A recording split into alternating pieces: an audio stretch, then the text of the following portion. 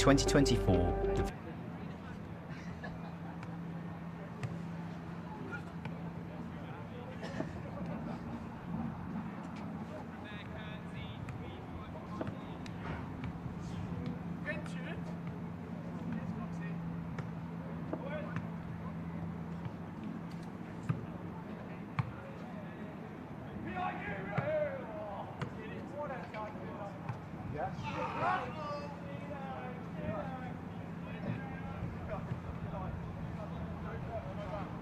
Jockey game!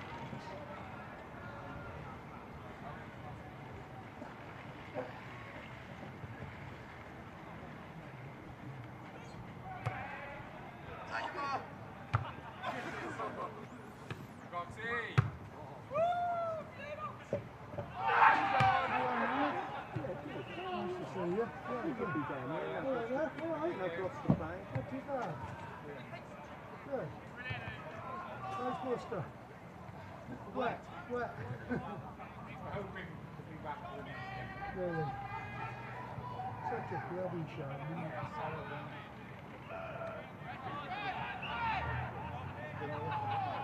Yeah. There don't seem to be any end to it either. Somebody in London got to bit. Tonight, that's what it's all right today and tomorrow, but Sunday and Monday I wouldn't want to bank on it, but it's everywhere, isn't it? Everywhere, whole country. How are you then, Dean? I'm good, thank you. Yeah, mate, yeah, lovely. I thought you'd be down here. No Gloucester.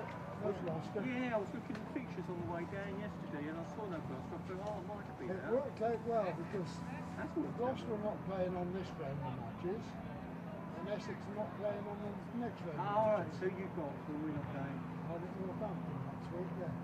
At Northampton? Northampton, yeah. Then Chelmsford, then Bristol, and then that's it, yeah. We can retire for a few days. Yeah, no, I was looking at the pictures yesterday. I thought, there was no Gloucester, so No, there's only nice to be down here. There's only 5 matches today, isn't there? Yeah, where is there? Well, everyone plays 7 at the first stage. Oh, yes. April and May is 8 weekends, and everyone's playing 7. I know, yeah. It's not an easy thing with fixtures, is it, these days? Well, no, it's not. And the trouble is, you're never going to please everyone at the end. There's a madhouse for 8 weeks, and then nothing. And I think my next one after that is, towards the end of June in Scarborough. You like this 6 regularly now you've done? Yeah. Well, the weather's alright, I think. Definitely today and tomorrow, but yeah, Sunday and Monday might be bad. This time last, this year? Oh yeah, brilliant, yeah. What I've done is I did message it beforehand, because I didn't know whether some grounds are a bit funny, even though you're a member, you're not allowed to see places, but yeah, no, they said, Essex members, so, I was going to say, I've got message.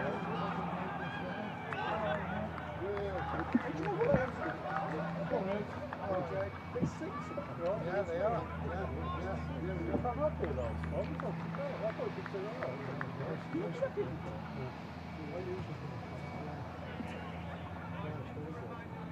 And I don't think he's going to do that. No, he's not. No, he's not. But I saw him last week. So it should be quiet. well, you see that.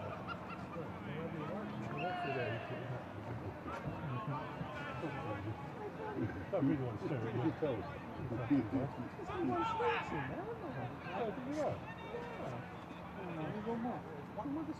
Yeah, that was after Thursday. That was after. Oh, what a while. I'm not sure if they're open after COVID. Quite a while. It was after sale for 8 days. And then that was all this. It's not too bad at the moment. It's not really cold, is it? No, was the other day. The first 2 days was alright, wasn't it? Yes. You were the contact, wasn't it? The only problem is, you can't see it, but it's raining. What? The contact. Well, that's the shirt keeps writing up.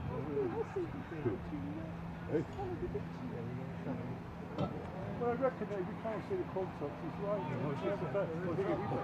They kept on going on about I don't know what the ticket is for the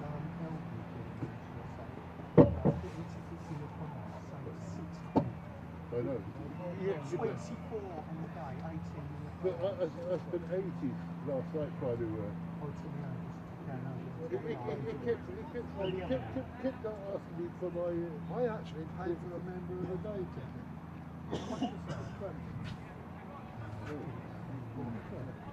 Yeah. I did it online, so I paid 18 for an adult. Does that mean you go in some other areas? It's a message that she usually takes. I've only bought 2 tickets. Yeah. I'll just go around and see. I was confused this morning because I always come in and buy a rose card. Oh yeah, everyone's got them. The W Republic one, but that's What's that?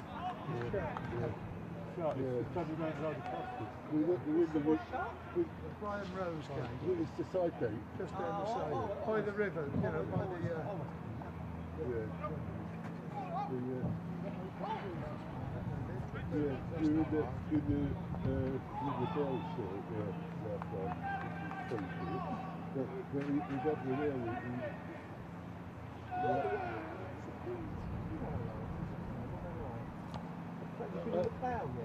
there, well, we was in there sort of five years ago. Yeah, that's it, yeah. Yeah, last night we had dinner with this food, with the Luxembourg, and we moved out to the reserve. The beach, very nice. Fair enough.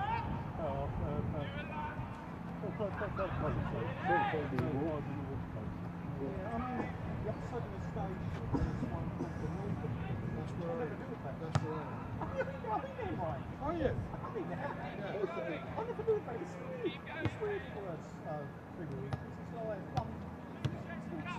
Very small, you've got the pub next door. Yeah, that's not good.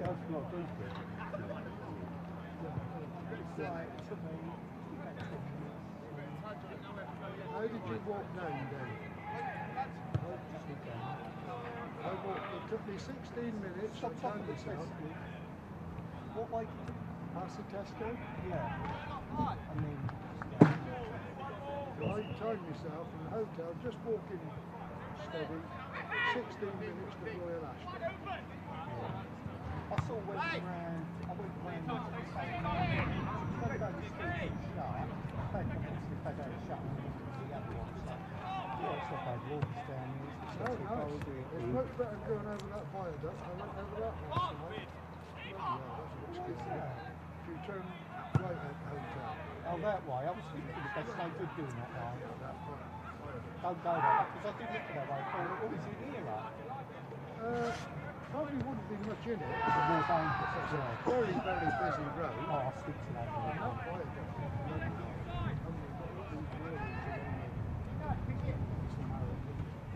Don't jump. Oh, If you want to do yourself, it'd be a good one to go on with.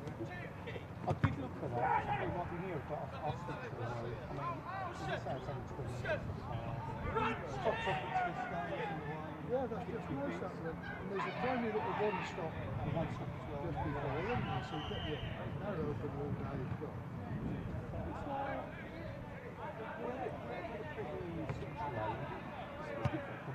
Well, when I looked at Royal Ashton, we stayed there for when I looked last night, the next Yeah, I looked at Royal Ashton station. I mean, I looked at one thing, and it's three things, didn't there? It's north, south, Yeah. York from the south, that's Northern Bridge. Because he was going to be in the player park. So, but that was already put, that's full up. So, Many places. but it was, the one by the station, that's the I stayed out. Royal. I stayed out of town last time. You would have The last, thought,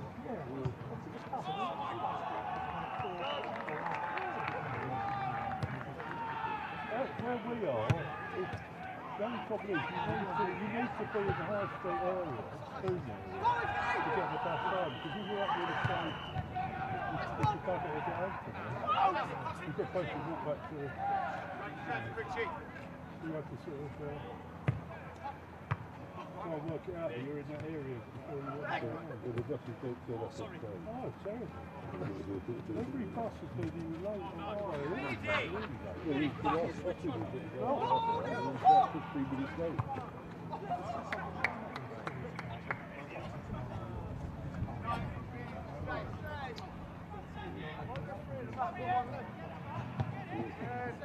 We got a bus this morning, and literally, I think they all knew each other. All knew each other. Oh, it was full of twirlies, so it was They did a good going on player. think if we'd gone the extra time, I think we better have confidence on the player. He made at least half a couple of strokes. One of his strokes in particular was like a bit like Pelé against the Banks. It was that sort of stroke, but you don't. You think it's in the back of the net. You wait for the Royal card. Has he got that one out? You know. What about If we'd gone to extra time, he would have got better. We would let's do it, let's time too.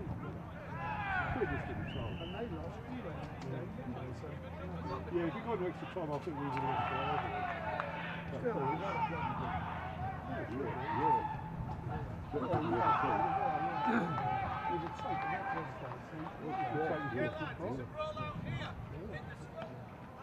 In a way, it's just we want to get to the playoffs, but we didn't want to go up. No.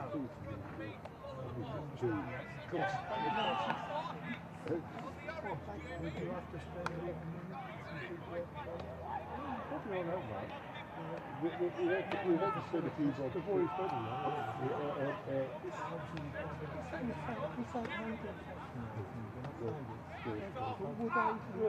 had a budget. In the bottom three budget. We have to. He's it's a manager.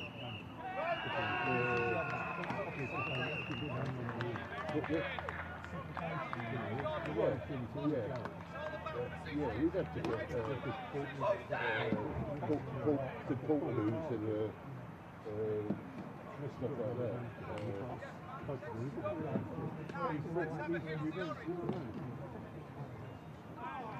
Oh, yeah.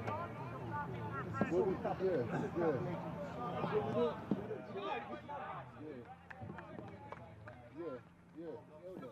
So, we take money. No, we'd have to get up next year. Not away from it. Would have been very good, but Yeah.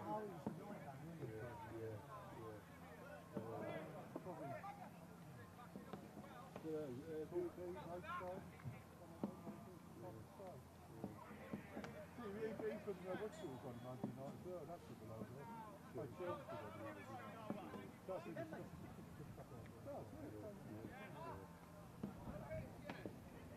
Hello.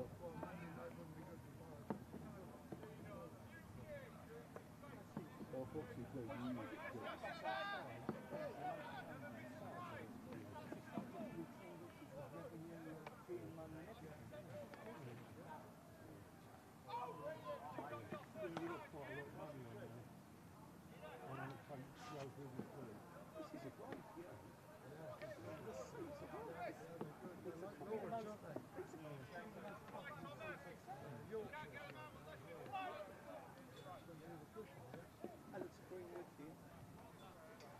I know you're up in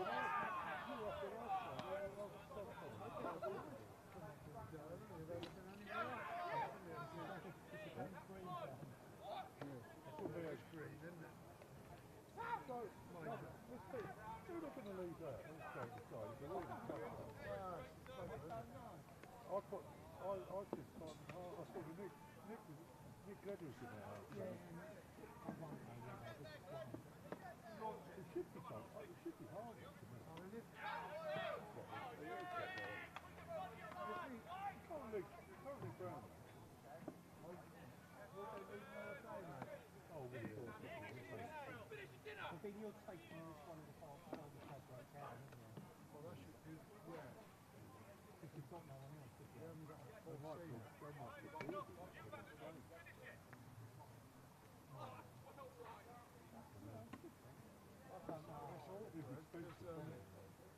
I mean, it would have been worse if Wall had been to it. That's what we miss. We miss a Kendo, a Ravi, something. Probably Brownie, you can't have that with no. If he's going to play, he's got to be. Well, the lad's got to stay. I know he came in as number 3, but that was only. He's got. I mean, you've got to stick with him so he finds. He's got the right. He needs to get the right balance, doesn't he, of aggression. It's all. I don't know this.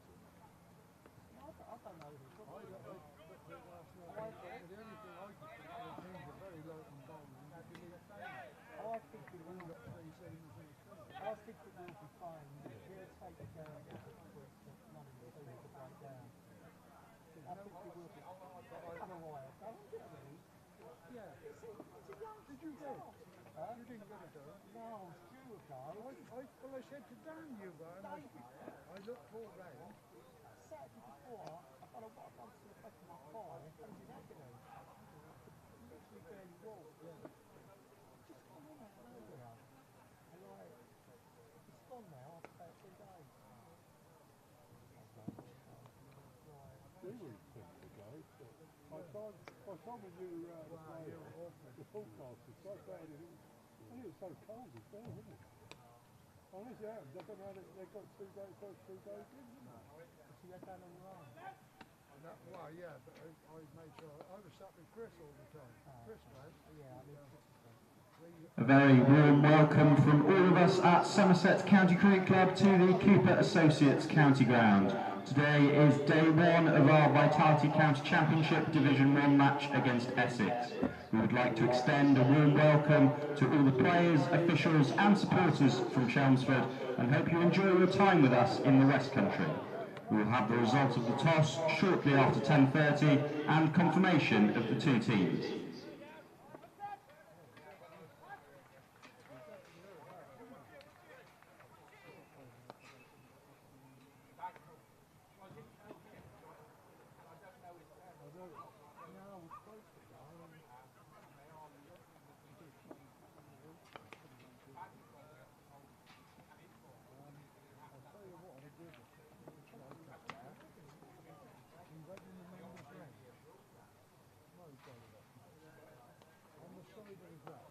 Where the players come out. That was shut when we were there, because it was still coming out of cases. Food, unbelievable. Cup of tea at home. Yeah.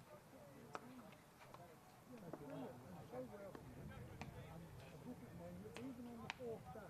The proper menu. Yeah, that was when we went up there for 4 days. It was still semi-cozy. And that was shut. There's a bar underneath, there's a place underneath. As close as we could. It's not easy there, because a lot of the staff are shut. what about the kangaroos? Did you get on both of them? No, nothing. We've got that bloody gym. Bamdon, you know Bamdon Health Club? We've bloody got health club there. On the other end, no, we got as close as we could, but the big stand wasn't open. The big tall stand. It's not easy. It's not easy to do. We played next to the side street last time, they're on the lower level, it's quite good deal. Yeah. Yeah, we've got that close as we could to behind the bowler's arm, but Dan sat on his leg.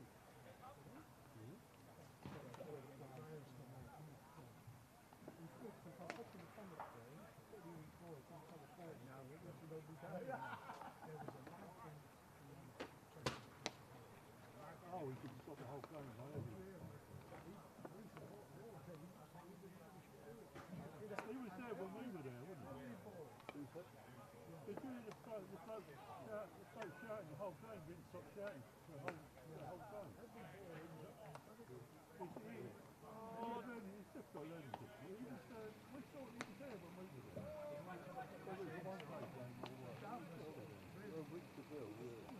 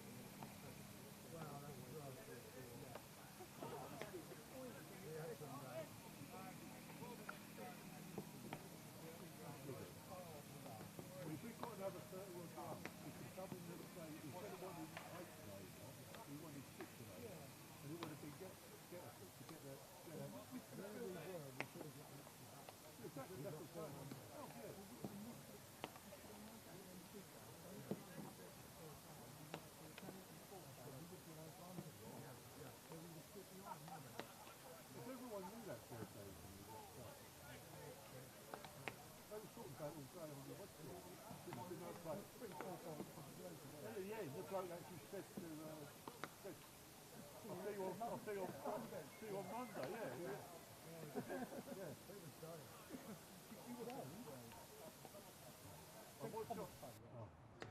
I watched you on the stream. I had you on the stream, and then I had the CC vacancy, and I got them synced in. Oh, that stream was dreadful. They drove me around the bend. The last day weren't too bad, funny enough. I did think, is it easy to get the synced in there? It's a bit trial and error, yeah. It don't take that long. I wish I found that. You don't have to be exact, is it? As long as it's pictures are ahead of the Somerset, you want to get it pretty much. If it's only a couple of seconds, you don't really matter. You see what's going on. You just don't want to. So what can we have there? Yeah, you just have a make that. So it's absolutely.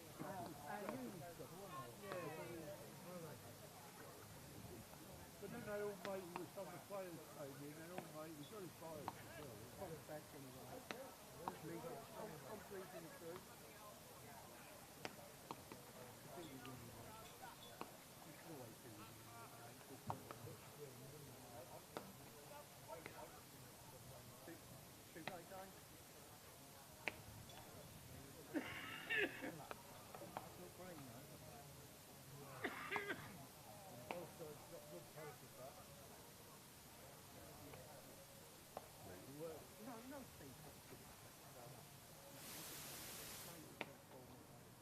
To me, it's a matter of, with the forecast, it's a matter of getting as many bonus points as we can and saving the joy for the weather. It's only two games, one play, isn't it? I don't agree with that going back to 8 points. Stupid. No, I thought 5 was just about right.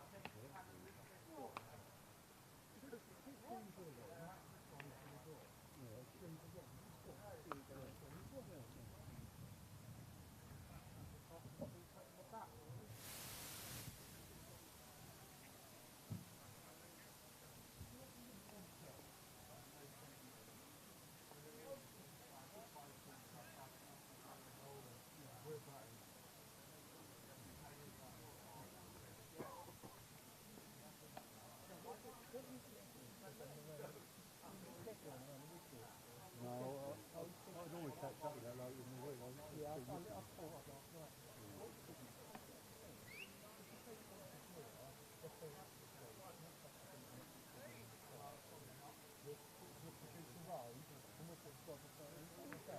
That's what you said to us through the school as well. Basically,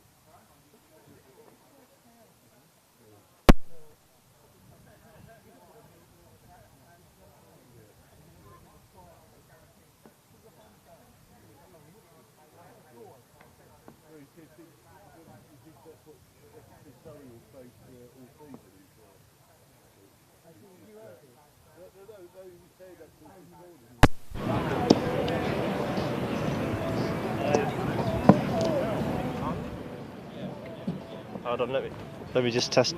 Test 1 2 1 2. Yeah? Okay, cool. Alright, it was just one slide cut.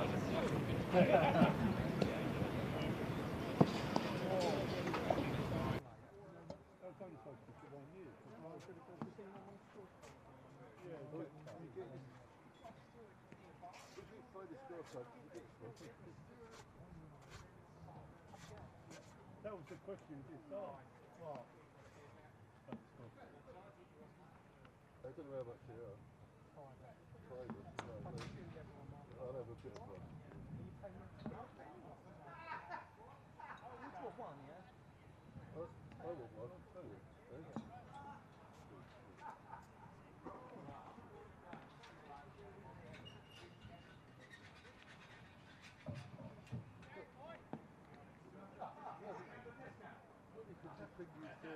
It's got to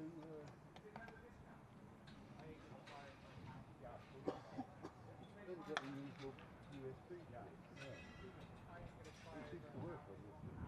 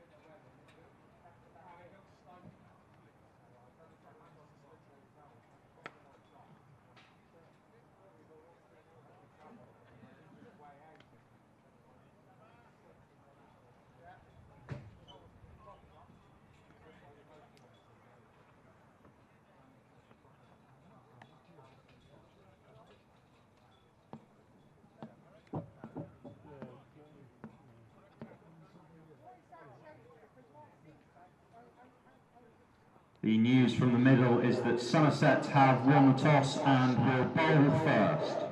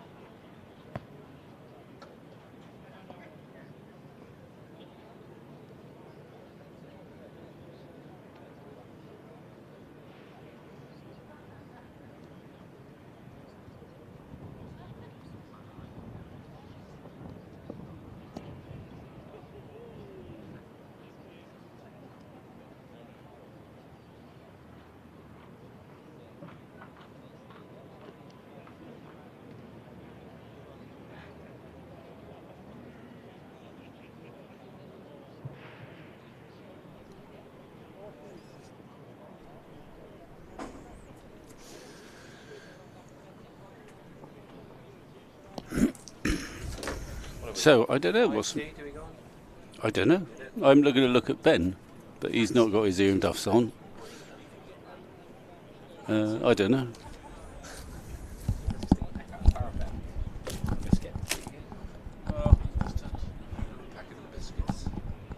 Doing this silly fantasy team, you've got to pick your county championship 11 that get you points. And half of them aren't bloody playing. Who do you reckon we want? Is this yours? Yeah, have I got. Who's that? Which alley's that? Kashif in Worcestershire, they're not playing, are they? Oh no. Nair, that's the Indian guy. Yeah, he's good. Barnard, Holder, they rest Holder probably soon. Green, that's Ben. Yeah. Higgins. I thought Leicestershire would do quite well. Are they playing? Well, there's not many people playing though. There's only two First Division teams. Bamba, is he any good? Bamba's got a lot of wickets actually. Okay. Well, good luck. Yeah, I'm going to have to make some wholesale changes there. Well, who's not playing then? Oh, they're physically, they're not because their teams aren't playing. Worcester aren't playing. Northants aren't playing. Well, this is lack of research there, Harry. Well, I wanted to wait till the toss, you see. Because if you wait till the toss, you know who's being rained off. Middlesex never should have tossed. So I wanted to do this last night. I thought, no. So I think this pitch is a little bit greener than the last one. Yeah, I think you're right. So what's their team? Who owns the batting with Elgar? This Cushy lad. Oh no, he's not. Brown's playing. Sorry, Brown, yes. But put the team up again. Because Wesley, Let's get. I think that's what we need. We need. we have to write it down. Wow. Where's Somerset? Because you know Wesley missed one for his second kid. He missed what? He missed the last game. Ah, that's So what. they dropped Cushy now for the captain to come Well, back. Brown got about 180, didn't he? He's got. That's the ugliest opening pair you could have imagined. In terms of. That was ugly.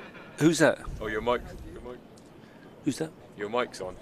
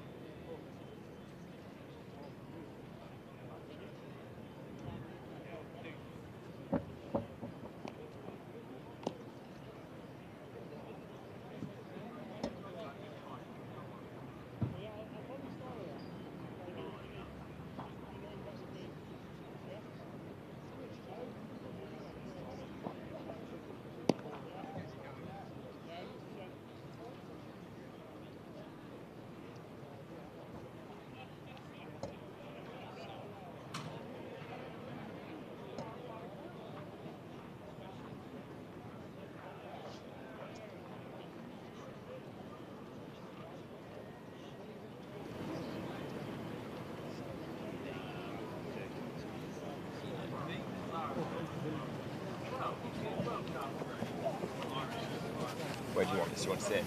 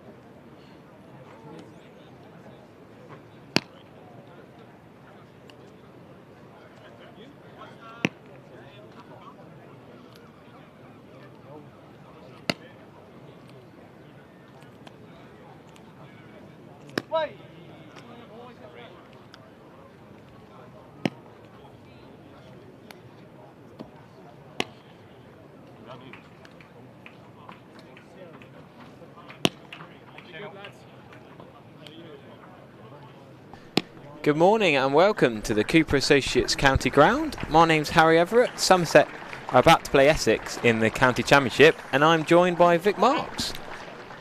Good morning, Harry.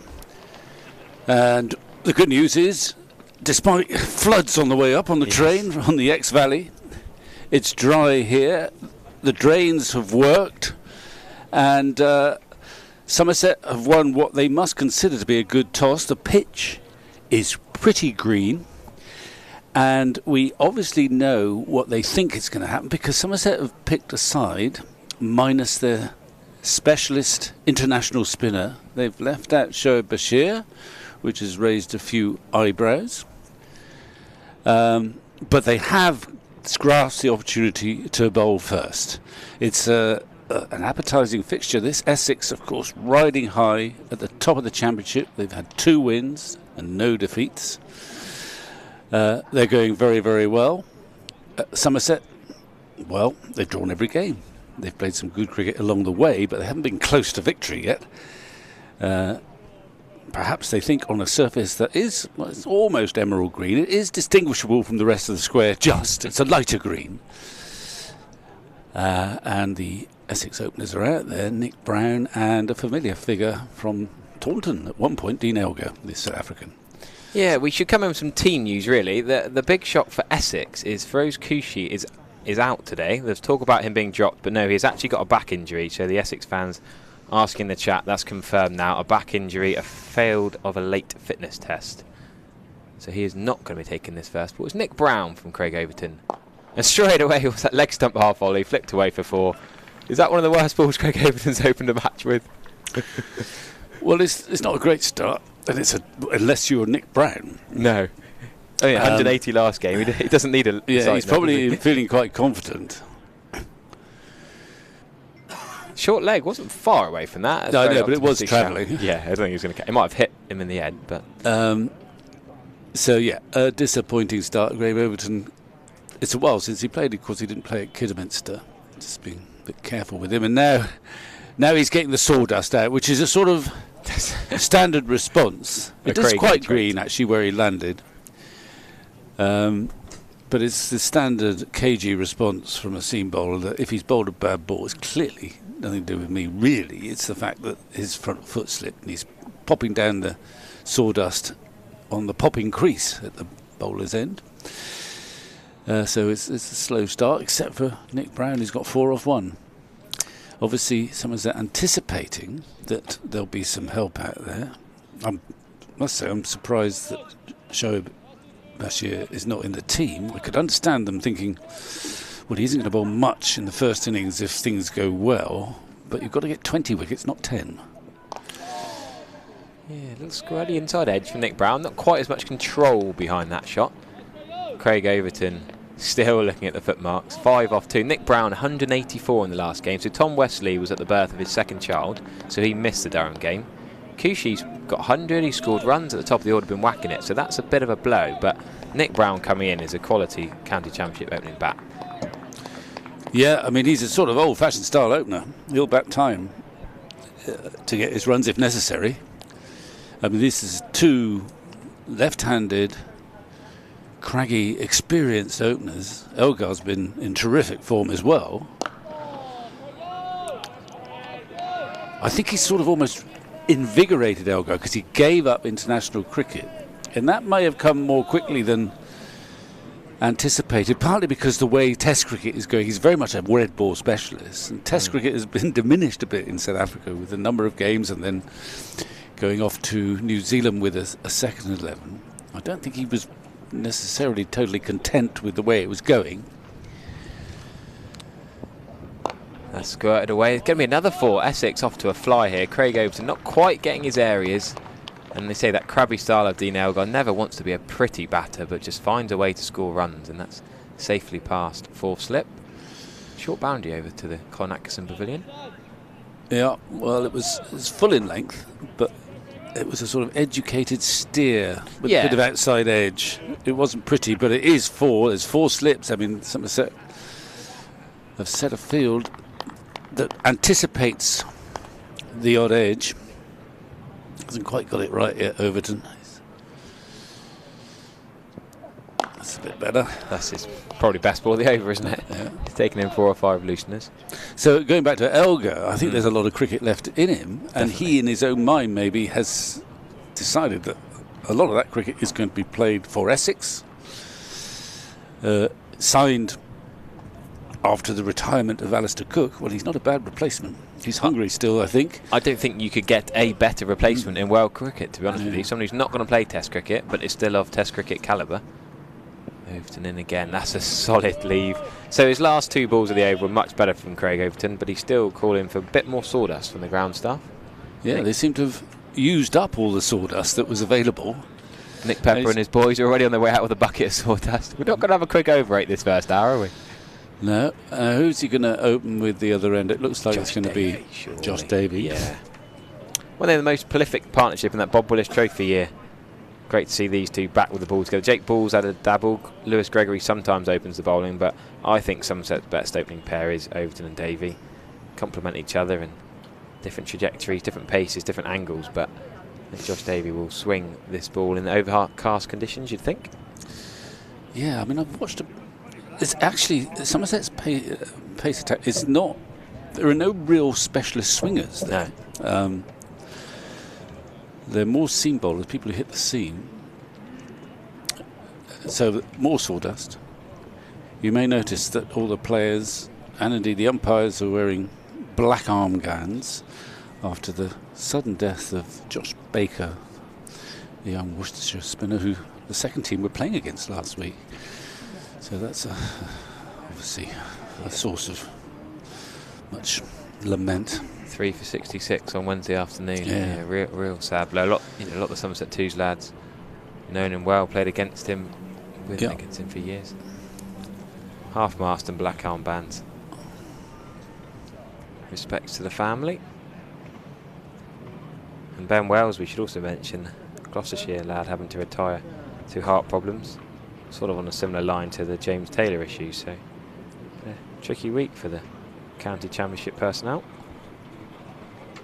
Ground staff is jogging not massively quickly. It's not like the Australian ones who run on with the covers at full pace, is it? The Somerset ground staff a bit more leisurely getting the sawdust off. But Josh Davey straight in on the leg stump and tickled off his hip for. Is he going to go, Vic? You got 2. Jake Ball's running round from deep fine. So Jake Ball has been a little bit in and out of the side. He was night watcher at Kidderminster. Yeah, he's played 2 games this year. So he played the first one. He had some success at Kidderminster. I think probably well better at Kidderminster than he did at Canterbury. Yes. Away game specialist, you could say. well, let's hope not from a Somerset perspective. So he's making his home debut as a Somerset player. That's right, I think. So he played here for Notts last season. It was quite expensive, over 100 for his spell in that innings.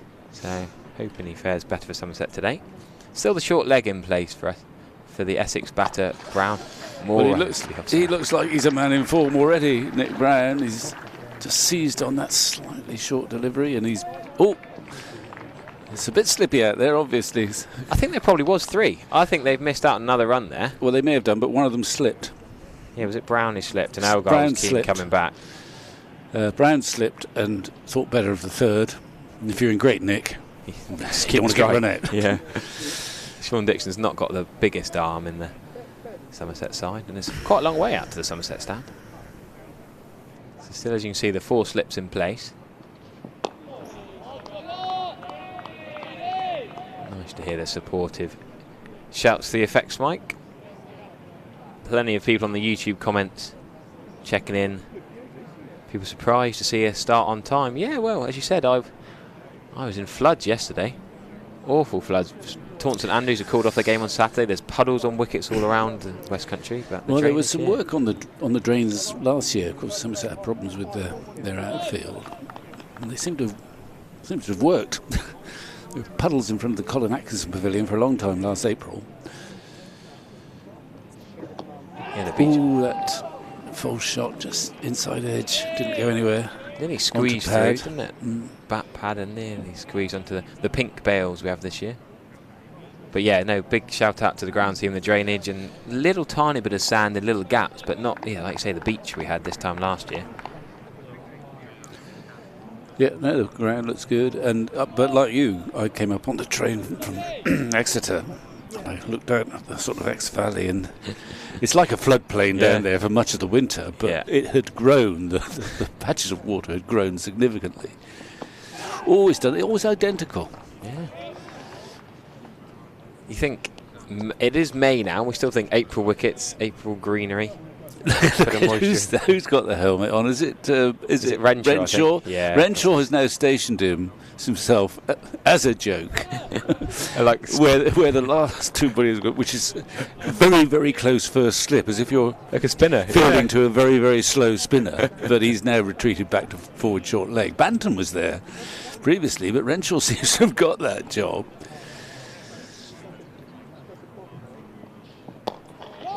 Nearly in the game there at short leg. Yeah, I'm not quite sure how they decide. Banton's at mid-off in that over. I don't know. I think Banton's obviously done some very good talking, or he's shrewdly managed to get away from forward short leg, where I'm sure he's been for most of the time this season when Somerset have had one, and Renshaw's got the helmet.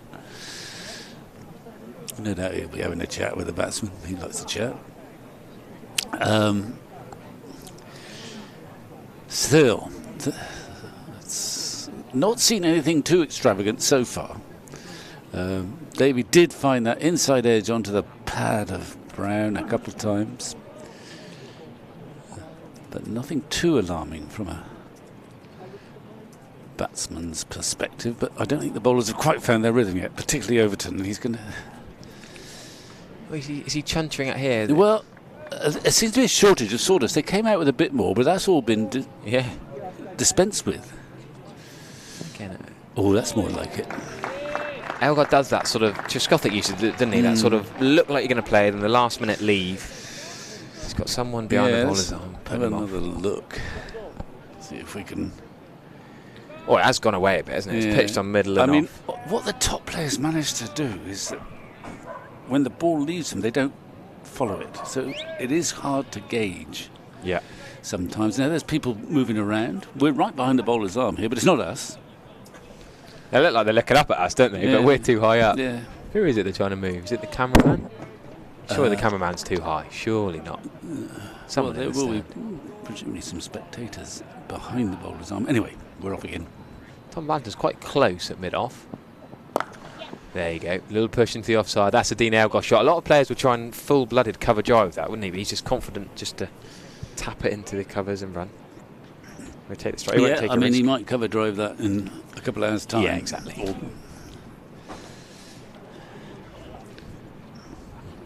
Joseph Viner says, "Morning, Harry. Hello from Corfu." Gosh, a slightly different temperature out there, I'm sure. needing sawdust in Corfu as Craig Overton comes for another. There is a bit of sawdust on. It's not actually on the grass. It's on the advertising hoarding mat. So Overton unhappy with his landing area, which suggests that it's still a bit damp. It's certainly still a bit green.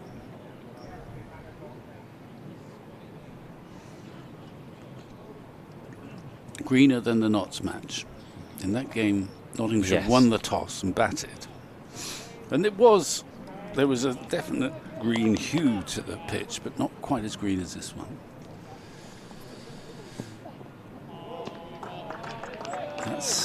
You like that bit better.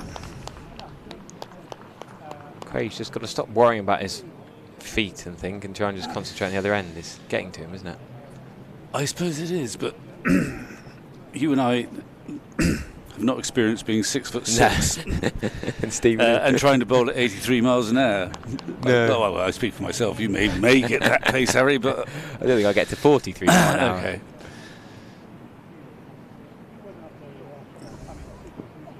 That's better. That's what Craig's looking for. Yeah, he just not firing through quickly, but consistent area. And also, you haven't had a whole winter trying to overcome a back problem. Right, exactly, yeah. So I understand a certain... He's had a week off and had to play on... Well, he missed out on playing at a club ground, but is now playing on a slightly soft Cooper Associates county ground this morning.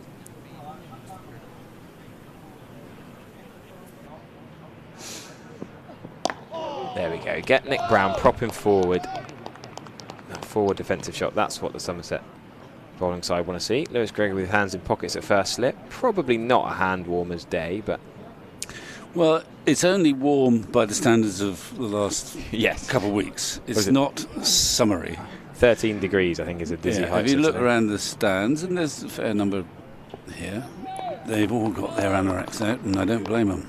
You have to have a very good anorak to be a county championship follower. Well, that's quite a good ball. And it's a very good shot, actually. Just tapped it back, but with real pace. Good cricket all round, really. Good stop off his own bowling, his follow through one-handed. I think, like you say, that's a shot of a man in form. Yeah. He's prodded at that with very little swing, and he's just middled it, timed the pants off of it. So yeah, conditions are okay, but they're not sublime. I mean, it's okay for the players, but if you look around some of the spectators, we're lucky up in our nice warm commentary box right behind the bowler's arm. That's why I come here, really. It's a great view. We are lucky right behind the wicket today. It's warm, or relatively warm. No air conditioning needed yet. Yes, I don't think you get much sympathy if you wander around the stand saying, our air conditioning's not working frankly well. It's when Sam Dallin's commentating with a gilet on in August when it's 30 degrees and keeps putting the aircon on. Just take your gilet off. Slight adjustment to the field for Elgar. It's a leg slip now. I like that. Instead of a fourth slip. It's Andy Umeed, I think. Yep. That's out. He's got him. Wow, no messing about. Fingers straight up. Josh Davey wraps the pads. And LBW, what do you reckon, hit an off stump without before we get the replay? No. He tried to look like he's trying leg, to I reckon. line. Yeah. I was trying to think if he's trying to get. We'll have a look at the first replay. We hopefully it's very full. It's not going over the top. He's played it. He's playing it on the onside and he's missing it. Now in the old days, they always say you'll never get a wicket bowling round a wicket left-handers because it either pitches outside or misses leg. But time has proven, and lots of replays have proven, that that's not the case. It's very full, and it's hitting middle and leg. That's not hitting leg, is it? Stephen Battery up here. Is he? What you reckon that's hitting leg stump? From that angle, yeah, middle and leg, I reckon. Anyway, it's hitting the stumps. Let's agree on that. Let's agree on that. And he's probably disgusted with himself because it was a poor shot. He's whipping that on the leg side. That's very un-Dean Elgar-like, I'd say. Yes. Head fallen over. Yeah, and he knew that was out. He has started walking. He has walked. Mind you, he will have heard. It was a very quick decision. It's quite an easy decision for the umpire. he would have sensed the celebrations from behind, and there's no point looking at the umpire now. Let's just go. So that's a big wicket for Somerset because, well, both these Essex owners have the capacity to bat long. Obviously, we know about Elgar. He's had a terrific career, captaining South Africa, doggedly batting through difficult conditions against international bowlers all around the globe. And he's had a good record in county cricket for several counties. He was at Surrey, he was here. Now he's at Essex. He may have been somewhere else, but that's three good choices, actually, thinking about it, as far as he's concerned. But Surrey. He knew that was out. So that's a big wicket for Somerset. And now we've got Wesley, a new... I don't know whether he's a father for the first time. Second time. Second time. Yeah. Thank you. Back in for Feroz Kushi, so... well, he's had a good... He's played well since he played for England, actually. He had a little flurry with England. Didn't last that long. At the top level, his eagerness to whip it through the leg side, I noticed straight away they've got a short mid-wicket. I mean, he does love when he's playing well, he whips it from middle and off through that leg side. And they sort of acknowledged that already with a short mid-wicket there. Here comes Davey. Exactly what I was going to say. And he's already in action. Andy Hamid. I think all I love about Josh Davey opening the ball with Craig Overton is Josh Davey will bowl that full swinging length. He will really attack the pads. He brings bowling LBW way more into play, whereas Craig is more that back of a length, might bring the slips in. Yeah, well, they that's complement true. each other nicely. That is true. Davey is shorter. He's not so quick. He doesn't really swing the ball, actually, much, I don't think. I mean, that ball did not swing. It just came... It was a poor shot. It was a straight ball that might just have come back a fraction. But if it came back too much, it'd be missing leg. But he does hit the seam. He hits the seam. He's got a lovely sort of easy kind of classical action. Sort of bloke you do want to give the new ball to, not because he's going to swing it massively, but he will hit the seam and the nick's more likely to carry. Oh, and that's look at Renshaw. He's nowhere near that, but he loves it. He absolutely loves it. He was quite deep at I mean, that was not catchable. He does stand relatively deep at forward short leg, almost as if he's looking for the one off the face of the bat. But that was an inside edge that bubbled up for a little while, but was not. Is there an argument there that to Craig Overton you might want to be a bit deeper if he's hitting a harder back of a length? To Josh Davey, do you want to be in closer, slower bowler? Well, it's marginal, but at this level, you know. Yeah. Here we go. He goes. He has gone a bit closer. He's got an earpiece in. Well, maybe. Under his four jumpers. Oh, there he is again. Nearly just inside edge. Again, he's now hurt his hand as he dived left. He's actually hurt his hand. He's not joking, is he? Normally he's mucking about, but he has actually hurt his little finger there. Yeah. I wonder why they've changed. Banton was there earlier in the summer. Maybe he's volunteered, but he did something to his hand. Anyway, he's not making too much of a fuss. He's a live wire there, that's for certain. I think he's the sort of guy who wants to be involved constantly. He's also Somerset's primary spinner in this game. So he hasn't hurt his spinning finger. Still not entirely convinced by the selection. No. Well, on that, Lancashire have played two spinners at Old Trafford against Kent, Hartley and Lyon. Yeah. I tongue-in-cheek tweeted yesterday saying it's going to be Harmer. How do people know you were tongue-in-cheek? Wow, yeah, very good point, yeah. Cheekily tweeted that Harmer and Critchley against Bashir / Renshaw / Hamid. And there's no Bashir, so it's going to be Harmer and Critchley against the two part-timers, really, of Hamid and... Well, obviously the pitch is green and they don't expect it to turn, but if it's going to do that much, four seamers are enough, and you've got to bowl them out in the second innings. Anyway, that's what's been done. That's where he likes to hit it, and he's hit it beautifully. It was just over pitched, round about Midland leg. It's right where Wesley likes it. Still a breakthrough, first wicket, and a big wicket of Elgar. And these are two wily old Somerset opening bowlers. As soon as the half volley goes down, there's much sawdust being applied to the popping crease. They're probably the two worst candidates for that, actually, aren't they, Overton and... some of the younger lads might just crack on, but these two, yeah. Any runs, it's more sawdust required. Yes, yeah. I think Nick Pepper better start grinding up some more. particularly since Overton's now coming round the wicket to the left-handers, so he needs them on both sides of the wicket. Yes, of course he does. So Brown facing up to Craig Overton again.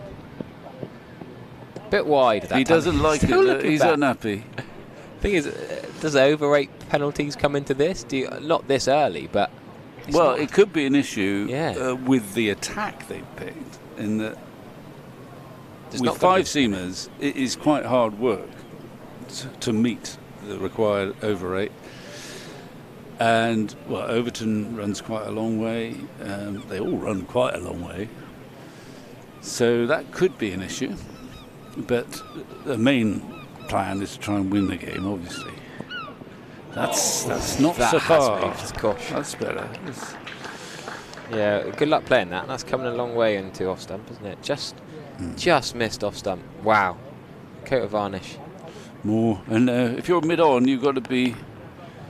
Miguel Pretorius, isn't it? He's a You've got sawdust to be man. sawdust carrier. You didn't have a drinks carrier at this stage yet. It's the sawdust carrier. We've had a development in Division 2, Vic. What's that? Joe Root has dropped Billy Root, his brother, off the bowling of Ben Code. I love these little brother-offs. We've had Jamie and Craig Overton.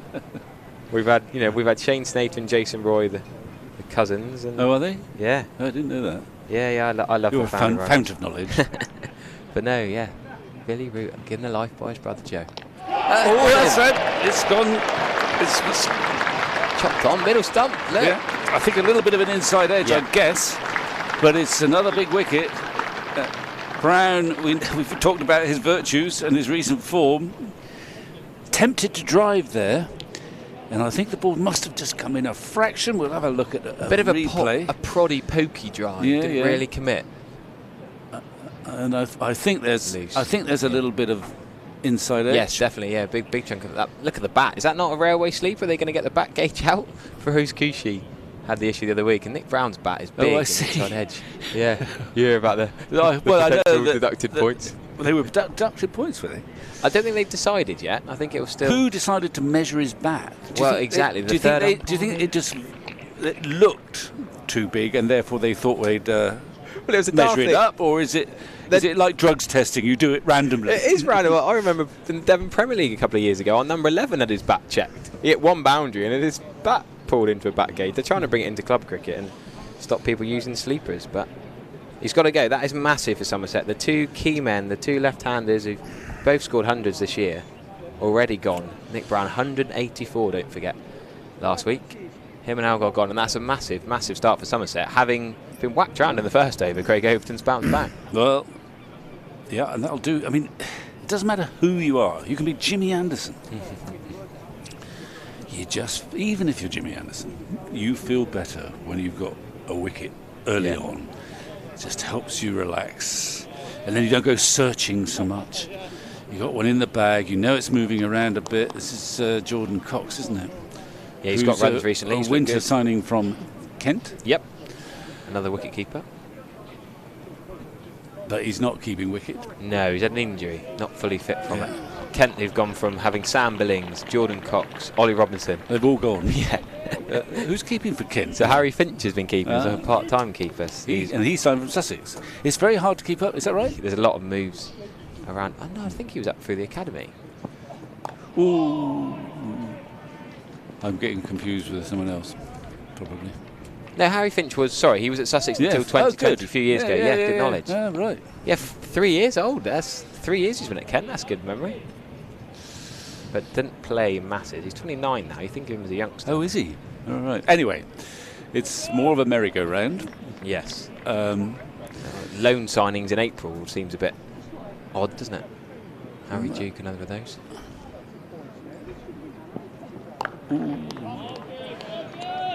Well, from a parochial point of view, Leicester playing. Yes. So Ben Green will be in action there. Yeah, he's in action. Yeah, bat number 9, though, I thought was very harsh. He opened the batting in Division 1 for Somerset a couple of years ago. And batting 9 for Leicestershire in Division 2. Oh, well. You can understand why Somerset and Ben himself was keen to... Oh, it's a good move for him, definitely. If nothing else, it gets him in a better state for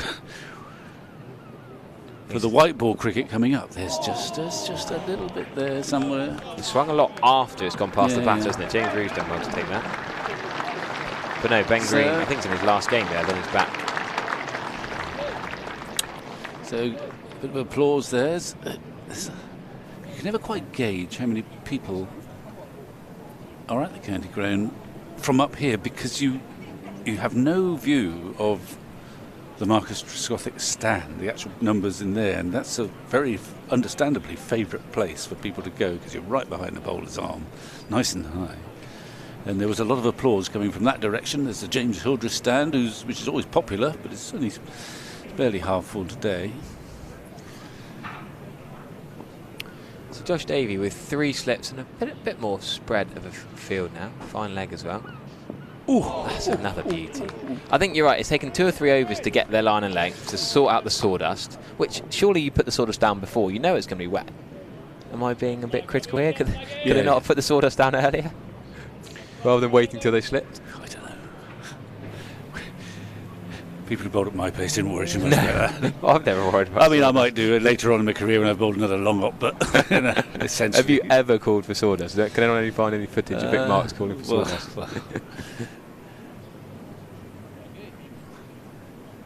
Lots of YouTube comments saying, poor call, no Bashir for Somerset. But 2 wickets for the seamers will get them going positively at the moment. You can still see how shiny that ball is. That leg by James Rew runs across brilliantly. Matt Renshaw, the keeper to the stumps. Always bubbly, always entertaining. Great character. Keeps the lads going on a long old county championship day. He's always there, bubbling around.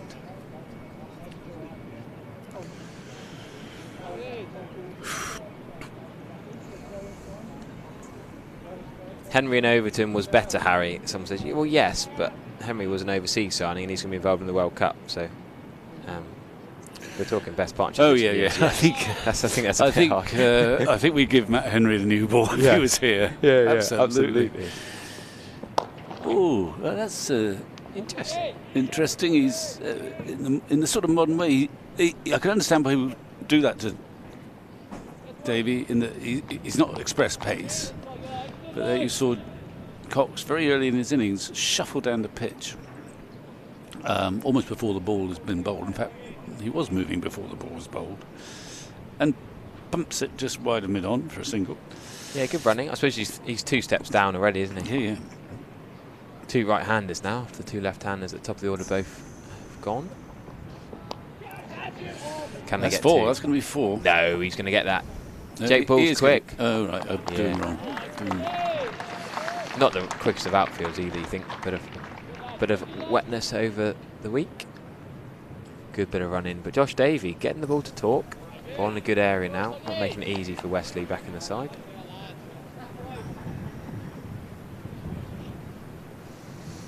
I think we can safely assume that Wesley would have bowled if he'd won the toss. It's one of those sort of no-brainers. They looked at the last game as well, when the pitch wasn't quite as green as this. Oh, and that's a good ball. That is a very good ball. And wickets fell on the first day, and then not quite so many fell on the second day, and I think 1 fell on the third day, whereupon it rained. And that was pretty early on as well. So 92 overs without a wicket or something. Yeah. Talking of greenness. And it's an issue, and that's why they've left a bit more grass on this one, I'm sure. We're getting some entertaining comments on the YouTube stream. It's green as a snooker table. Solidly defended. And also we're getting compliments already, Vic. Kudos to Somerset CCC. Vastly better coverage than Durham offered last week. That must be from an Essex. Don't get carried away, Harry. Well, no, I think that's probably more to the cameramen and the staff than us. On me getting carried away, shall I? Just in case he's getting carried away, we're getting rid of him. Kick him out, yeah. Get Stephen Lamb into the attack. Well, you've got us started. Somerset have got their couple of wickets. Slightly ropey start, a few easy runs, but they've got the openers out, the 2 right-handers in there. Both, I think, instinctively quite aggressive players. Tom Wesley loves working the onside, and Jordan Cox has 4 slips. And there's the live wire, Matt Renshaw. There wasn't a chance, but he saved some runs there. Stevens here, plugging himself in. Well, he's actually plugging his laptop in. So he'll have all sorts of vital info to pass on. He is my laptop today, at the moment anyway. Just a hint of extra bounce there. Good morning, Stephen. Good morning, Vic. Apologies for my phone going just as I was about to sit down beside you. That's all right, I didn't hear it. I don't think anyone else did. Great start for Somerset. It is, because, as I said, for the first couple of overs it looked a bit ropey. But this has calmed the bowlers' minds down a bit, particularly Overton now, who's probing away with those slips waiting. Hello. That's 4 though. Comfortably so. Beautiful shot. It was all not quite a half volley, but very close to one. And an effortless cover drive right at the meat of the bat. Just have a feeling that neither Dean Elgar nor Nick Brown will be satisfied with the way they got out. No, I think Elgar in particular will be disgusted, because it was a fullish straight ball, but for some reason he was trying to clip it on the leg side too square and missed it, and he knew, I think, once it hit his pad he was gone. Yes, it almost looked as though he walked, which Yeah. doesn't often happen for an LBW. Oh, it's another one. It is. Third wicket has gone, and it's Jordan Cox taken at second slip, and Somerset are on a roll here. Craig Overton in particular, after that slightly wayward start, now has 2 for 16. Well, what a difference a ball makes. The previous one, a sort of longish, almost half volley, was effortlessly driven away, but that one just bounced a little bit, almost took the shoulder of the bat, but actually not the shoulder, it was the edge, and well taken at second slip. Slip catching, touch wood from a Somerset perspective, has been pretty good this season. Yeah. The only problem is there haven't been enough of them. Tom Lammonby. Lammonby's got very good hands anywhere, but that's another big wicket. Cox is clearly a dangerous player and been in good nick, so he's gone. The other thing that can happen, they leave a lot of grass here, and it does move a bit, but it also gives greater pace, greater carry, and that bowlers obviously love that, so the edges carry. We also know that it gets more benign as the match goes on, generally, particularly if the sun comes out. But at 28 for 3, it can get into the mind of the batting side that, hang on, this is not exactly a minefield, but this is a very difficult surface upon which to bat. And then it can addle the mind of a batting side. Do I play more aggressively, or should I be more cautious, or what's the way to go? Anyway, Overton has got a second wicket. Good, straightforward catch, but as my old colleague Pete Denning used to say, especially after he dropped one, there's no such thing as an easy slip catch. Good old Dasher. It's played comfortably enough. First ball for Matt Critchley. I noticed Tom Westley went up as he was on the way out to have quite a long chat with him. With Matt Critchley? Yeah, as he came out to bat. Yeah. No doubt praising him of the conditions. Yeah. It is slightly tricky unless you're watching the TV. I mean, when we moved over to the Colin Atkinson Pavilion, you weren't exactly behind the bowler's arm, but you were quite close to it. You were sort of long off. So if you were the next man in, you'd have quite a good view of what was happening. Whether the ball was swinging, whether it was seaming, what was happening. And you wouldn't want to watch intently, but you wanted to gauge what the conditions were like. If you're at square leg, unless you've probably got a television screen actually nowadays, but you wouldn't in those days, you can't really tell. You can only tell what's happening by the way the batsman has reacted, but you can't see whether it's swinging or seaming or what's happening. You know something's happening if they keep missing it, but you don't quite know why. That would be one of the things the captain had in mind. Davey is still on at the river end. He's got 1 to Craig Overton's 2. And, they've been impressive. Well, they have, after, as I said, they both bowled slightly ropey overs. Craig Overton was unhappy. He's not so unhappy about the foothold now. That little bit of dampness that he senses where his feet land is helping him up the other end. You can't have it always. Warming to his task. Yeah, yeah.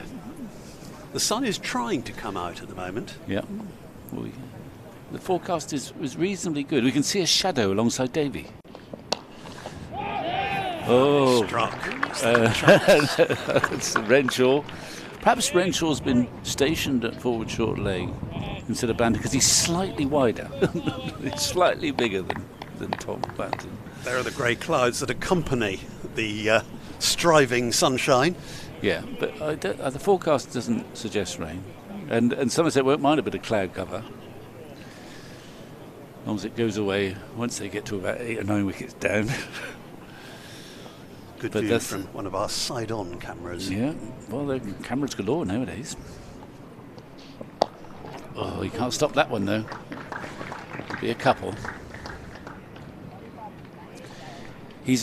I imagine he's quite a difficult man to bowl at, Wesley, because he does play across his front pad quite a lot. And you think LBW is a real candidate. But if he hits it, it goes for runs. He loves to whip that ball onto the leg side, and you can see that Davey strengthened his leg side for Wesley. There's a mid wicket and a mid on, as well as the forward short leg, and fairly wide long on. But he's sort of gambling. He's going to bowl straight. He still fancies an LBW from that sort of delivery, which Wesley has played in orthodox fashion. He's got strong wrists, Tom Wesley. Yeah. And he likes the whip. We were talking about the Elgar dismissal. Nick Brown, there was a little bit of a gap, wasn't there? Yeah, there was a gap, and I think there was a little bit of an inside edge that took it through that gap. It was a sort of shot of a man in form because he'd hit a couple lovely drives. He's just got 180, and he kind of played away from his body in quite a confident manner, in a manner that probably if he was out of nick, he wouldn't have tried that shot. It's never simple, batting.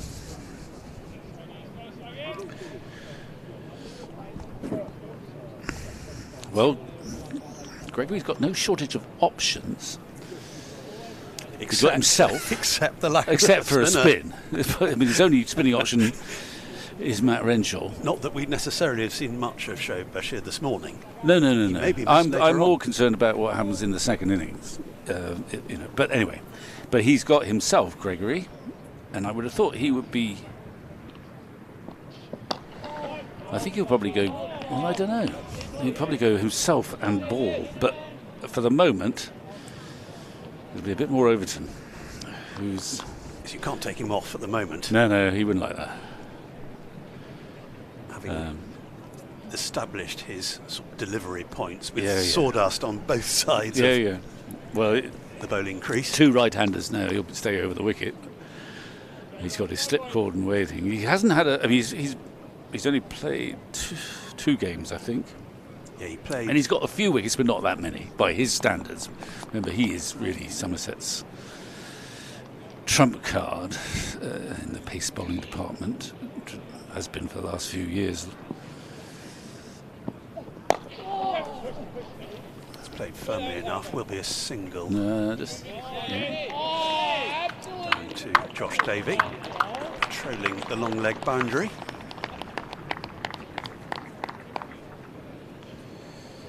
Matt Critchley's just having a quick post-mortem about that one. Don't know what.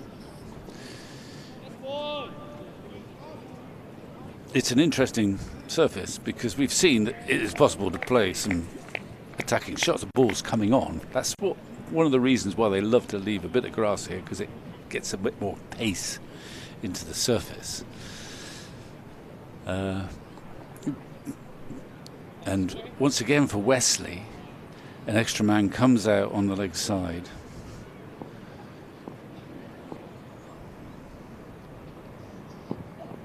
Ooh. Nicely. And if you do that, oh, hang on, are they changing?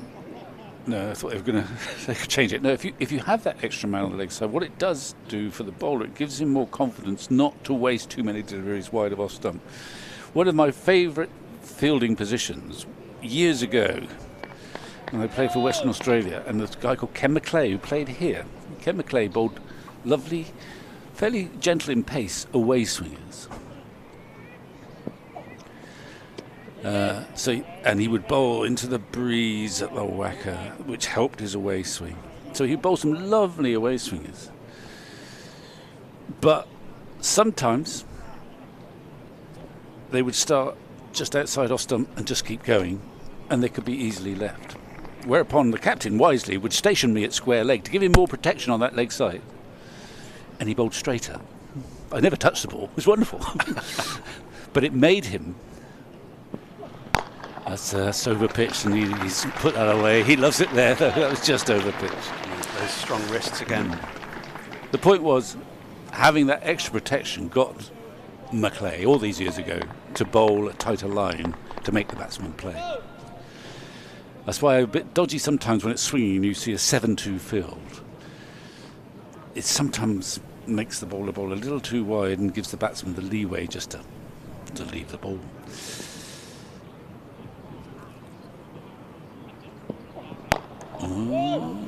Just straying a little bit down. He is straying. Side. I mean, but you see my point that Wesley, early on, you're encouraged to bowl straight. He might whip you for 4, but now and again he's playing across the ball, and he might be LBW. So you're sort of gambling a bit. That's why he's got a little bit of extra protection. Not much. I mean, you could almost have one on the boundary if you wanted to, but he still thinks it's worth bowling fairly straight at him because he might miss one of those. However, he didn't like that. He's still not entirely happy with the footholds, but he's got 2 wickets for 21 though from his 5 overs. But he's not entirely happy. He's also looking at his studs as if there's a bit of mud stuck in there. Just a little bit cranky. A bit cranky, but 2 for 21 in the first spell. It's not too shabby. Well, given that about 10 of those came off the first over. Yeah. So your Western Australia days, but that would have been at the Whacker? Yeah, a long time ago now. But yes, yeah. And there was the big issue there. I don't want to dwell too long, but it was so-called Fremantle doctrine. I.e., the sea breeze would come in, and it varied, but usually just after lunch, and that made a huge difference to how you. Ken McClay, for example, bowling away swing was perfect for it, but it was quite a strong breeze, so the pacemen didn't really want to come that way, and the off spinner would bowl from that end as well. That was me. Big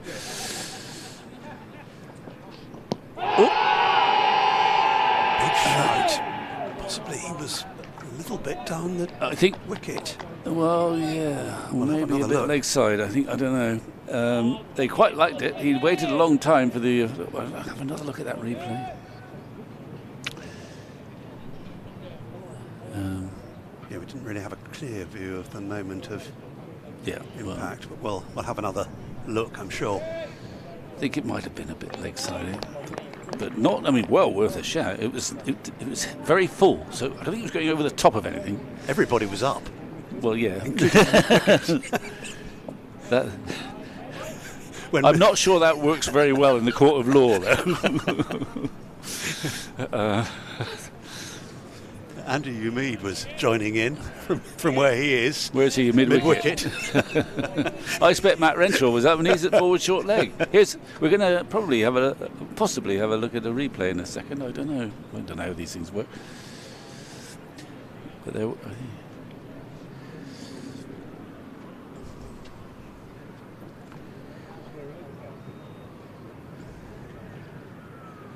at him down the pitch here. Oh. Just wide, a third slip. Yeah. It took a big stride.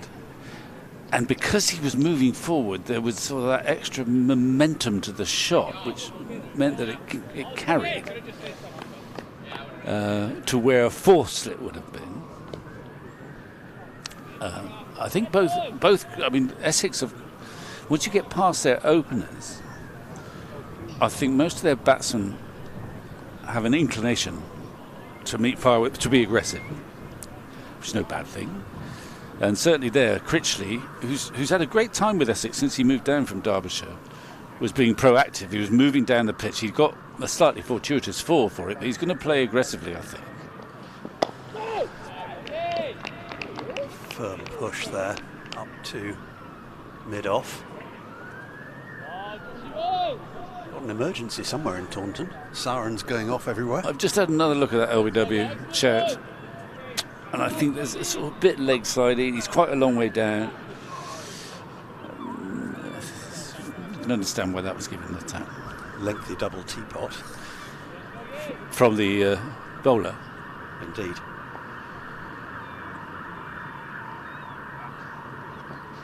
Well, obviously the bowler always thinks it's out. Actually, as a bowler, you know when it's very good. I think I used to have sort of different appeals. I knew there was an appeal that you were just seeking confirmation from the umpire for something that was obviously out. And then you try not to be too hesitant with the other ones, but you couldn't quite manage to be quite so convincing in your appeal. It's more of a question. And whatever the umpire came to, you tended to agree with it because, for future reference, that helped a bit, perhaps. There he's down the pitch again, just a little bit, just a little. I mean, I think probably someone like Davey gets used to that now, and the key thing is just not to be put off by it and to maintain a similar line and length. It's not going to make that much difference. Now then, Craig Overton is going to have a break. And Captain Gregory is just examining the footholds. He's going to replace him. 2 for 21 from 5 overs, Craig Overton. Yeah, well, settle for that.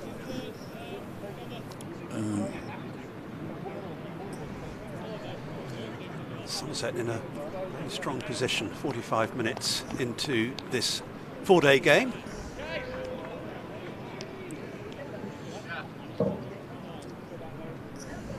Both openers plus Jordan Cox all back in the hutch. Here's Shoaib running out, a rare sighting. What's he got? He got a cap for Matt Renshaw. Gregory has got wickets this summer. He's gone for a few now and again, but his stuff usually happens when he's got the ball. Yeah, I think you mentioned earlier on we are in a great position here. The wicket could hardly be better placed from the point of view of the commentators. Yep.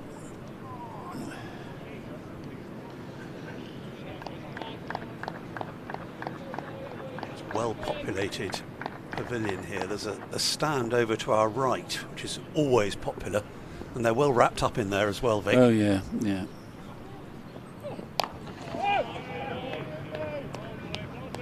Doesn't really feel like May weather-wise.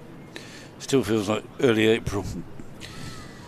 Well, Somerset are playing their fifth championship match, and only their second at home. And probably when I started. Sorry, this would be about the time of the first championship match of the season, and we all moaned how cold it was. Probably may have been colder in those days. I don't know. But now, after this game, well over a third of the championship season will be done. Just the 3 slips for Gregory, no bat pad. Find the gap between 2 onside fielders there, so there'll be a comfortable single for Tom Westley.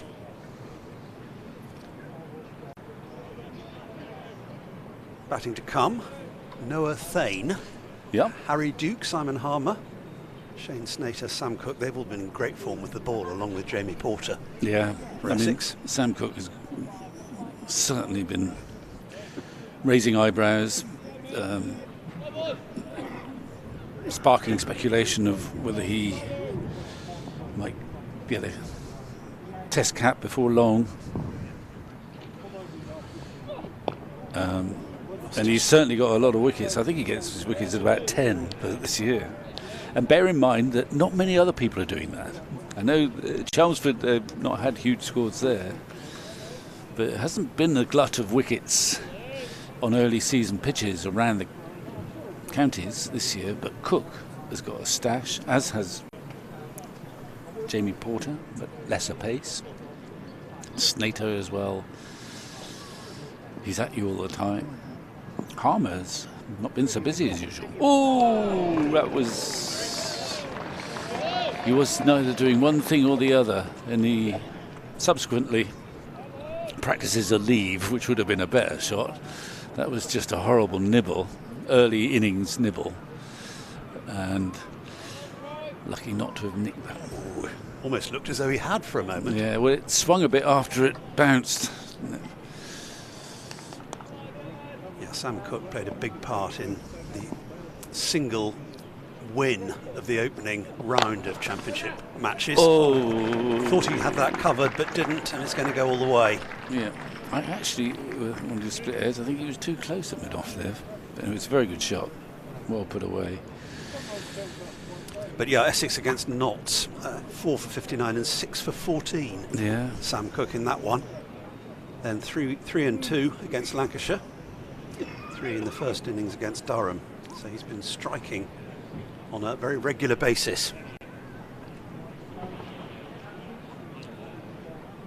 So, I think we have a bowling change. And I think we're going to Pretorius. Yeah, so it's a double change. Yeah.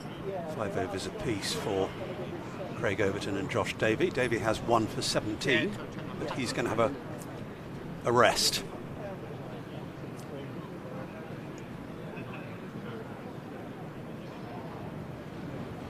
Pretty important, really, how the, if you like, the backup bowlers consolidate this. Good start for Somerset. Yeah, Pretorius was good in the last game here. Thought he bowled well. Yeah. That long Notts stand. Yeah, he was unlucky in the second. I mean, there was nothing much happened in the second innings, of course, apart from Clark and Young scoring stashes of runs. But he actually was probably the pick of the bowlers. They've kept him busy. He played at Worcester as well. He hasn't got much reward for his efforts so far. He's got runs, of course, in a very forthright manner, which were very handy at Worcester. And he's now having an issue with a little bit of an issue, or is he just put some more sawdust down? And of course, the umpire's got to create a little line On the that he can, crease. so that he can adjudicate the no ball. Oh, it's never simple, is it?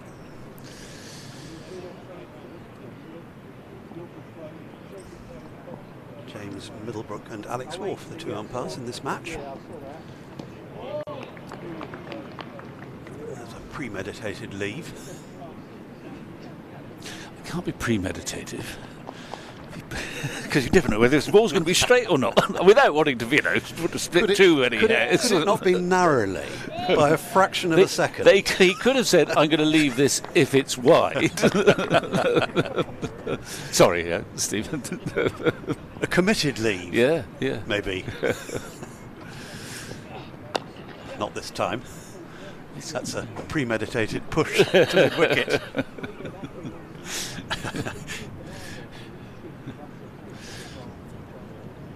Lewis Gregory will be very happy with the way He this... will, but you never know. Yes, he will. I think they could still tighten up a little bit. There's still 1 or 2 4 balls, but you don't know what a good score is. My guess is, but it's only a guess, that the pattern of this match is that the first innings will tend to be lower than the second innings. We know how Somerset pitches can go to sleep on day 2, perhaps, or 3. Certainly day 3 in the previous game here. This one might be different. I don't know. Well, it's definitely a lot greener at the start. There's the And you could understand why, in the sense that you would not want a repetition of what happened against Nottinghamshire, where it was very flat by day 3. Now, I don't know, we'll never know, I don't think, whether there was any nick on that. I think probably not is the answer, but I think it was leg side already. Pretorius was quite excited. Good effort by James Roux, couldn't quite hang on to it, but I don't think that's material. Nothing convincing there.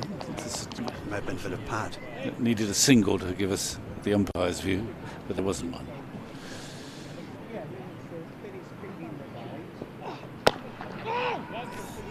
He's quite a grunter, Pretorius. Yeah. From the word go, his very first ball there was a grunt. Yeah. It's reasonable first over. Just the single off it. Yeah. He ran in with purpose. Good crowd in today. Well, they've been a bit, as you say, they've been a bit starved of cricket down here. And they like it. I mean, I turned up just after 10 and there was the makings of a queue. Mind you, I don't think it only gets till 10. But yeah, of course there's a good crowd. The people like watching cricket at Taunton and they like watching Somerset. And they've had some entertainment already. Game's moving. Another day that might have been slashed to the cover boundary, but he let it go. Premeditated leave, I think.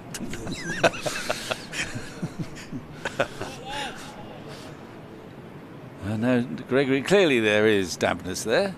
Gregory. Well, we've seen it from all 4 bowlers, haven't we?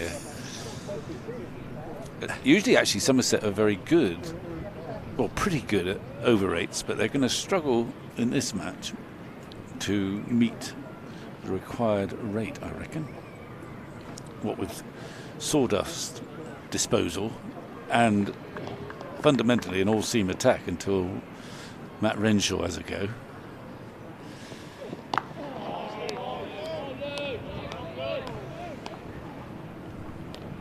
Watchful defence from the Essex skipper.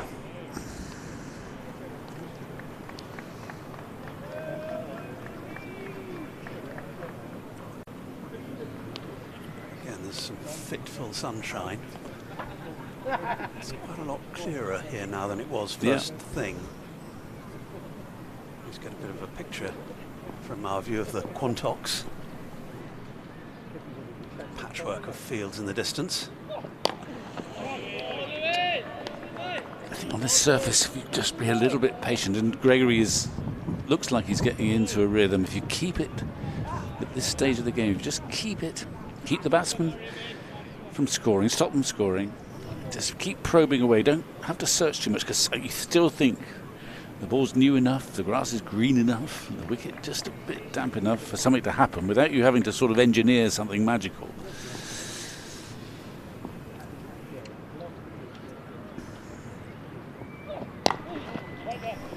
Cramped room there.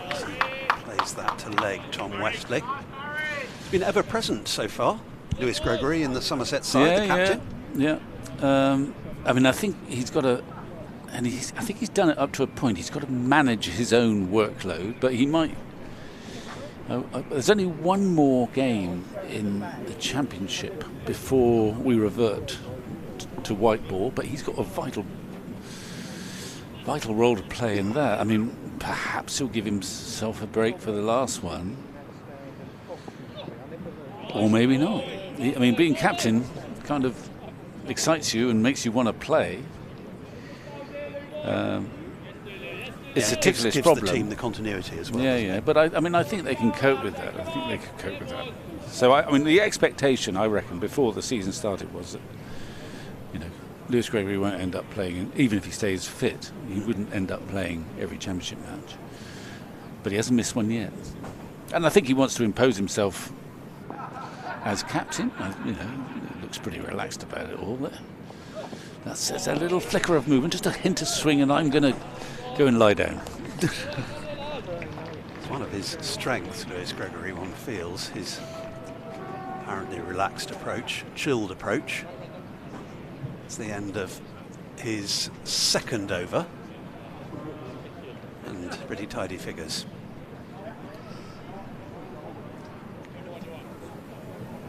Naught for 5. Lewis Gregory. So Essex with numbers 1, 2 and 4 dismissed. 45 for 3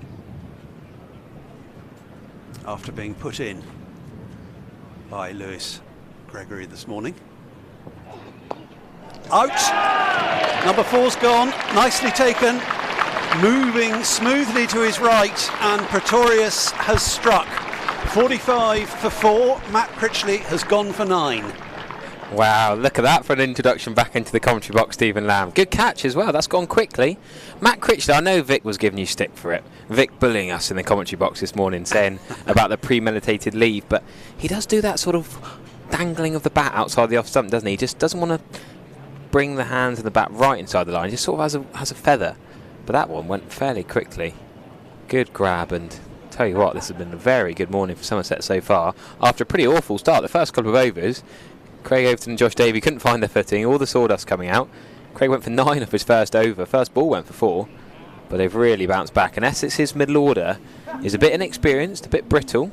They've got the Loney, the wicket keeper, but the big men gone. There's been a lot of pressure on Tom Wesley back in after the birth of his second child. Yeah, we're awaiting the appearance of... Oh, there's a timer, Stephen. That's pushing it, isn't it? He was a little bit slow out of the dugout, as it were. Too flustered. It's listed as being Noah Thane, the new batter. I'm enjoying the Essex comments on the YouTube stream. You think Somerset fans are negative, but the Essex lads be lucky to get 150 here. This will be a low-scoring game. Nothing's changing my mind. Yeah, that's a fair comment with this book. These conditions, this stage of it.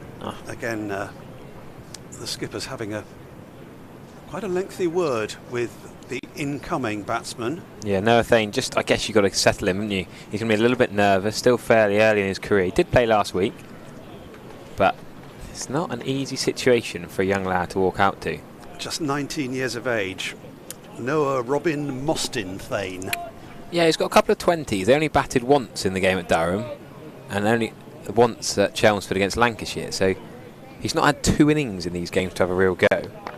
Didn't get massive runs in the second team matches he played in April. Here comes his first ball. An England under-19 man, of course. James Rew, we talk about him playing in the under-19s. Banton a few years before that. Some quality names coming through. But yeah, Noah Thane, genuine all-rounder. Got a wicket against Lancashire. No wickets against Durham. Did get a 4 for in the 2s against Warwickshire earlier in April. Lewis Gregory's brought in an extra slip for him. Andy Umead at 4th. Captain and vice-captain 1st and 2nd. Just gets the bat down on that in time and will get off the mark. Out to extra cover.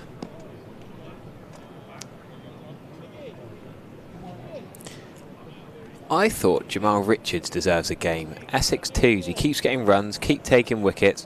Got 100 this week, got 5 wickets in the match. Played in the One Day Cup in August, got a 5 for against Ireland. I don't follow much of the Essex 2s live, but I'm surprised he's not in. I think Noah Thane has probably got him really pushing for his spot at number 6 in this lineup. Need to play that. So that's added pressure on Noah Thane to, he's been given the go, but Jamal Richards scored this 100 against John Turner was bowling for Hampshire, Felix Organ, Benny Howell, even Jack the young under-19 seamer. So what more can you do in 2s cricket to get up here, I think is a challenge. Essex, I was talking to their commentator, BBC guy Nick Gledhill earlier, and just saying how much strength they've got. The squad's doing so well. Nicely played. That's going to be 4, I fancy. Maybe just pulled in inside. Yeah. Yes. Jake Ball gets round well, doesn't he, for a tall seamer in the latter stage of his career. He's run round well at fine leg, saving a few there. Wesley onto 16. And routine, this kicking at the delivery point. All 4 bowlers we've seen have been concerned about it. You can see the amount of sawdust that's been sprinkled at either end.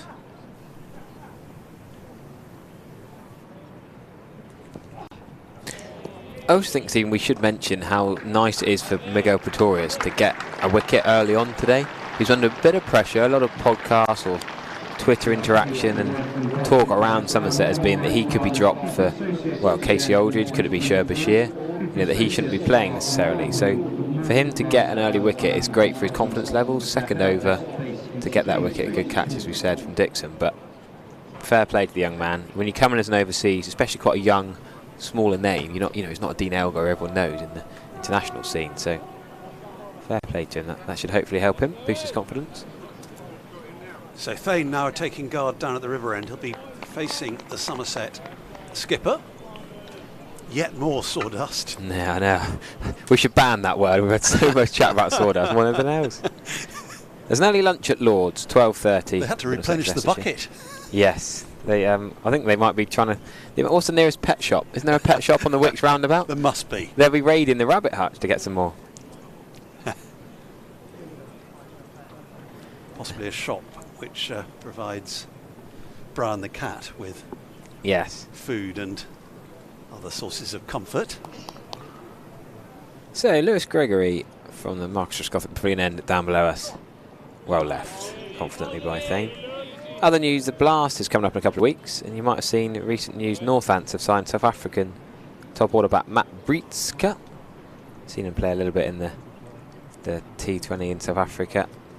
Well, these young players that are getting goes in the Blast and Championship this year, because of the T20 World Cup in North America, it gives other names a go, which is interesting. You know, Somerset would love to have Matt Henry, of course, but I enjoy seeing different players getting a chance. Well, that's down the leg side from Lewis Gregory. Not a good ball. It's going to go for 4. Don't need to run them. Just needed to get a bit of bat on it, didn't he? He's going to go his thigh pad, I think. I think it's leg byes. Yep, umpire's confirmed as leg byes. So Thane will stay on 1.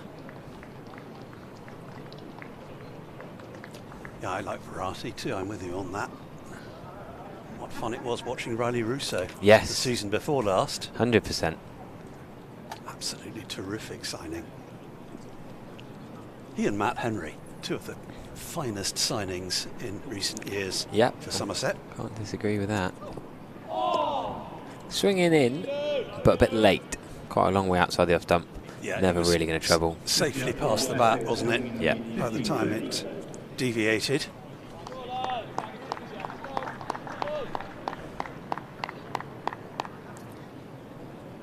Yeah, Hertfordshire born Noah Thane. Played a lot of cricket for Essex. Seconds coming through. And England under 19s. Has made up most of his early stage of his career at the top level. That's a good ball, gone back and defended it. Kept it out well. Yeah, his first class debut was in that Ireland match. His List A debut. At Sedbergh, what a place to make your List A debut. Love it up there. Never been, but the pitches look great. Born in Hitchinbrook, Noah Thane. Not a place I know personally. Must be somewhere near Hitchin, presumably. Well, a brook that goes from Hitchin down, I'm sure. Well done. I'll tell you what, you come out with some serious knowledge today, Stephen. And the immediate first slip, just practicing his forward defensive shot. Oh, that's a little nibble at. Could he have left that? I don't think he needed to play, but it's safe. Yeah, Noah Thane in the second innings did get 36 against Ireland. His first class debut, just 3 in the first, but did have a bit of a bowl. That man I was talking about earlier, Jamal Richards, he got 5 from the first innings. Noah Thane didn't bowl till the end, got 1 for 44, got Andy McBride out. I do love it when Ireland play the county sides. I think it's brilliant. The West Indies, you know, they come over their A and their B side, play Gloucestershire and Worcester. That's a good delivery. Bit of flesh, I reckon, there. Hurried him. Hit him on the belly, I think. Yeah, he's just going over square leg, try and show no pain. Last ball of Gregory's over. His third, just 5 scoring shots. The men out so far today, Dean Elgar was the first to go, playing across a straight ball from Josh Davey. That was the South African gone for 5. Then Nick Brown just left a little bit of a gap between bat and pad, driving indeterminately really at Craig Overton. That was both openers gone. Brown made just 9. Then Jordan Cox, well caught in the slips, off Overton for 7. Oh, and a big appeal here, but not out is the answer. Almost a celebrate appeal, wasn't it? Celebrating rather than appealing. They were confident. Presumably it connected with something on the way through. Thigh pad, I guess. That was probably the cause of the noise. Wesley survives. And last man out, Matt Critchley. Well caught at third slip by Sean Dixon off Pretorius, who's the man in action at the moment. Still with 4 slips in. Somerset probing for a further breakthrough. Lewis Gregory will be pretty comfortable at the moment with his decision to put the visitors in. Well, shows you a good sign, doesn't it? 4 slips still in place at nearly 12:15. With the ball, what, 16 overs old nearly. Great sign. Making it tall. What's your thoughts, Stephen, then, on Casey Aldridge not being picked? Jake Ball's in the side but still hasn't bowled at all. 5-seamers, I thought Casey's in the best 5-seamers, but maybe not. He's a good fielder and a good batter. Maybe they don't think his bowling's up to it. Surprising in a way. It's the second match here in the Championship, and he hasn't played in either of them. And he did so well in the one before. At the Oval, he pretty much, you can't say he won us the draw, but saved us that game with his bowling in the T20 at the end. I was at the Oval there. Batted really well, maturely with his skipper. Yes, got out early in the first innings in that massive collapse after the Lammerby Renshaw run out, but I've been really impressed with Casey Aldridge this year, and to be honest with you, I think I'd have picked him ahead of Jake Ball. And you know, the fact that Lewis Gregory hasn't bowled Jake Ball in the first 15 overs, if he's not going to use Jake Ball as a new ball bowler, you got the other 4-seamers, then would you not rather have Casey as a sort of enforcer, slower ball, short ball? But there again, I'd have been inclined to pick Shoaib Bashir. Well, yes. I mean, it's a separate debate, but would you have gone Bashir over Ball then? I think I would. Yeah, that's fair enough. I think I'd have gone Bashir. Could I have gone Bashir and Aldridge? Then you'd have to miss out one of... One of Overton, Davey, Gregory or Pretorius. I think I like Josh Davey being back. I think Pretorius would probably be the man. If he is to be rested, he would come out for Casey Aldridge. There he is, the man himself. The 2 men we're talking about, and Steve Kirby. Great work from our camera team. A couple new guys on board this year. Still got Jeff as the camera consultant, but there's Bashir's just going to come out and get something for Andy Mead. Was he want another jumper? Yeah, Steve Kirby will be heavily involved with the bowlers and selection. I'm sure Casey and Sherb will be bowling at lunchtime, maybe the tea interval as well, but they will have big parts to play in the County Championship this season. Don't worry about that. Someone else has just put in the YouTube comments, has Jake Ball been picked as a fielder? I mean, here we go. As you say that, he's scraping at the sawdust. He's going to bowl the 17th over of the match from the MTP, the Marcus Trescothick Pavilion end. And, like you said, he bowled and batted all right at Kidderminster, didn't he? So, hopefully take some confidence from there. Yeah, I wonder whether with Aldridge, given that he's very much the younger member of the attack, that they just want to, I don't know, look after him a little bit. Other people are joining the YouTube comments. Where would I fit Jamal Richards? And I would have said he would have come in, him and Tall Paul Walter, I would have thought they'd have come in for Noah Thane potentially. Feroz Kushi then comes back into the mix. Essex have got so many options. Aaron Beard can't get a game. This will be, Harry, Jake Ball's first ball in first-class cricket for Somerset and Taunton. Yeah, I agree. I was saying that to Vic earlier, who's played 2 away games. Here he is. Off the hip, easy single down to deep backward square. Yeah, he played at Canterbury. He played at Kidderminster. He played here for Notts last year. I think you and I commentated on that game. He went for over 100 in the first innings, which I know I do keep bringing up, but we've got to tell you the facts on here. Didn't look particularly threatening, so I'm hoping top man Jake Ball. Spent a bit of time chatting to him on the media day and spoke to him at the Oval. He was wandering around the Oval's massive, isn't it? And no one knows where they're going in the inside buildings. He was lost on the 4 floors of the media suite. So I escorted him up to Kevin Howells for a lunchtime interview. And he is a top fella, Jake Ball. Just love to see him back at his test bowling best here for Somerset. That's leg side, not a wide of course, but James Rue does well to get across and save it being 4 pies. Yeah, that wasn't quite on target. Always sliding down. And Jake Paul, of course, famously bowler of the ball which broke James Hildreth's foot. That was when he was playing for Notts ball.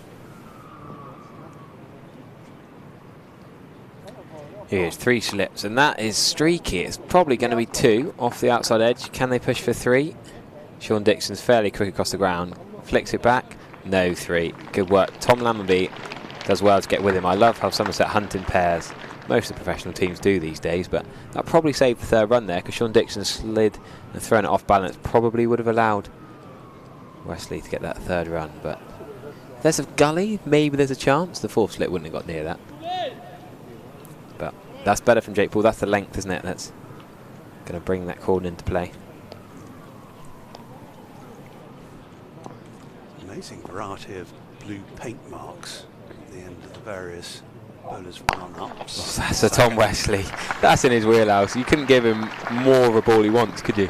A leg stump half volley is what Tom Wesley, James Vince to some degree, but Tom Wesley particularly think for England, the way he whipped it through mid-wicket, done it for Essex for years. He nailed it.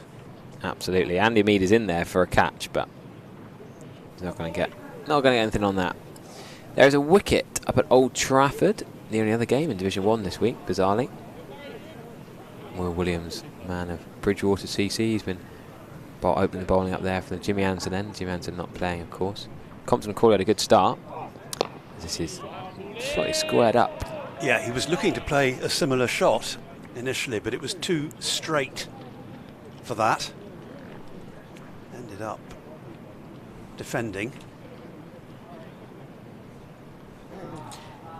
3 slips in play still. Tom Banton at mid-on. And Mead at that mid-wicket. And Renshaw's got a lot of ground to cover, extra cover, but Jake Ball's not intending to give much to play off the front foot on the offside. Squirty to Dixon at point. Good bit of fielding. Yes, he might be a bit frustrated that he couldn't get it a yard either side of the man at backward point there. Oh, I didn't finish, did I? I was saying about Kent, Lancashire, Old Trafford. George Balderson got the wicket. Ben Compton gone, so Zach Crawley's 26 not out as Bell Drummond comes out to join him on 45 for 1.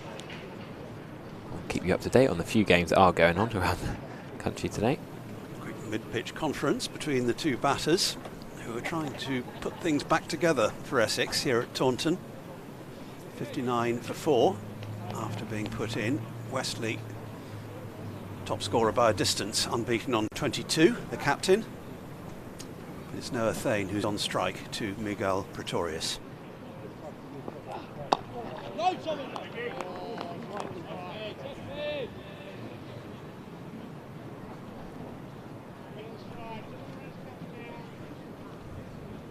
Still 4 slips in for the comparatively new batter. I suppose 10 deliveries so far, Noah Thane.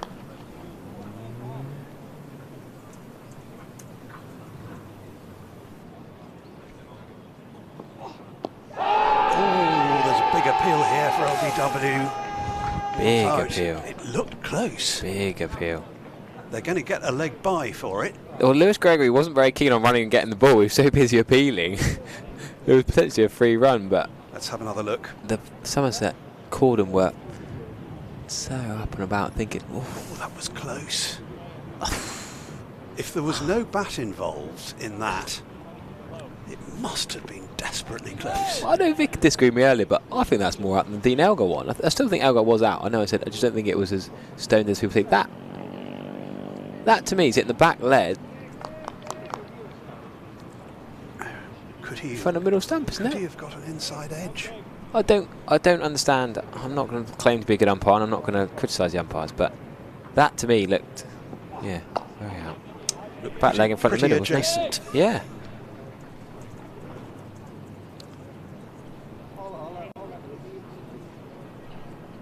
So Pretorius has been miserly. This is his 4th over. He has 1 for 4 and could so easily have had a second. Stephen, I cannot fathom how that's not out. We'll get some reaction on the YouTube comments. I don't like to forget about you guys watching from home or work or wherever you are. Don't bother there to Tom Wesley. Yeah, just as he did to Jake Ball in the previous over. Almost identical stroke. I mean, it seems daft and it seems easy, but Andrew Pullman and Adam Pullman are farming in a pottery. They've not missed a wicket yet on the tractor, but the fields are too wet, he says. Height saved him, but I think out, he reckons. Watching his tractor. 4 boundaries now for the Essex skipper.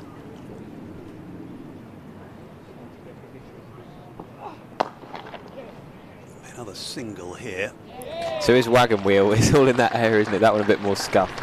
Not off the middle, but everything's mid-wicket. We've Dick Tracy says, I'm old enough to remember test matches on proper telly, but this coverage is awesome in comparison to anything before or since. Long may it last. That's rather nice to hear. Yeah, we have had some really nice comments, Stephen. I think, thank you. I'll try and get through a few of them in between balls when we can. Yeah, that's right on the money again from Pretorius. He's slipped into a good groove here. South African. Yep. He bowled very well, I thought, on day 3 against Nottinghamshire, that day of the gargantuan partnership. But for no reward. Absolutely. He beat the outside edge more often than any other bowler that day. Deserved a wicket plus, really. And he's settled in very quickly here at Taunton this morning, that boundary notwithstanding. Tom Bandage is going off the field. Hope he's okay. Let's see how well popped. Is he going off the field or is he just having a drink? Just a drink. Is he, so he's going to be on the mid-wicket fence, yeah. He's not disappeared into the pavilion. So he's on the mid-wicket fence because we know this is Wesley's area, basically.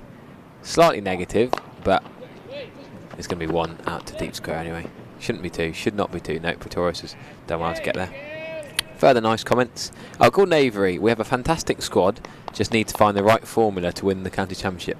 That's a fair comment, can't argue with that. Oh, and Ashley Peckham says he played against me last year playing for Stragglers of Asia. Ah yes, that was at Bishop's Lydeard, I remember that game. Lovely deck at Bishop's Lydeard. For once there's not someone calling me out for getting a duck or bowling terribly. I actually used Triscothic's bat that day, very nice. One of his old ones, as Jake Ball is this time not quite leg stump half volley. And that's straight to Josh Davey. And yes, people talking about Jack Leach bowling. And, well, tragically ended game yesterday.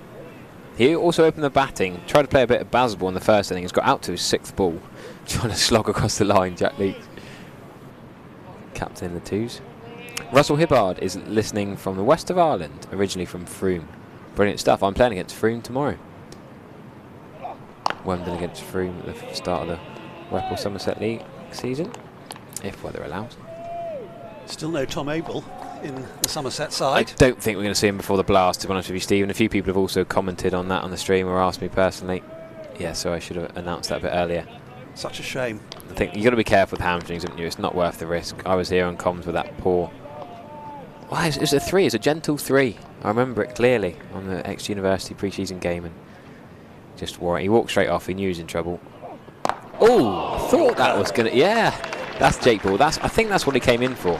Jake Ball is going to be a good Yorker bowler. I mentioned the ball that hit James Hildreth on the foot earlier. That was very similar delivery. I mentioned that in my piece in the Cricketer last month, actually. My favourite cricketer, James Hildreth. And I said, no, ironic that James Hildreth has retired just as Jake Ball is footbreaker comes and joins him. It looked like it was going to be a full toss and just dipped last minute. hasn't done quite as much damage, that No, one. probably the best ball he's bowled today, Jake Ball. A few more of them, I think. That'd be ideal. Got a grunter at either end at the moment. Oh, wow, Stephen, we've got an artist. We've got an look at this picture on my screen here. You have to go on my Twitter. Dr. Dan Diper. Lovely. Wow, that's amazing. Craig Overton does Nick Brown, the first ball who hits it for 4. He's drawn, sketched. Not very artistic. I'm trying to see if I can see someone with a sketchbook down below us. I presume it's down below us. It's an amazing effort. Have a look at. That's a lovely shot for no run. Good fielding by Sean Dixon. Go on my Twitter at @HarryEverett_14, or he's atting a lot of people in the tweet actually. He was visibly disappointed, Noah Thane, there. Again, it was one of those beautifully timed strokes that just finds the fielder. Otherwise, it was a certain boundary. Straight to the man at backward point. I like a back foot punch, not just a normal cut shot. Proper back foot punch, using the paces. Case Shouldridge runs on and takes a jumper off. Yeah, it's a lovely bit of artwork. I've got to say, art was probably my weakest subject all through school, so I'm not one to judge, but it's a lovely sketch. Have a look.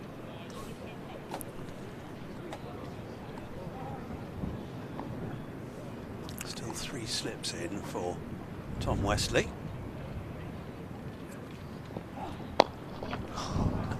I do like this captaincy though. What do you call this? I mean, that's gone for 4 between them, but it's 2 mid wickets really, isn't it?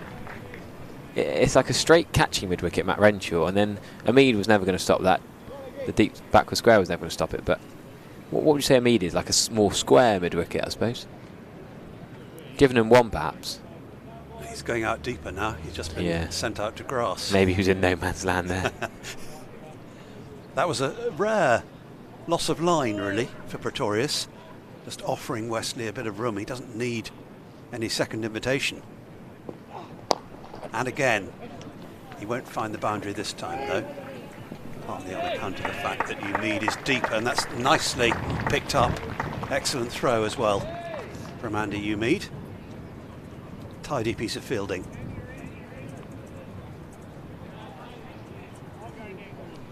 So Wesley on to 33 with that single. This Essex innings is very much hanging on him at the moment.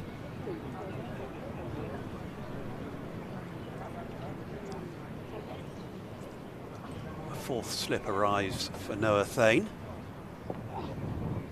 It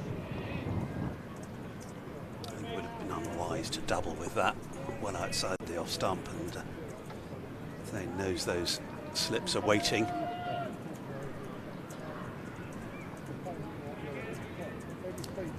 Lewis Gregory's Somerset cap is beginning to fade in the customary way, from blue to brown. Lewis is at first slip.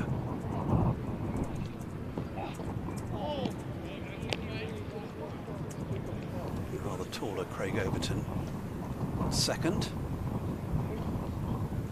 Tom Lammonby, Andy Umid. See the Gimblets Hill in the background, another popular spot here at Taunton. It was rebuilt last season.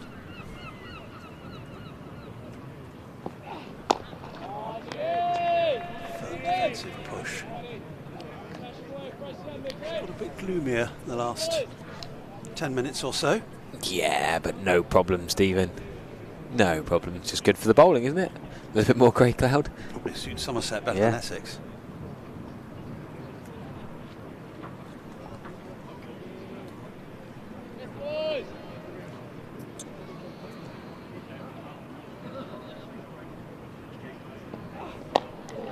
Nicely played. Will be runs, possibly 4 of them for Noah Thane. Yep, that's the signal from James Middlebrook.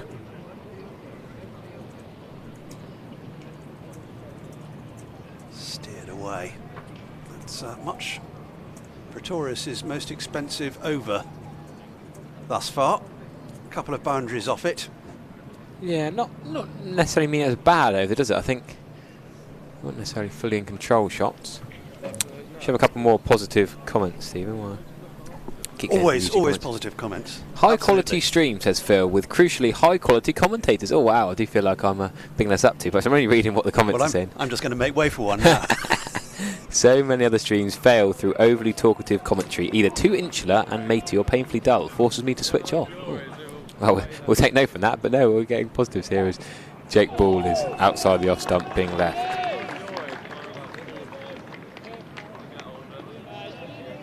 Ian Stockley says, I understand why no Bashir in a shortened game perhaps on a green top. Renshaw can bowl a few overs of spin, but agree Aldridge should have played, probably for Ball, though hope he proves me wrong.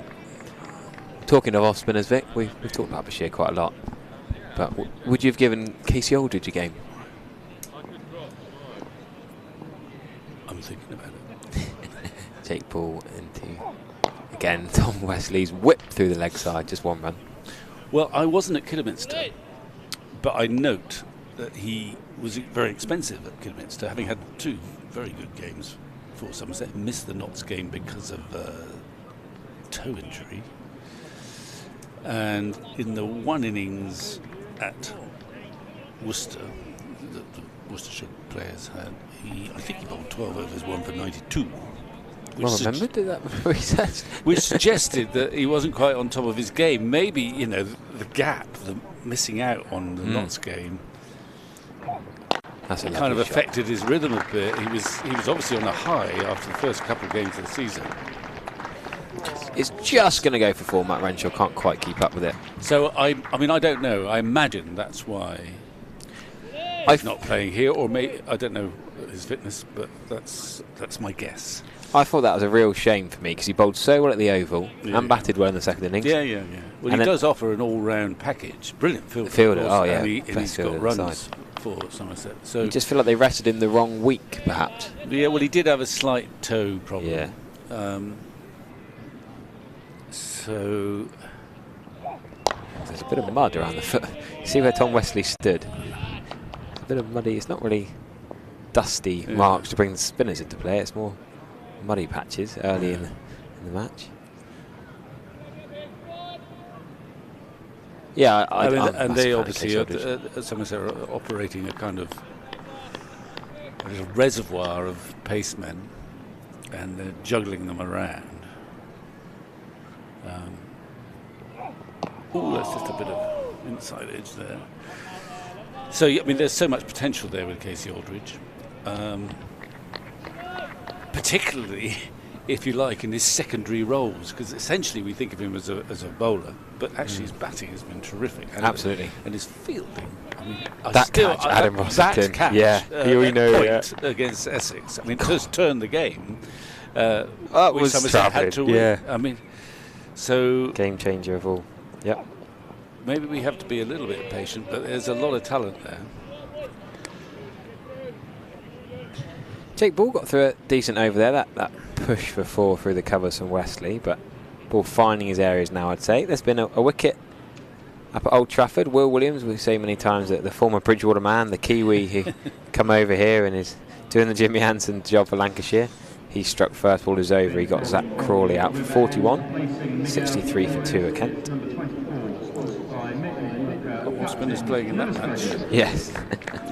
Matt Parkinson is the foremost Kent spinner now, of course. He's had a few clubs in He's recent going years. back to Old Trafford. Yeah. I wonder how that will go. And playing against Tom Hartley, yeah. The man who pushed him out the side.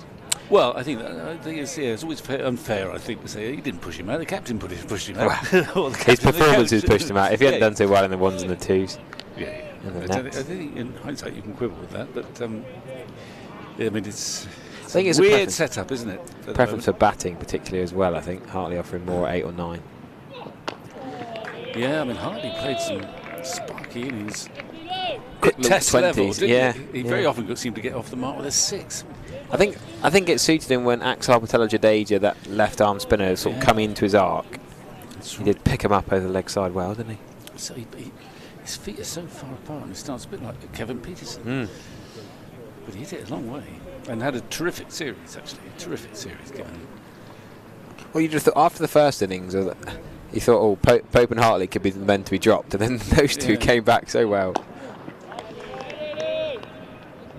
Yeah, funny old winter Test cricket.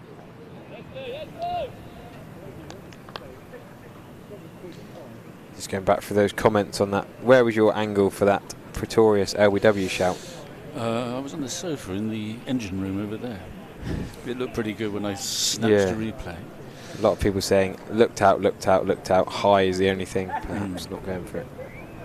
And the old YouTube comments. Always got the experts at home with the multiple replays.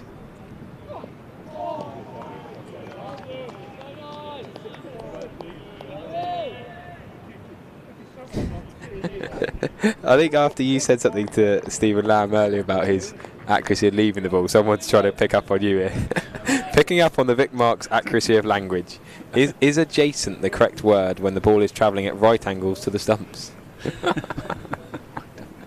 Well, you said about splitting hairs earlier. Only the county championship does that to us.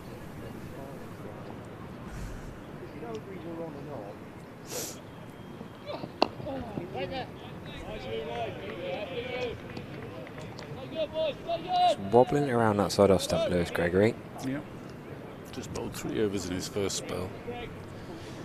You can almost sense he wants to ration his own output because he'd like to play every game if he can. But keeper, of course, nowadays they keep an absolute, they keep all the data on how many balls he's delivered. Yeah. Probably in the nets as well as the middle. I don't imagine he bowls too many in the nets nowadays. Lewis Gregory. No, I think he just saved himself for matches. Yeah. Oh, here we go. There's a lovely comment. Kingsmoor Primary School near Bridgewater. We're watching and enjoying the live stream whilst eating our lunch, says Mr. Thompson in Year 5. Well, big shout out from myself, Harry Everett and Vic Marks, to you kids at school. Hope it's inspiring you. And you'll get down here in the summer holidays and get a school trip down here, surely. It's even better when you're here. Don't stop them listening to us on the stream. Not necessarily warmer, but better. But as long as they get it will be in the school holidays. Well, there's not much championship cricket. We don't that's know true. Durham game in August.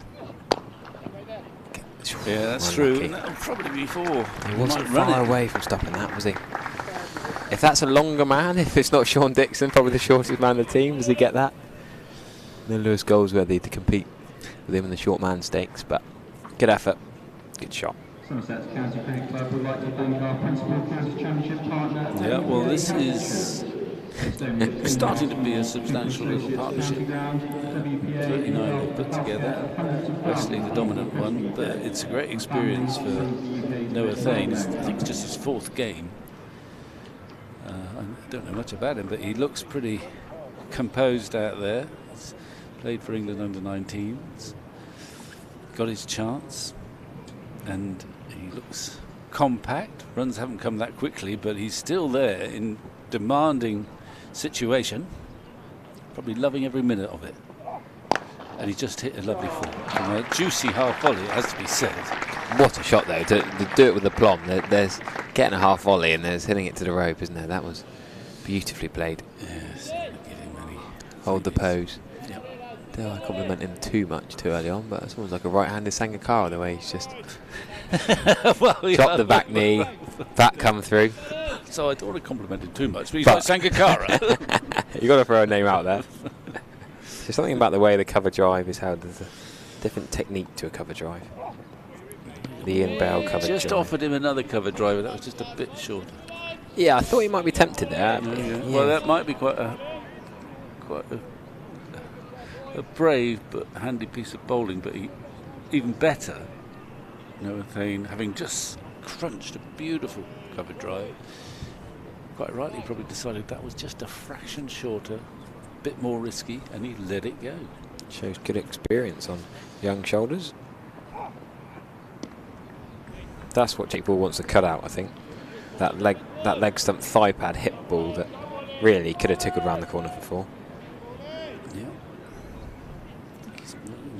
He obviously didn't do too badly at Kidderminster. He's still sort of settling in a new environment.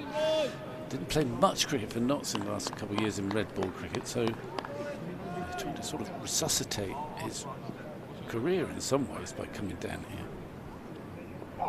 And that is a fantastic catch. And it's a very important wicket. What a catch. Brilliant, diving forward to his left. Craig Overton, the man, buckets. Craig and Jamie, both brilliant fielders, big hands and swooping low. Have a look at this. He's 6'6", and he catches it an inch off the ground. He's also quite close. I think they've done well. Maybe it's Gregory, maybe it's Rue. The slip corner quite close in. They're making it hit them rather than falling short. Brilliant, brilliant work. That's a big wicket. It is a big wicket. He is. I mean, first of all, we should say that Jake Ball's got a reward for keeping that ball up there, fullish length, just outside off stump. Not sure it moved that much, but it just carried. What I was going on to say, though, is that Craig Overton, and, you know, I've seen a lot of cricket, I suppose, here and elsewhere, but I don't know if I've seen anyone with better hands than Craig Overton. It's like, I mean, Both used to be fantastic, but Both used to catch the blinders. I mean, he usually caught the easy ones as well, but but Craig Overton, it doesn't matter where he is. I've seen him catch them down here in red ball cricket. Reflex catches at short leg off one of the spinners. Yeah. At second slip like that. Yes. Bear in mind, Leg he's slips, he's 6'6", and yet he gets down, whoosh. And of course, in white ball cricket last summer, they knew where to put him, and he would probably be at long on towards the end of a T20 game, and the ball flew left, right, all over the place. He just kept catching them, and they were hard. A lot of them were hard catches. He is amazing, and Jamie's the same. Yeah, it is remarkable, but that's a top catch. I think it sounds a daft thing, but growing up playing cricket in Stowe, North Devon, which is probably one of the windiest grounds you could possibly play at. You've got a theory about wind. Well, just think, when you're taking a catch there, it's a nightmare because the wind swirls. I'm not saying this, you know, maybe. The wind swirls and swirls and swirls. It's different for a slip catch, but having big hands helps too. So Harry Duke is the new man, a sort of Yorkshire exile. Was that right? Well, yeah. Is he a Yorkie originally? So he's on loan. Yeah. So he's born in Wakefield. Oh, that's Yorkshire. Yeah, Wakey lad. Well, he sounds like a Yorkshire cool, already. yeah. Proper loud cool. Played again at England under-19s. Right. Played in the One Day Cup back in July 2021. That's how he got into it. Got 125 then. He's the youngest Yorkshire player to make a List A century since Tendulkar. At 19 well, against. That's pretty good, isn't it? And so he has been. Harry is my source of knowledge here. He's on loan because Jordan Cox is fit enough to bat but not keep. Correct. Yeah. He's going to be one of these live wire wicketkeepers who make a lot of noise. Yeah, 100%, yeah. And Rossington not fit either. So yeah, Duke was playing for Yorkshire seconds against Somerset seconds at Headingley as recently as a couple of weeks ago. Scored 87 in that game. That was the game when Thomas Rue got a good 50. Yeah. So that was when Best was playing more as a batter at number 5. Yes. Sorry, yeah, Duke batted 4 ahead of Don Best. He got 87 in that game. That was when Alfie Ogden took the 4 for. Right. And it was quite a good second team game actually. That's when Andy Amid got 176. Well, they had the lovely experience of playing at Headingley as well. Which is rare for seconds, exactly. Especially in April when you thought they want to give it time to dry. Harry Duke was 15 not out in the second innings when the game finished.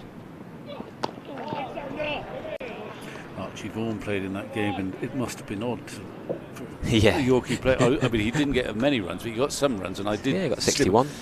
And you watched him, and you're old enough just about, but he looked just like his father, cover driving. More or less so than Flintoff's boys scoring runs. Have you seen a friend of mine from university has put a video up of Rocky Flintoff scoring his 100 for the twos of the day, and Freddie Flintoff scoring runs next to each other in a video. Oh, right, and they're very similar, that's even more scarily similar. Yeah, it's very good actually.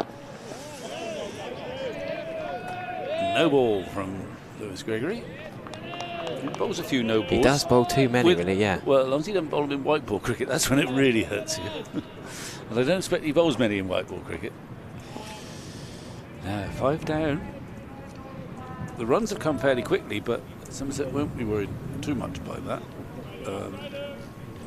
24th over, 88 on the board, but the 5 wickets has moved the game forward.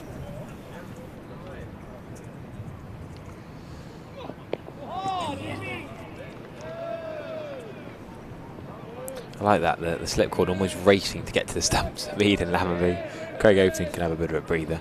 He's just done his work. He's taken the catch. But standard fare, isn't it? absolutely, yeah. Just like the way they buzz around. The batters always enthusiastic in the field. Too many cricketers moan about fielding, but I think Somerset don't have that ethos. All 11 they relish the challenge, however cold it is, running around, wanting to get involved, wanting to double back up, triple back up.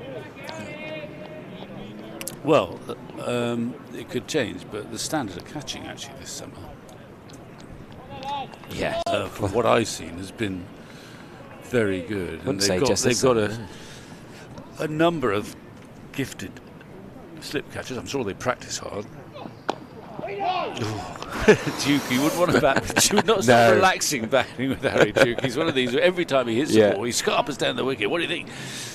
He's been in the runs for the twos, as I said, that 87 against Somerset, but also got 93 also in Leeds against Lancashire.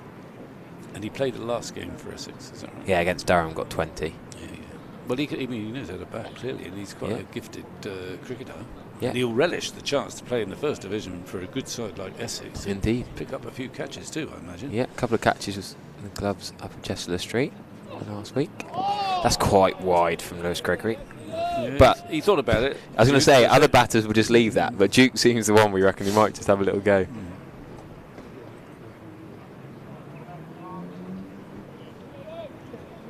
But Somerset seem to be quite. I mean, they've got Overton, who's an absolute must in the slip cord, and Lammerby's got great hands, and he's now sort of developed into a slip catcher. Gregory's got some good ones at first slip. I'm not. Is Lammerby always wanting to be a slip catcher? Trying to work. I think I don't. It's not up to him. No. But my impression is that in previous seasons he's been in the outfield. Yes, indeed. But he's now one of the more reliable slip catchers. He's got very good hands, no question. Anyway, it doesn't half help if you've got some people who can catch. Lammerby did have that finger injury, which I think stopped him being in the cordon for a while. So interesting to see whether he would have been before. Hildreth, of course, for years was a regular in the slip cordon. Yeah.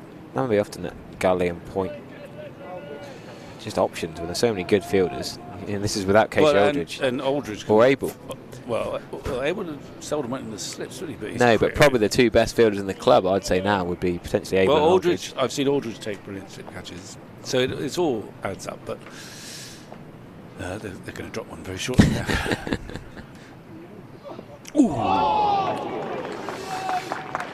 Gregory's been on target. He hasn't actually got a wicket to his name, but he's been as accurate as anyone, probing away, beat the outside edge there. And, just keep it quiet though. It's still doing enough, I think.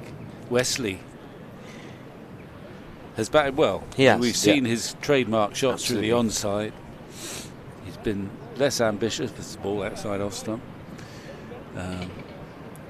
It's not been straightforward. He can hit boundaries here. The ball comes on nicely, but the odd one will move. Yeah, if it's not too and slow. It might carry. Yep. It should carry. They've all carried just about so far. We should update. Talking about spinners. Talking about Headingley as well. 10 overs of spin pretty early on up at Headingley. The floodlights have been on. Dan Moriarty's been bowling a lot. That's a left arm spinner. Yep. Come up from Surrey. And Billy Root and Sam Northeast over a 50 partnership. Billy Root was dropped by his brother. He's still going. Yep, still going. And a third wicket up at Old Trafford. 72 for 3 they are. Bell Drummond caught by George Bell. Another wicket for George Balderson. Second of the match for him. Kent captain gone for just 3. Well, just 2 first division matches in this round. Yeah, bit of an odd one really. Plenty to play for in Division 2 though. Yep.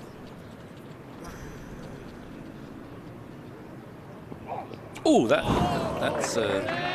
has moved. Just a little too short to get the edge, but it's a handy delivery. Again, like I was talking about Overton, but Ball likewise, even though he's played a lot of cricket, he's played for England. An early wicket will help him relax. So where else have we got cricket? We've got in the second division. Yeah, so Middlesex, they were having an early lunch. Okay, that's who they're playing, Leicester. Yep. Right. Old Trafford just updated on the First Division. As I just said, Yorkshire Glamorgan, so that's 84 for 1 Glamorgan. The only other game is Derbyshire Sussex, which we haven't talked about much. 79 for 3. Lewis Rees 33 not out. Lamb, the man who was down here. Lancashire, Gloucestershire, Somerset. For Derbyshire now. Sorry, that's Danny Lamb. There's 2 Lambs in this game. Yeah, so Danny Lamb is playing for Sussex.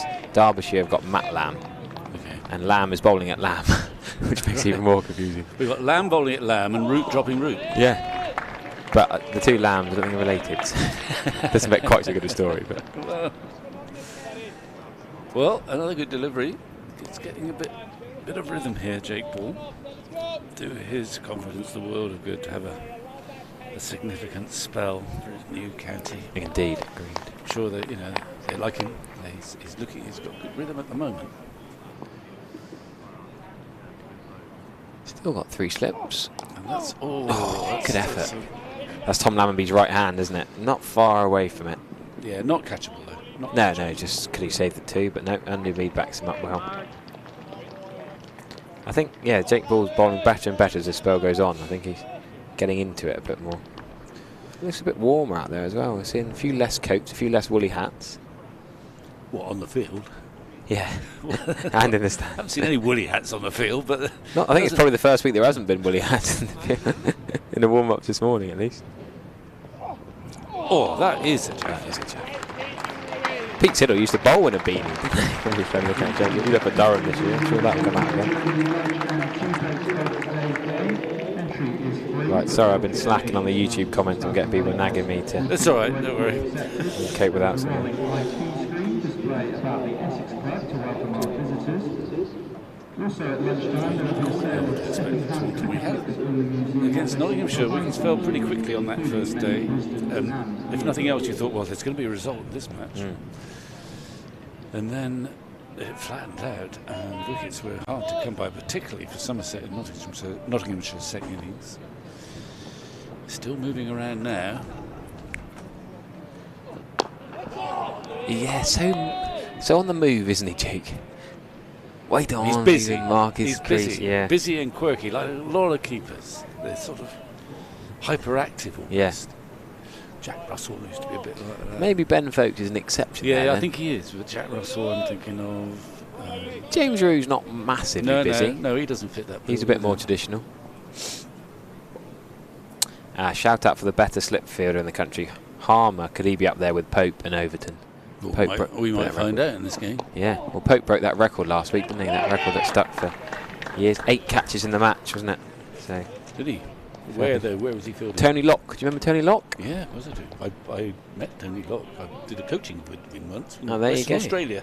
Oh, wow. Well, Ollie Pope got 6 in the second innings and 8 in the match, which equalled Tony Locke's record from 1957 for fielders, not wicket keepers. So where did Pope take all his catches? In the slip cordon. He was second, I think, when I was watching a bit last week. Well, Tony Locke famously took a lot at leg slip off Jim Laker.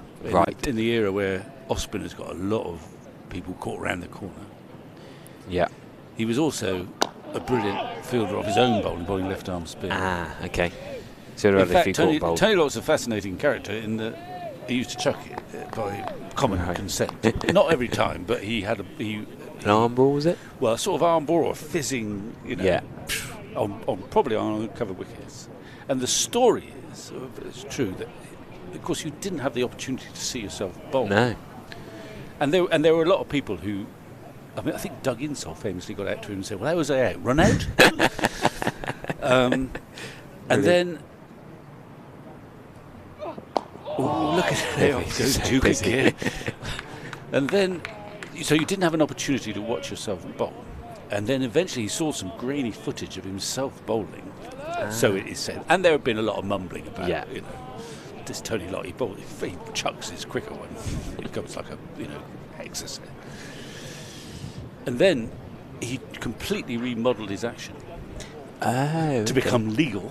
At what age was this? Or end of his career? Well, I think well into his 30s, I'm guessing. Right. It would have been at the end of the 50s, that would have been. I don't know when he was born, but that would be about right. Well, yeah, 57 was when he took the catches, so that's the ballpark. And then he became also a top-notch bowler. Tony Locke, of course, was the other wicket taker when Jim Laker took 19. After.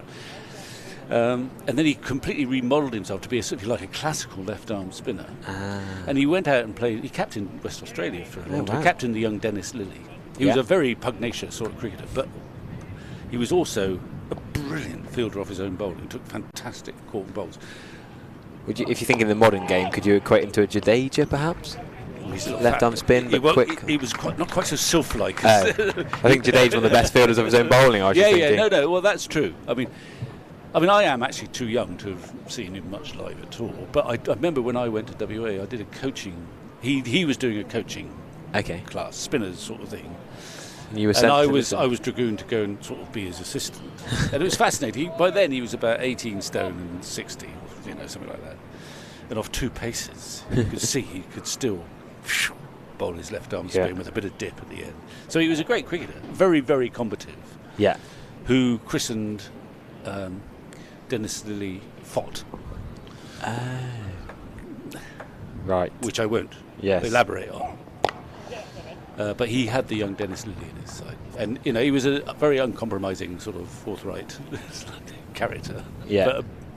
But a brilliant fielder. Anyway, I don't know how we got on to Tony Locke. I was talking about Ollie Pope. We were talking about Craig Overton. Oh, yeah. And Ollie Pope broke the record for the catches for Surrey last week. Okay. I mean, obviously for England, you see lovely tangent. Ollie Pope made some fantastic catches at short leg. Well, James Taylor was one of the best I can remember in recent years. Sadly, going back to the heart issues there.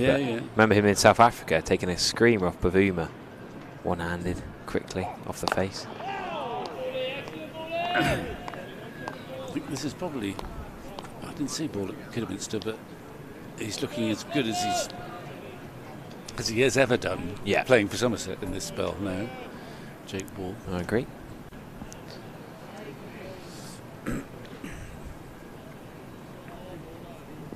Lancashire got a 4th before lunch. Balderson again. Jack Leaning gone for 4. That's a lovely shot. Good stop though. Saved 2 at least. Or can they come back for 3? Surely not. Harry Duke's busy. Great fielding. That throw there, because Wesley was just fancying it, wasn't he? Just about to come back. So Balderson's a sort of medium pacer, isn't he? That's right. Yeah. Bustling medium pacer.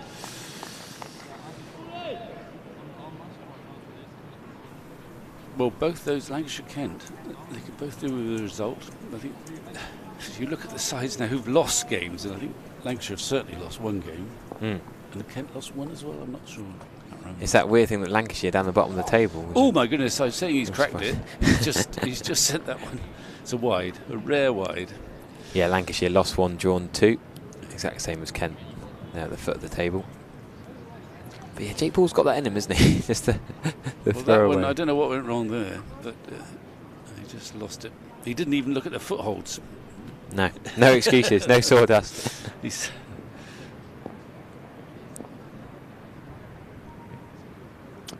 lost it now as well. No. Where's this going? Don't know.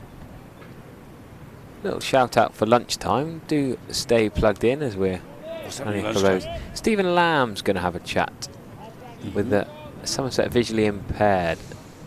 They're going to come up into the box. Stephen's going to have a chat with them. We'll have a 40-minute break just after 1 o'clock. Still live and free on the YouTube live stream. Busy is just the definition. Every single ball. Well, they've had to adjust to that, but Tom Wesley looks pretty calm. He wasn't really interested in one at all, but if you could easily have been tempted up the wicket when Duke comes a couple of paces down before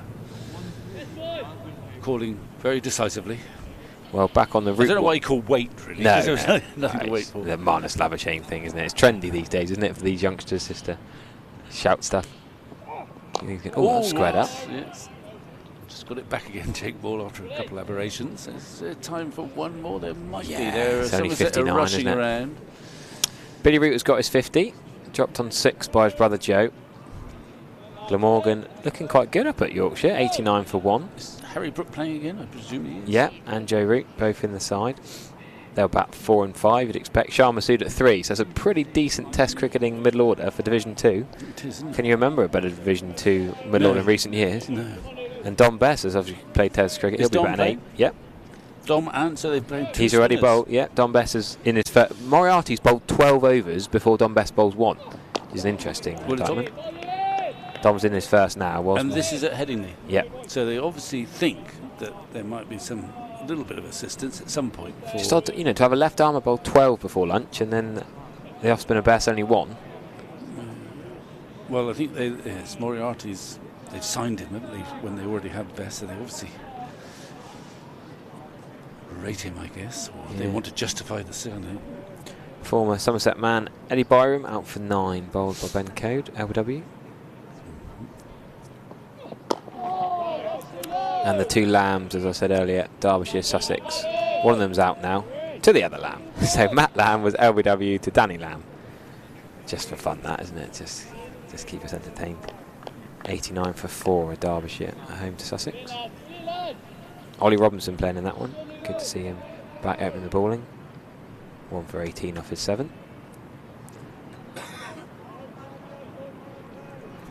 Did seem a bit down on pace, Ollie Robinson. Didn't seem quite on it. Dropped a catch in that Indian Test series, didn't he?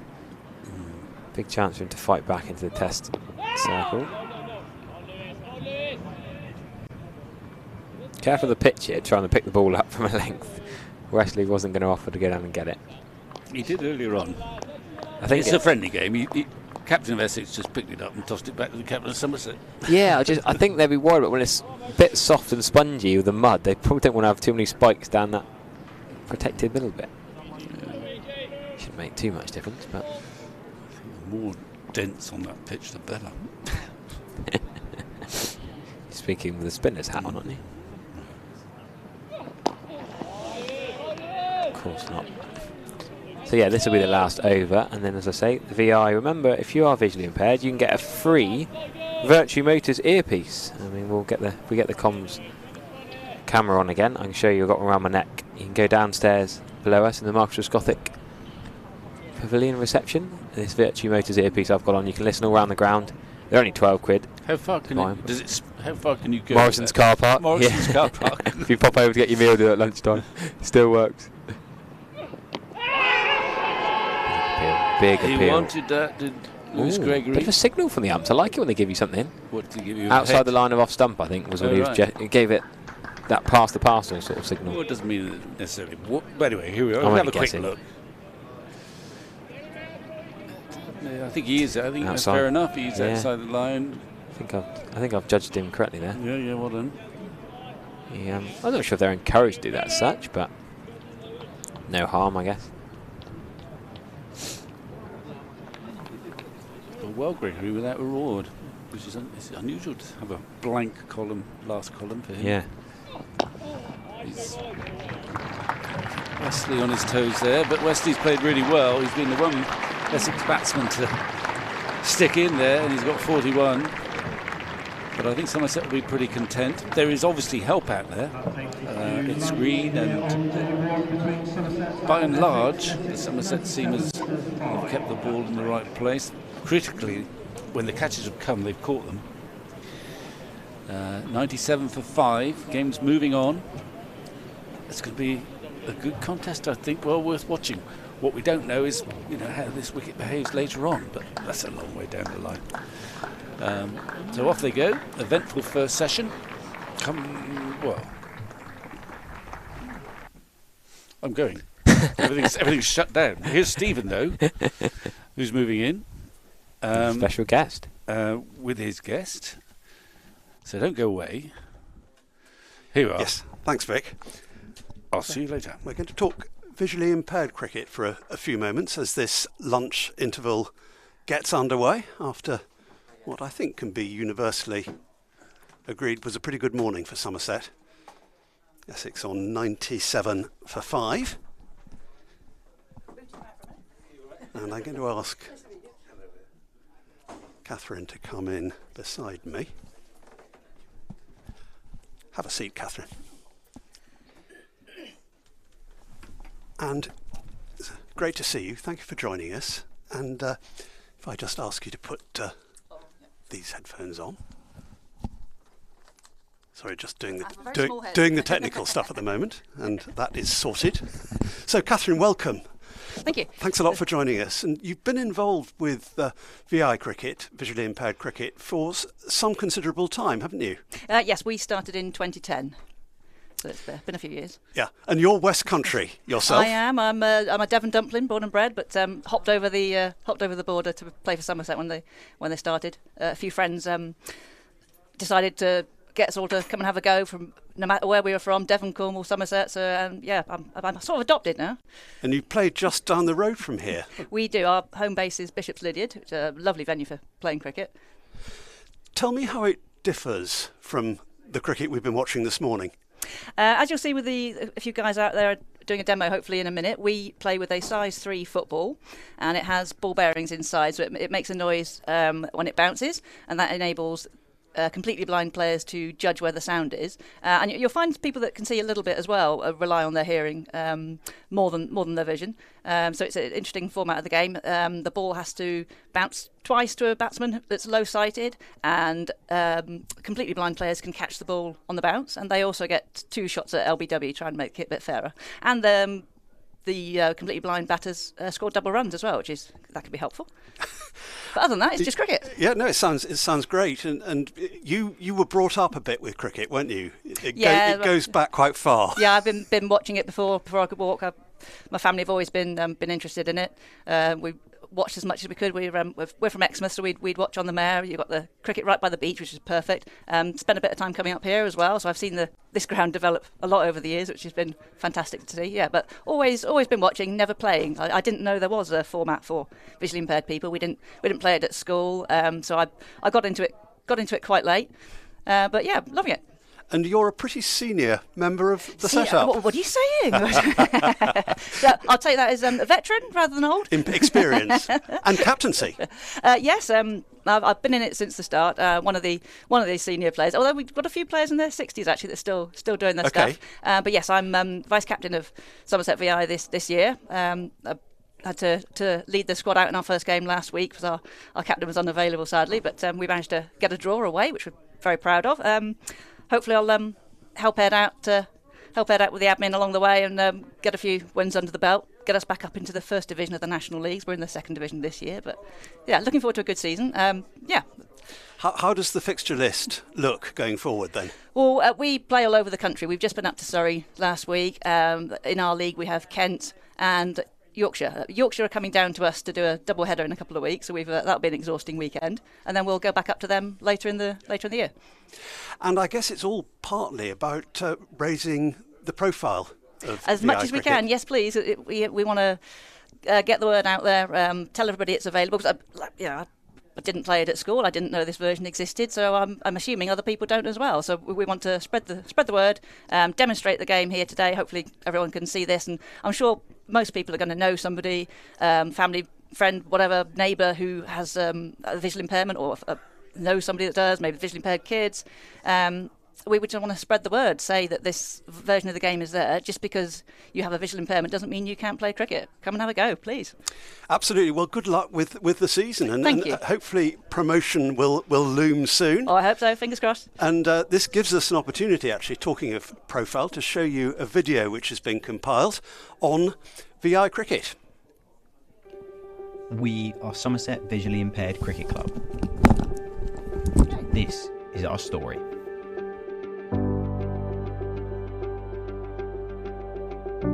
In 2010, the first game of visually impaired cricket was played at the Cooper Associates County Ground.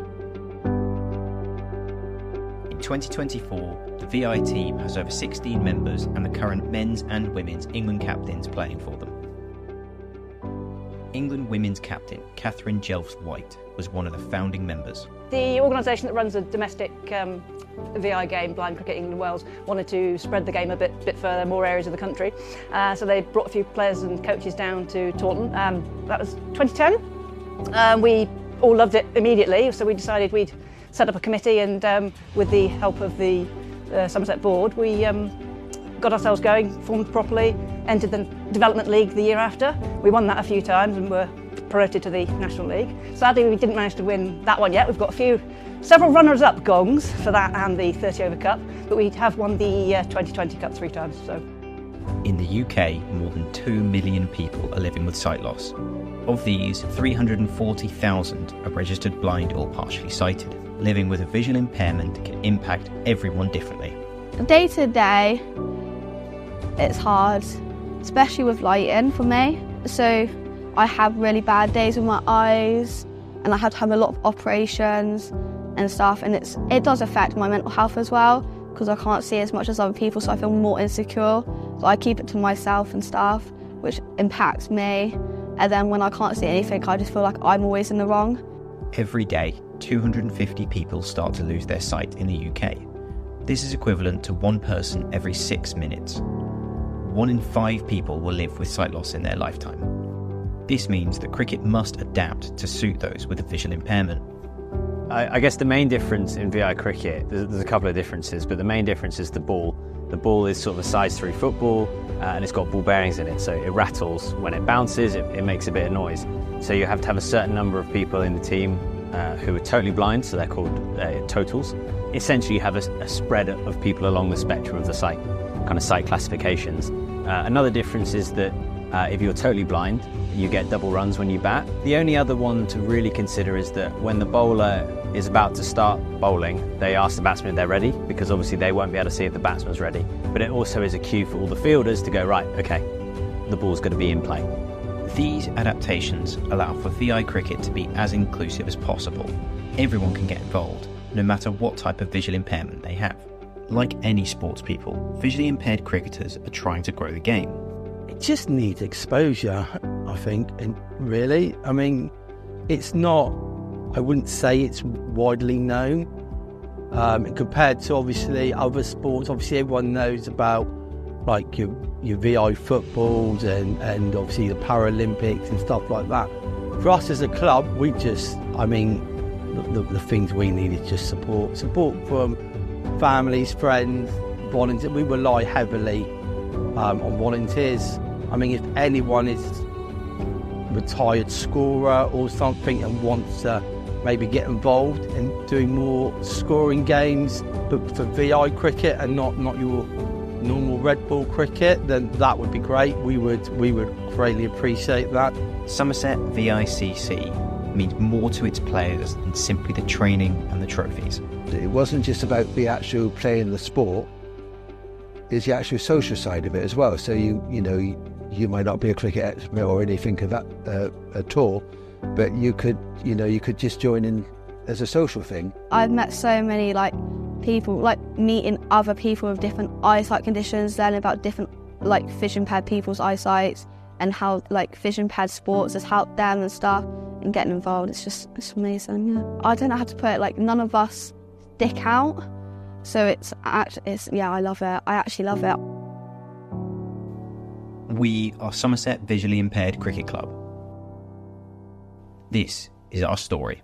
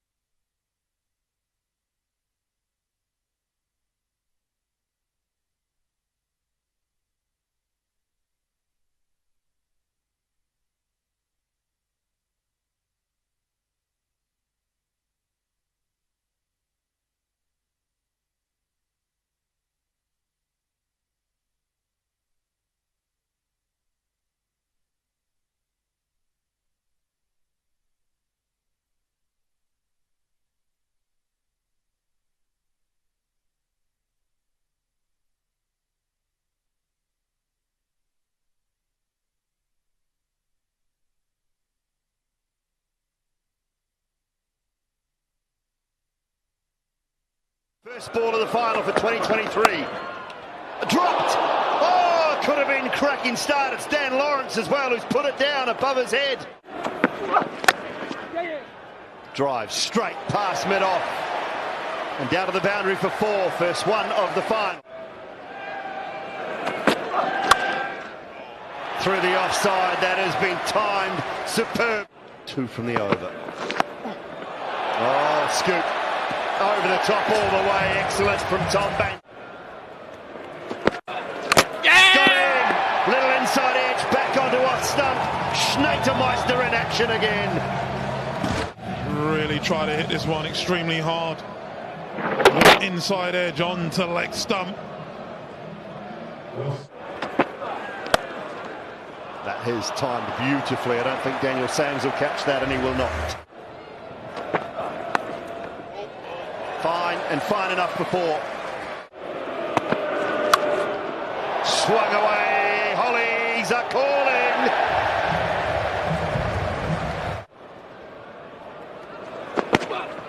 Catch it. Shatner catch, easily taken. Might have caught a little bit of glove. It's Robin Das who's there. Greyfield collects it, and Snater's got his second, yet to concede a run, and Banton departs. Yes! Very nicely played from Collick Admiral. Yeah, he's got a power game, but that was just delicate.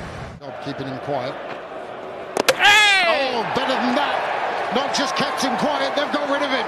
And it's Critchley, hero of the semi-final, now starts to make his mark in the final. Abel comes down the track, mid-on, goes back, takes the catch. The ball comes off the stickers of the bat, Beard. Oh, edged away, and the outfield is slow because of all the rain. Slammed into the gap between long on and mid-wicket, and he'll find the fence.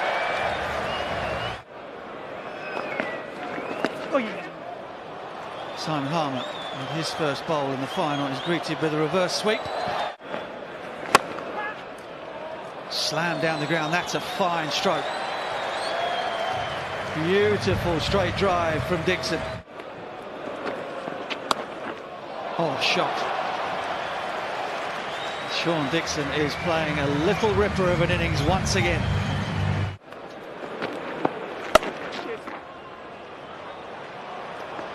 Oh, beautiful.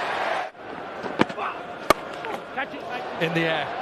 Schneiter's underneath it, should take it. It takes it simply. Semi-final. Bottom edge run away. Much needed for. This is in the air, should be taken. Should be taken, it swirled. That sails through semi-final against Surrey. 2 again, really like this. Really like this. Well, I did like it, direct hit. Well, it's huge moments like this in finals that make a massive difference. What a piece of fielding. Knows as soon as it left his hand. Paul Walter. What a beautiful shot. What a beautiful shot. Little bit of width. I'd appreciate it. Taken.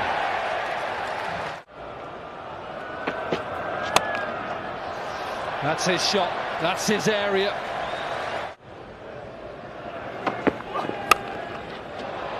We'll try and hit it down the ground. In the air from Henry. Taken. It's that man again. Last ball then. Lovely Yorker to finish. They'll pick up 1. Will they go for 2? Yes, will be run out. So, just get the 1. Down the wicket, down the ground, punished. Couple of bounces into the 1 innings to go. That one has been hit very, very well by Dan Lawrence. So 2 boundaries in the over. This time over long off, or mid off, sorry. And a couple of bounces. And again, down the wicket, no one at deep third. Couple of bounces, that'll race away as well. The lack of fielders that side, and again, that is just class. Sheer quality. Advancing again, finds the gap leg side. Henry went short. Down the wicket again, it's gone, is it gone? Oh my goodness. What a catch that is, he's absolutely crunched it. It's the new man, Casey Aldridge. Swung away leg side. Henry again. Oh damn, beautiful delivery, Matt Henry. Pitched off, hit the top of off. That is quality. All of a sudden Somerset bounced back. They've got 2 now. Oh, that's out. Has he hit it? Has he hit it? He has not. He has not. That is crashing into the poles. Henry with one that nips back, and that's the end of Dan Lawrence now. Somerset right back in amongst it. Cut away, and that one will reach the boundary for 4.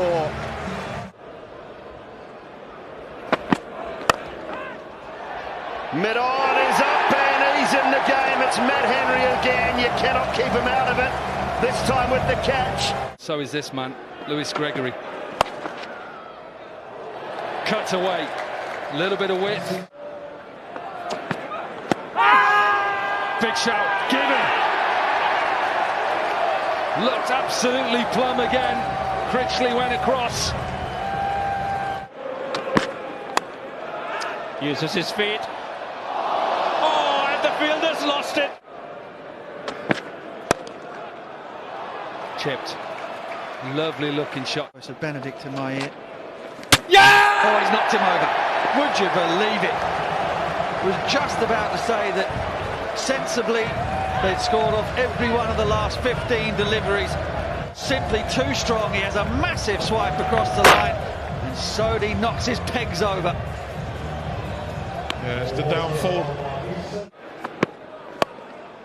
Short boundary, that's going to go a long way back. From the second that he flicked his wrists on that. Nicked and gone! Oh, he tried to run it down! He tried to run it down and got too thin an edge on it. Tom Banton did the rest. Wickets left. Oh, that's going to be close. Martin Saggers says no. Gregory consults with Banton. Okay, I've got impacted line, pitching line missing, but it's done, so I'm going to go back. And that's why it took them so long to decide to review it. It was touch and go. Excellent decision on field from Martin Saggers. Essex need 40 from 30. It's 106 for 7 with 5 to go. 3 wickets left. Yeah! Bowled in. Schnater with a swing and a miss, and Sodhi strikes. Experience from Sodhi, good captaincy as well from Lewis Gregory. And this from Sodhi is perfect. Little bit flatter, little bit quicker. Schnater with a swing and a miss. Yeah! Bowled in again, it's Sodhi. You little beauty. Another flighted delivery, another swing and a miss. And the Kiwi leg spinner doing the job here at the back end. Kid of Paul Walter, the left-hander, earlier with a similar delivery. This one, fuller turns. It's a beautiful delivery. Henry again. That's over. No, what a catch! What a spectacular catch! And what a way to finish off Vitality Blast final. Tom Calder Canmore, TKC take a bow. Somerset, their 9th appearance on finals day, their 2nd.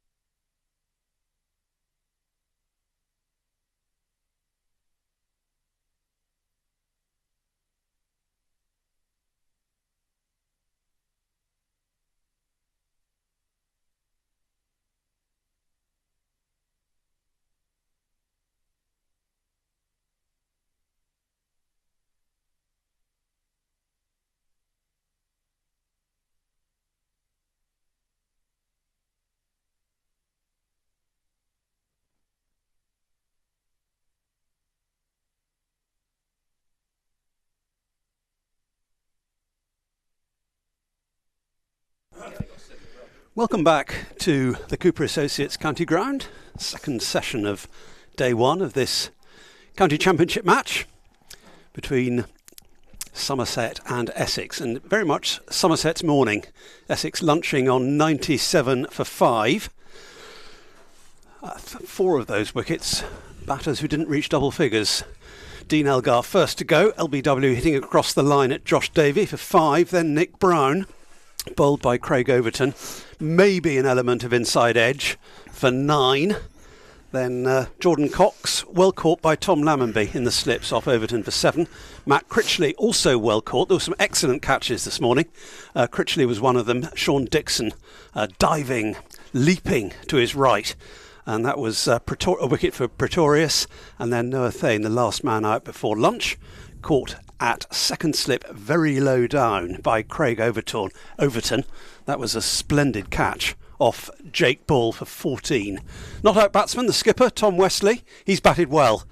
Came in at 3, is on 41 not out, and Harry Duke, the keeper, is with him on 2. I'm Stephen Lamb. Vic Marks is with me. Good afternoon, Vic. Hello, Stephen. Yep. It's gone pretty well for the hosts. Yeah, I'd say so. I mean, you never know what a good score is, of course, at Somerset nowadays. I mean, it might be 500, it might be 200. One of cricket's maxims as Craig Overton opens up from the Marcus Trescothick Pavilion end. You never know quite what a wicket's like until both sides have batted on it. Yeah, and then you don't quite know what Taunton's going to be like on day 2 or 3. It was no surprise when Somerset decided to bowl. It just took a look at the wicket, didn't it, really? It is quite green, which gives the wicket pace and also offers a little bit of movement. I mean, the bounce is pretty true, I think it's fair to say, but there has been a little bit of movement, clearly. Overton has picked up 2 wickets, taken a splendid catch, and unsurprisingly is starting things this afternoon. The Somerset wicket, well, take the last game, it changes as the time goes by, and it generally gets easier to bat on. There was a little bit of green against Nottinghamshire, who were bowled out of 193 in the last game, but comfortably drew the game, having got to about 400 for 2, when thankfully from Somerset's point of view it started to rain in their second innings. Yeah, that was a huge stand. Yep. I can't remember seeing a bigger stand than that one. But Somerset will be content, having put them in. There's always a bit of extra pressure when you decide to put someone in. And they bowled okay. More critically, as you've pointed out, they took their catches. And there were some good ones there. Wesley has been the main source of defiance. Ooh, that's had him tied up in a knot or 2. Well, a little bit of bounce. He's a big man, Overton. He just got that ball up to almost the shoulder of the bat. But Wesley's been the limpet. Yeah, well, more than a limpet in the sense that he's played some good shots as well. He favours the onside. Anything around middle and leg, he's looking to whip it through square of the wicket on the leg side, and he's hit those sort of shots well, very well.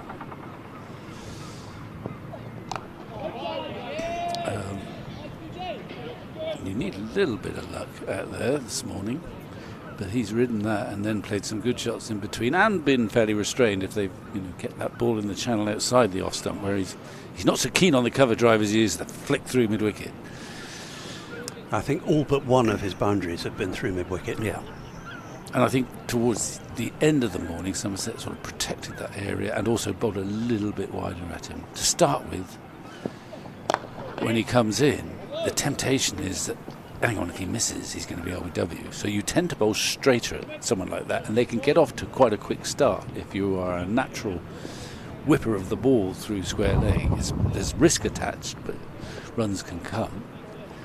And then I think once the batsman gets in, if he plays like that, usually the bowling attack just moves their line, 3 or 4 inches to the offside, just not to give him easy runs.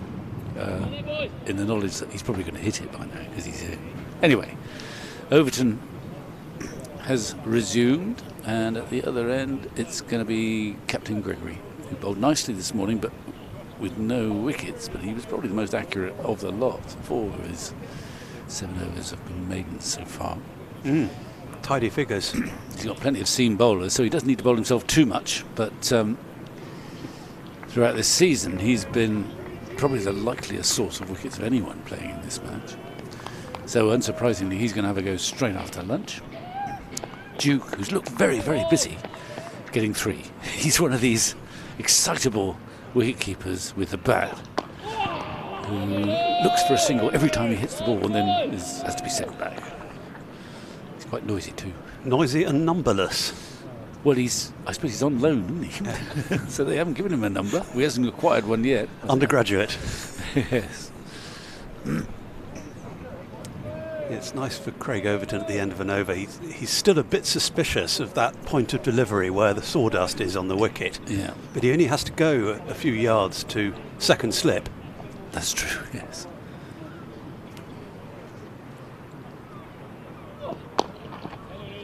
Vice-captain now, Craig Overton. Hasn't been required to step up to the senior role yet. Could happen at some stage this season. I'm pretty sure it will. Probably in red ball cricket. But having said that, Gregory has played all 5 games, and there's just one more in this batch and I think there's a gap, isn't there? There's a gap, so there's no reason why Gregory doesn't have a bit of a rest while Somerset miss the next round of matches. Nice drive. Sweetly struck. That's a half volley, but he's certainly hit it beautifully through that extra cover region. No point chasing him. First boundary for the Duke.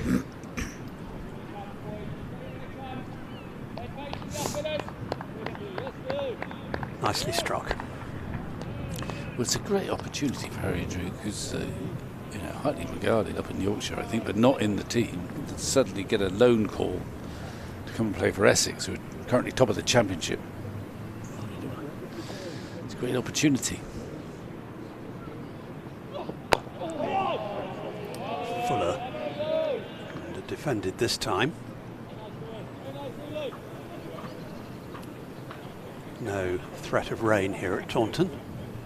Today or tomorrow or the next day, as things stand. Plenty of cloud around, but innocuous. Yep. High grey cloud. Bit warmer today than it has been recently, but there's a few long sleeve sweaters still out there, I think.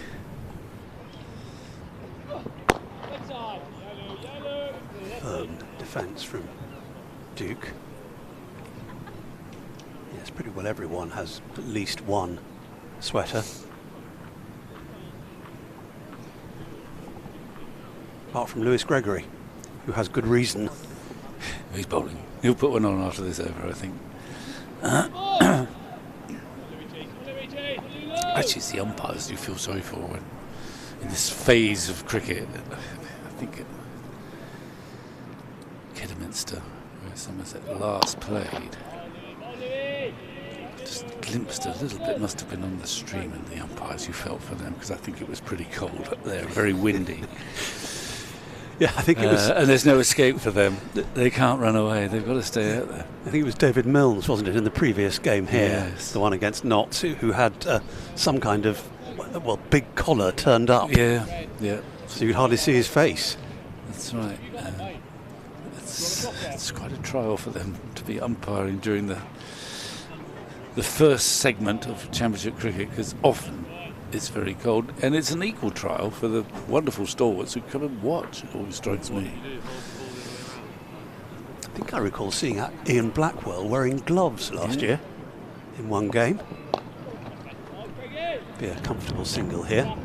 Just pushed back. But you wouldn't need one finger to be presented. Mittens might pose a problem. It'd take a while to take off your mitten before raising your finger, but yeah.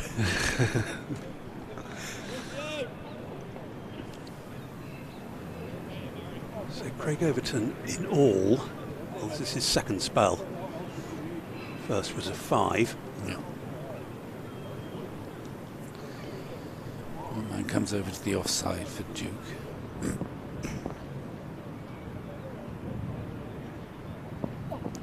Oh, that's a cracking delivery, isn't it? That's what he wants. Jaffa.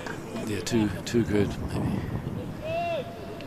But nice carry. That's what bowlers like to see, and slip fielders.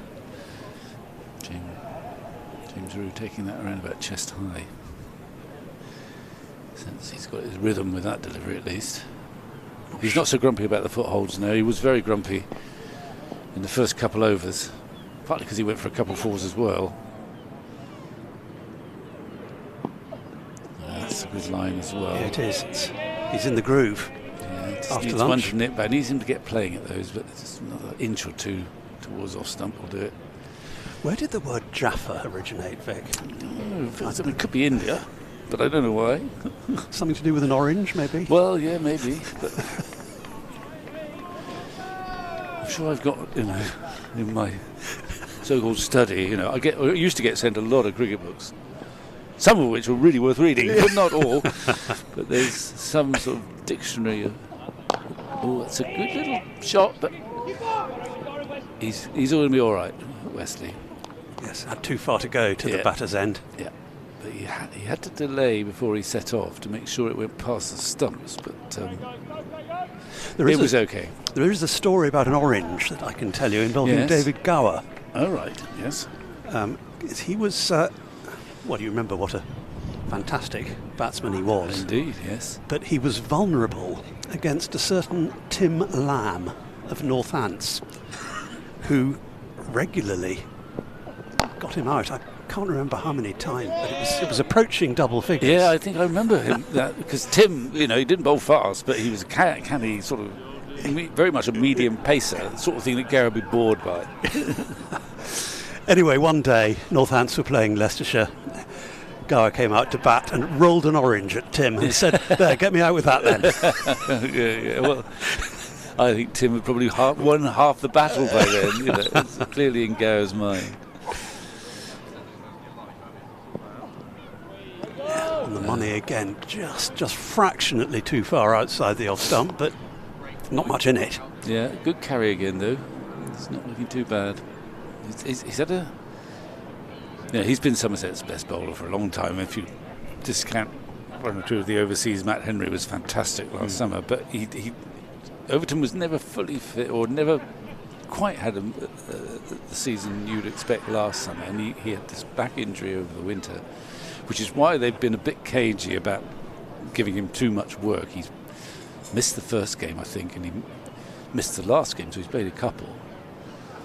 I mean, ideally he would want to be ever present because he loves to be involved, but just been a bit careful with him. He's such a key man both in this format and also in white ball cricket. That's right, Gary didn't like little medium pacers. Even Viv Richards, actually, he didn't like playing against. I mean, there's a bloke who played for Warwickshire, I remember, got him out 2 or 3 times, who was, a modest bowler by anyone's called Chris Lethbridge. Okay.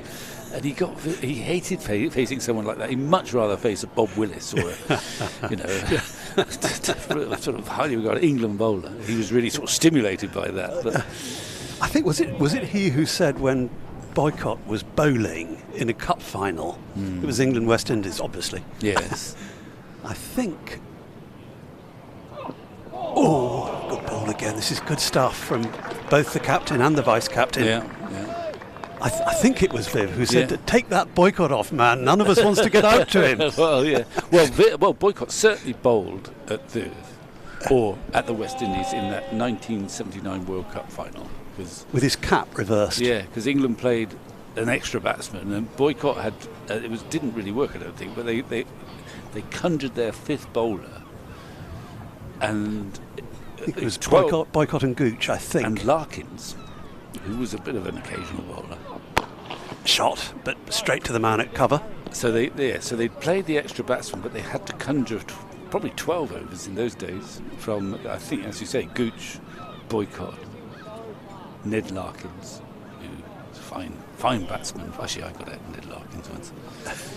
Bowled little away swings, but more known for his attacking, beautiful timer at the top of the order for Northamptonshire. And occasionally for England too. Another no ball from Lewis Gregory. The sun has won the battle. Yeah.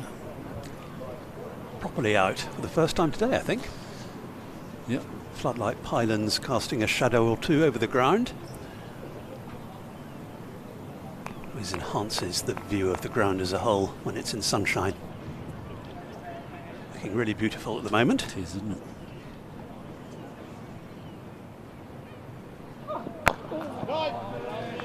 Somerset building pressure here. Yep.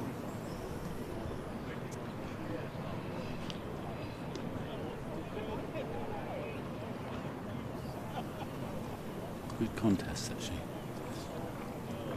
Wesley and Duke digging in. Probably Somerset's two best bowlers, or certainly most experienced bowlers, trying to turn the screw straight after lunch. Good looking drive. He looks strong in that area, Duke. And he's found the fielder more often than not. Yeah, but he's not played in this too often. He's sort of very alert batsman, very busy, even if he's not scoring quickly. A twiddler as well. Yeah, always fidgeting. Alex Stewart was a great twiddler of the bat, I remember. He was, yeah. The gaffer in his last season as director of cricket at the Oval. Yes, he's a very good bat twiddler. He's also, if he was out, he was a very, very good at flicking the bat under his shoulder and marching off, because he marched in most places. I mean, he's a great England cricketer who played so many Test matches. I did speak to him. I've spoken to him not so many years, but I remember speaking to him way after he retired, and he told me that actually in his ideal world, he would have opened the batting for England and not get ready. In his ideal world. He probably wouldn't have played as many Test matches that way around, but that's what he wanted to do. And he played some terrific cricket as an aggressive opening batsman. A wonderful puller of cricket, lovely timing. Yes, again, it's a testing line and length, and well left actually. I mean, some batsmen, even just occasionally like Richards, but some batsmen can take great pleasure from a very good leave. And that was a good lead. Almost premeditated. No.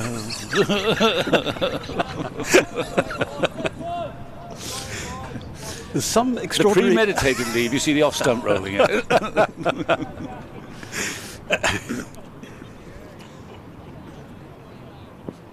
Yeah, I think if Alec had his wish, that would probably have suited Jack Russell as well. Cause yeah. I mean, Jack Russell probably played 50 Test matches anyway, but yeah.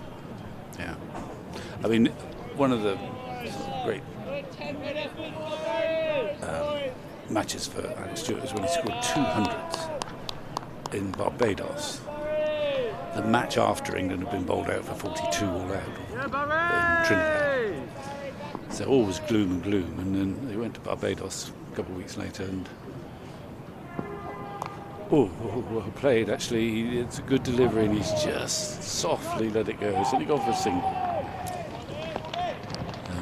So yes, all was lost. So 42 or 46 all out. I think it's 46 all out. So great doom and gloom. And they went to Barbados where they hadn't won for about 70 years, and Alex Stewart hit 200s in the match, and it was a splendid game. Splendid England victory in the end against all the odds. You know, they'd just been thrashed, and they'd never won in Barbados. But that was sort of Stewart inspired at the top of the order.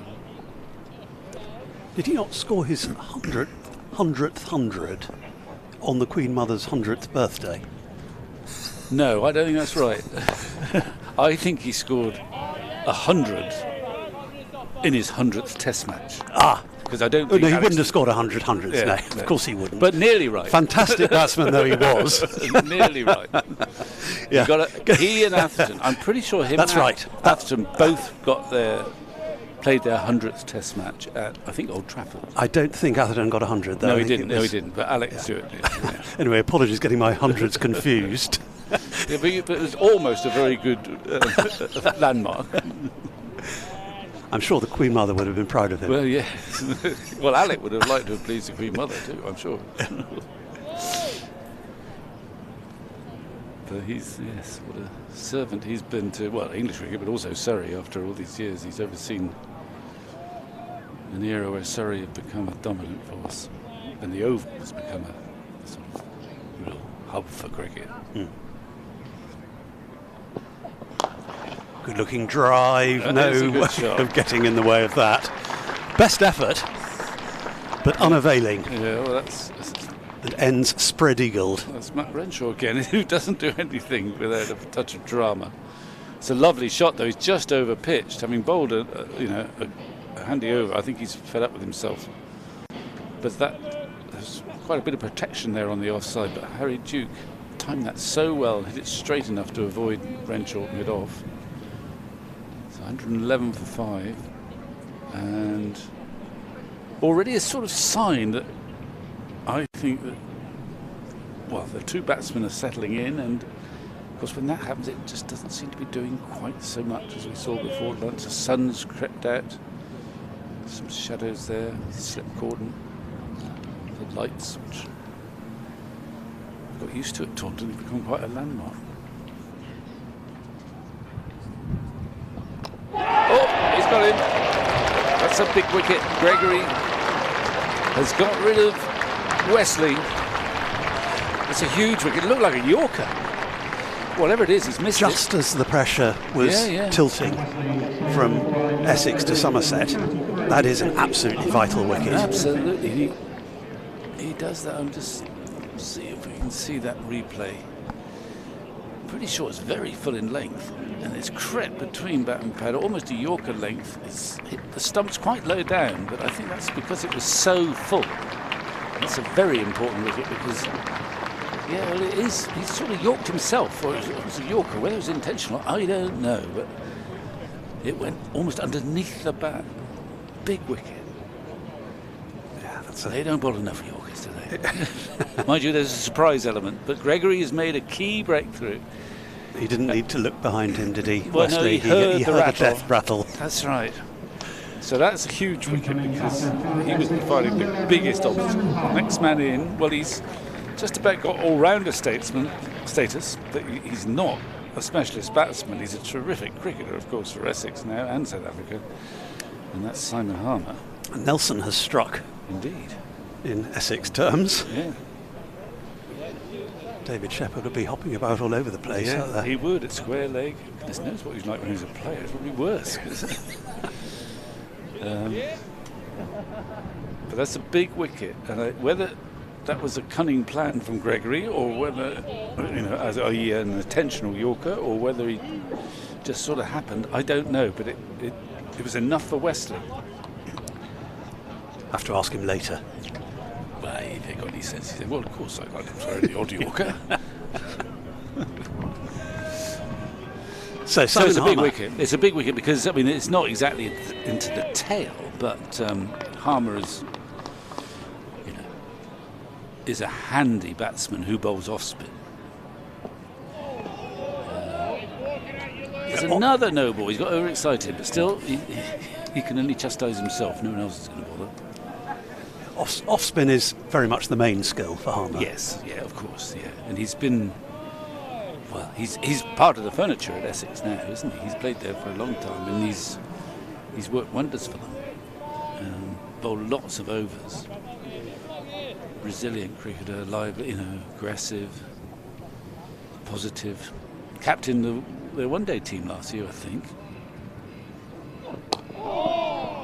Off the mark. Just the one, I think. Yeah.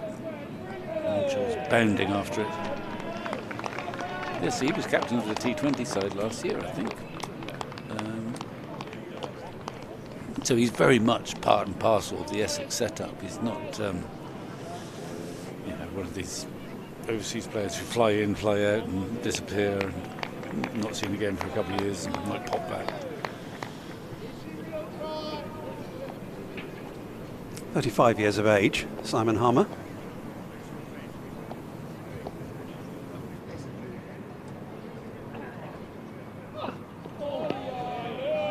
He's been an absolute linchpin. Absolutely, yeah. And obviously, the fact that they make him captain and he's so keen to stay involved with Essex over the years tells you something, doesn't it? He obviously enjoys playing county cricket too. This is his main. I don't know exactly whether he's retired from international cricket or not, but he doesn't tend to get in the South African side at the moment. He's obviously played quite a few tests for South Africa, but Maharaj is probably the first spinner chosen. Oh, beauty! Yeah. Oh, it's another no ball. Well, he didn't hit it, but he needs to sort that out. Well, he certainly needs to. He'll sort that out before you get to the T20 blast, I tell you, because he won't want to be bowling any of these free hits.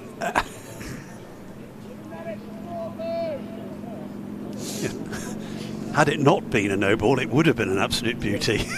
Well, it was still a beauty, but I keep picking you up today. It was still a beauty, but it was illegal. Yes, so it didn't really get off the ground, Yes. so to speak. Yeah.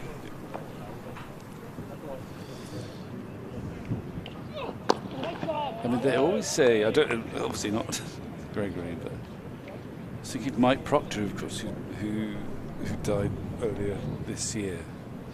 But they always used to say that Procky, when he was bowling against the tail, would almost intentionally bowl a couple bouncer no balls against the tail ender. So he wanted to keep them down there a bit longer.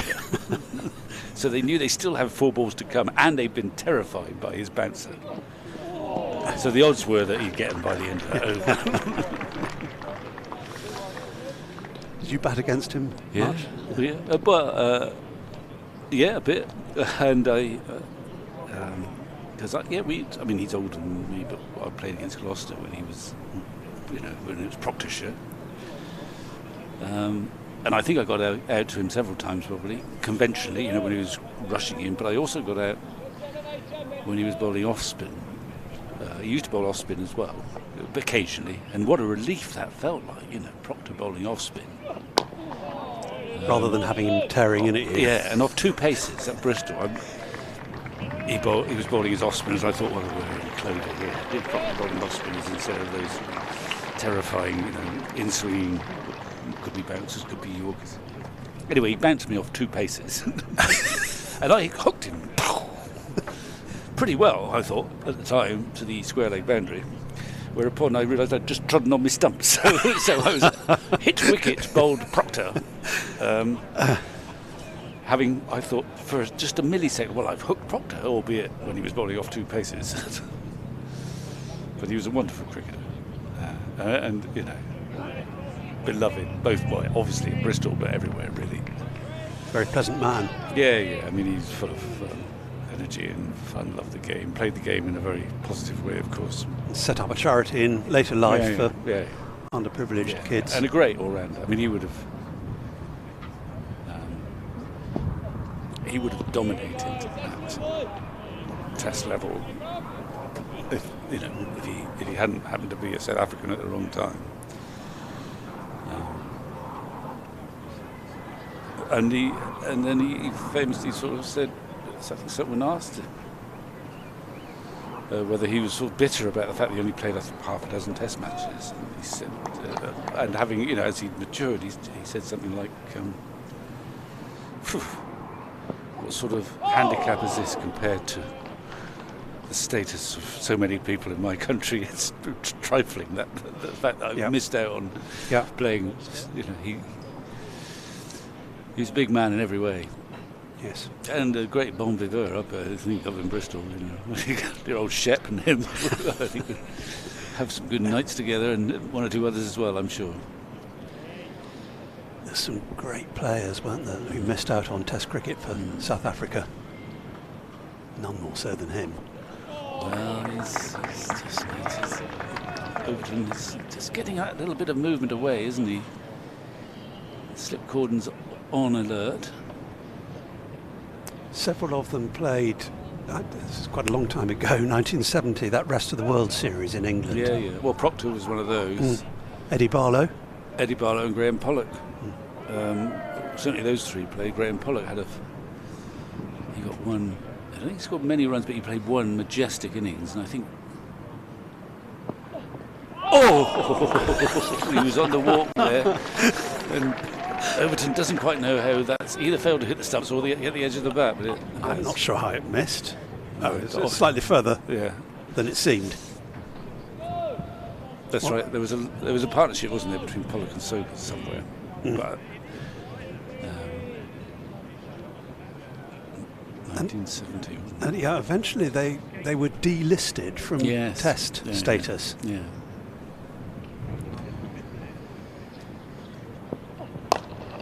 Rather slightly to the disgruntlement of Alan Knott, who finished his career on 95 tests, and if those rest of the world tests had been left in, he would have played exactly 100. Oh, right. And didn't Alan Jones of Glamorgan play in one of those? Yep.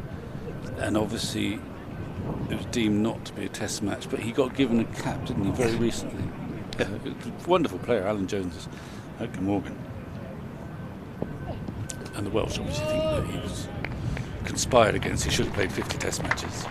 He was a grunter, wasn't he, Alan Jones? Well, Alan Arthur, yes, I'm not. Yeah, Alan Arthur Jones from Somerset was a grunter. Yeah, I know. I don't think Alan Jones, the Welsh opening batsman, was a grunter. But yeah, Alan Arthur Jones, who was the pace bowler when I first joined Somerset, who played for about 4 counties. Used to wind Closey up a bit, actually. He was a fine bowler, but he grunted, especially when he was, searching. He was quite quick and searching for a bit of extra pace. There would be a grunt. Gregory, to no surprise, is continuing a bit of movement there. So how did he wind up Closey? Just by being there, really. Well, there's a famous game, actually. Where's Peter Robinson when you need him? Oh, look, there's...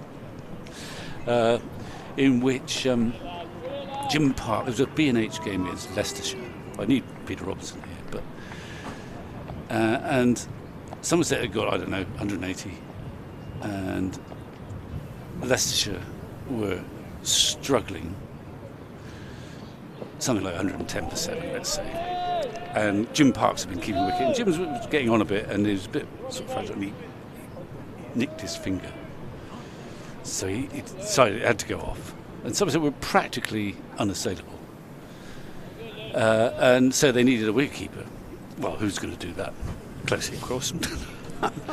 So Closey goes behind the stumps, and he puts Jim's gloves on, and he can't get on with them. So he throws the gloves away and keeps bare-handed. And then gradually Leicester get closer and closer. I think he's spinning the pad first. Yeah, well, he's not going to get it. So, yeah, Leicester get closer and closer, and then Alan Jones comes back. And he bowls quicker and quicker and wider and wider. And you've got the sight of Closey diving down the leg side, no gloves on. Anyway, the upshot is Leicester win by 2 wickets. A match that they were. So how did we get there? Well, Alan Jones, and that didn't particularly endear Closey to Alan Jones, but there were other instances where, Hallam Mosey was the perfect pro. Tried like fury, probably into the wind, the other end. Alan Jones was more mercurial, more sort of difficult to handle sometimes, a little bit moody, but if he got it right, he was a serious bowler. And seemed to rub Closey up the wrong way. There's always one. Anyway, I think it's time for me to go. Sorry. See you later. Yeah. Excellent bowling from Gregory and Overton thus far, securing the crucial wicket of the Essex captain,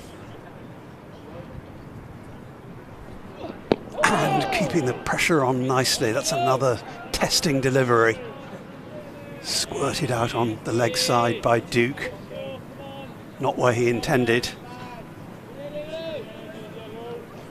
Good stuff from Somerset.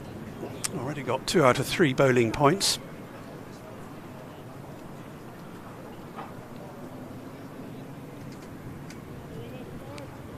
Feel that they're turning the screw here.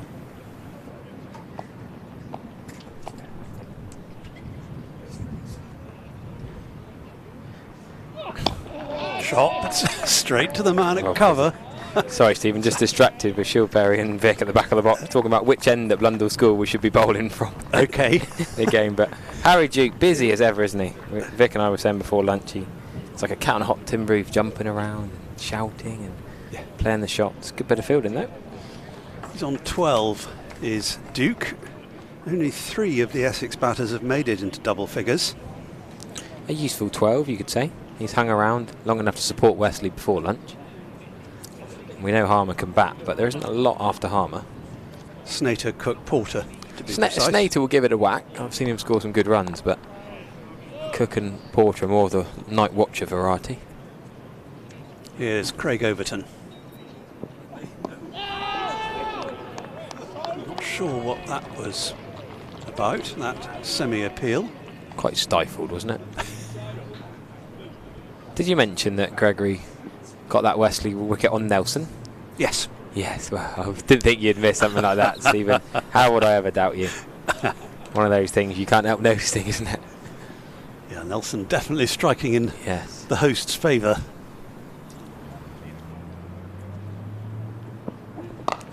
Shot, he has found the gap this time, although it hasn't got the legs to go all the way. They'll get a couple comfortably. In the Somerset sunshine.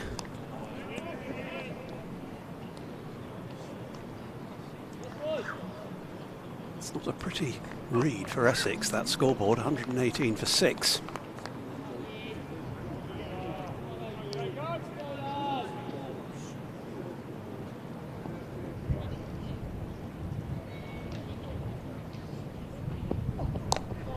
That's off the outside edge as well. Down to backward point.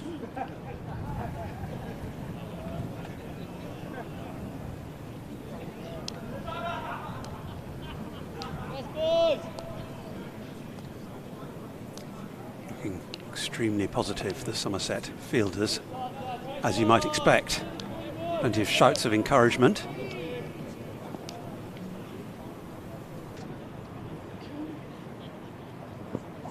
Still can't get over the idea, as James Rood takes, the idea of keeping wicket without gloves. What a story about Brown Close. There's always a story about Close. There is, isn't there? They're legion. Yeah, I think Vic could fill a 4-day match full of them.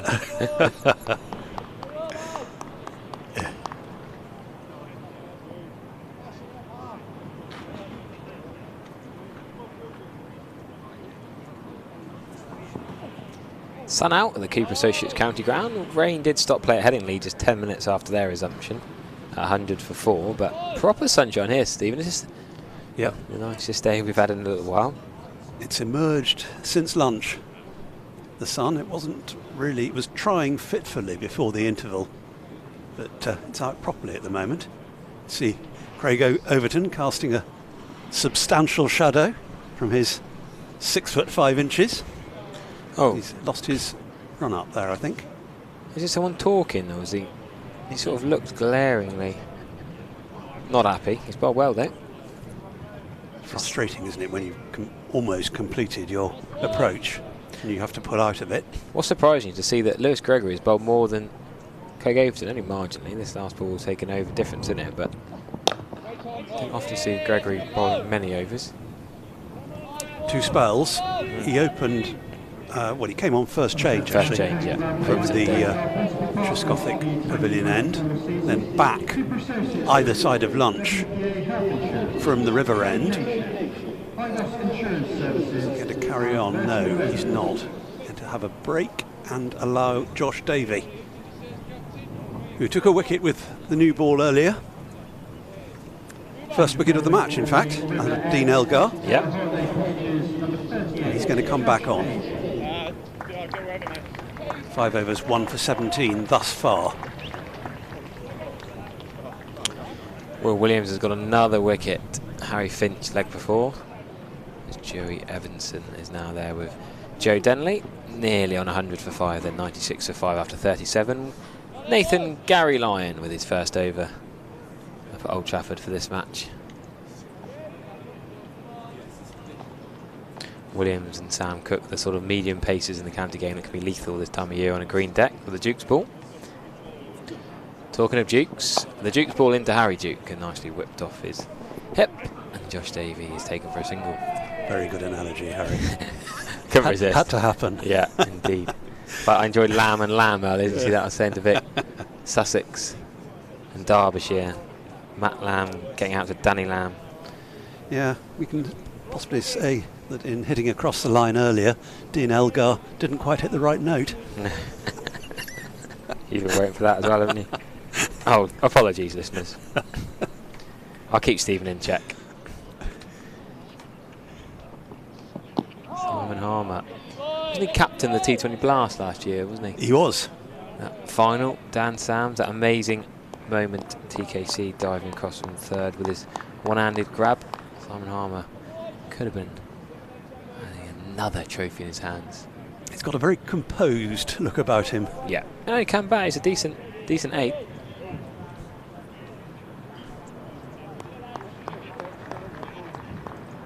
Plenty of encouragement for Josh Davey from the slips and the cordon. Yeah, I like the sign of a good healthy cordon still. That's a lovely shot, but mid-on's done well, diving across there. Great bit of fielding by Sean Dixon. He's been in the action today, Sean Dixon. A lot of chasing. Seems to be good catch. Bit of a ball magnet. Great catch, yeah, indeed. He's a good fielder. Yeah. So I mentioned the Lamb off in the Derbyshire-Sussex game. Lewis Rees got to 50, but was bowled by FHP Finn Hudson-Prentice shortly after. 137 for 5, Derbyshire against Sussex. Got an excellent catch in the previous game here, Sean Dixon, actually. It was a skyer coming over his shoulder. Yes, I was here for that. I played a 25 over pre-season game against Western-super-Mare, and then the seconds came and used the pitch, so I got here for 4 o'clock. So I got to watch the evening session of that game where Pretorius and Overton were whacking it around, and Hamid played an awful shot in the first innings, and Ben Slater played an equally awful shot in the second innings. And Sean Dixon, I was stood, you see where our cameraman is by the Andy Caddick Pavilion, I was stood right there, and Sean Dixon was almost eyeballing me, sprinting back. It felt like he was looking up at the sky, sprinting, head down, fast as little legs could carry him.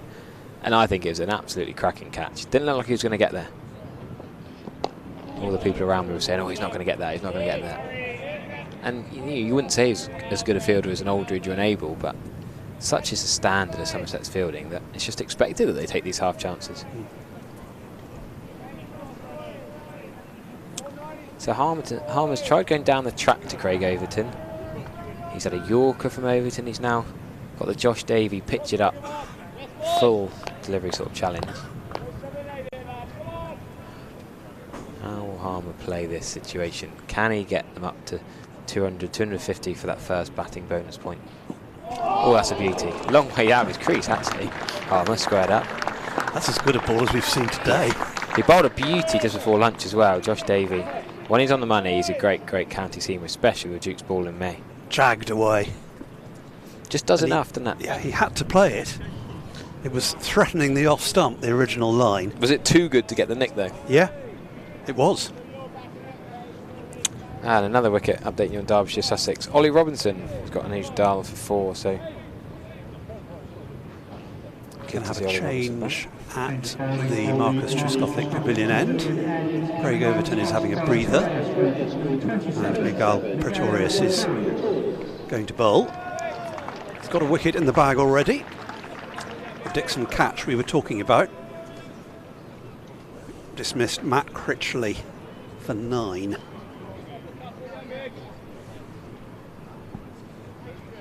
One for 18 from 5 so far, Pretorius. Oh, that wasn't. Well, it's a no ball anyway, so if he had nicked it, it wouldn't have counted. Bit of no ballitis. Yeah, it's sloppy, isn't it? You've got to be honest here. Somerset bowl really well. Little things like this I find really frustrating. Steve Kirby won't be best pleased with it, the bowling coach. And Jason Kerr's coached a lot of bowling in his time as well.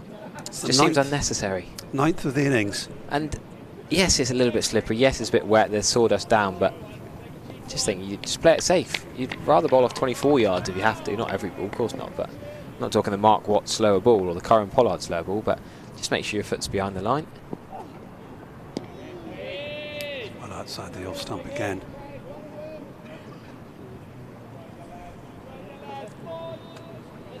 Yes, Lewis Gregory is the main no-ball offender.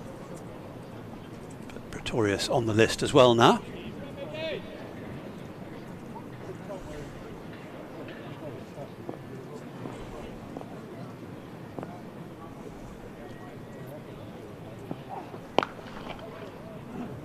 Duke finds a fielder again.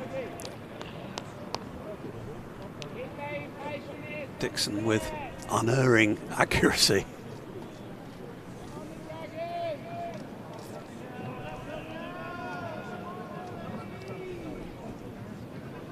Faced 65 deliveries for his 13, Harry Duke.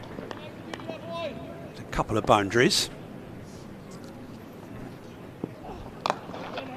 That won't Get down. quite be the fourth. Matt Very well chased Great. down by Renshaw. Appreciative applause from the crowd. Always good to hear, isn't it? Good number of spectators in the county ground today. Usual popular places, the James Hildreth stand, Gimlet Hill, Colin Atkinson Pavilion. Some people standing around the boundary edge.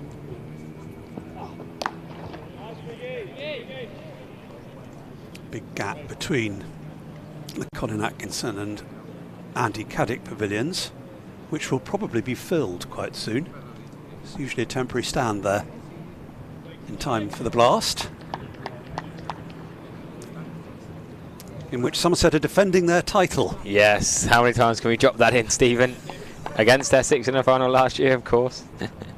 I've had to load up some comments and on the YouTube we'll get some stick from Essex fans for mentioning that again. There's been a bit of a history, hasn't there, in recent years, Somerset-Essex. Probably a lot of it comes down to that 2019 September game here when it spun a bit. Alistair Cook batted particularly well. Then Somerset beating Essex 3 times last year in the blast. Yes, a different format, but Essex had a bit of a stinker in the One Day Cup as well. But generally, Essex have been the better county championship sides in recent years.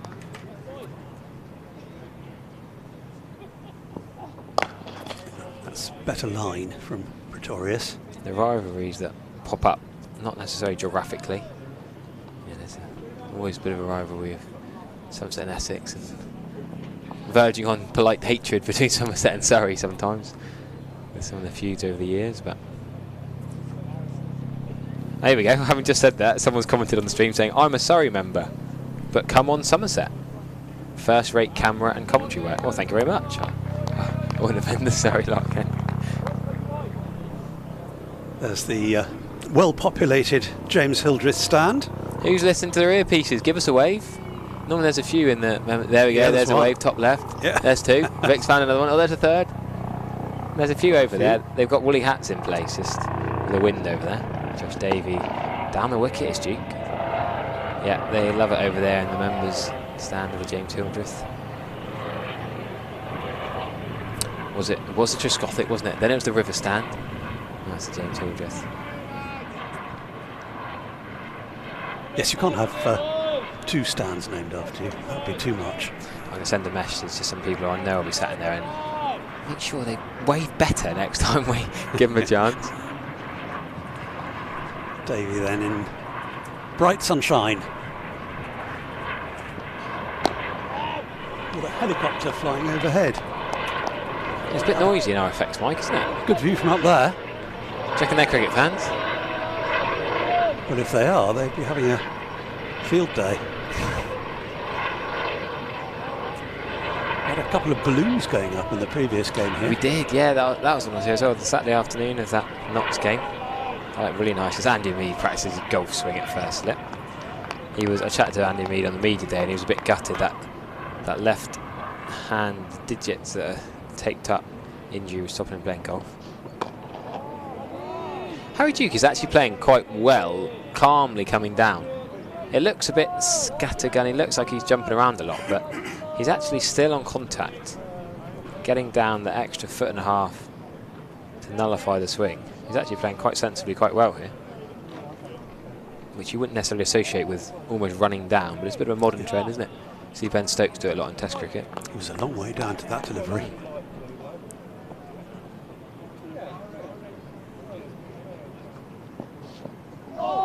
this time playing from the crease, or leaving from the crease.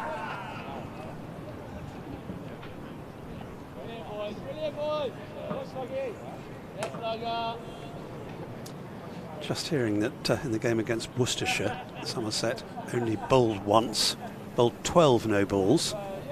Worcestershire bowled twice and bowled just 3. Indicates that this problem goes back further than this match. Yeah, I was at the Oval, I was doing the live text on that mental end to the Somerset Surrey game. It turned into a T20 at the end, or a T19.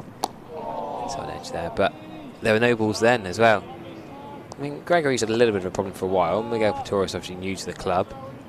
Craig Overton I don't think is a regular offender. Perhaps it's more the sawdust that's getting on his nerves. Hasn't been today. I don't think he's bowled one today. No, Overton. 4 for Gregory and 1 for Pretorius. But also 1 wide from Jake Bull, which is pretty rare, isn't it? That ball Vic and I were talking about before lunch. Yeah, I think Lewis Gregory, the captain, is generally the worst offender. Small margins of professional sport.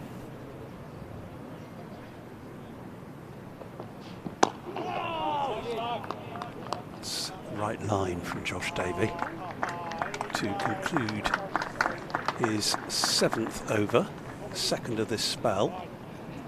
We are pleased to be working in partnership for 18 his figures. We're going to get some more stats on Lewis Gregory and some no balls. I think I've got some of my pre-research notes. You've got a moment to do it because Pretorius is still discomforted by the state of the popping crease at point of delivery. He's been digging away at it with his foot. Here you go, Stephen, you like this. So Lewis Gregory, in 9 matches in the 2023 County Championship, bowled 1,249 balls with 42 no balls. That's a lot of no balls, 42 no balls. So if you do the maths there, that's an average, that's 30 legal balls per no ball, if you're doing an average of no balls.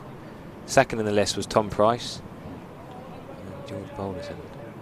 But Lewis Gregory, 42 no balls, that's scary, isn't it? Jack Brooks bowled 21 no balls. Casey Aldridge bowled 14.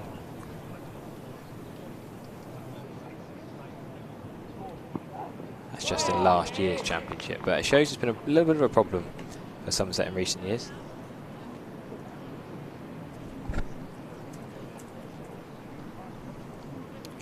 These two, Davey and Pretorius, just trying to maintain the stranglehold, keep up the pressure,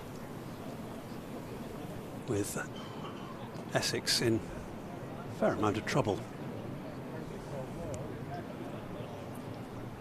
More sawdust, the unmentionable word. Yeah, I'm going to fine you for that, Stephen. I think you're a packet of sweets for your next commentary shifts every time you bring up sawdust again.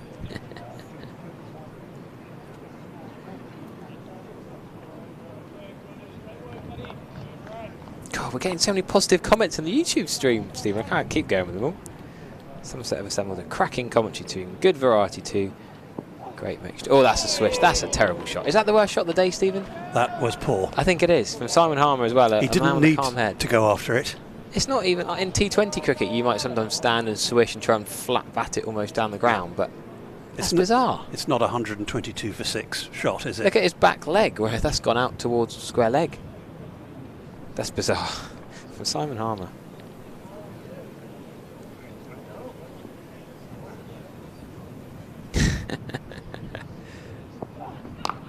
Gordon Avery suggesting to Jamie Cox that it'd be renamed the Harry Everett stand. Oh wow!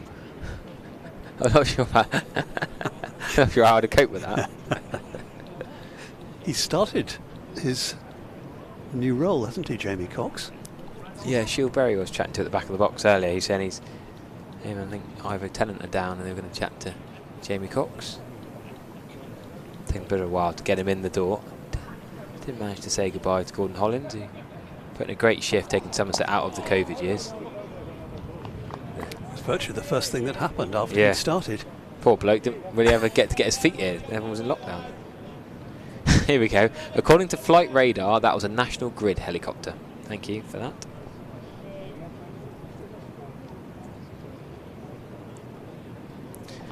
It's flown away now to another part of the county, perhaps.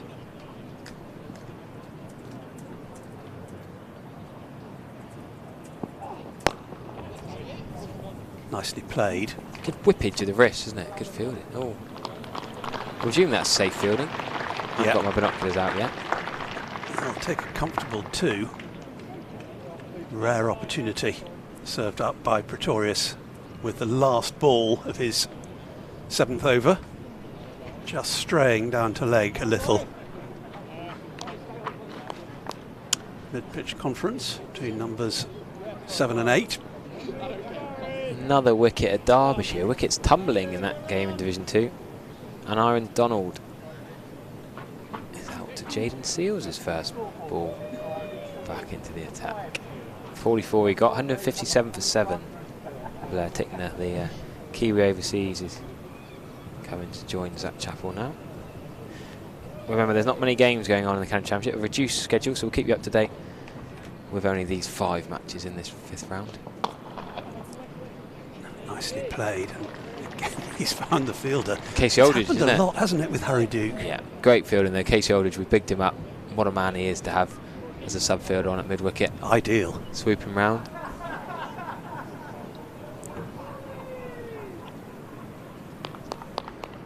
Don't think there have been any less than 3 slips all games so far. No, I was just thinking that too, actually. Yeah, there's been 4s and there's been 5s, but 3 is a minimum.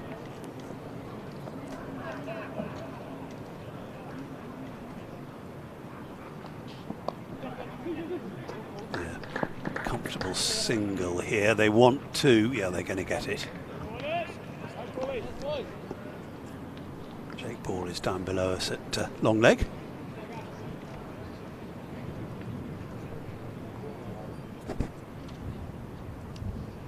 I still can't get my head around that shot from Simon Harmer. What his thought process was. It was swinging away, but it just seemed very lapse of rash. concentration. Yeah. Very odd. Uncharacteristic of the man.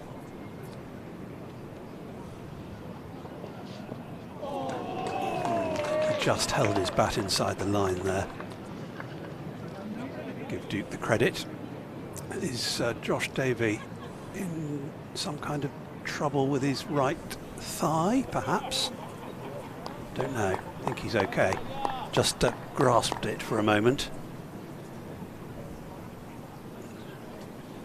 Always tends to be a cause for concern when a bowler does that. I don't think he's moving too freely, Josh Davey.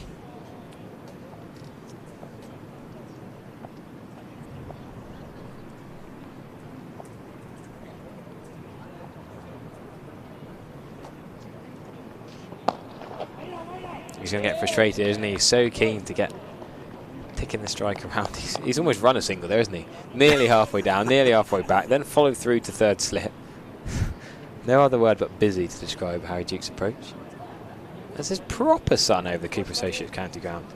It's going to be so frustrating. The likes of Taunton and Andrews, who've had a dry day today, dry day forecast Saturday, they've already had to call off the game because of the horrendous flash floods Wednesday night into Thursday morning. And then the other grounds have already called them off or trying to keep them going in the West Country. And the start of league cricket tomorrow, the Devon Leagues and the Somerset and Whipple. There's a that was in the air for we call a that while. a late cut. Yeah, a bit of a pokey late cut. If there's a gully, a 4th slip, that's probably straight in. He's going to pick up 4 as Tom Lammonby trots to the fence. Yeah, it didn't look entirely safe, did it? But fell safe. And taking a little bit of time to retrieve because it's gone under one of those covers. Yeah, the covers normally just hide down by the car park. Not particularly usual work for a fielder.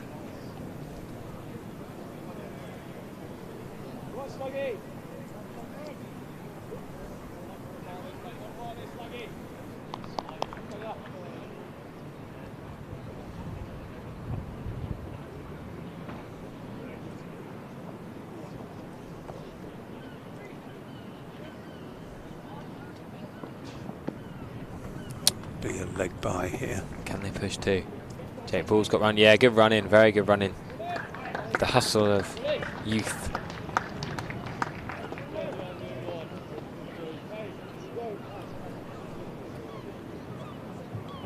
Josh Davies okay. I just wondered mid-over whether there might be a niggle in the thigh, but he seems to be walking reasonably freely. He's taken his sweater. That's where we're perched, that box to the left of the upper stand in the Marcus Trescothick Pavilion,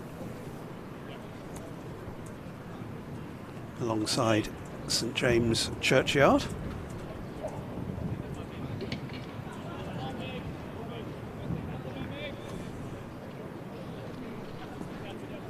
Still to be Pretorius.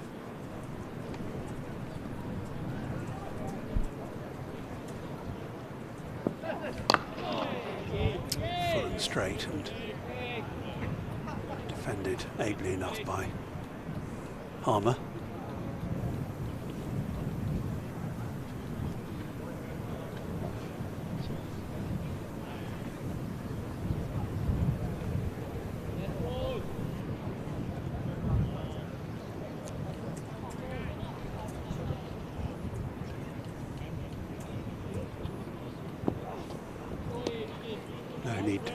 And Harmer, discretion is the better part of valour on that occasion. Doesn't go for the airy cover drive.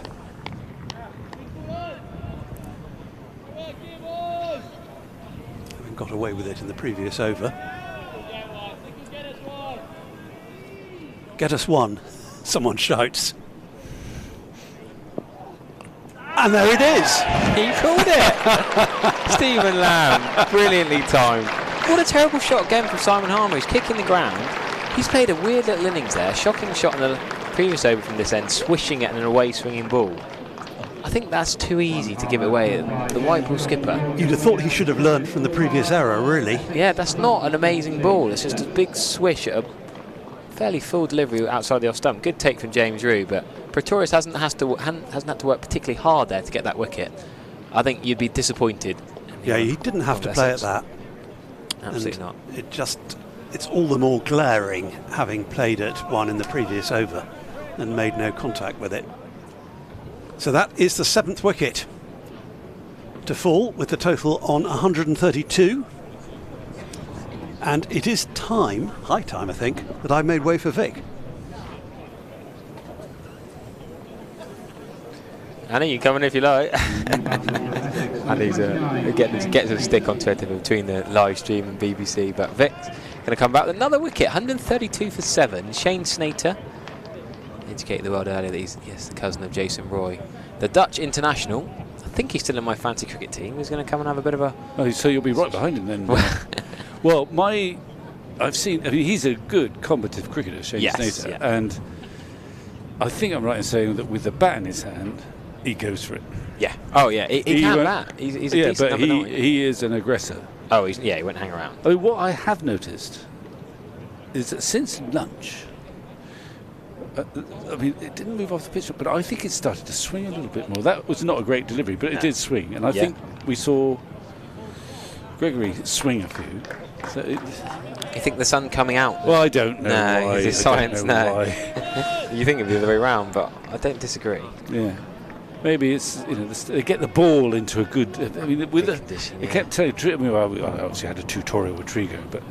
Yes, I saw that. But the Kookaburra doesn't swing for so long, but he said if you get the Duke ball, if you skillfully shine it, it will keep swinging. Cool, boy. I told you. Have a look. I told you he doesn't hang around. He'll plonk it over the corner for 4 first ball. And that's the way he goes about it. And it's quite a similar delivery to the one that got Harmer out. But if you're going to flash hard and get some back. Yeah. So yes, the Duke ball has the capacity to keep swinging if you have carefully sort of manhandled it, legally manhandled it to get that shine, keep that shine. You can keep the shine much longer. So I think it swung a little bit this afternoon. That's why there's 3 stips awaiting. They could go a bit deeper to this bloke because he ain't going to block many. He's going to come quickly. Yeah, I agree. Actually, yeah. Craig Overton is stooped like a vulture, ready to pounce on his prey. He's at second. Gregory at first. Lamberby at third. be a bad idea chopping them back a bit. Well, you should do that in the slip corner. If you you had a sort of boycott figure, you would come a bit closer because soft hands. But if you've got someone who's flint off, let's say, who's going to go hard at it, then goes quicker, but it carries further. Yeah, totally agree. Just a flicker of a way swing there from Victoria. You try and argue the pace of the bowler as well. Yeah. So if you've got a slow bowler on, you're going to get much closer. Shoaib Bashir is quick at the blocks. Look at him sprinting onto the field to give Andy Mead some sunglasses. Well, I'd like to see that. Very attentive. It's very attentive. Look at the pace he come on with there. He's bored and frustrated that he's not playing. So I'm sure he is. Anyway, so far, I suppose it's going to Somerset's plan. They've picked this all-seam attack, plus Renshaw. Rue, interesting. I don't know if he's done that before, but he's now going to stand up the wicket when Duke is on strike. Duke has actually sort of shuffled up and down the crease a bit, so he's up the wicket for Davey. Yeah, I like the standing up to Duke. I guess he's going to stay for both now, but Snater's... No, I wouldn't. I would say go back to Snater. He's going to swish. Yeah, he is coming back. Good. Because Snater's going to swish at it, and he might have to dive above his head. He might have to dive leg side, offside. It's going to be hokey-cokey of how it's a balancing thing, isn't it? You go back for Snape because it's much difficult to catch those nicks stood up, and you think there's a chance that there might be one from a swishing Snape. Whereas Duke's been there a long time, and this might have been sort of slightly upsetting Davey by using the crease. Anyway, here we go. Watchful after that first ball for left one. He's blocked a couple.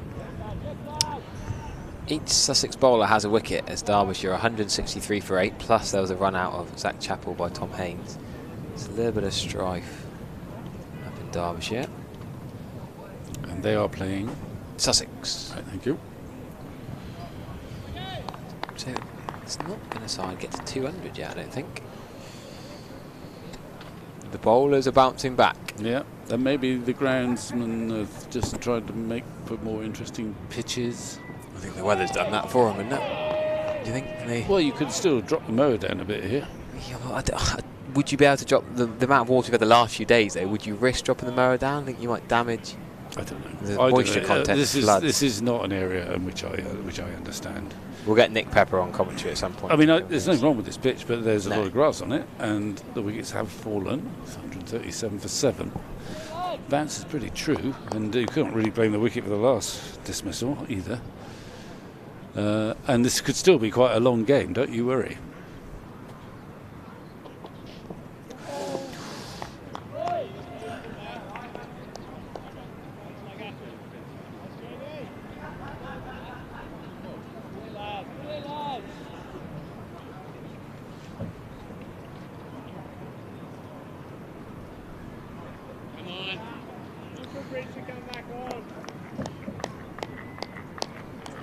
Still 3 slips.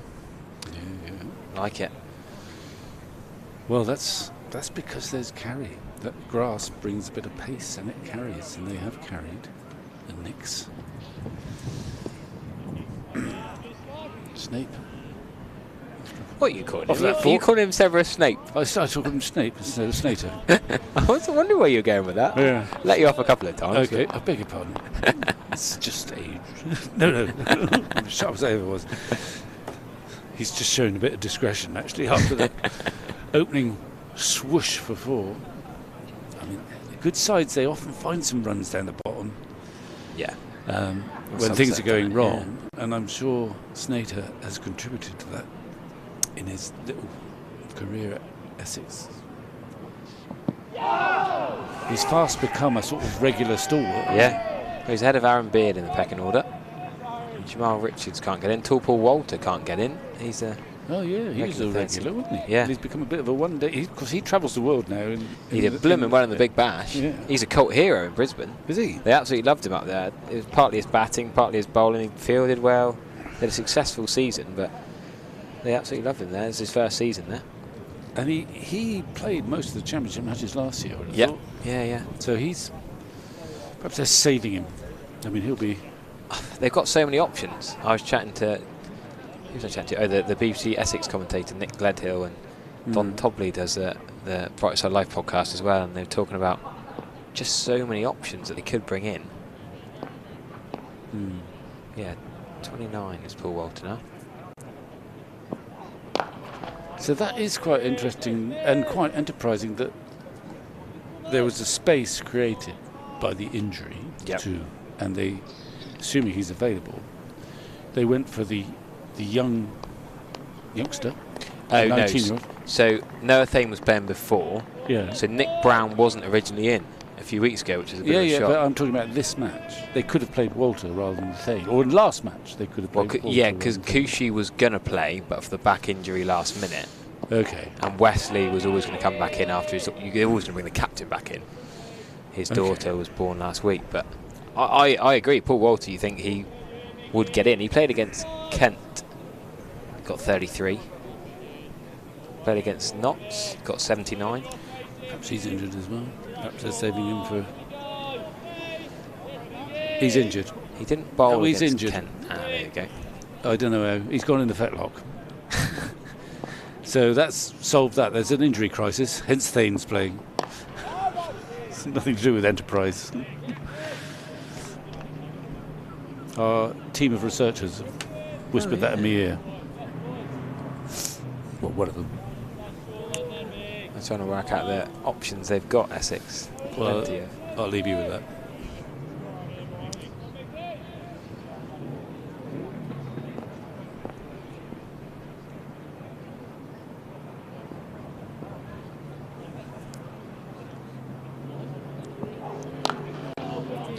Over 3,000 viewers, Vic. Tune in. Lots of people from other counties who aren't playing this week. Well, keen to watch this game. Yeah.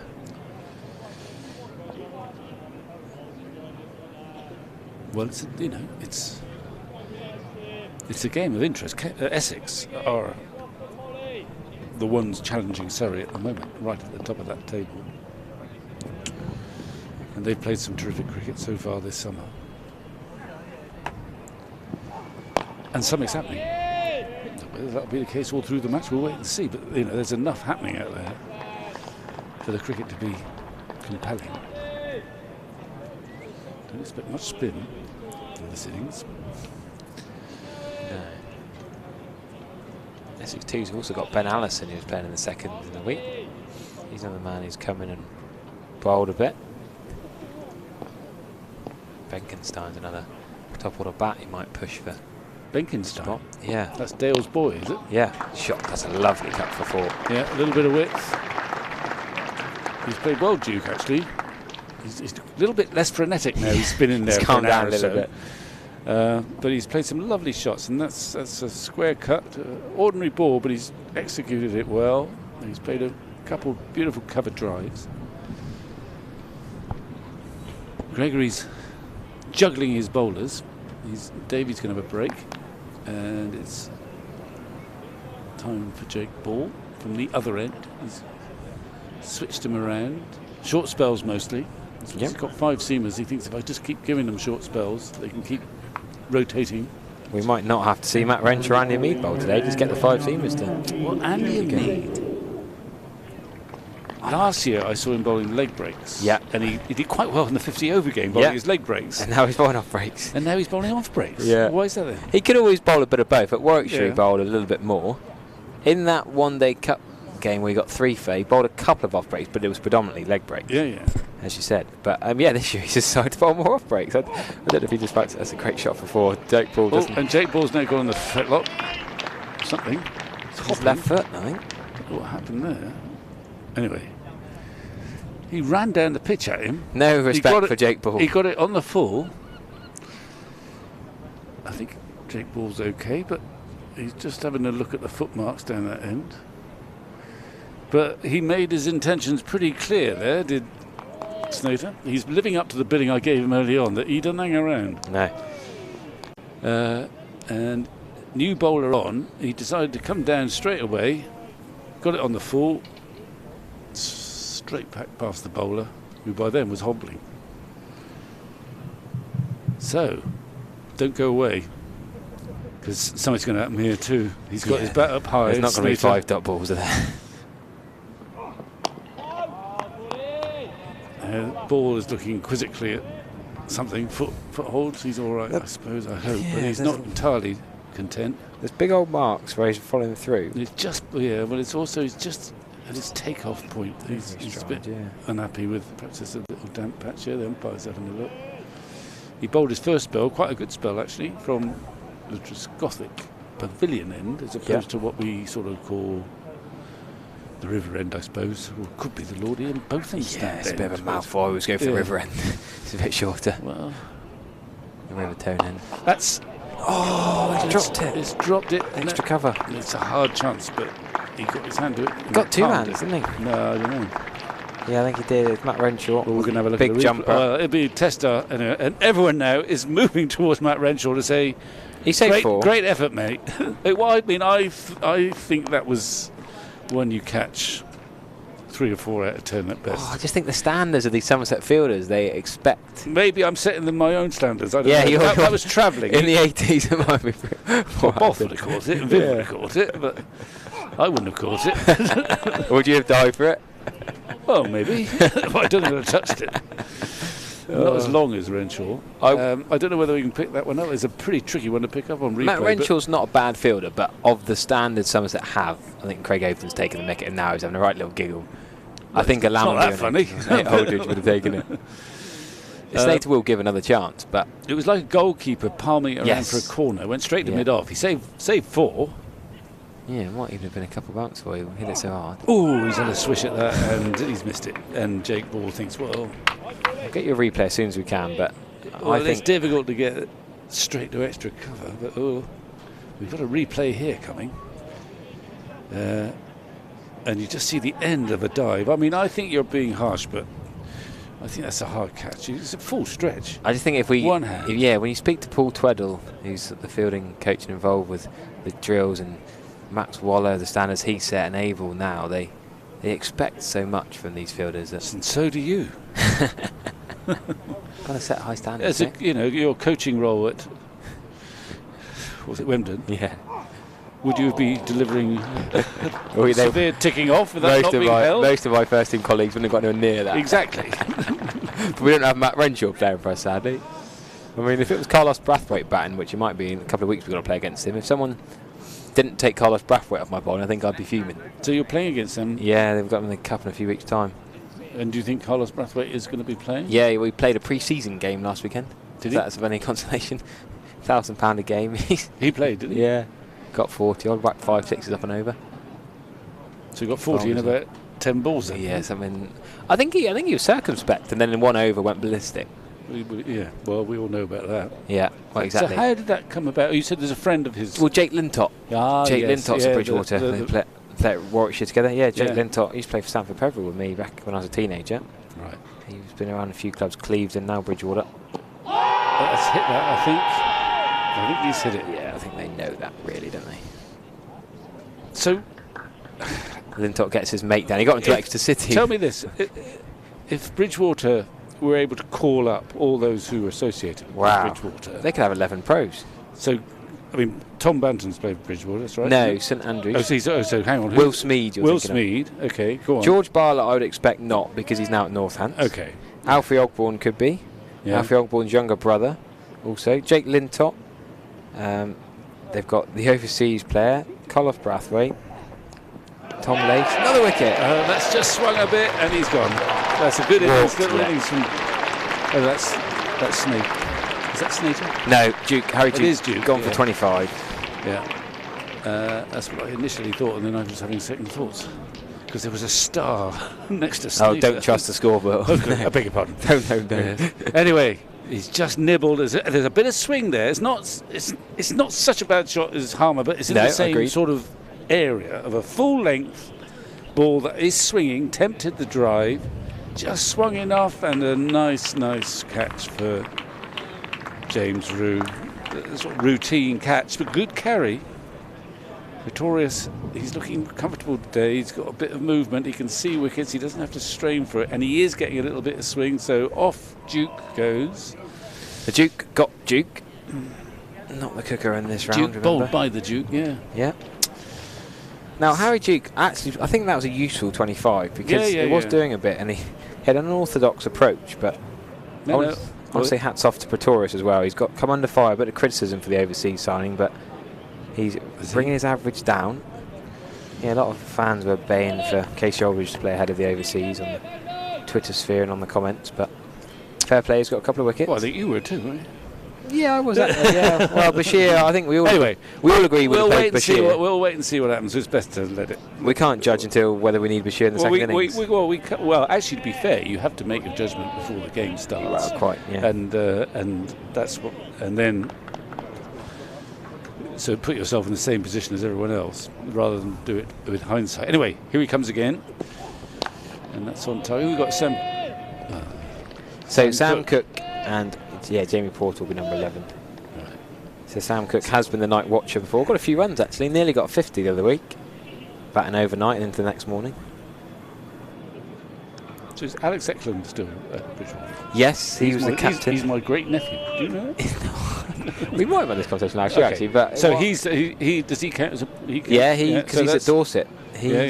He's wicket-keeper bat. Yeah, he got 80 odd against me. He was dropped off my bowling last year, and I'm still bitter about it. Yeah, he whacked a few again, knocked us out the cup. His brother, Joseph Eklund. Yeah, well, he's at Hampshire. He's got a Hampshire contract now. Played one day cup for Hampshire, did well last year. Yeah. Tom Lace is another at Bridgewater. All these names you can bring up. And they got a few quality club pros as well, you know. So, that's right. So when Bridgewater... and then there was a match, wasn't there, between Bridgewater and the Taunton side last year, where Tom Banton was playing, and one or two others as well. So it's all. Yeah. It's good when you see the pros playing club cricket. Yeah, absolutely. But then Bridgewater 2s got through to the final here against Bath in the T20 last year because the 2s are that strong. Amazing, isn't it? Yeah. You see some good standard of cricket. Okay. I've got a friend, a lad I coached in New Zealand, Curtis Heafy, who opens the batting for Central Districts. He's the overseas at Bristol CC in the Whipple Prem this year. He opens the batting with Will Young, Central District. All right. There's another couple of West Indians been knocking around. No, Shane Thomas was playing at Foster last year. Don't think he's back this year, I'm not sure. Well, it's good fun, isn't it? If you're playing against pros. Oh, massively. And with it being a World Cup summer, there's less overseas to go around the county game because a lot of them in the World Cup, like a Matt Henry. Yeah. So some of the, I think Kent have picked up another lad who was playing overseas at club cricket. They then sign them on while they're over here. If you perform well in the top league of club cricket, then suddenly counties go and have a look. And even Nathan Smith at Worcestershire wasn't a particularly big name, but has done really well in the other rounds. Well, you have to have your wits about you now, isn't it? It's such a difficult process, signing players from overseas, and late commitments come in, and it's all very difficult. We've got a scoreboard issue, haven't we? Yeah, ignore that. So you're going to have to keep score now. That's all right. I've got my pencil and paper, Vic. We're on track here. What's the score then? Tell us what the score is. 145 for 8. Okay. Just add on one more wicket. And that's at what the we moment. need to do. Oh, could have added on 2 more there. Well, it's definitely. I think it's more swing actually. That it's swung more in this session than in the first one. That's moved. It's a lovely delivery. Oh, this is a lovely message on the YouTube channel. Lauren Skinner says, "It's my first season of county cricket after years of international T20. It's wonderful. It feels like I'm watching along with friends. Thank you so much for such wonderful coverage." Welcome aboard. That's optimistic. Only 2 slips now. I think this is the first point of the day I can remember there only being 2 slips. Well, there's a sort of. I think there's a fly slip. Is that a deep third is a fine slip to Shane Sadie because he swings so hard. That's right. So there's a man who's almost on the line of second slip, maybe third slip. I can't see who it is from here. It might be Tottenham, maybe. Might be. Along with the 2 senior citizens now, Lewis Gregory and Craig Overton.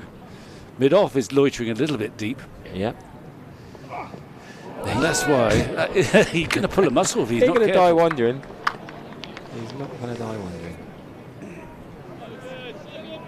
A bowling muscle? Would it be a... Yeah, what muscle might he pull if he keeps dancing down? I would have thought a side muscle when you sort of swing hard but you don't make any contact. Yeah. Anyways, he's all right. but he's at the moment he is, yeah. He's playing some shots, and you know it might be his best way because he doesn't trust Sam Cook much, perhaps. Oh, he fancies well, in his Jake Ball. defence, when he tries to play properly, he's missing it. That's He may as well have a swing and get some before he gets out. yeah, that's another good delivery. I think it's just that glimmer of swing. So, it's a full-length ball, and he's playing a relatively conventional shot, and he's missed it because it's moved in the air. Sadly, they've still not got on the park at Lord's. Tee will be taken at 3:10. Well, it must be wet there because the drainage is fantastic. I was going to say, of all the grounds, you'd thought most likely to play.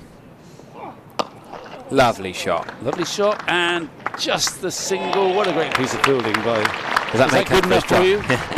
No, it's Tom Banton. It's Tom Banton.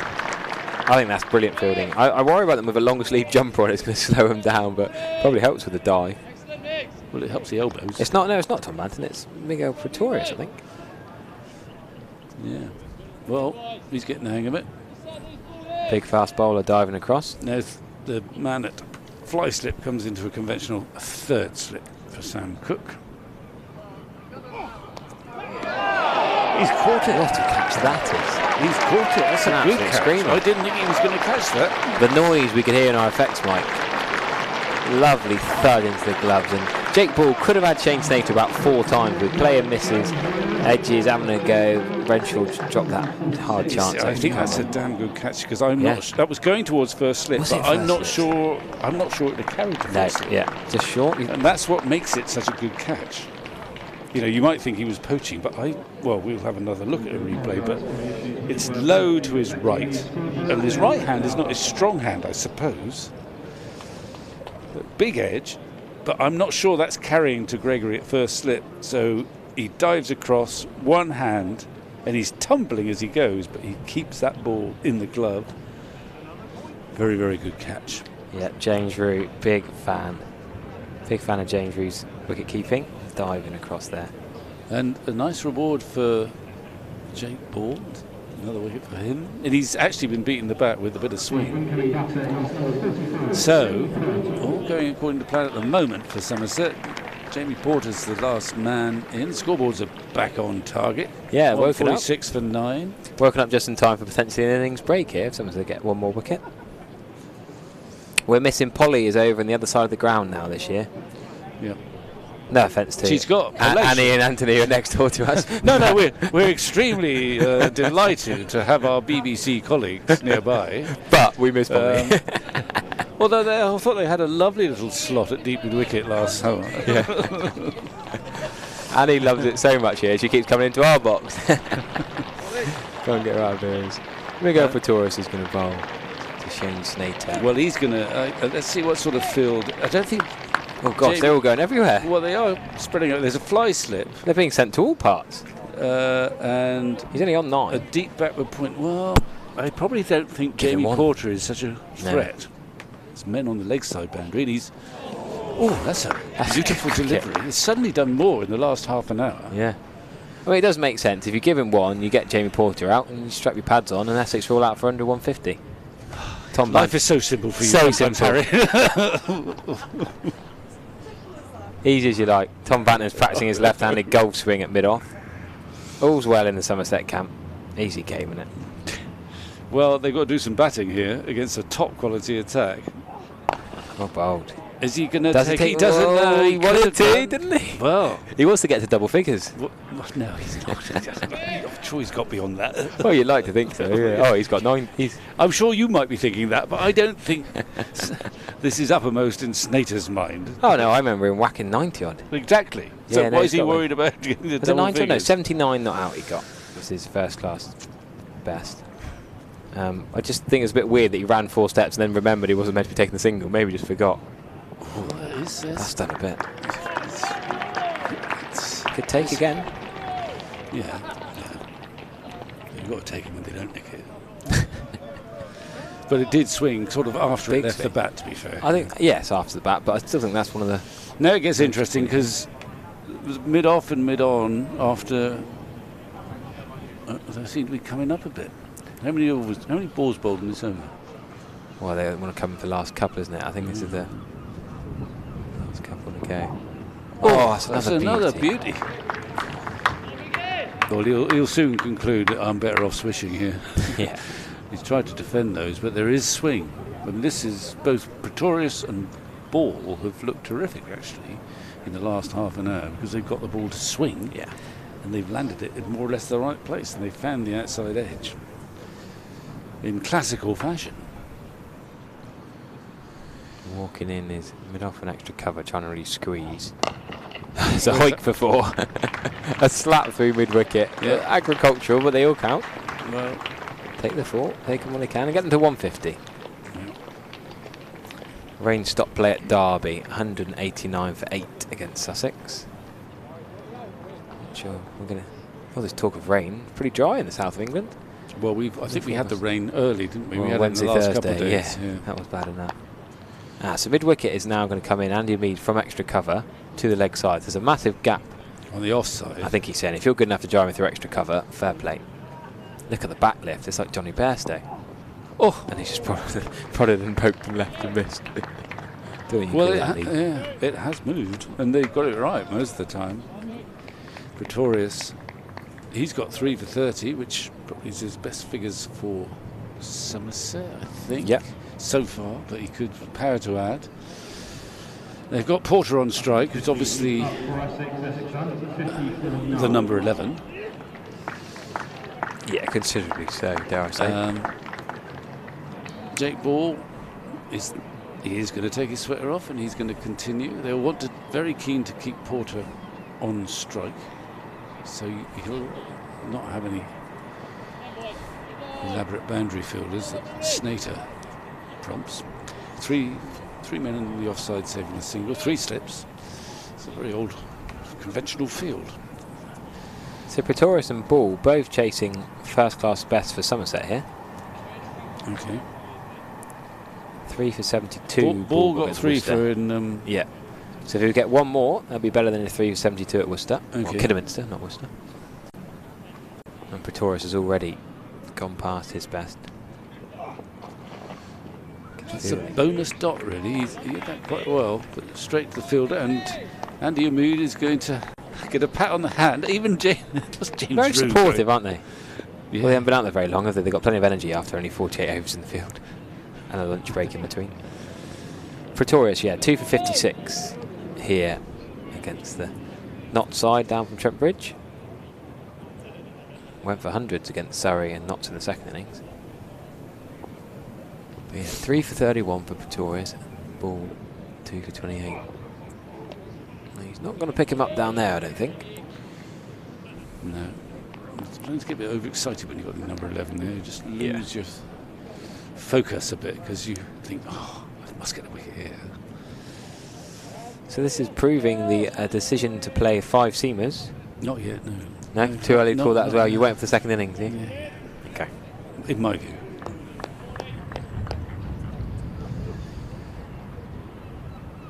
Oh dear. He's hit that well. I think that's going to go all the way. It's not quite quick enough. There's 2 blue crash mats down there that they used in the warm-ups, and he nearly slid onto them, but let's go for 4 between the dugouts.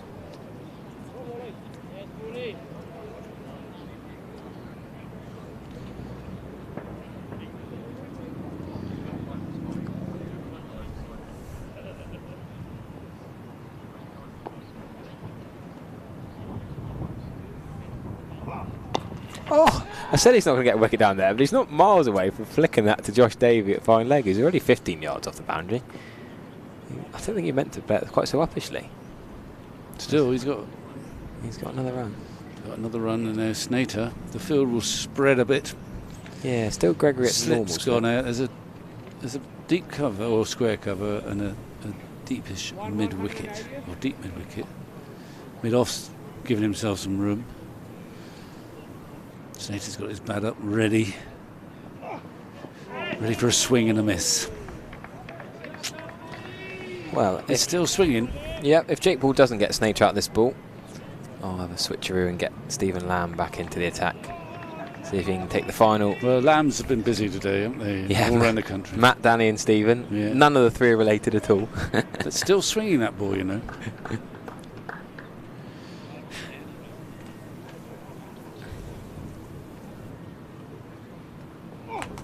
Oh, that's gone over the top of the stumps. I nearly went another wicket.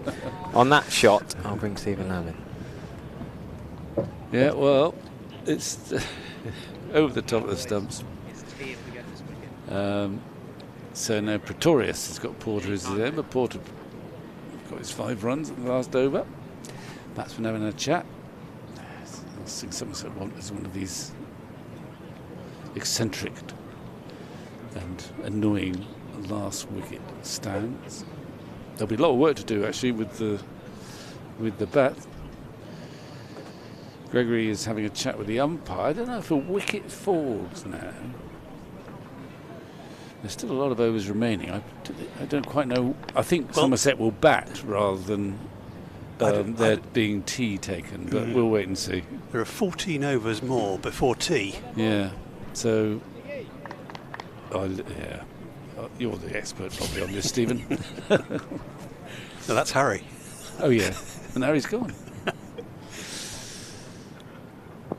Oh, that's a nice shot. I was thinking about a one there, but he's middling the ball quite. I'm going to present you with your laptop now, which is that's very in kind. my slot, but if it'll reach, it'll reach. Thank I'm you. sure. So that should we need vital information from there, you're the man to find it. Shane Snater is performing much as predicted. Yeah. He's hit fresh air a bit, but he's also hit a couple of boundaries quite hard. And Porter is trying to join in. As I say, it's still swinging. We've seen 4 superb catches today, and James Roos possibly was the best. Yeah. Because it was, as you said, it was so low.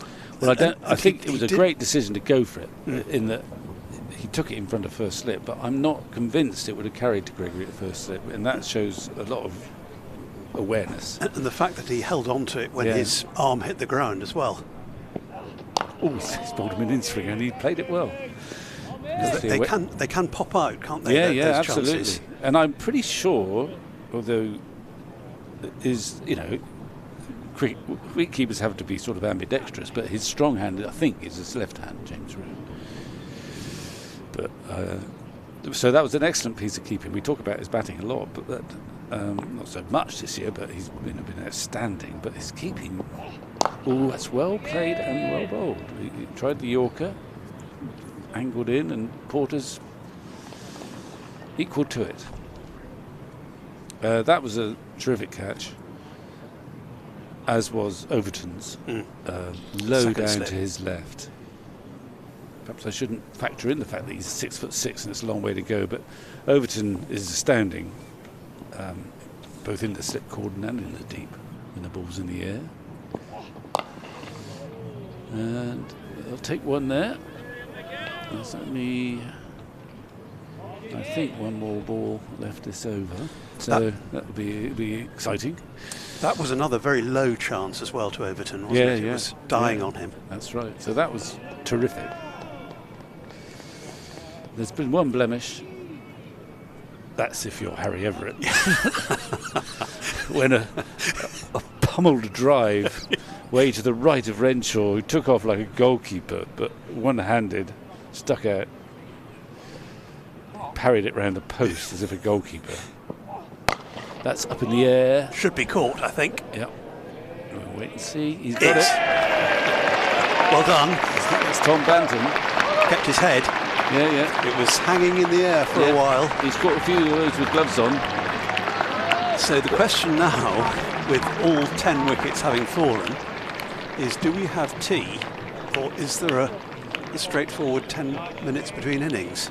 Well, I'm guessing that Somerset will bat because there are so many overs left. I don't know whether they have a sort of 50 minutes rule that they used to, but we will wait and see, either from the PA or from just what happens. But Somerset will be delighted. 156 all out. It's not a match-winning situation yet because that ball was swinging actually in this session, much more than it did in the first session. And against the tail, wickets came. In the morning, it was more stuff off the pitch, seam movement. But that's Duke kept swinging for Pretorius, who's got a career best for Somerset, 4 for 36 from 12. Well, that's improved his bowling record for Somerset. And also Jake Ball, who's also taken his time to settle in and is feeling his way, but 2 for 33. He got the ball past the outside edge with some swinging deliveries as well. So Somerset delighted. But you must also note that they're playing against the side that is leading the championship, who bowled sides out regularly. Yeah, and with Cook, Porter and Snater they could be to a the handful, full. those Absolutely. three. You would expect them to be. So it'll be, I mean, the cricket will be fascinating, so don't go away. Come back in time for the second innings of the match, and we don't quite know when that'll be. But we are going to have a I little think break. you should assume that it's going to be in 10 minutes, unless you hear differently. But we promise to be back in time for the resumption. Oh yeah, we'll be here. Don't go too far. But Somerset will have, well, they've won the big toss and they've made use of it, more to the point. And actually, the outstanding element of Somerset's play, I actually think, was the catching. There was movement, the bowlers bowled pretty well, but when those catches went up, or when they skidded towards the fielder, apart from the one at extra cover we've mentioned, they caught them. And that's made their task much easier. Anyway, see you later.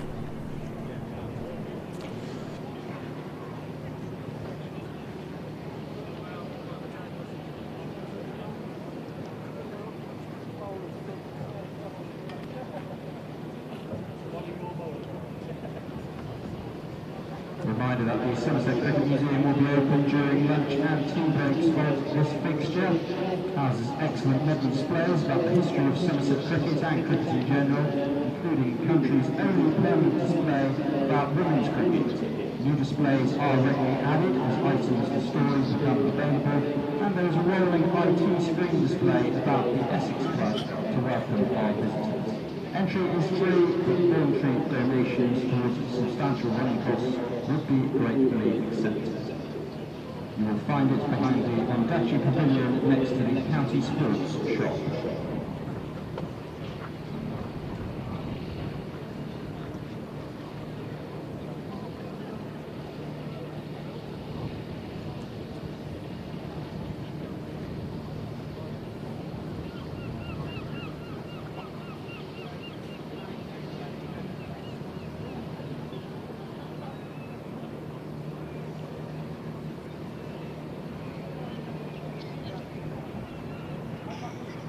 Join us on Saturday, June 22nd for an unforgettable evening of music, patriotism and pure joy as we celebrate the last night of the prom.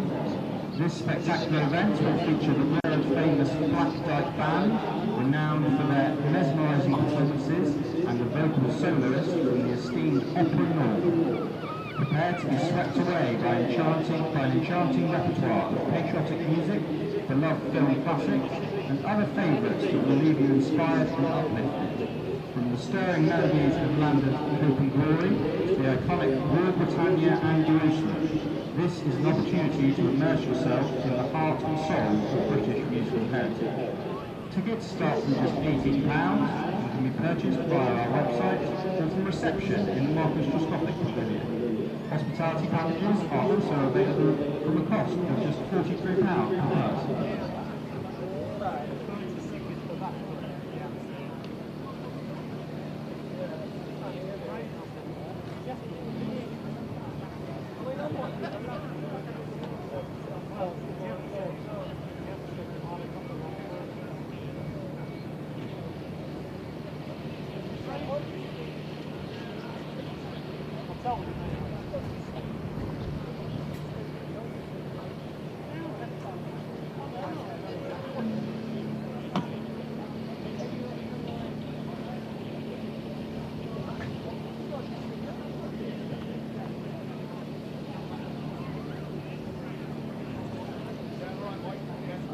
match sponsor is NHS Somerset, who together with Somerset Council's public health team have launched their Take the Pressure Off campaign, which aims to test the blood pressure of thousands of Somerset residents and increase awareness and early detection of high blood pressure. High blood pressure is responsible for more than half of all strokes and heart attacks in the UK and often presents as a silent sign of these potentially life-threatening conditions. So the importance of regular checks has never been more important. The Take the Pressure Off campaign is designed to encourage residents, particularly men, to regularly check their blood pressure and take necessary steps towards managing their health. NHS Somerset will be joining us at the Cooper Associates County Ground on the first 3 days of this match to offer free blood pressure tests to members and spectators in stragglers from 10 a.m.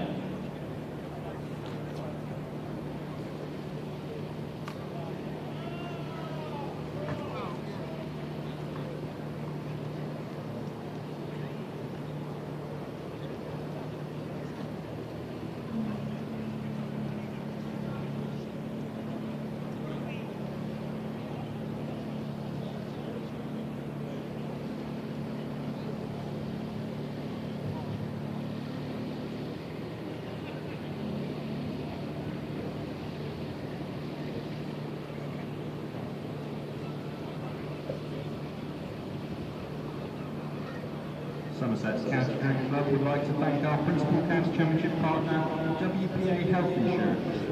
Based only a few miles from the Cooper Associates County Ground, WPA look after the healthcare of hundreds of thousands of people across the UK, from families to some of the UK's most well-known companies. Somerset County Cricket Club would also like to wish our very own Nicola Hockey a very happy birthday today. Happy birthday, Nicky, from everyone at Somerset County Cricket.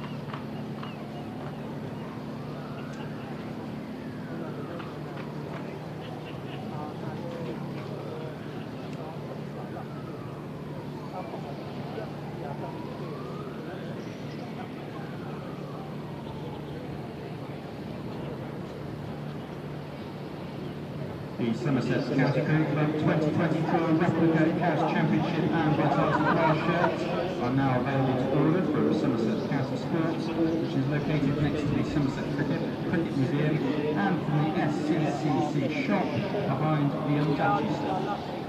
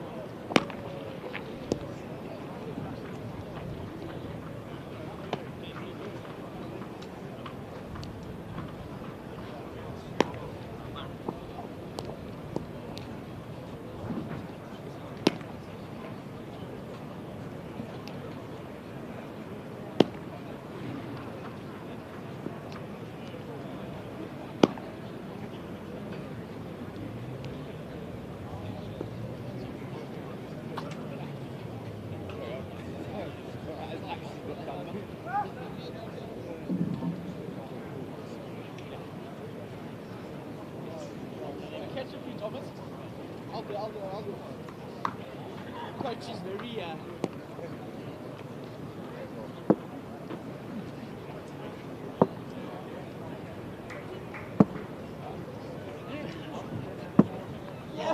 come on. That would have killed me, shit.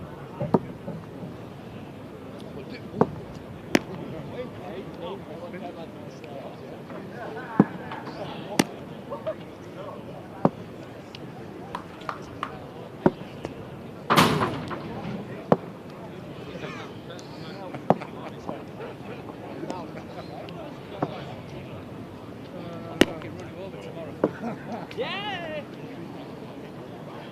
For a second you were like, and then you realised.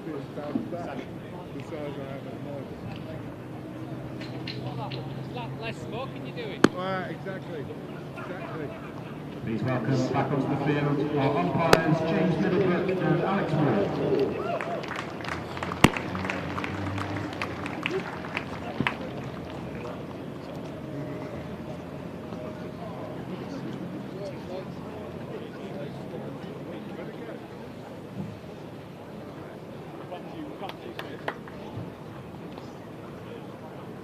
Get him, the boys.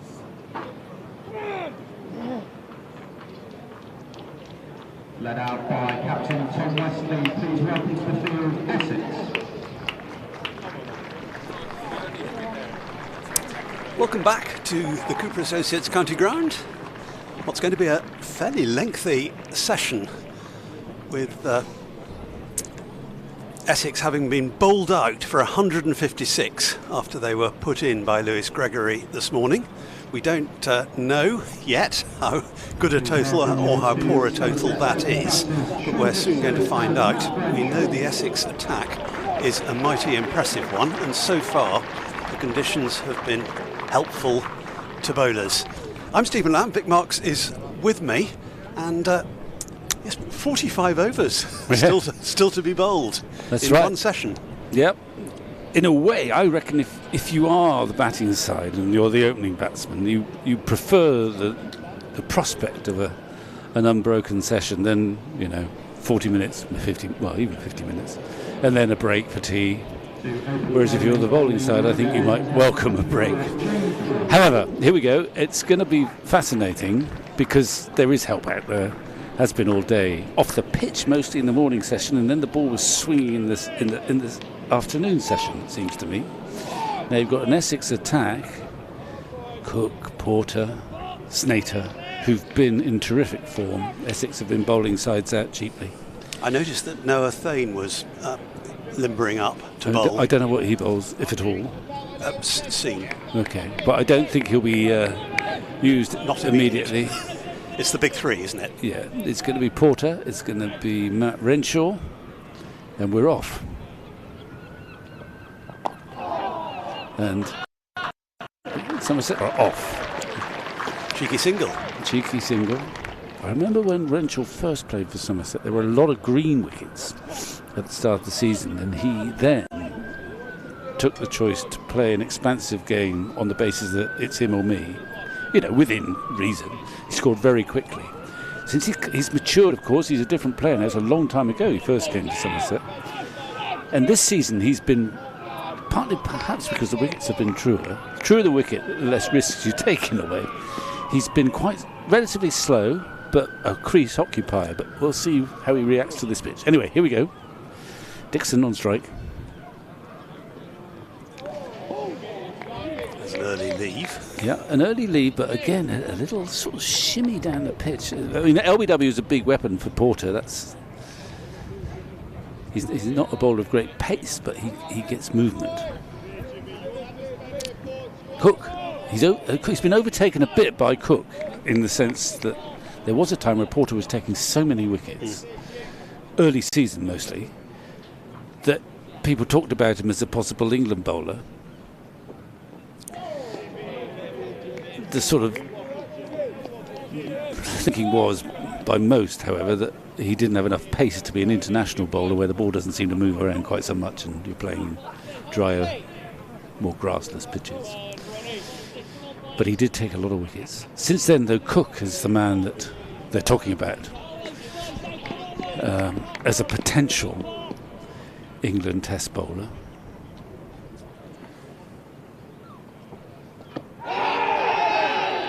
Playing to leg, and I fancy that's the reason the umpire said not out. Yeah. Mind you, he does get a long way over, so he may be playing to leg, but he might be in front of him. But that's he is an LBW candidate, no question about that. We'll have another look. See how he shuffles before the ball is bowled. And I think you're right, that is going down leg side, but we did a little glimpse of leg stump. So I've seen him out LBW like that before. He is a bit of an LBW candidate early in his innings, Dixon. No, nothing cheeky this time. No. Straight to the man at cover. Yeah. 43 was the top individual score for Essex. By quite a margin too, I would think. Tom Westley. Yeah. Then 25 from Harry Duke, who is now behind the stumps. And 14 and 13 respectively for Noah Thane and Shane Snater, who was last out.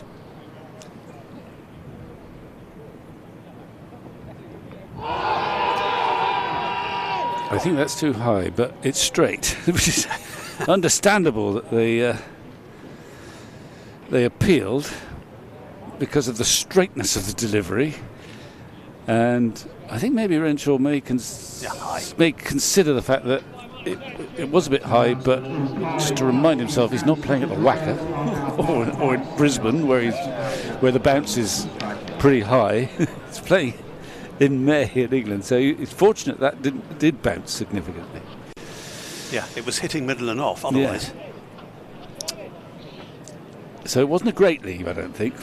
You can't trust the bounce that much in England in early May. However, he's still there, and nonchalantly with his legs crossed, leaning on his back. Sam Cook. Well, from a broader perspective, it's interesting to see Cook in the flesh. He's got a lot of wickets this summer at very little cost. A match-winning haul against Notts. Exactly. He's a bit quicker than Porter. He's not express pace. But could he be the next cab off the rank, as they say, in terms of there's quite a few young bowlers who've played a few matches for England and then not exactly disappeared, but have had to withdraw. There's sort of Potts up at Durham. Tongue at the moment is injured, but he made an impression last summer. At Lancashire, is it Saqib? All of whom have played the odd game, but not really pinned down a slot. Cook, as I say, has been talked about quite a lot because he's got so many wickets this summer. They were talking about him previously too. Remember? That's a cheap wicket, and it's gone. It's off the leading edge, straight to mid-off. He was playing that to the leg side, and somehow a gentle leading edge to mid-off. So Renshaw, who's been a stalwart actually this summer, he's gone, and the wickets continue to fall. That's a big blow. You can tell it's a bit like an Indian crowd, this. We occasionally watch the IPL, and then one of the local heroes is dismissed, and there's absolute silence among 40,000. Yes. Well, it's not 40,000 here, but there's quite a silence at the county ground as Renshaw leaves. It's a cheap wicket. Yeah, he swished his bat. He was looking to just turn that on the leg side, and he got a kind of ugly leading edge, and to his horror, it looped very gently to mid-off, who was quite close, fortunately close from his perspective. So Cook's magic phase continues. But that's a that is a cheap wicket. You're thinking it's not a bad ball, but it's not a great delivery, and it's got a wicket. Dismissal, isn't it? First ball he'd faced from Cook. So Cook's magic spell continues, and it's 3 for 1. Yep. Here comes Tom Lammonby, having a very good season. Another left-hander. And game on, as they say. Simplest of catches, really, for Jordan Cox. Absolutely, yeah. He must have been surprised. There was an element of surprise. You don't expect catches at mid-off in the second over of an innings. There's quite a lot of noise now out there. There was quite a lot of noise before Renshaw went, which is just getting one G'd up to get right back in this game. Well, 3 for 1. They're already taking steps there. Slightly nervy prod to start from Lammonby, but all along the ground. Interesting. There's just a hint. I haven't seen much of Cook in the flesh. Just a hint of him trying to move that ball, even though it's round the wicket. Like the modern way is actually to bowl right arm round the wicket and still try and move the ball fractionally away from the left-hander. I wonder whether that one just held its own. He's bowling for the outside edge, essentially. He's on target straight away, that's for certain. When he's buoyed by a very early wicket.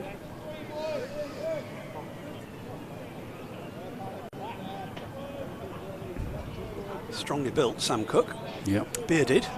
Yeah, about 6 foot, we'd say. Not much more. He's not, one of these modern lanky fast bowlers. And he's trying, predominantly, he's just trying to get that ball to, even though he's round the wicket, just to hold its own and go towards that slip cordon at the moment. But he might have one that goes the other way as well. He's sort of brisk but not fast.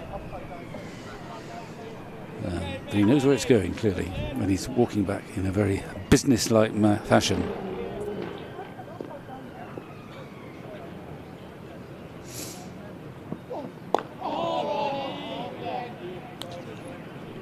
Vestige of leading edge there, but again, all along the ground, safely a backward point. So the end of Sam Cook's first over, just the 1 run, but more importantly, the wicket.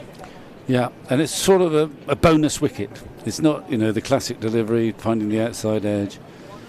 But the first ball he bowls to Renshaw, who just wasn't quite settled and tries to turn it on the leg side, gets a leading edge, and the ball loops very conveniently straight to mid-off. So Cook is off and running. Dixon is the one who's actually struggled for runs. He's played 1 significant innings, I think, this summer. In red ball cricket, but he's failed quite a lot. He's a bit of an LBW candidate, as we mentioned. That's on about middle and off.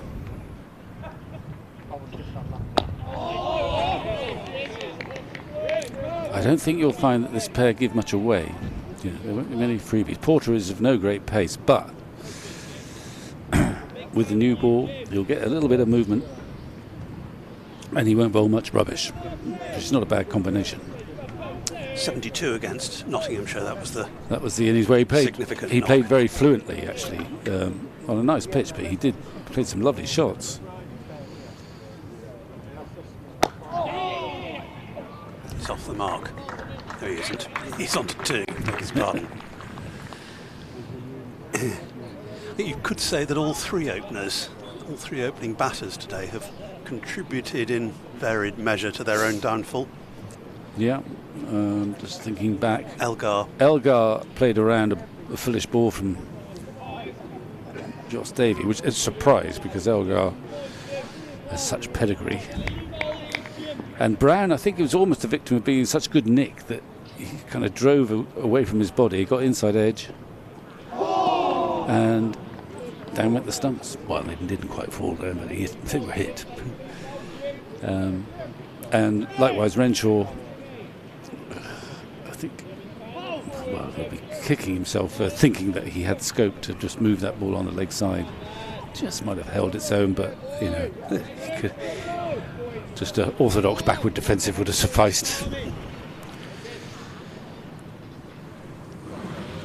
Sounds very tall, Lammonby. It's a bit like Renshaw earlier on. It's very strange to see him let the ball hit him. That might have hurt, actually. Well, he's not going to rub it. But I keep telling you, Porter's of no great pace, but nonetheless, he's, for some reason, that was just taken around about hip high.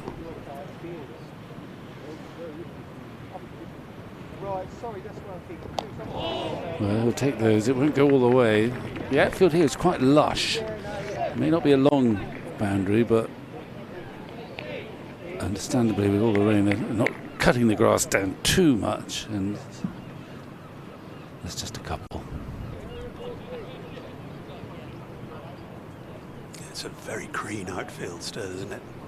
Yeah, but it's not as sandy as it was last year, we're pleased to announce. And it looks beautiful, actually. Nicely stopped at short leg. Sort of crisscross patterns on the outfield. So the ground looks a picture. And better than it did this time last year, you have to say. batsmen having a chat. Quite a long chat, actually. I don't know what they'll be saying, but there is a bit of movement there, and there's a bit of pressure there. 6 for 1. Somerset would have been cock a hoop, balling Essex out for 156, but the loss of an early wicket changes the initiative a bit.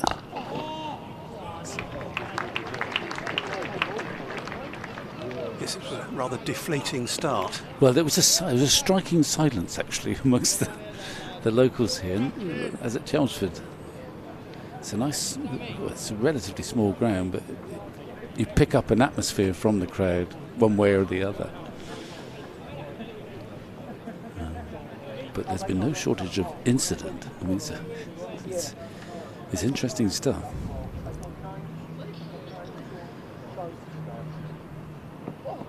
Well, and it's off the meat of the bat, but it'll take the single.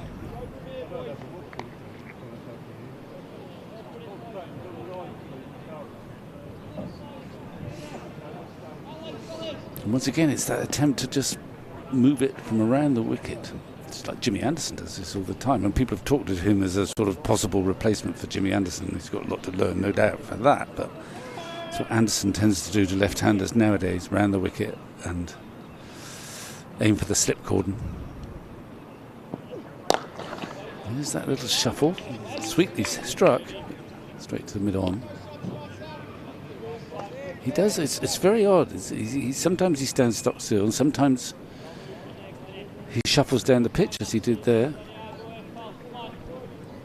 Whether that makes life easier for him, I don't know. See if he does it again.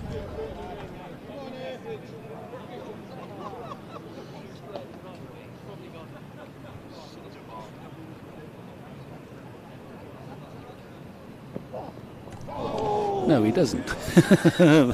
Nor does he make contact. So I don't know what the system is, what the code is as to when he shuffles down and when he stays still. That didn't look particularly judicious. No, it didn't.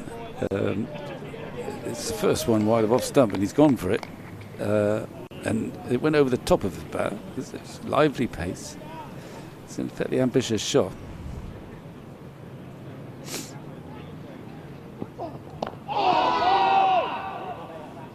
That's fascinating stuff, isn't it? Mm. New ball, excellent attack. Well, you can see that Cook is in rhythm. I mean, every ball is, so far, has been on target. A little bit of movement here and there. Nice, easy run up. Very smooth.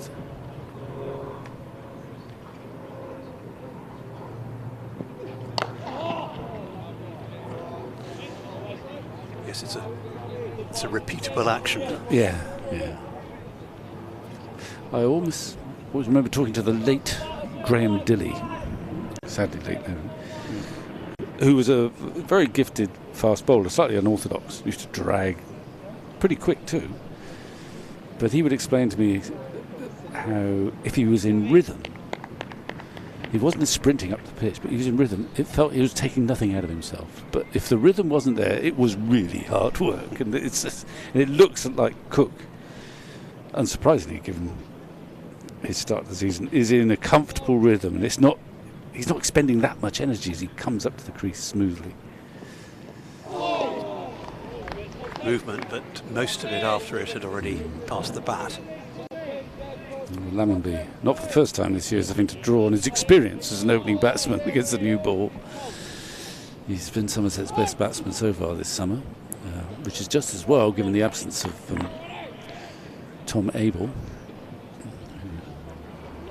I think he's getting closer to fitness.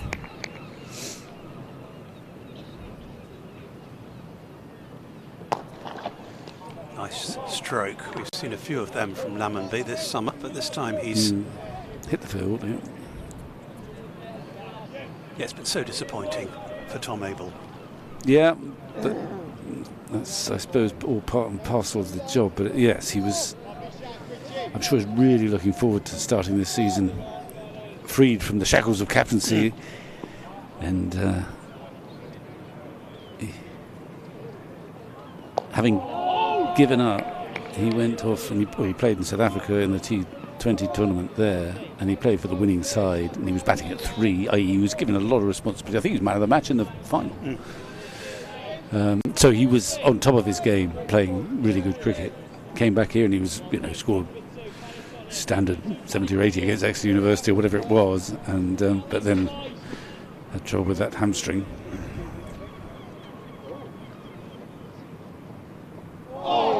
Tentative from Lammonby.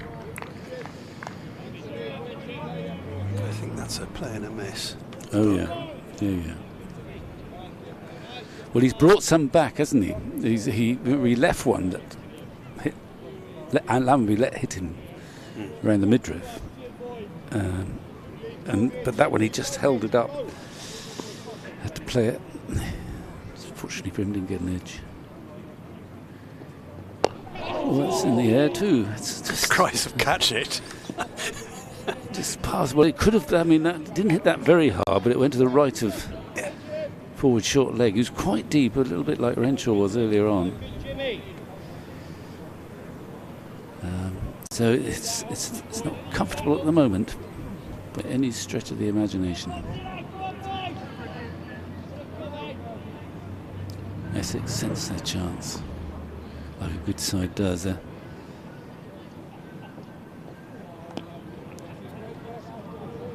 They're not searching for too much. Sometimes, I think, if you get bowled out cheaply, there's a temptation for the pace attack to go out and out in search of wickets and try and keep bowling magic balls and blast through the opposition. Well, Porter is not going to blast through you anyway. That's not his style. And it's nearly always a trap, because when you do that, you kind of end up giving free runs away. But they have been much more controlled than that.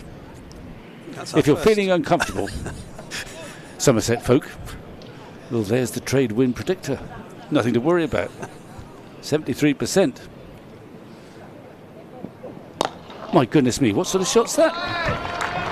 Extraordinary. What is that, 4 or 6? It's 6. Wow. Well, shades of Gimlet. That's an amazing. I mean, that's the time where he does do a little shuffle down the pitch. I'm looking forward to the replay. Beautifully timed. You heard it. You could hear the fact that was timed to perfection. It's quite an unusual shot for an opening batsman to play. In fact, it's gone so far, the ball, it must have landed on the concrete.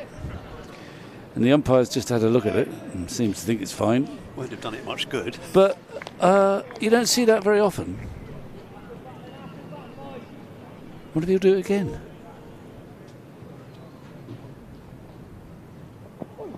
Well, he didn't do it again, but he did shuffle down the pitch again. It's a brave shot. It just happened, I suppose, but you don't see many driven sixes. It's a very unusual shot, isn't it? At this stage of the game. You're 14 for 1 in the 6th over. Yeah. Well, yeah. They were 8 for 1. 8 for 1. I think that was a premeditated shot. Who am I to argue? I don't know. But it makes you want to watch the next one. What's he going to do next? Sean Dixon. It's too.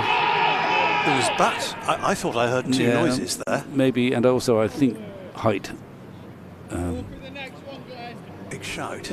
Yeah. Well, no one shouts softly anymore, and I don't blame them for that, actually. If you're going to shout, you might as well shout. Well, the volume was probably turned up by the 6. And there might have been a bit of inside edge, actually. I don't know. I fancied I heard two noises. Well, maybe. And the height is above the knee roll. She can't miss a ball at the moment. Something's happening.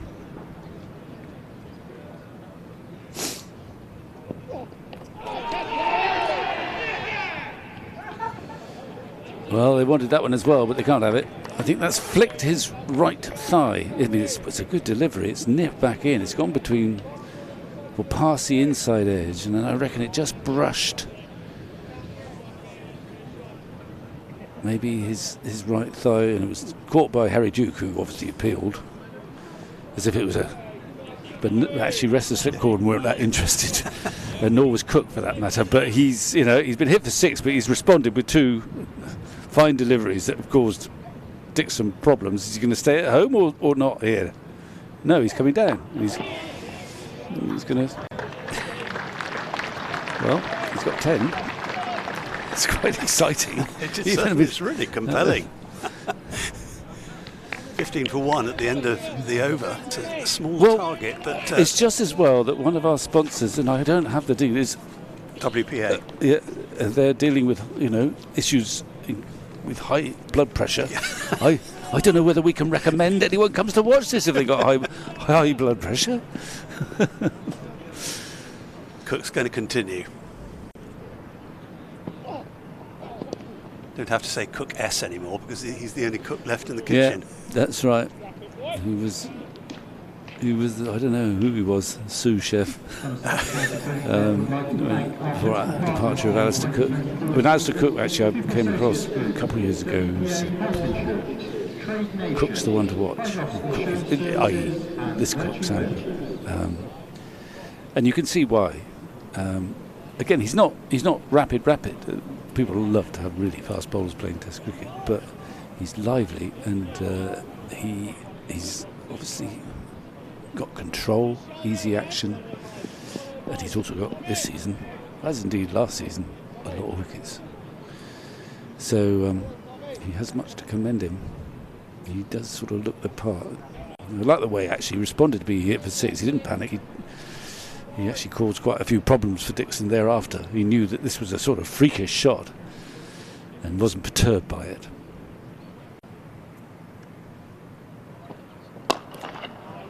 Quite time that. No, the sound is. You knew that was a slightly tinny sound, perhaps the bottom of the bat there. But unlike the 6. Yeah, it was somehow sweet, that 6. Repeated exchanges between captain and bowler. Tom Wesley is at mid-on. Yeah.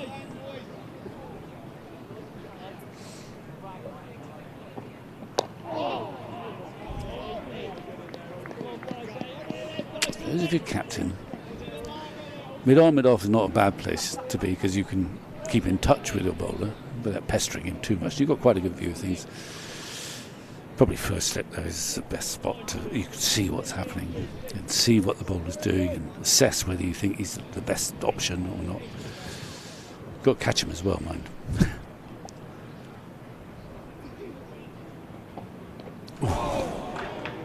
There he is. He's on the walk again. Playing inside the line of it deliberately, I think, that time. Oh, you're such a generous man, Stephen. That's where Lewis... Naturally charitable. Yeah. Let's have a look at that. Maybe, but yeah, I'm not entirely convinced. But Lewis Gregory stood there, didn't he, for much of the Essex innings? That slip, yeah. He's caught some good catches too. He can catch as well. You help if you can do that. Ooh. That is caught. That's the second wicket. Dixon has gone. Slightly charmed existence for 10, and the second wicket has fallen. They continue to go down. 15 for 2 now, Somerset. Yeah, well, it's regulation, full-length ball. This time he didn't shimmy. I mean, he played one breathtaking shot. That's 6 over wide, long on. And I don't know. I mean, he was driving that. It was fullish in length, but slightly into out.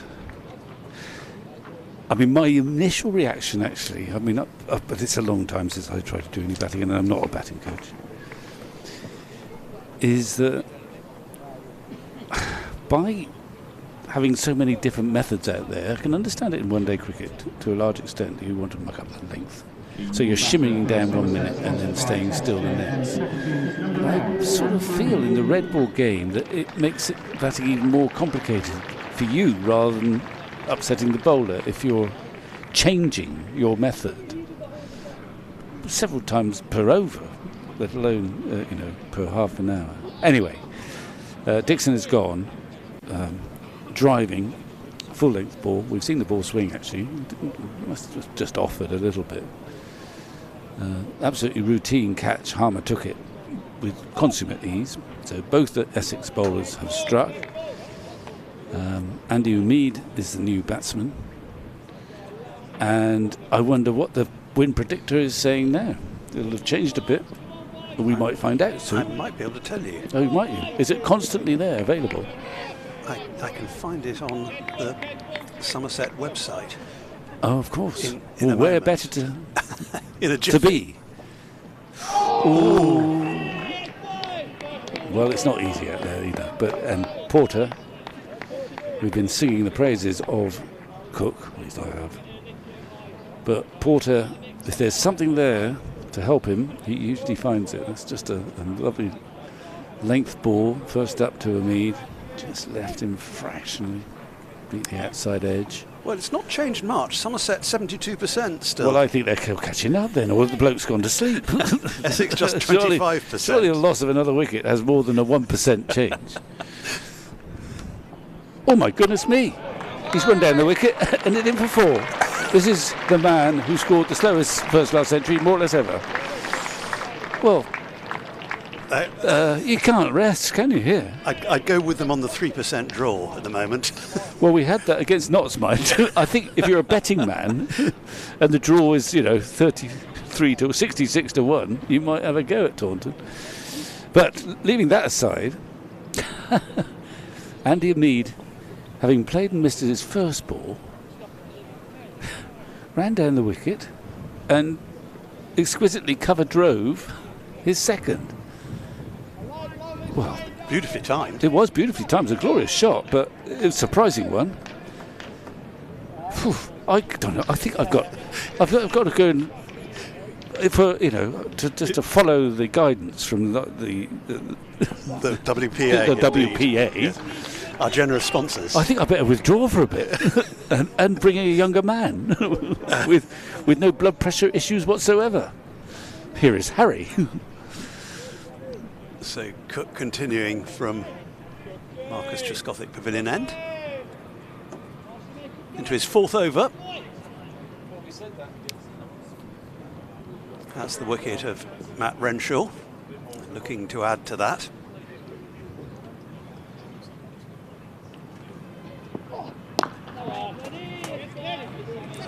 Time to play that, Tom Lammonby, which is reassuring for his teammates.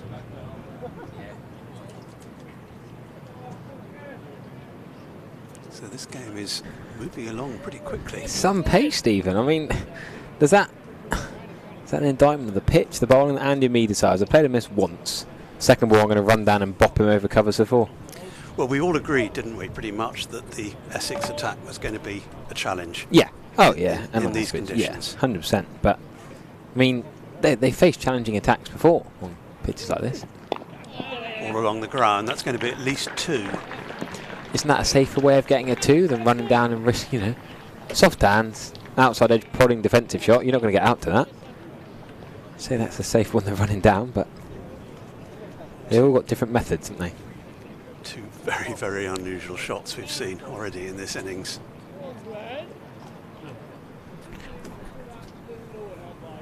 Andy Umeed, who made a good contribution up at Kidderminster last week, in at number 4. With both openers gone. It's an opportunity to remind you that the extraordinary run Andy Umeed had last summer in the 50 over Metrobank Cup. Just run through his 8 scores after this delivery.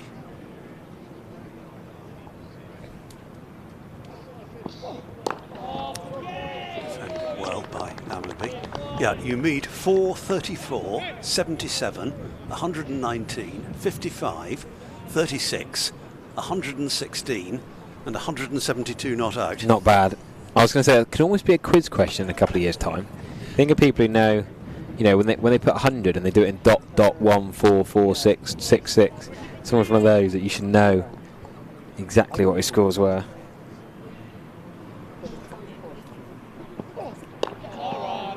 Defence again from Somerset number 3. Yeah, Somerset number 3. A lot of talk. So Dixon, yes, he hit that amazing 6, but technically he's failed again, let's be honest. A lot of talk. If Abel comes back before the blast, if TKC comes back before the blast, or if they want to give Goldsworthy a go, does Lammerby go back up to open with Renshaw? Does Mead go up to open with Renshaw? Both of them can. Yeah. I mean, I like the left-right hand. I'd like to see Mead open the batting, personally. You know, Dixon's had a lot of chances. I do like him as a player. He got his 80 the other day, but when you've got such strength and depth and such batting reserves, a bit like Essex, can they get a Goldsworthy back in the team? I mean, Abel and TKC will have to play when they're fit. There's no way you're not picking Tom Abel.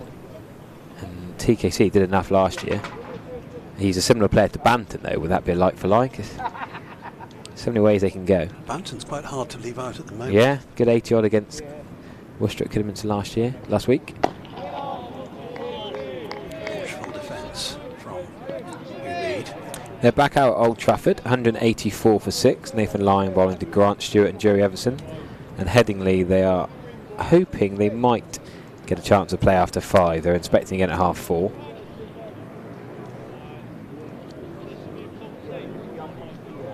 We've had 3 slips on the station all day, regardless of who's been batting. 12 wickets have fallen so far. Mixture of bat and pad, that sounded like. Essex are right on it at the moment. I can hear them in the stump mic. I can hear them saying, "Get himself out here, lads, get himself out here." I love being able to hear the chat. You know, those of you who've, well, like myself, have never played professional first-class cricket, it's still similar chat to what you might get on the village green in 5th 11 matches or village friendlies. I do love the chat, the banter in the field as Porter bustles in again. That's the Andy Mead we know, solidly defending. He's played that one aggressive shot and he's been pretty sensible since. Extraordinary patchwork of a career, Andy Mead. Stopped playing altogether for a little while, didn't he? Went abroad, then came back. Yep. And given a trial by Somerset, and then that breakthrough tournament last year. There's a brilliant Instagram reel from Andy Mead and the Saka community, which very nicely actually showed a clip, I think myself and you commentating together when Andy Mead hit some runs here in the One Day Cup, one of the many times he did. And a lovely reel on Instagram, do have a look, where it talks about him giving up on cricket when Warwickshire rejected him and a couple of counties rejected him. He went to Australia, was going to play some cricket, then he just got a guitar and a camper van and travelled. Amazing story. And then came back here. Now he's a Scottish international, playing in Somerset first class cricket and in the 50 over comp. Big appeal, but that's a bit optimistic. I think he was asking for pad first, I guess. Yeah. But it didn't feel like that. Have another look at it. I think it was bat first. And this will confirm it. I think that's an inside edge onto the pad.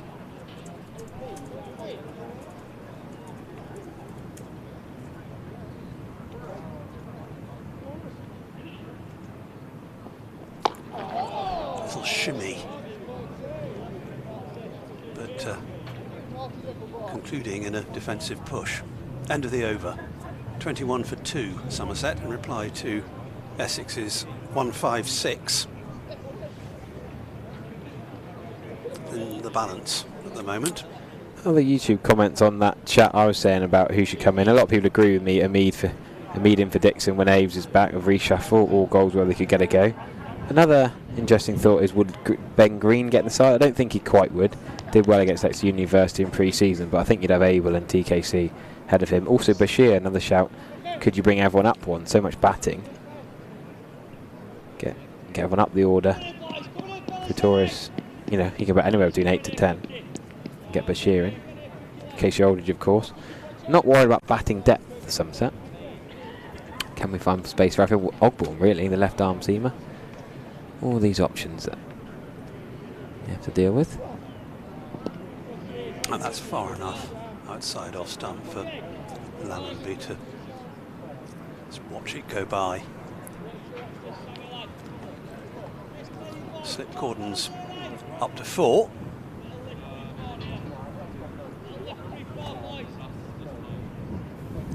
Dean Elgar first. Knows this ground well. Simon Harmer, who took the catch, second.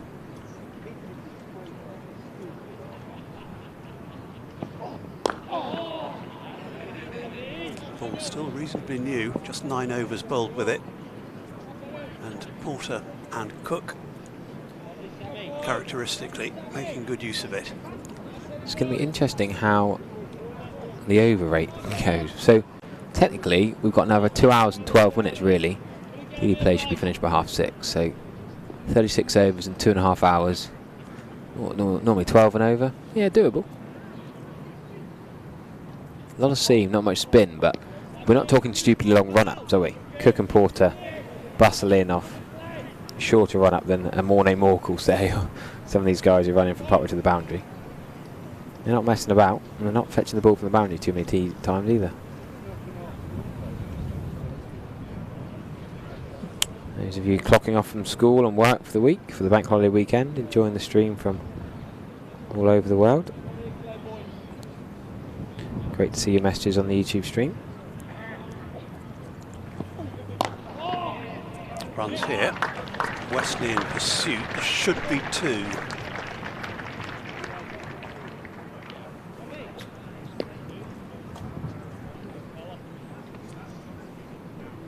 Played comfortably enough by Lammonby.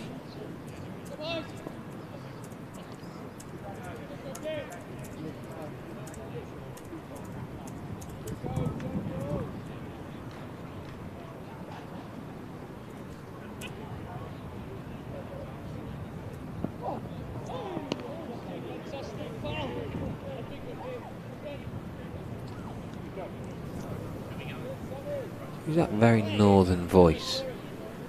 Who's the most northern Essex? Is it Harry Duke? I think it must be, yeah, Harry Duke, the Yorkshireman. You can hear, stumps. yeah, hear him coming through. Played a useful knock. Yeah, good earlier. 25, yeah. Second highest scorer for Essex, behind Tom Westley. Oh, a push. I think he was playing at that one. No contact with it at all, which will be to Lammonby's relief. Something being brought out or taken off. Andy Umeed. It's a sweater he no longer needs.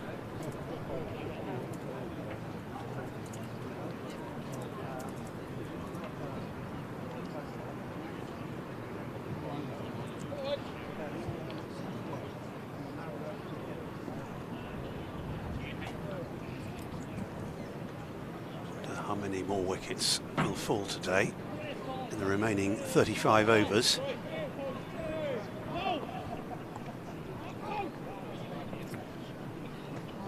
No change at the river end. This will be Porter's 6th. Shot! What a shot that is. Andy Mead just gone for 6. Just landed on the rope, I thought. They're going to check. No, they're signalling 6. Well, square leg wanted to check with the mid-wicket fielder Wesley. Wanted to check with Shane Snater, who's at fine leg. They have confirmed it was 6, but only just. Probably the longest boundary on the pitch. Jamie Porter does not drop short very often. Andy Mead's 2 shots, if you were to ask me, is the straight drive over the top and the leg side pull. There's probably his 2 best shots, both that go in the air. Most of the things he tries to keep on the ground, but plays them really well. He's swivelled nicely. Swivel pull, yep. Beautifully timed. That's an emphatic shot. Porter straight back on it. But that says a lot. His eyes in. Well, they've just tweeted Will and Ben in the director's box, a couple over to our left. They've put crunch Andy Mead's shot through the covers to get off the mark second ball. I'm sure they'll soon be tweeting the videos of that pull shot.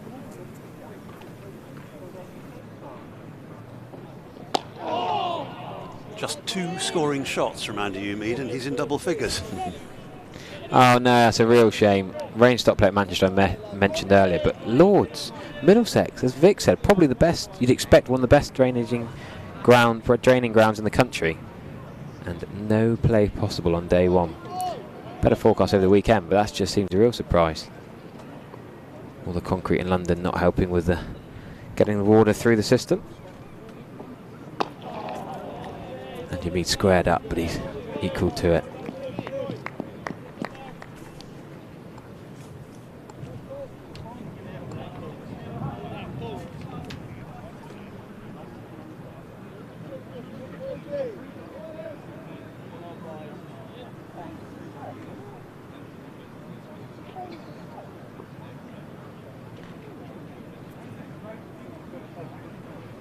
Fitful sunshine at the moment.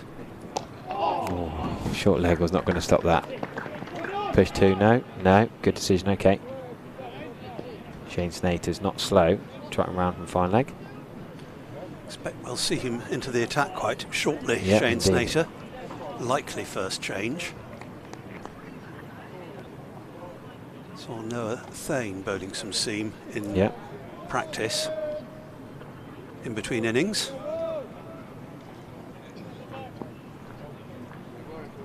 Still the 2 openers in the meantime.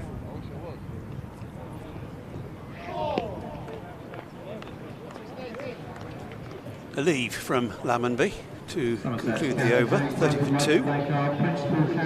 Stays on 7 Lammonby, Umeed is 11. This in reply to Essex's 156, which already looks a more imposing total than it did at the start of the reply.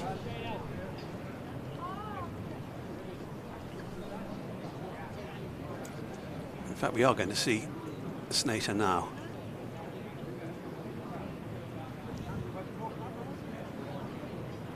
Change of bowling for Essex from the Marcus. So first change. Somewhat hirsute, Shane Snater. Well, that's a fancy word, Stephen. Go on, define it for me and all those who aren't as educated as you. Hair and beard. Ah, right.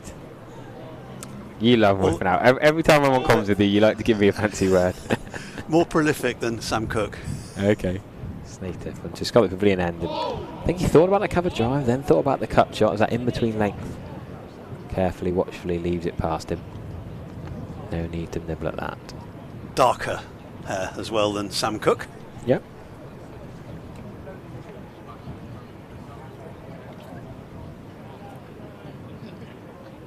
He's pretty well established himself, hasn't he, Snater, in this Essex team.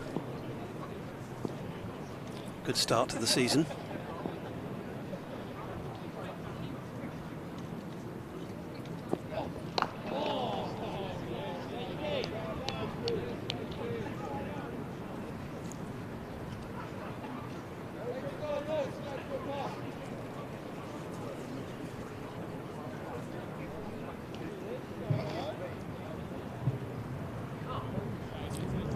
Years of age, Zimbabwe born.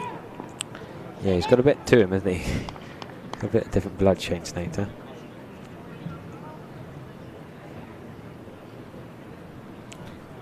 He's got an interesting accent when you interview him. Got that mix between Zimbabwe, Dutch and English. He's taken wickets pretty regularly. 3 against Notts, another 3 against Kent. Then 7 against Lancashire. That's his best match so far this season. And a couple against Durham.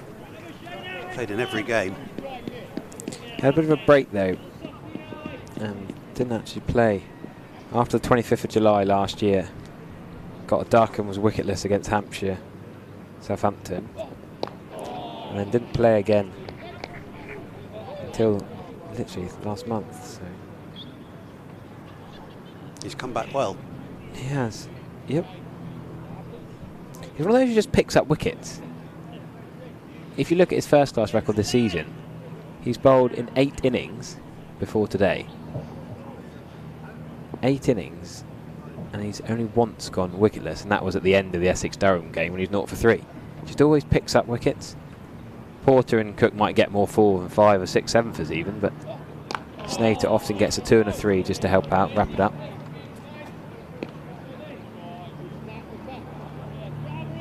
Still plenty of shouts of encouragement, with the Yorkshire accent to the fore. Yeah. Tractor's here. I heard him shouting some encouragement to the Somerset bowlers earlier. I haven't heard him as much as you normally do, though, I must admit.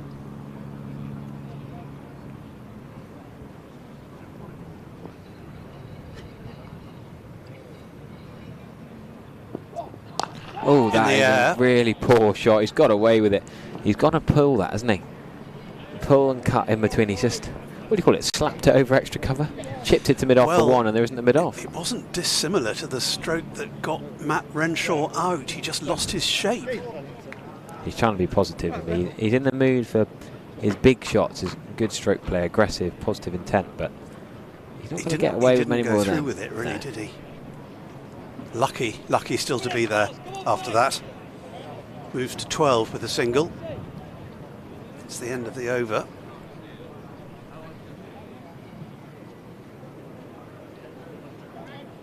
Essex will feel they were unlucky not to get a third there.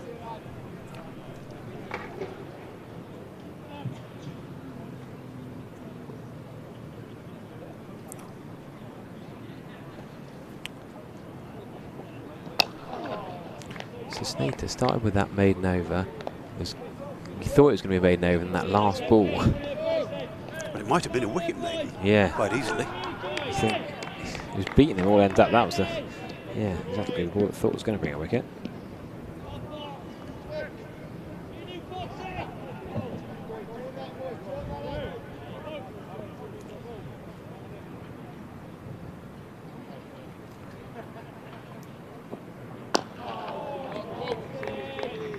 That's a more reassuring stroke to Umi's teammates, I suspect. Defensive push out on the offside. A few of them watching from the Somerset balcony. Some from the dugout. Oh, we got a cracking comment here, Stephen. This might be the comment of the day. Our chicken named Tom Lammonby, says Blake Robinson. That's a good ball for Porter. Oh, I was being positive about it, but it actually ends on sad news. Our chicken, Tom Lammonby, died today. Oh, that's a real shame. Hopefully not a bad omen for some runs for Lammers. As Lammonby the chicken passed away today. Let's hope it doesn't affect. Yeah, sorry Blake. Yeah, I'm not sure if Tom knows about the that. namesake's batting. He's on 7 not out. Tom Lammonby watching from the non-striker's end at the moment.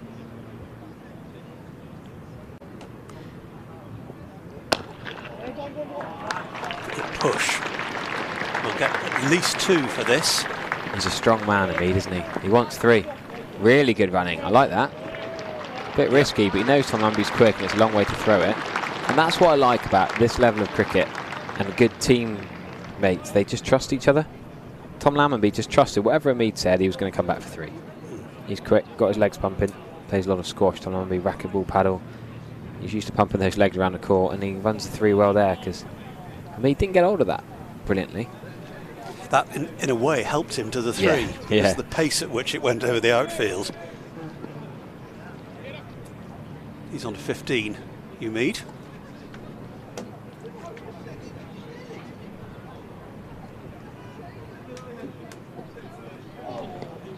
One passing honestly through to Harry Duke.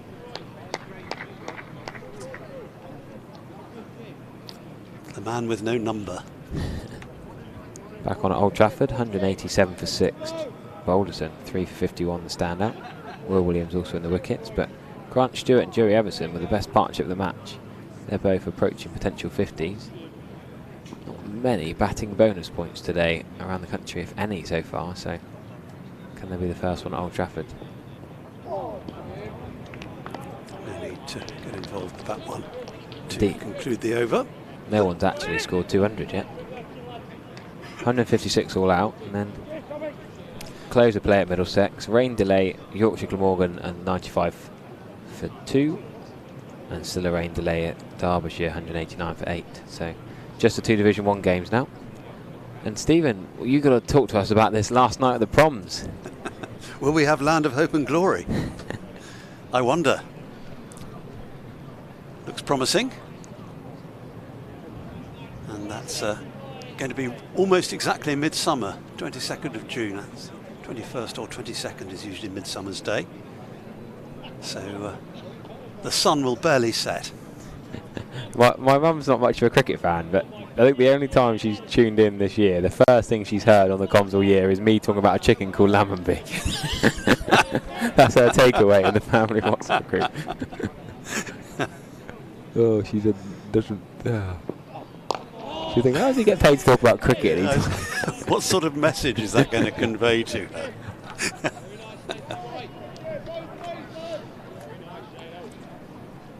It's got a little bit gloomier, perfectly playable, but the cloud has won over the sun for the moment.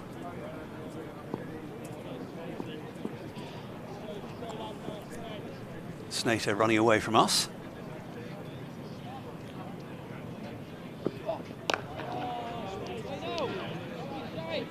Studied defence from Mead. Looking to rebuild this innings. Was 3 for 1 and then 15 for 1. Renshaw and Dixon. I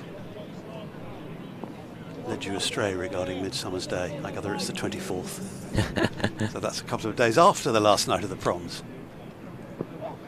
Oh, big shout for LBW, shaping to leg, I think. I don't want to say much about umpiring calls after the Elgard chat earlier.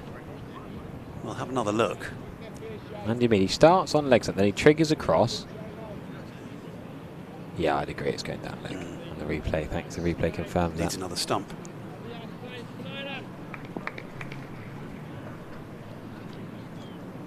So 3 slips still. We saw 3 slips most of the first innings with Somerset on the attack against Essex. That has stayed low, Stephen. Yeah, he played it well in the end. He was hurried into the defensive stroke.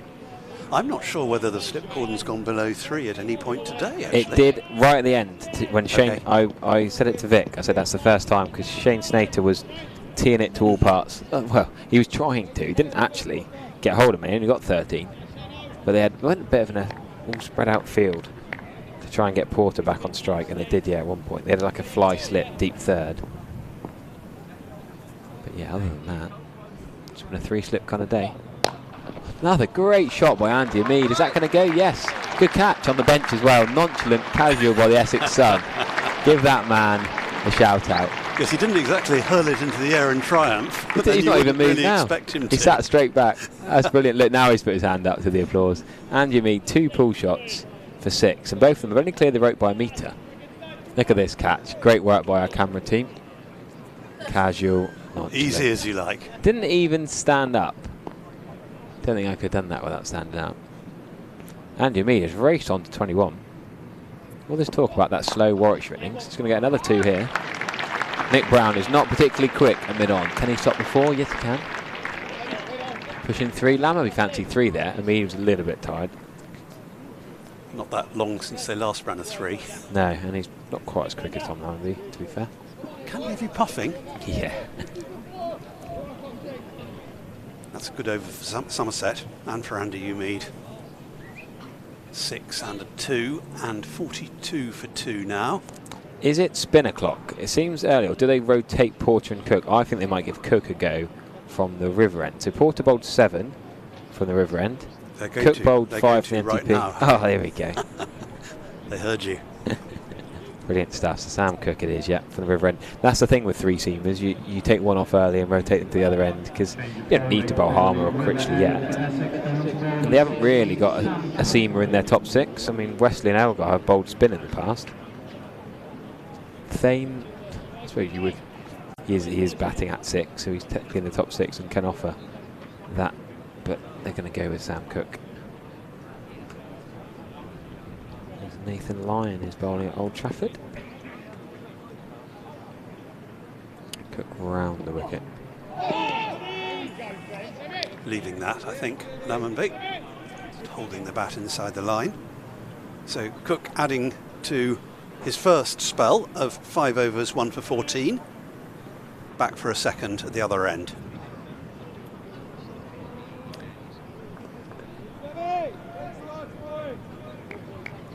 Over 4,000 now watching on the stream. Great to have you all with us from whatever county you support, wherever you're watching in the world.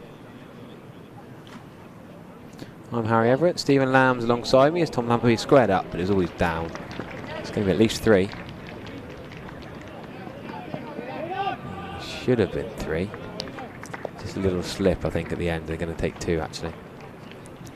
Fair enough. No point taking any risks. Lammonby remains on strike. He's fallen behind Umeed rather, but that's unsurprising given the way Umeed has been unravelling some strokes.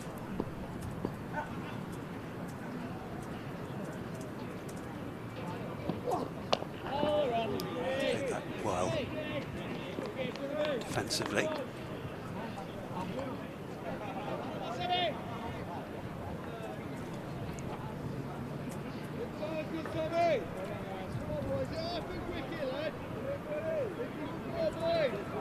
So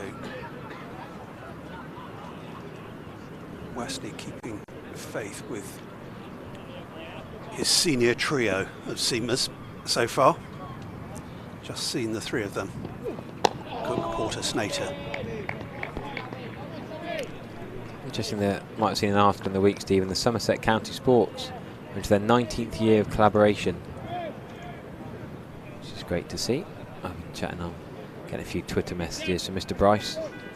James Bryce and Richard Bryce, of course, been there for years, doing some great work. Go across to the shop at tea and lunch is quite a tradition for fans in the ground. They are the official supplier of the shirts and the age group gear for the pathway. You mentioned the stream audience being well into 4 figures. We're into 4 figures at the ground as well today. Looking around. Yeah, we'll have to get an official stat later on, shall we? Go on, give me a figure, Stephen. Get an official figure. A quick head count? 2,000 plus. Yeah. Maybe 3. But we'll probably hear something more definite later on. It's as good a crowd as I've seen. It's as good a crowd as the second day crowd against Notts. And that was on a Saturday. So we could have an even better crowd tomorrow. We could. Although league season starting, I don't know how that will impact and affect people. People coming in after work, some people just come in for the evening session, depending on where they work or what they're up to. Although you think your value for money for an evening session, this would be probably one of the longest evening sessions you could ever have. 45 overs, wasn't it? 3:21 we went off, 3:41 until 6:30, nearly 3 hours of continuous play you'd expect here. There's not going to be an innings break, and there's not going to be rain today, so you're going to get your value for money.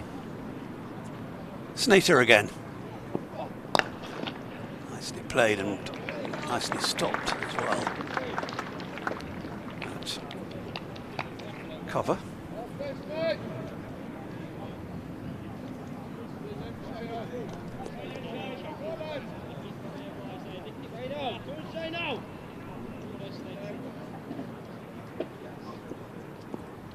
Sun trying to re-emerge.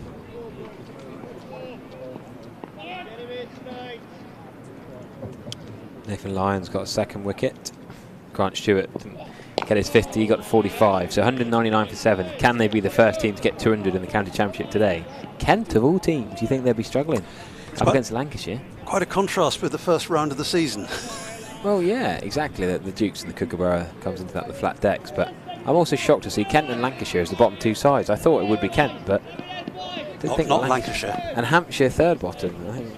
I thought Lancs and Hampshire would be up there with Essex and Surrey as the top 4 sides. And I think many did. I don't think I'm on my own in thinking that. Oh, that is a beauty. It probably did too much after the stumps, didn't it? Yeah. Too late to give me too much trouble. And I think he took a split-second decision not to play it. Umeed.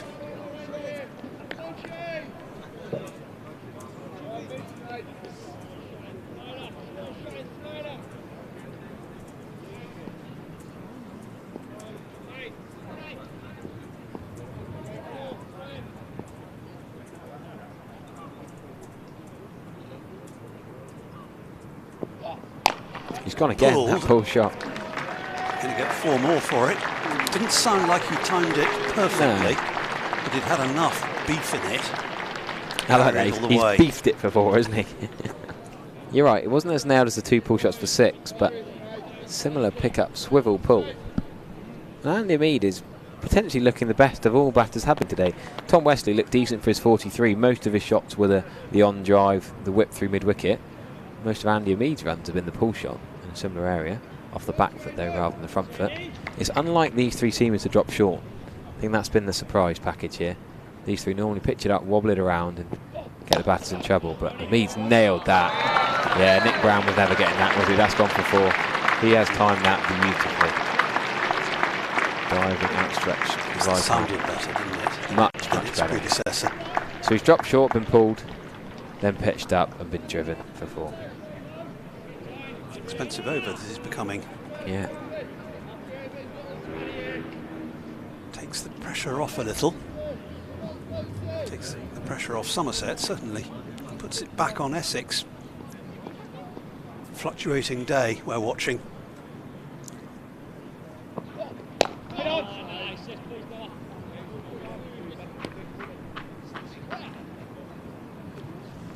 It's the end of Snater's over. 16 bowled in all. 29 remaining today. 52 for 2, Somerset, having been 15 for 2. So this is building, this partnership. You need very much the freer scoring of the 2. Here we go. I'll talk to you about the Saturday of the Devon and Somerset League starting tomorrow. Club Cricket Social. The Floodlit One-Day Cup game. The Metrobank One-Day Cup game against Kent. You usually have good white ball games against Kent.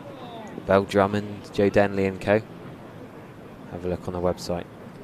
Get the club cricketers down here. Don't have too many drinks the night before a game. Well, that's a massive fine, isn't it, Stephen? Not having too many games. That's a good delivery from Sam Cook. Could easily have been wicket number 3.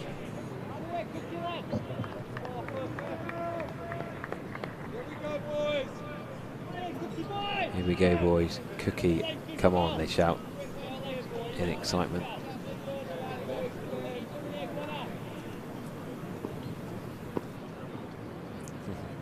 Kids here from fellow commentator Charlie Taylor. He's watching. He says, love Andy Mead, cracking little innings so far. I think Charlie's with us tomorrow. Yep. Always watching us whenever he can be. He's not with us in person. He'll be playing with Ben Peverell at Cheddar, I'm sure.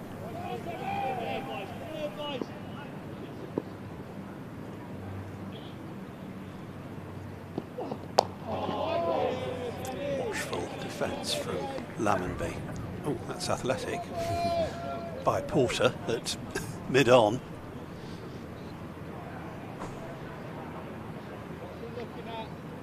For a flamboyant piece of fielding.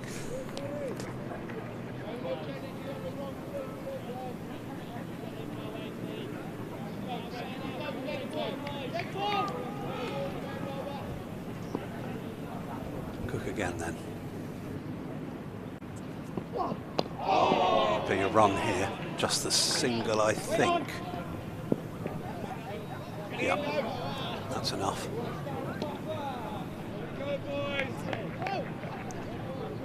Talked about that One-Day Cup social against Kent and Daniel Bell Drummond, always been a key man. He was Millfield, wasn't he? Mm. He got 300. He got triple under against Northants a couple of years ago. 150 in the One-Day Cup. I think he got 100 in all 3 formats last season. Kent, we always have good games. Having played at Canterbury earlier in April, always end up playing against Kent in all 3 formats in recent years. Always end up being a good game. Been coached by Mark Davis. That's it, at Millfield, Bell yeah. Drummond, former Somerset player, Yep. former Somerset left-arm bowler. Yeah, I was chatting to him this morning. He was meant to be, well, he was player coach before I was player coach at Wembley. He was going to come back on Wednesday and do a bit of work with myself and some of the other batters. And bowling was a bit on a one-to-one basis, but, well, we travelled all the way to Bridgewater, both of us, and then to turn around It tipped it down at 6 o'clock. Bit of a frustrating couple of weeks for trying to train. Is this out? It is. It's taken by Harmer. The third wicket has gone. Cook has struck. And it's the end of Andy Umeed. So 53 for 3. Now Somerset. Essex are still very much in this. Promising partnership has been snuffed out. Umeed gone for 31. And again, a regulation slip catch for Simon Harmer. Yeah, real shame. Andy Umeed was looking beautiful. I'm going to blame Charlie Taylor, who's back on comms tomorrow. Text in saying how good he was looking, and then he's out. But an important knock, sometimes in these circumstances, on a green deck with the Duke's ball doing a bit, a 31 off 37 can actually be a really useful knock.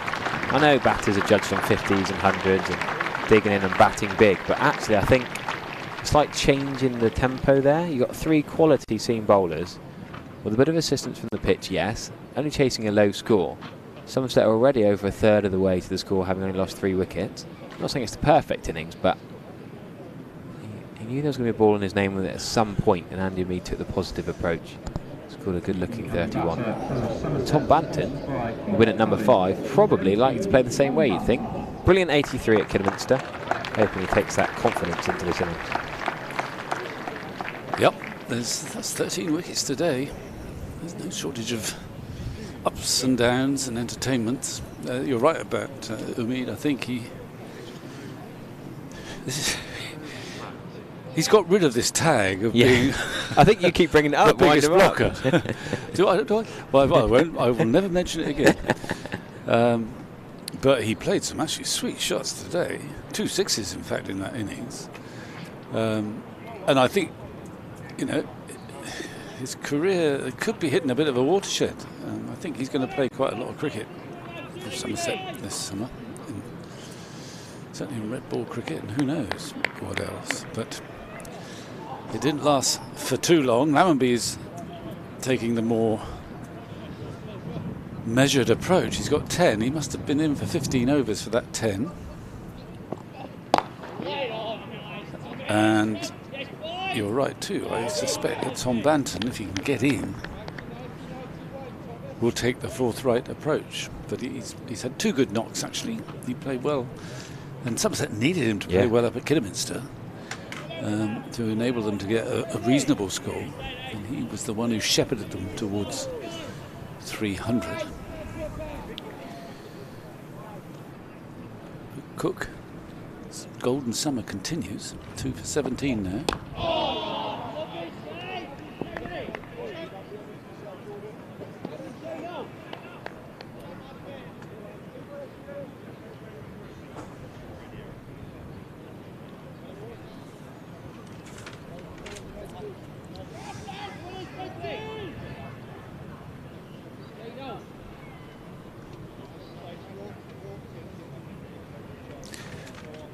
What it needs, the side that wins this game will be maybe, if it keeps moving around, the side who can find one player who scores a substantial innings, just the one, just someone who can get an 80 or a 90. Yeah. Or maybe even 100. Well, I was going to say maybe even a 60 or a 70. Yeah. It might but be. If someone gets 80 or 90, it means that the innings gone on long enough, and there'll be some getting to the other end. But someone, we haven't really had it. Tom Wesley at the moment is the highest scorer in the match, followed by Andy Umeed. Yeah. I don't remember Wesley being in much trouble this morning and into the afternoon. He got fed some leg stump half volleys, which he put away as he does. Well, he does, and sometimes he puts it away through the leg side that aren't necessarily leg side. No, he does take it from four. He takes it around middle and off, and which is infuriating for a bowler, but sometimes gets him out as well. But today he was basically in charge of that. And then he surprisingly got sort of yorked by Lewis Gregory. Yeah, the only Gregory wicket today. All the bowlers chipped in now. Everyone got a wicket. Gregory and Davey just with 1. 2 for Ball and Overton and 4 for Pretorius. A decent 5-seam attack effort. I think Lammonby said yeah straight away. Then realised it was to the man. Changed his mind. Stopped. Bantam's on the same page, that's okay. They're safe enough. Harmer with 2 of the 3 catches to fall so far. The easy one mid-off for Jordan Cox, but yes, he looks confident at second slip, doesn't he? Yeah. Bucket hands again, he's at. Yeah. Jay Cox, don't get confused, we've got a Jamie Cox here and a Jordan Cox. Yep. One playing, one upstairs. Yeah, I think he starts officially on the 6th. Yes, which will be Tuesday? Monday. Well, bank holiday, so yeah. Yeah. Maybe that's his first week. But he's been down quite frequently. Yeah. And reunited with old friends, making new ones. You caught up with him? Have you met him in person this year? Yeah. Just for a catch-up or chat? Well, I mean, he's come to a couple of the board meetings. You're still involved? You can't, you can't. So, yeah, I won't have... That's why we're not really slagging him off for the... I wouldn't ever slag him off. I wouldn't slag anyone off, Vic. So I've seen... So Jamie's been down for that, and there's been a very sort of fruitful liaison between Gordon Hollins, who's now left, but they've both worked together to bring... to get Jamie into a position where he sort of knows what's going on and how it works. Well, he'll take that. It's 4 runs, but it's not very convincing. But every run counts. Everyone counts. Yeah, there's been a lot of liaising going on, and they've got on very well, of course. And Gordon's been helping out Jamie get to know the system. And I think Jamie's enjoyed reuniting with some old familiar faces, and obviously he had happy memories of being here when you were a pup. Yeah. To be honest, I don't even remember watching him play. You don't remember? He was that long ago, is it? I mean, he was here from about 1999, 2000. Yeah, for about 5 years. And 99, that's the issue, Vic. What year were you born? Oh, you don't want to ask that. 96. Okay, well, you'd have been about 8 or 9 when he left. Yeah. Well, I can tell. I can tell you about Jamie. He was an amazing choice as an overseas player, and actually Dermot Reeve had a lot to do with this. We needed a batsman, but we also needed a captain, we felt. And Dermot trawled. It wasn't quite so easy to trawl the internet, but he trawled all possibilities. And he hit upon Jamie, who was playing for Tasmania. Yep. Who seemed to fit a lot of the criteria.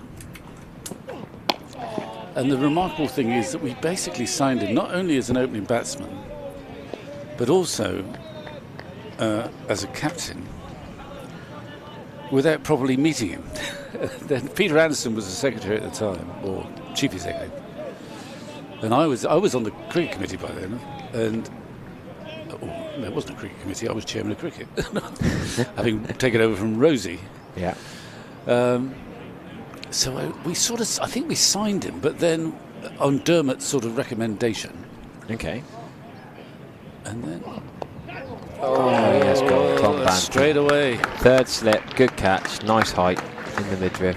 61 for 4, Somerset. Well, that's the class of this Essex bowling attack, isn't it? Well, just flying into that slip, Gordon Cook is having a whale of a time. Let's have a look. It's a very difficult place at the moment to get started. It looks easier up here than, of course, it is down there. Would we rather see Banton having to do, T20 mode sounds daft, but Hamid he's only just come in. Come in. I thought it was interesting that Hamid ran down second ball, though. I know. Well, that was gone on to leg stump. That ball. It was surprising. It was round about middle and leg, and he was trying to play it sort of defensively more than anything, just pushing at it. It's just held its line, and that's the carry. You see, this is the grass gives you carry. So suddenly the game has changed from the relative tranquility of 57 for 2, and it's 61 for 4. And the predictor, well, I think it's going to say 72% for Somerset now. But I think this situation suits James Drew. A lot of people have talked to me, what's up with James Drew this year? What's up with James Drew? And You know, there's talk about maybe trying to be a bit more aggressive to get ahead of Ollie Robinson and Jamie Smith in the keeping batting ranks to try and get into England with Bazball. But last year, how many times Somerset were 30 for 3 or 50 for 4, something like that, and he came in at normally number 6 and just took his time, dug Somerset out of a situation and could just take his time. He doesn't need to do anything fancy. And then we can bat around him, because Somerset, they want to bat the 110 overs to get as many bonus points as possible. Well, that's obviously the case, but with 61 for 4, that's a pretty optimistic thought. Yeah. Well, I sort of take your point, and it's a very optimistic view, but this is clearly still moving around. Yeah. And Cook is on top of his game, so he's got some heavy lifting to do. I think he's got a very steady defence there, James Drew. I think he's very good at his judgment of what to leave, what to play at.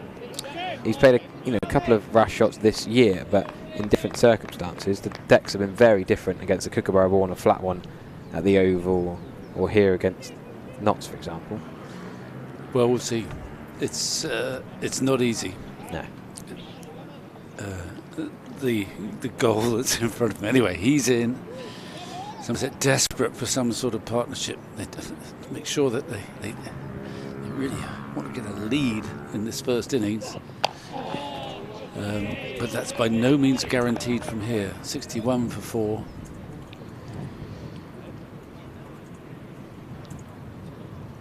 Cook, 3 wickets, 3 more wickets. Goodness knows how many he's got this year. I'll leave that for you to find out. But if you want to, it's a lot. Yeah, so Sam Cook, 4 for and 6 for in the 2 innings against Notts. That's 10. He then missed a game. 3 for and 2 for. 15. And then 3 against Durham. 18. There you go. None in the second innings against Durham. There wasn't much going on there. It's only 0 for 8. Okay. So he's got 21. So he's averaging over 3 wickets an innings. It's not bad. So Snater's, I think, going to have a break. And we're probably going to go back to Porter. Going for the jugular in a sense, no messing around.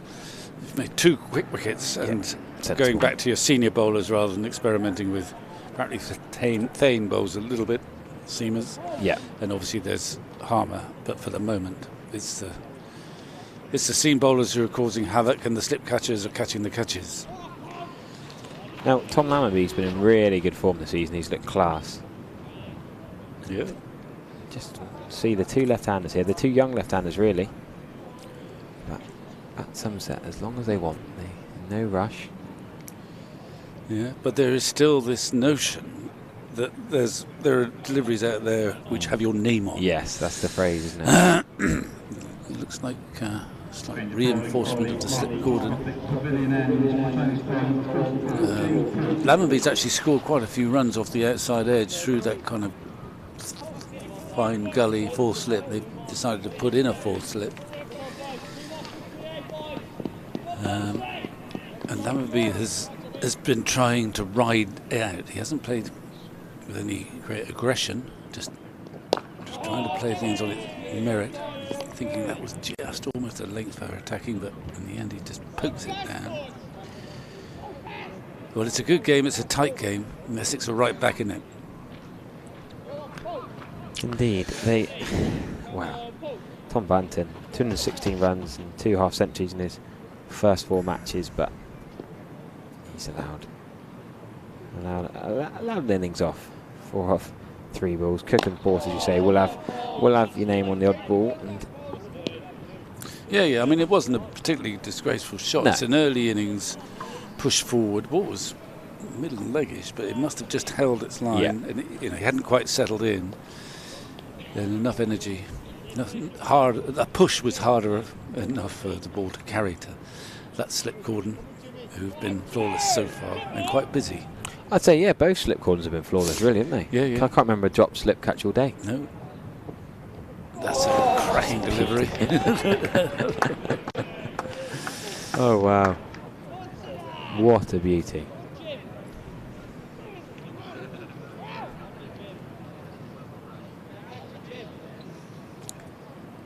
Well, he did well not to nick that.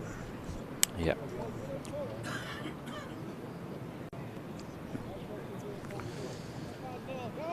There's still 26 overs remaining today. Yeah, it's going to be, well, 6:30 finish should be optimistic, perhaps. Don't think we're going to worry about bad light in the West Country.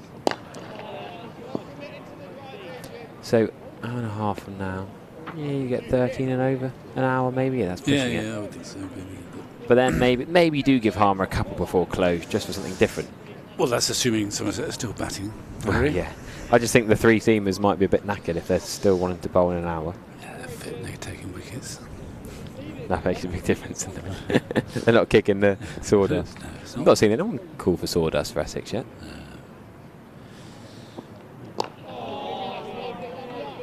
Well, he's given nothing, Porter. It's a lovely length he's bowling.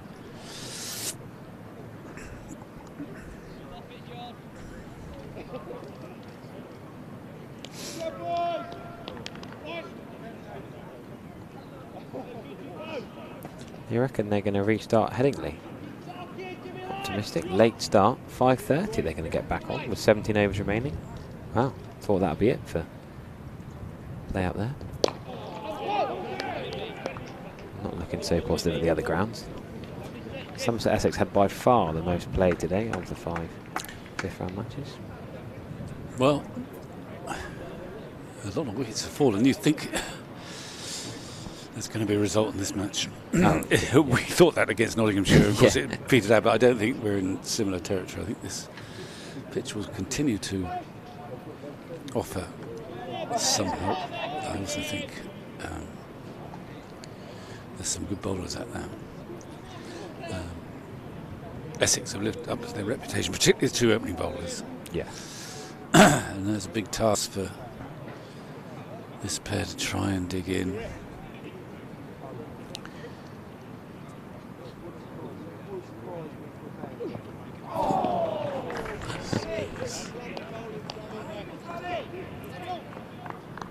But briefly going back to Jamie Cox, so we went and met him when I was touring as a journalist, and Peter Anderson came out of Melbourne. Rather nervously, we met up with him in Melbourne, and we were reassured when we met him. He was very impressive, etc. So the next query was, but can he play? That's quite important. And he had a pretty good record, actually. He had a very good record, and ultimately he became one of the best and most prolific Aussie batsmen not to play a Test match. Yeah. But I can't remember exactly who we were playing, but the first match of the season, down here, Taunton, out he goes, tosses up, and we bat, and he gets 100. And it was sort of relatively plain sailing thereafter. Yeah. And we certainly enjoyed having him here. And he was a lovely, sort of fluent, relatively orthodox right-handed opening bats. Beautiful covered driver. Yeah. Good offside player, but a good, sound, orthodox player who scored, was positive, but as I say, classical. And he scored a session runs, and he captained the side with great aplomb and won a trophy. Good fielder, tough Aussie. Yeah, well, I can't remember where he used to field. I'm not sure. I think he was. I don't remember him being in the slip cordon, but I may be wrong. But I think he was sort of out and about. Yeah. And quite a quiet Aussie by Aussie standards. He was a refined Aussie, and so still is. That is a bad. And he enjoyed his time here, and we enjoyed having him. And Glory, amazingly, here he is back again, and he's had a lot of good experience. Since most recently, at Adelaide, South Australia. Perhaps that's not the most, and then at Lord's quite recently. So he's had a lot of experience in administrating cricket and running a big institution, or helping to run a big institution in Adelaide, which has got the Aussie rules football there as well. And 100, and at the Lords, he's accustomed to helping out with 100 franchise there. So we're looking forward to him being our chief executive officially as of Monday. Yeah, exciting times. Best wishes to Gordon Hollins. Yeah. Well, I'm sure he'll be back at some point. Moving back up towards his fan whip in Scotland, isn't he?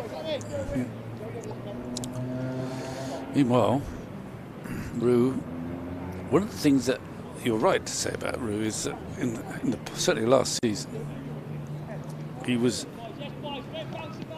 often very unperturbed about the fact that he took his time to get off the mark. And which is important. He didn't. He was prepared for reconnaissance. Well, he hasn't got off the mark yet, and he's being tested by Cook.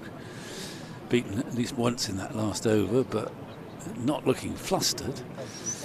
There's pressure being applied. This is what good bowlers do. They get new batsmen in and they give them nothing. And even now, at the other end, Porter bowled maiden to Lammonby, who was bang on target.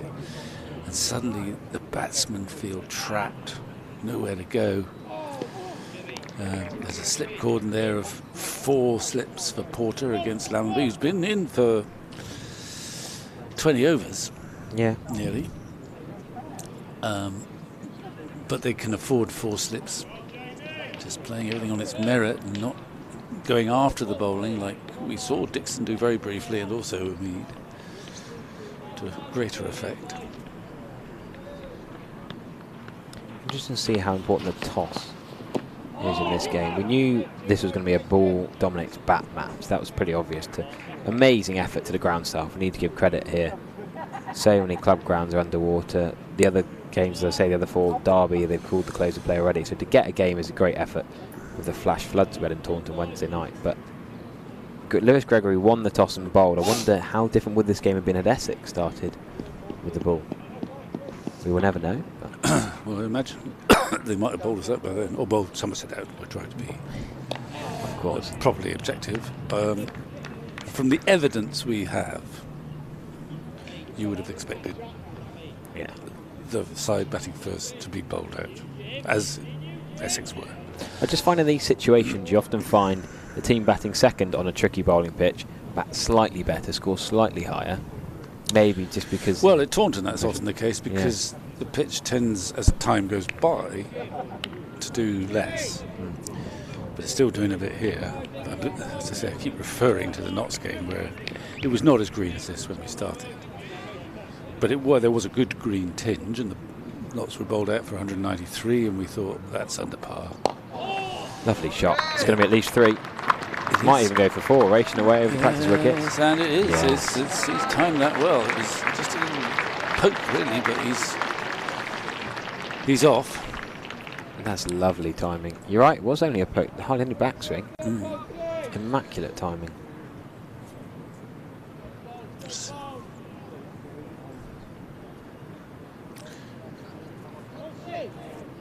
So I would imagine, but I don't know, that more runs will be scored in this match the longer it goes. It will be easier to score runs. But we'll see. He's good, isn't he? I don't know. That's a big call. LBW James Rue just played that lovely, lovely shot through mid-wicket for 4. Got him off the mark in style. Can't review it. County Championship cricket, he's got to walk. But Sam Cook is doing what he does for Essex again and again and again. He's a master, and how he never gets a go for England, I do not know. But he will keep taking wickets with the Duke's ball in English conditions. Yeah, although that was Porter. Sorry, yeah, the 2 of them, I put them in the same bracket, yeah. We'll have a look at that. I think if he hasn't hit it, he's struggling. There's not a big stride there. There's a hardly moves. I think the 2 noises are both legs. Yeah, well, thigh in which case... Thigh put onto box, maybe. In which case, I can't really see how you can quibble too much with that. Height is the only possibility. Height is the only possibility. It's around about the knee roll. Yeah, if that's Craig Overton, you think it's bouncing over. Yeah. But Porter or Cook... The other factor is how far down. If you're quite a long way down and it's hitting your knee roll or above, you're thinking that's going over the top. But in this particular instance, he's not gone anywhere. It's just a very short step out of his crease. He's missed it. And, well, we haven't got all the Hawkeye stuff, but I would imagine that's clipping the top of the stumps. Yep, down to the captain, Somerset skipper Lewis Gregory now. Yeah, coming back with Tom Lammonby. 56 balls Tom Lammonby's faced for his 15. Been out there for an hour and 25 minutes, but well, he's battling away. That's it. That's and what Somerset need. Yeah. We haven't seen many boundaries from him, but I'm not criticising him. He's just trying to play the ball on its merit and to stay out of there. And he's done that pretty well. Very watchful. But Gregory, well, yeah, he's greeted with 3 slips. Scored runs. 4 slips. 4 slips, yeah. What sort of approach is he gonna? Straight up his feet. Edge behind first. He's not. I don't think it carried. I'm pretty sure he edged it. Well, I don't. I think if he'd umpire this end thought he'd edged it, he would have had a chat with the square leg umpire. Oh yeah. So I think the umpire has decided that he didn't hit it. Oh yeah, we haven't got Snicko. They just celebrated. Mid-on ran over the slip cordon. Yeah. Well, it's hard to think it could hit anything else. I don't think did it brushed carry, his thigh, but I think it probably carried. Yeah, it did. Yeah. But I think the umpire decided that he hadn't hit it, and beyond that, I can't enlighten you a great deal. Umpire's decision is final. Alex Wharf and James Middlebrook. It was a sort of that's out from all those behind the stumps, and I think it did carry. It was quite a good catch because it was low down. However, umpire unmoved. Gregory wasn't going anywhere.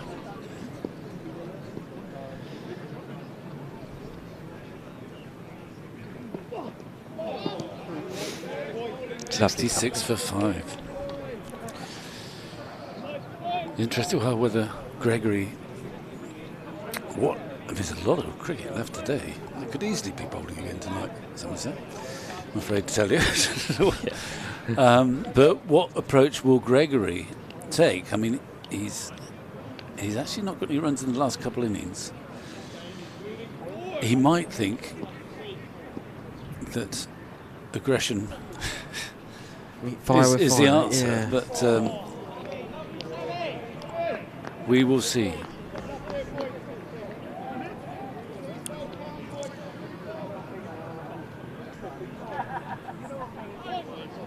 Runs at a premium. You know, you're right when you talked about Andy and me getting 30 or 30 odd seems like gold dust at the moment. Yeah.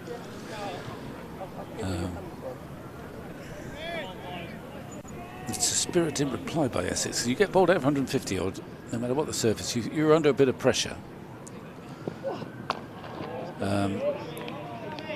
And you can lose control as a consequence, go searching for wickets. But they have responded expertly as a confident side in the field who've been used to knocking people over. Nothing elaborate, nothing overly clever from Cook and Porter, but the time-honoured method of just hit that length on a pitch that is going to help them a bit. Hit that length time and time again, and something will happen. And something has happened. It makes for good cricket though when the wickets fall quickly. Yeah. It makes, you don't want to go wandering off for too many cups of tea behind the pavilion.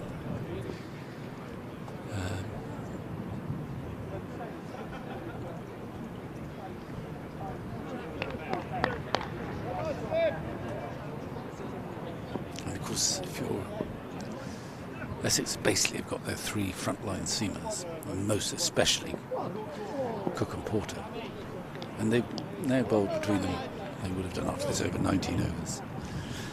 But when you're taking wickets, you can just keep going. Yeah. So it's a very good response by Essex from the knockback of being bowled out cheaply.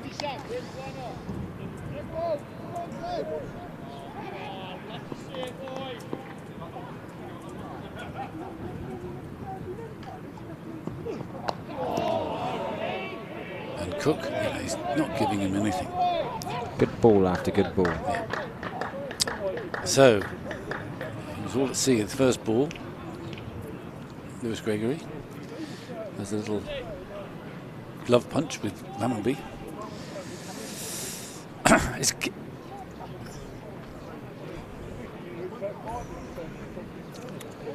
So are you tuning in just after work? That gives a little roundup to what's happened so far. Quite a lot, really. Good 15 luck, wickets. Yeah.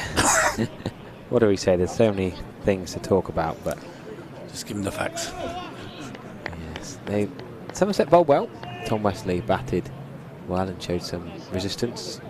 Duke on loan from Yorkshire got a useful 25, but the ball's doing a bit. Somerset in a little bit of trouble.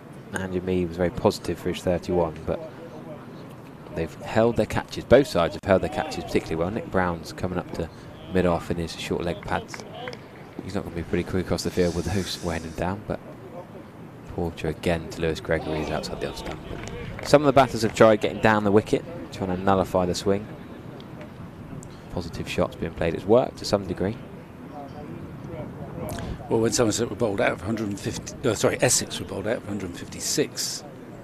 You know, the Somerset supporters were at cock-a-hoop, but yeah, 66 for 5, and well, that win predictor, it might have swung quite a long way.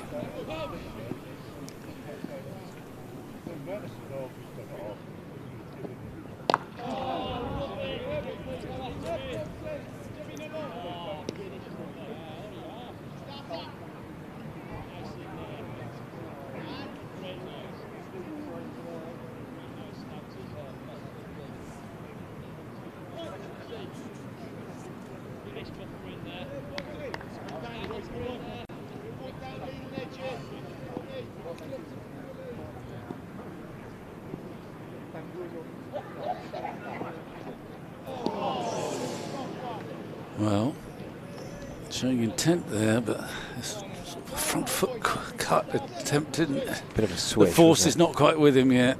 Not real conviction there. When he gets in, of course, he's a wonderful timer. But getting in is proving hazardous. We've seen that. Yeah. That's We've exactly seen it. that with Rue, Banton. Batsmen often talk about,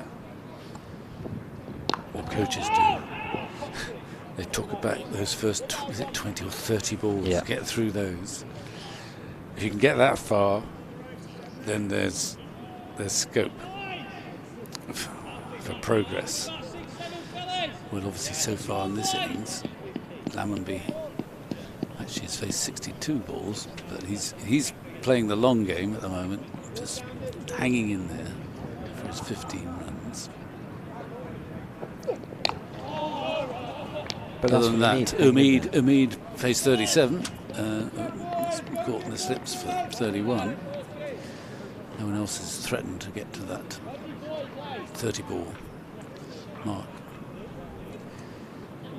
Just trying to get in. If you can stay in for a while, it sometimes seems as if it's not doing quite so much, and also if you're scoring runs, it doesn't.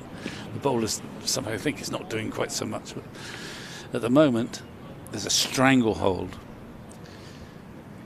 Maidens are being trotted out. 2 wickets have fallen very quickly. Porter's on target. He's just having a chat with Wesley. Interesting, they're going to pop a man out on the square leg boundary now. Porter's the last man in the world who'd think would try and bounce people out. I don't quite know, but maybe it's the freedom to let him bowl straight and get an LBW. I don't know. Just a bluff, just toying with him, just get something out of his Well, head. also, I think what I think it was doing was that it was kind of offering the possibility of a Gregory single on the leg side, because Lammonby, if nothing else, has been defending effectively against Cook, who's been the real strike bowler here. And I think they would have been sort of content, even though it got Gregory off the mark, to get Gregory facing Cook, who may, who they don't want to completely over bowl. I'm sure Cook wants to keep going. That's the only explanation I can think of for the deep backward square. We'll see what the listeners think. There's a few thoughts coming in. Still plenty with us, listening and watching after work on a Friday night. What better way to spend your Friday evening than a bit of county cricket?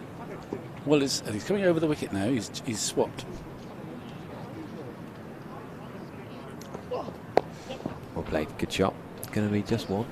Yeah. Oh, Lammonby looks ready for England Lions at the very least, says Louis J. Yet to get a Lions call up. Mead, Banton and Abel all batting the top 4 when Abel captained against South Africa here in a 50 over game. Cracking game. Smee got runs, didn't he? Yeah. That was about his only. He's only played about 2 50 over games in his life. Yes. that whacked one. it, and Guidi and Rabada, they all got whacked everywhere. Yeah, and then he played. I think he played a Lions game. That was the Lions game. Oh, that was the Lions game, was it? When he got runs. So him and Banton opened up together. So very nicely. Yeah, Will Smead's list A career. About 2 matches, isn't it? That was it. The only one. The only one.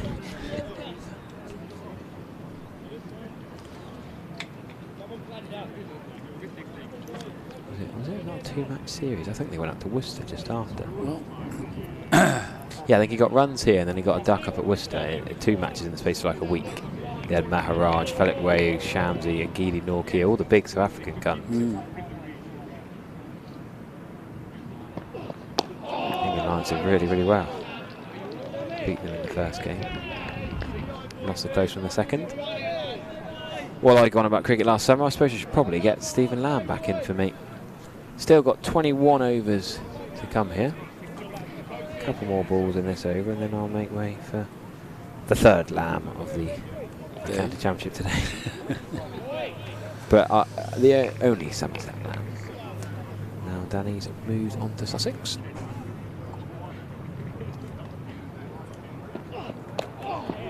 Every single counts here, ticking up towards that 156.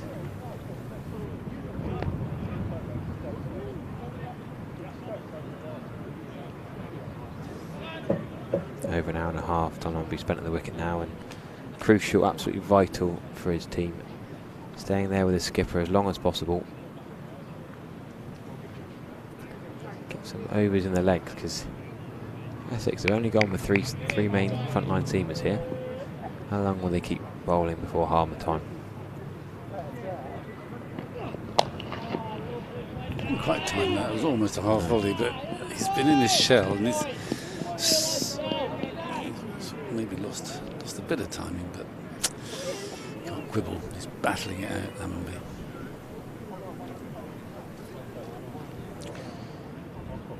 Well, I think Harmer might demonstrate that it is impossible. It is possible for an off-spinner to bowl. Well, we'll see what happens if he comes on. They might. I think Thane, as I say, bowls. Yeah, you'd like to see Thane give it a little bit. He deserves to have a go with the ball before Harmer, you'd say, but there he is, Harmer himself. That late soft hands. Right, that'll be enough for me. I'll be back in a little while. We are pleased to be working in partnership with our ground name. Harriet. And it's a struggle for Somerset. It's an absorbing struggle. It's got to a stage where at the moment they might take parity on the first innings, whereas of course when Essex were bobbled out for 156, they thought, wow, we're possibly quids in here. But Essex have fought back superbly, just making the most of the conditions, not being too elaborate, just the solid, absolutely rock solid line length, let the ball do the work, take the catches. Porter and Cook to the fore, giving nothing away. It's tense stuff, isn't it? Just the 3 bowlers used. Yeah, and Snater only for about 4 or 5 overs, and he was a little bit more expensive. It's the opening bowlers who've actually had terrific starts to the season for Essex, who've done the damage.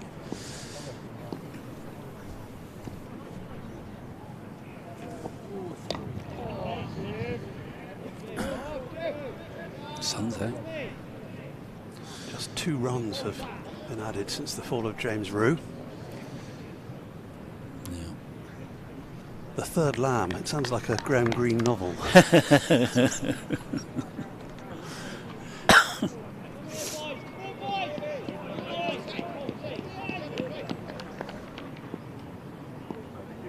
Lovely early summer evening here at Taunton. Good judgment in leaving that by the skipper.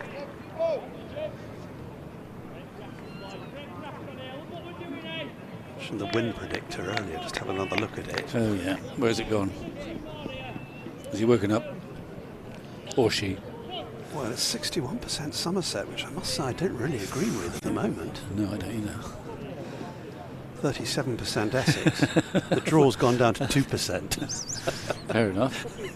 I think the win predictor might live in Curry Rival or somewhere like that. Talking about a game that could finish tomorrow, conceivably. Wickets carry on falling at this rate. Yeah, it's unlikely, surely. It's Because I think it will get a little flatter with good weather. And the bowlers get a bit more tired. I think that's very unlikely, but... Porter's into his 11th. Cook's bowled 11-2. That's amazing. I'm surprised by that. But yeah, with 5 gone for less than half the Essex total. Yeah.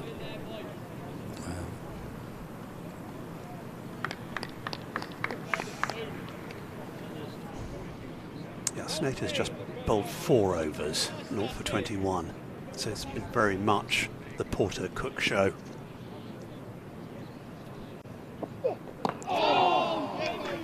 He doesn't give you any rest, does he, Porter? He's no great pace, but he's bang on target. A little bit of induct there. Gregory always looks very calm. I don't know whether he is or not there.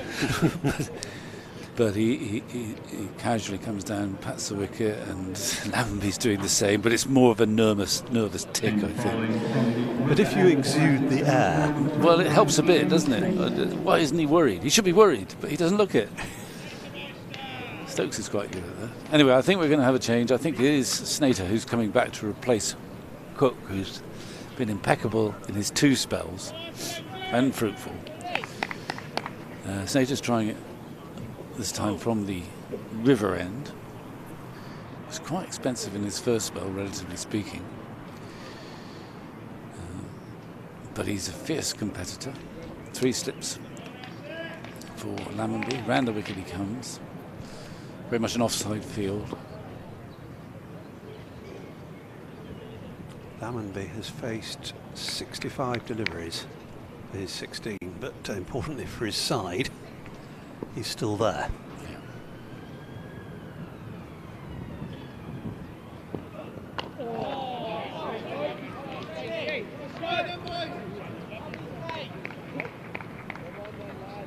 Very much the quieter partner of the stand with Andy Umeed.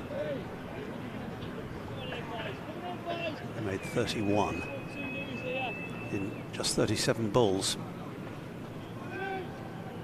2 6s, 3 4s. Somerset's top scorer so far.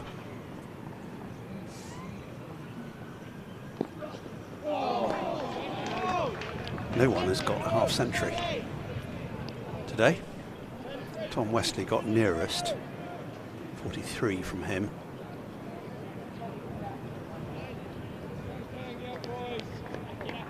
Four wickets for Miguel Pretorius. 2 each for Craig Overton and Jake Paul in that Essex total of 156.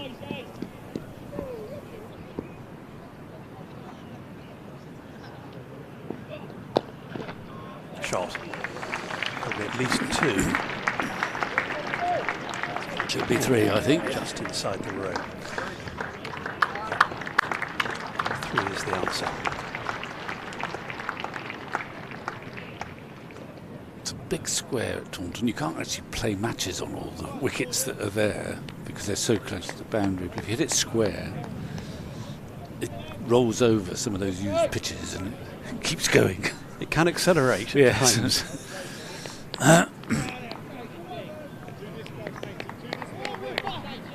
So the captain's on strike now.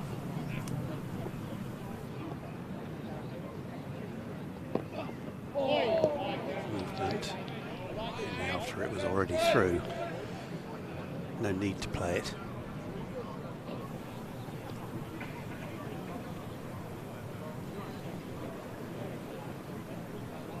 There's a hush over Taunton, isn't it? No, I think it's not. I think people are absorbed. I don't think they're bored. I think they're absorbed. I don't think they're going home early, many of them. Some tend to migrate to the sunnier side of the ground at this stage of the day. Oh, he's hit that hard for nothing. He feels he's missed out there. Gave himself some room. Yeah. should have had that. He'll feel he should have had that. Well, yes, through you the hit it so offside sweetly. before. I mean, another 3 feet either side. He had 4 runs. We saw a bit of it when Essex were batting as well. Yeah. Good strokes finding the fielders. Yeah. That sort of day. It's been compelling cricket. Mm-hmm.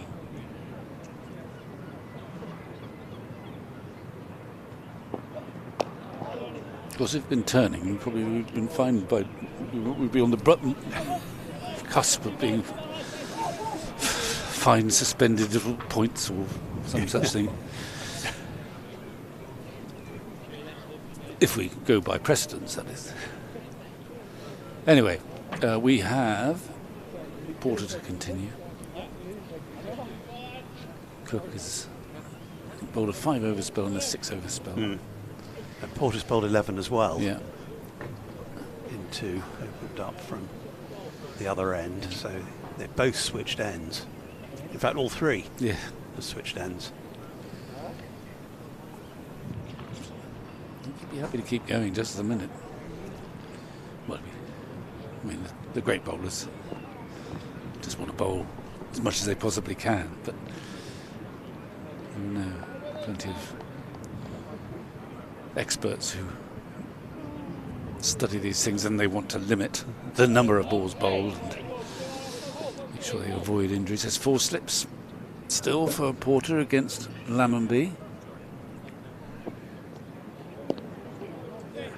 Comfortable leave. It's actually quite a lot warmer now outside than it was this morning. You've been help outside from the May sunshine. Pop down to the terrace below. Yeah. It's a lovely spot to watch from down there. It's actually, it is warmer, right behind the bowler's arm. Keep reasonably still, but I think it's high enough not to disturb the batsman. Which should be a bit warmer now, shouldn't it? It is the 2nd of 3rd of May. I think it is getting a bit warmer, but yeah, it should be, but you know, the climate is less reliable perhaps. Well, perhaps it always was. But the sun's out now, the shadows are starting to lengthen. Yeah, it's a lovely sight. And it re-emerges, this whole ground, bathed in it at the moment.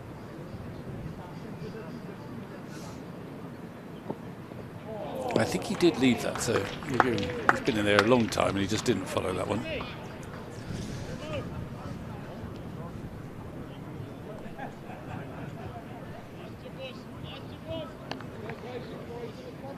It's rush hour on Priory Bridge Road. Got a lot of traffic going along there, and further away by the station as well. You just about see the scoreboard if you're walking across Priory Bridge Road. Can't see much cricket. I always had this theory, but no one's ever taken it up, that there should be a scoreboard in the high street. And if it looked in particular, because Taunton, we're lucky, it's right in the middle of town. It is, it's wonderful, isn't it? And nowadays it would be easy because of the IT expertise. You can just. And I'd have thought that if it looked particularly tense or interesting, you get a lot of random spectators think, well, I'll just walk the 200 yards or whatever it is from the high street and go and watch a bit. Yeah, because it's very, very tight at the moment. They saw a scoreboard like that out there. Well, it needn't be that big. You just need the bare facts. There's a game on. Yep. Or if you like, who should we say? Well, whoever's in, your favourite player. Gregory's in. We'll go and see what he's doing. Or if there was a top player visiting, Joe Root's in. Let's get up there. However, I haven't suggested this recently, but I've suggested it a few times in the past, and it obviously hasn't happened. Wasn't quite sure whether I suggest it again now, I don't know. But there'd be a nice little thing just to have the scoreboard ticking over. I suppose anyone who really wants to nowadays can look on their phone in a way that wasn't available when I first suggested this. Indeed. But that's what it's got a great virtue, and we often do here, actually, of being in the centre of town. So you can pick up some punters who just happen to be doing some shopping. But hang on a minute, there's something happening down the county ground at the moment. Let's pop in. There's signs of the city centre, well, town centre rather, all over the place really. We can see the station, we can see the trains coming and going. Yeah. Cars on various roads. St Andrew's Church Spire. More in the distance. You can see the rain. We've got the station there. No information. So it's a nice 5-minute brisk walk.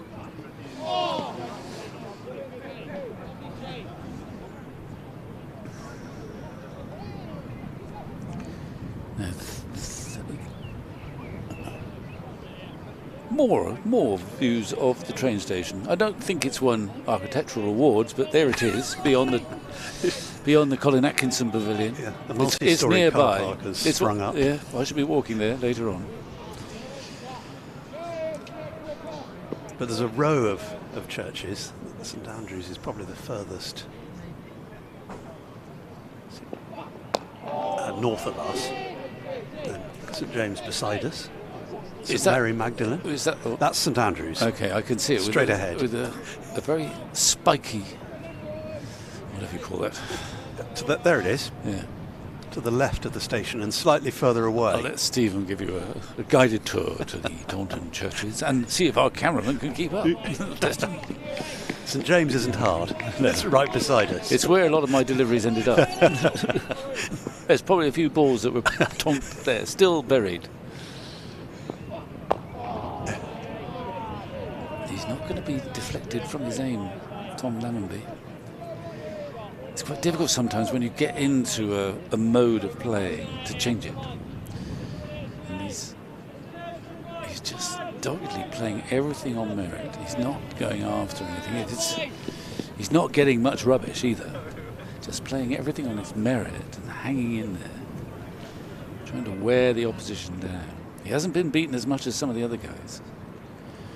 That's why he's still there, I suppose. He's just been beaten, possibly. I think that was a Trez leave. Maybe. Have another look.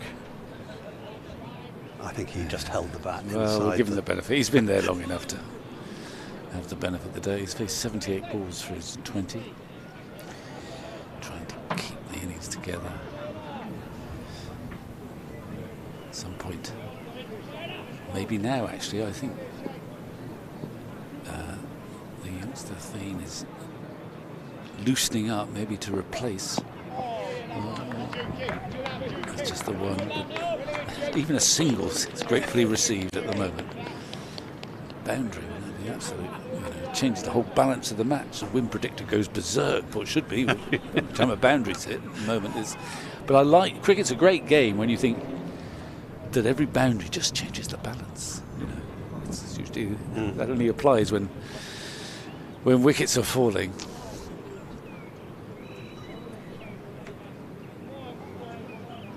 Both the bowling, both the attacks have used the conditions well.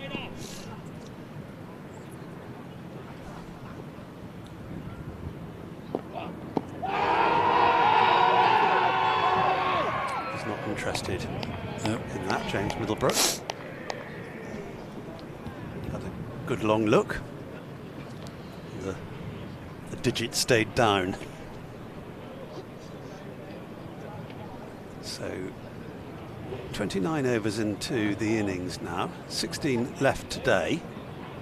The Somerset County Cricket Club 2024 Replica County Championship and Vitality Class. Almost halfway to that Essex total, but they've lost half their wickets. Yeah, and they've lost their best wickets, if you like. Well, so I would say, despite the win predictor still stubbornly, you can't argue with the win predictor. Saying Somerset 62% chance. I think we're in line with that at the moment. Up here. Has it changed? Have you still got it there? It's 62 at the moment. Okay. Yeah, I think that may have dropped a couple of percent. I think it was 65 when I last looked. Right. So I don't know whether how much he's bowled in first-class cricket. This is only his 4th game.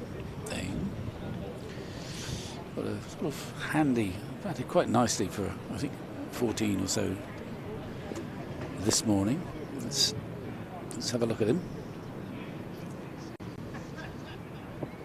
Well, he's slightly off target to start with, but it's a no ball, and it could have been a wide, but it would have been a wide on with a white ball. So there's a slightly nervous start.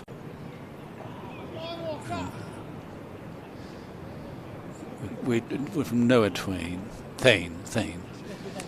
Noah Thane, that's a good name, isn't it? It sounds like it comes out of a sort of Shakespeare play or Macbeth or something. Hope he doesn't leak runs. He's called it Noah. Anyway, can you sum it up? His first-class bowling career. I am indeed. Bowling. First class, 2 wickets for 122 in 3 matches. Okay, so he has bowled before. He's got first-class wickets to his name. He's only in his 4th match. And he's a strapping 6-footer. He's coming round the wicket. I imagine he's a batsman who can bowl, but I'm guessing. Oh, was that a chance? Well, I don't know, but I have my doubts.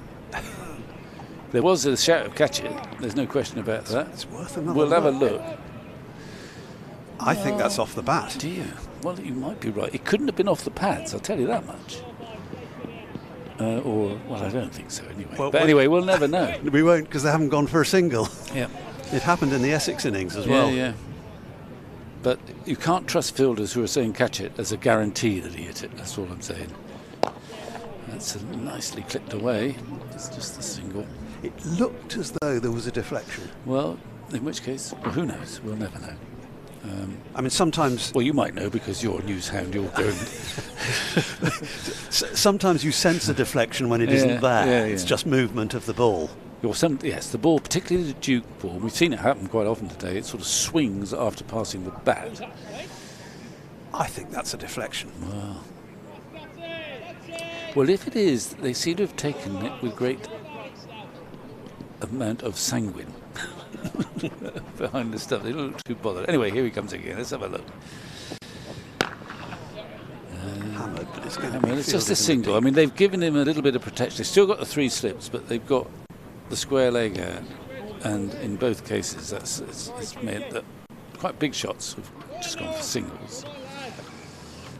I mean, there would have been a toss-up whether you go to this guy or Harmer. And, of course, the modern way is... Well, I mean, I'd be tempted to go to Harmer, but we'll see what he's like. I don't know. I've not seen this guy bowl before. It runs in briskly. That's all right. Maybe he felt... Let's have a look Yeah, at yeah. I think it's actually... I'd just like to get the spinner on, really, but... it's not a bad time for a newcomer to bowl. Somerset under pressure.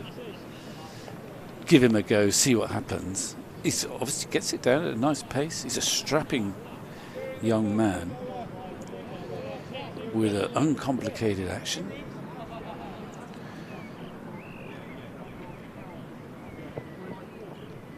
He seems to be bowling for the leg side catch at the moment. Hasn't quite got his line. He's got 86 first-class runs, average of 21, top score of 36, but got a top score list A of 75 not out. Yeah.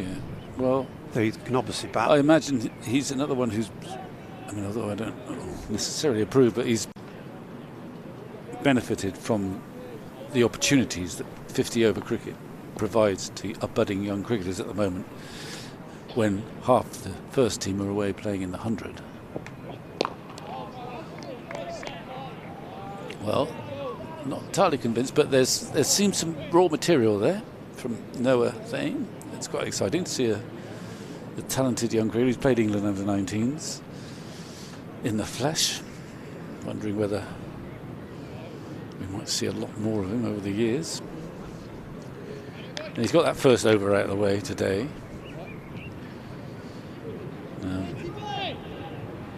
Meanwhile, Snater, who's a bit expensive in his first spell, settling into his second one.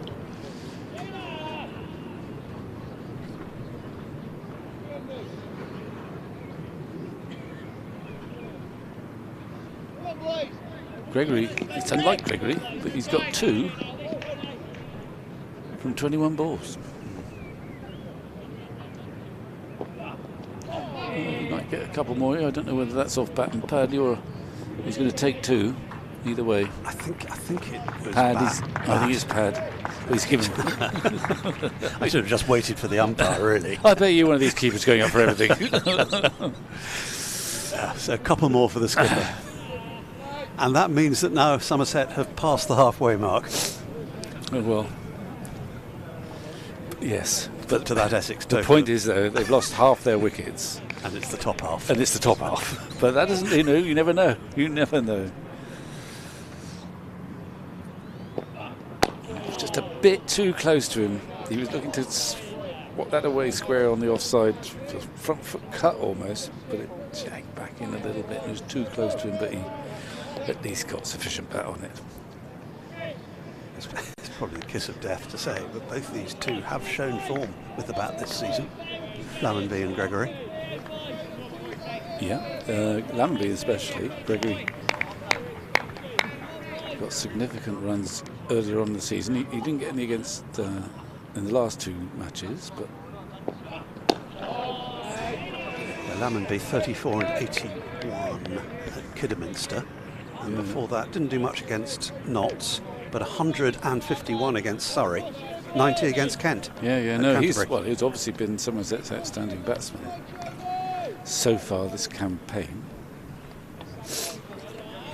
Today he's been very restrained, but he's gutsy enough. I think it takes guts to set yourself to play a long, slow innings, because you can, he may change tack, but it's a lot of effort to try and get a 4-hour 100 as opposed to the sort of swashbuckling 2-hour 100s that we kind of get used to in the modern game sometimes. It's a vigil. Yeah, and it really does need a lot of courage to set yourself.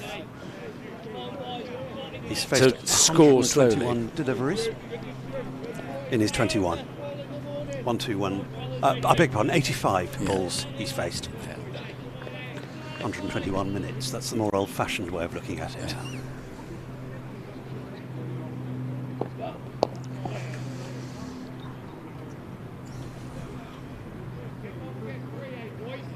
So more succinctly, he's batted for just over 2 hours. Yep. Well,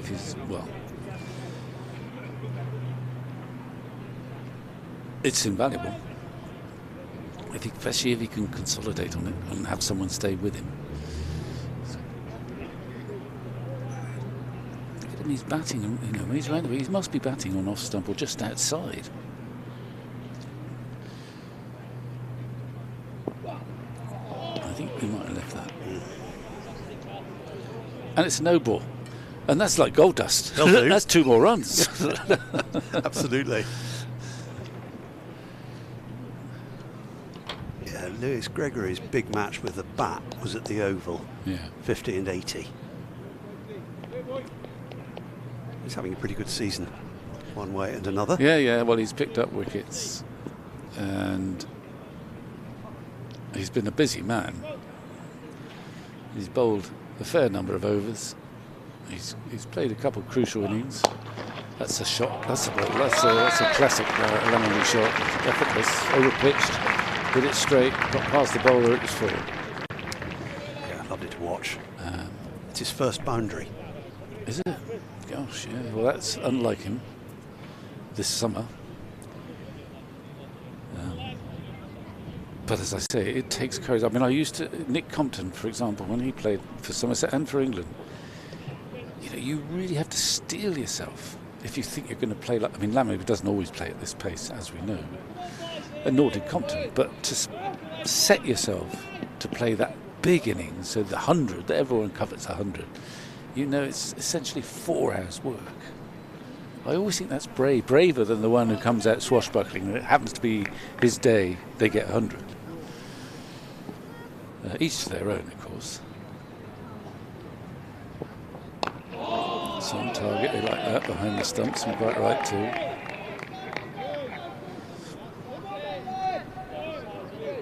Particularly in conditions like this where there may be that ball. that you can do little about. Although, to be fair, there haven't been that many of those sort of deliveries today. I think, I think 15 wickets have fallen, but I don't think that quite reflects this type of wicket.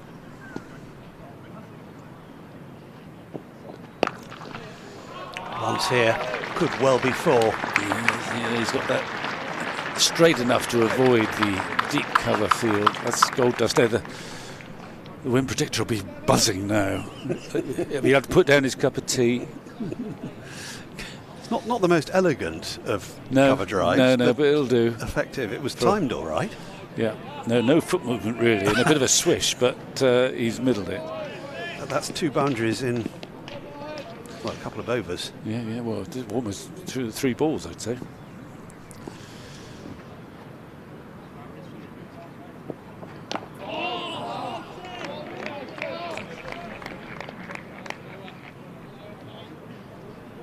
Yeah, spot on. 2 and 3.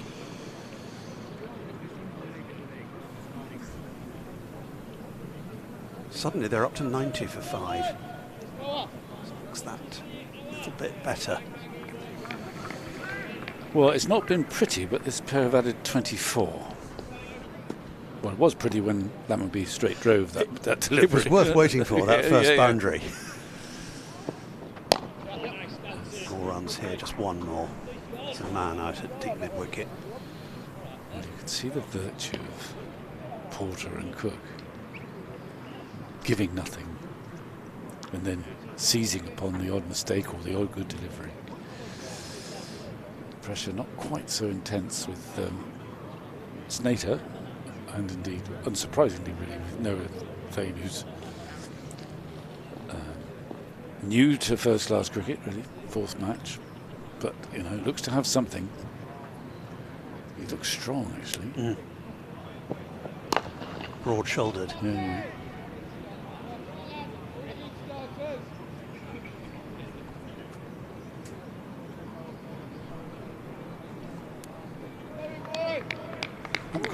Across many Noahs in first-class cricket. That's the sort of question I toss out as as it's probably my time to disappear. You'll leave Harry and me to discuss it. Yeah, Stephen, give me a list of Noahs who played first-class cricket. If not, Harry's here to help out. They probably come 2 by 2. See, I'm just your straight man.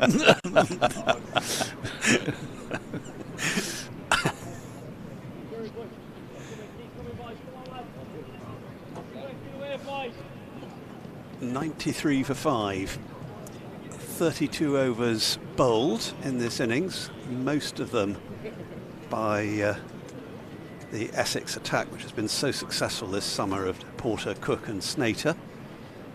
Noah Thane. Oh, I can't think of a single Noah, Stephen. Can't think of a single Noah. That's going to really wind me up now. Before I consult the YouTube comments or internet, I'm sure there'll be 3 or 4 already named by the comments, or they'll be tweeting us as we speak. There are probably a few Noels. What, Noel Gallagher's? Noel's high-flying birds. Although, no I say that, I can't think of an example. Noel Fielding. I fancy there are more Noels than Noahs in first-class cricket. There'll be a list somewhere, but I don't want to cheat yet. More runs here, just a single for Lewis Gregory. Take him to 9. Just straying a little bit to leg, Shane Snater.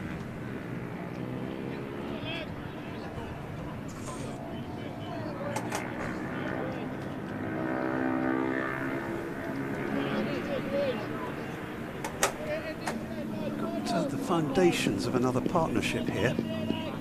Felt a bit like that when Andrew Umeed was batting with Lammonby. Didn't really fructify. Another of the Lamb dictionary, that. You always try to whip these fancy words out, Stephen, completely unnecessarily. They're straight off the top of my head. No.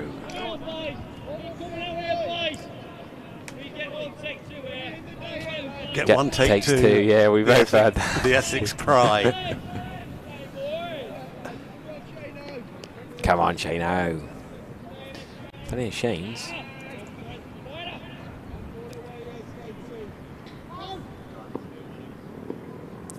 Me having a quiet half an hour stroll around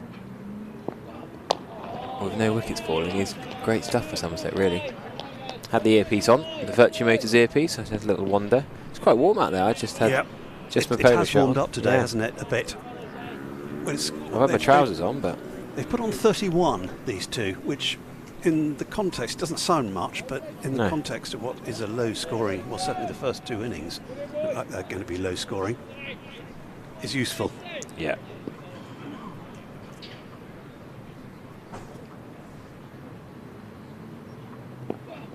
I'm not having anything to do with that, says Tom Lammonby.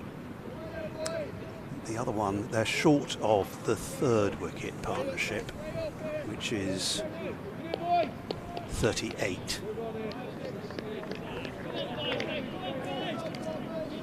But not far short. So a lot of encouragement, vocal encouragement going on amongst the Essex side, just indicating that they may be some growing concern about this partnership. Well played.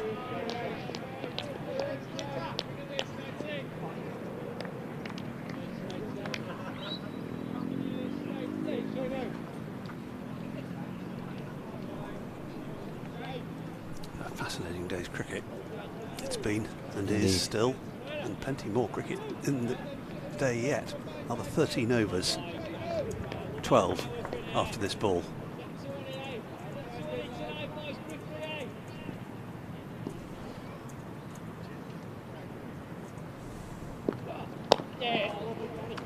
Which is going to be another single. Lammonby keeps the strike. As a cross-country train pulls into Taunton Station. 94 for 5. Indeed.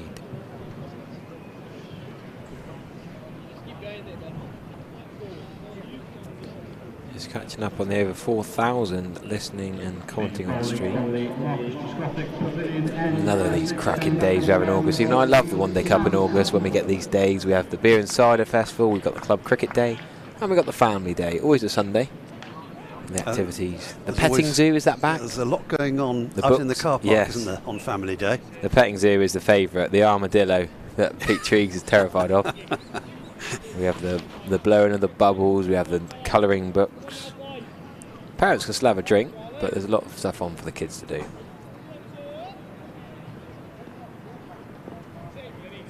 Cook is back. Not Alistair. Just 2 overs of Thane. Little chef.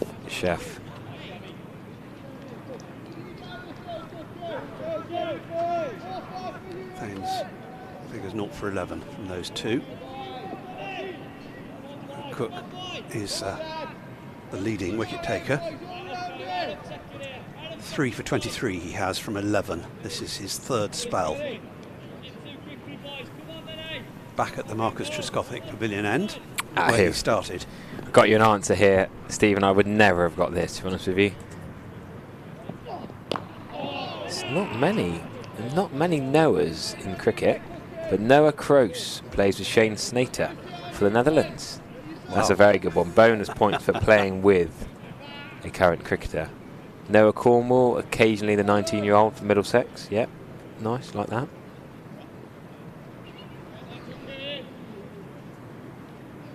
That's it, though. Only 2 out of all of our esteemed following. I thought there'd be more than that.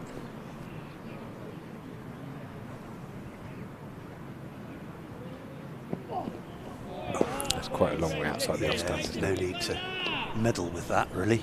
No. Lewis Gregory has faced 31 deliveries thus far. That's probably his 32nd, in fact.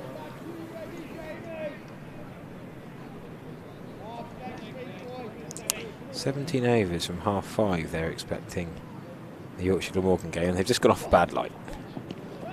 Down the leg side and well taken by Harry Duke. 109 for 4. North East was run out for 29.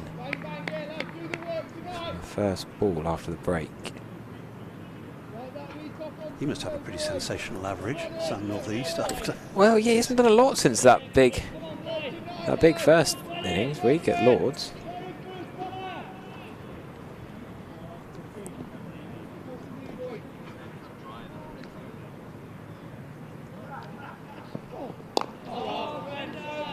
Defence again from Tom Namanby.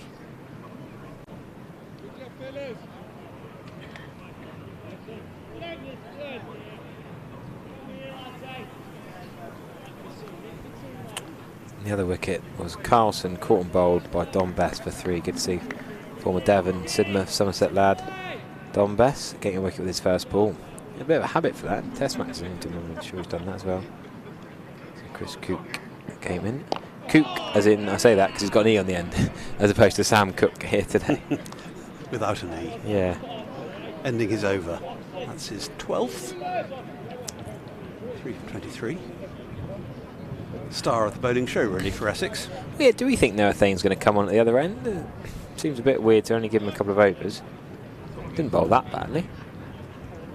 Still to be yeah. I wonder whether we'll see Simon Harmer before the end of the day. Well, yeah, I thought they might have given Harmer a go sooner rather than later.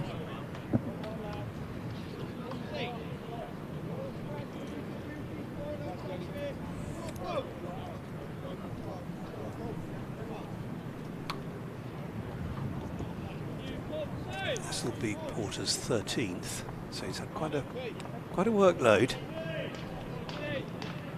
in this innings so far. He's got 2 wickets to show for it. Those of Sean Dixon and James Rue.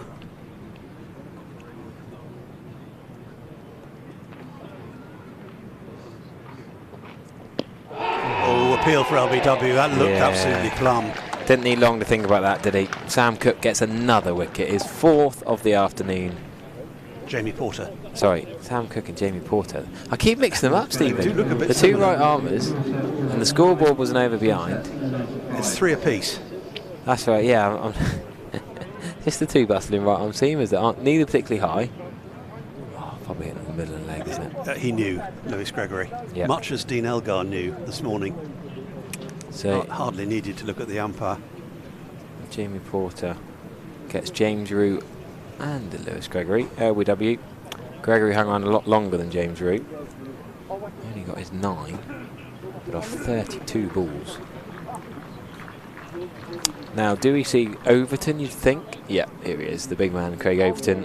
Not got many runs the last few years, but back in a bit of form recently. A cracking partnership with Pretorius on a rather different deck against Notts here. Before the Kidderminster game last week. He was walking before he looked at the umpire. Yeah. Lewis Gregory. Absolutely plumb. So 66 for 5, became 95 for 6. That's actually one of the higher partnerships of the game. 29 runs they put on. 3rd wicket, 38 were put on. That's That the was biggest, I Hamid. think, of this innings. Hamid and Namanby. So can they get up to this Essex total?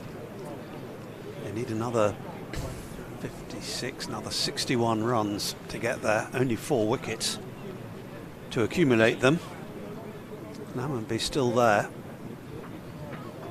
How will Craig Overton approach this?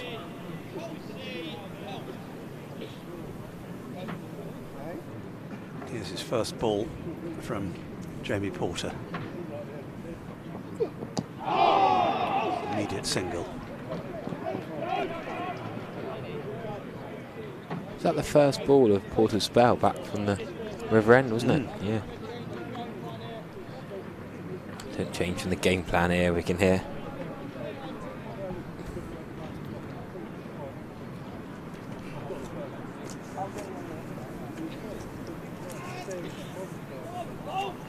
So those 3 slips have been in place all the way through the innings. Crouching again. So coming into this season, before this First 5 rounds of County Championship cricket. Sam Cook, first class cricket. He had 265 wickets at 19.9. And Vic and I, just in last session, went through all the wickets he's taken. Average of over 3 in innings so far this season. Porter not quite as prolific in the last month, but 466 first class wickets at 23.7. They love the Duke's ball in April and May. Oh, there's a play and a miss from Lammonby. It's been a bit of a rarity, but he definitely tried to play that. He's done well to hang in there, Tom Lammonby. He's not, like you say, to not get back. That is a beauty, though.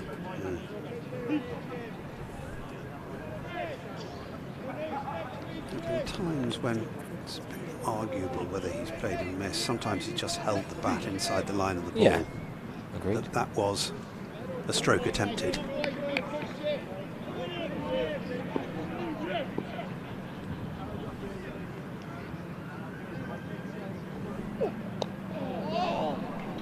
Gets a single for that, down to long leg.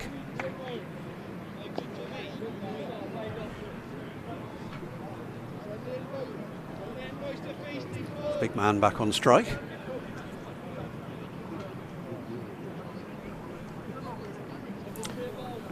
Craig Overton, who took 2 for 31 earlier today. Can he add a significant score to that?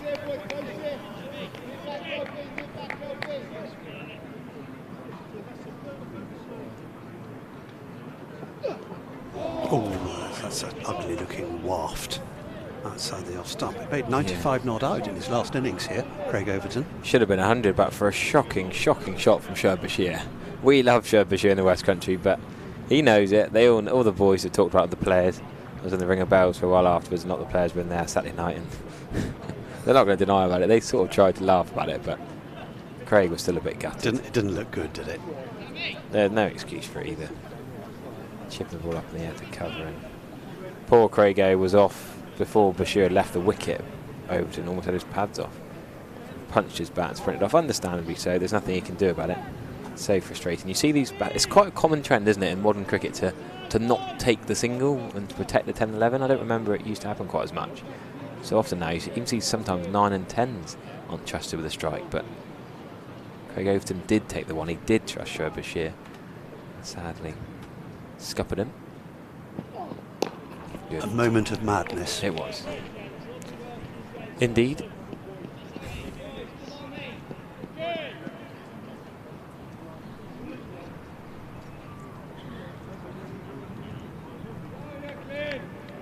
Just inching their way up to 3 figures, Somerset.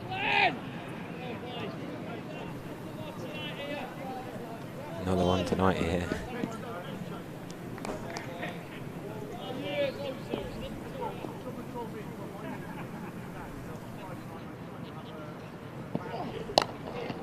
Single here, finding the gap between the 2 men on the leg side.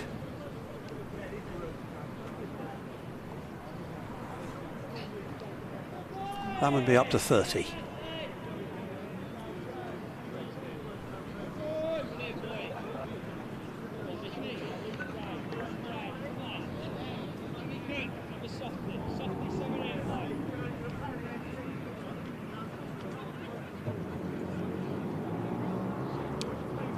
Feels like it's worth rather more than 30 in the context of the game.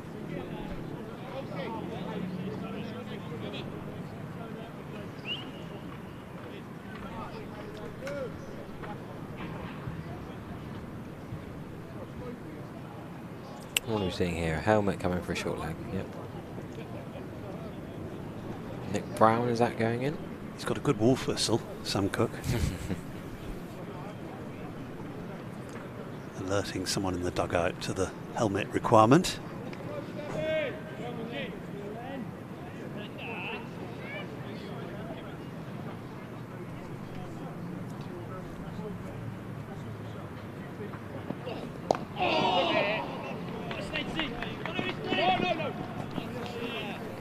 Single down to deep backward square for Overton.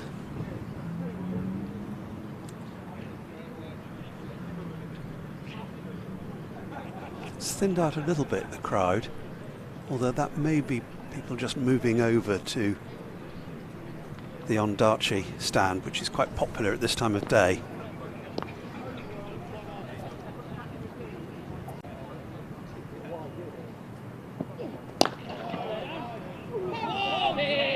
Oh, good for misfield and results in a single. And there's the 100. There we go. Somerset. Big round of applause, a knowledgeable crowd here.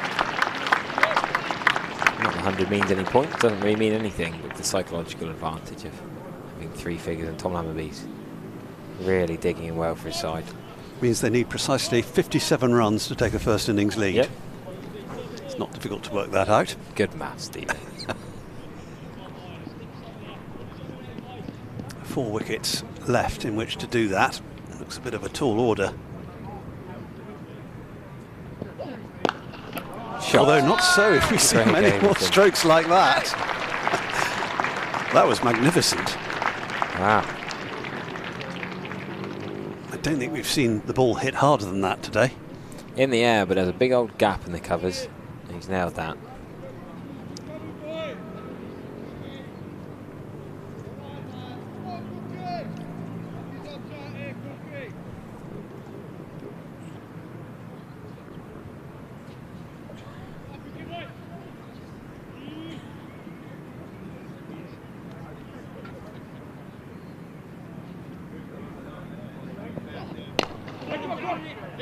Yeah, that's a good call, isn't it? Could see that he'd found a little bit of a gap between the 2 onside fielders, and in doing so he's kept the strike, Craig Overton. It goes to 7, 105 for 6. There are the Quantocks. Always beautiful to see, and a scorecard. In batting terms, both scorecards have made pretty grim reading, really. Tom Lammerby top scorer in this innings. Tom Wesley was top scorer in the Essex innings with 43. It's been hard work batting today at Taunton. Yep, still 3 slips in play, so they have them for most of the day. Craig Overton is happy to go there again in the air through covers, but there's a gap. Nick Brown can't cover all that territory. Between point and mid-off is only Nick Brown, so Craig Overton's got to be pretty unlucky to pick him out. 2 cover-driven aerial falls in the last 2 overs. It's gone rapidly into double figures. Yeah.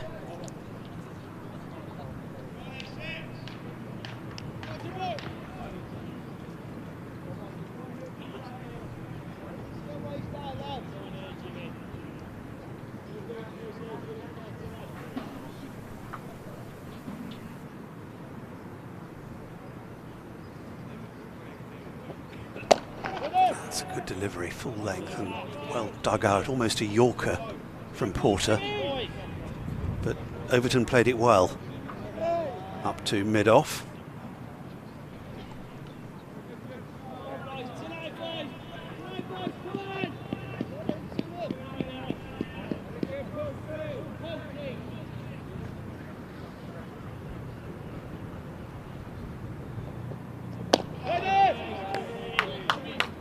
Fence and a throaty roar of waiting. Big shout. I like Craig Overton's lungs coming into action. You know, him and Tractor Driver, the voices you can hear bellowing around the ground. Simon Harmer just turned over an arm at second slip, which may carry an implication. Yeah.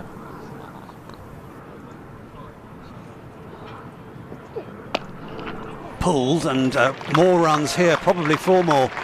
Again, the timing's good enough. Yep. Races away to the deep mid-wicket boundary.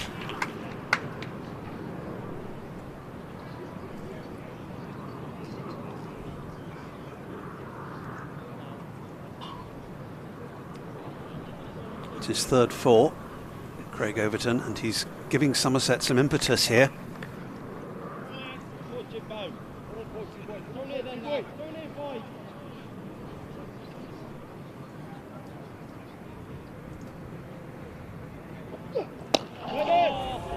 they've talked about Lammonby dropping anchor, fine. There's someone playing a positive cameo around him, and Overton and Pretorius.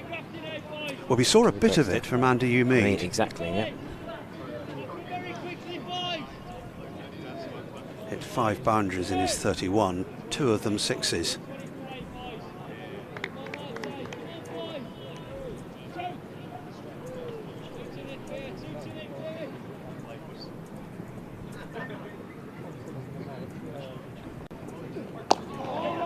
Yeah, easy single there.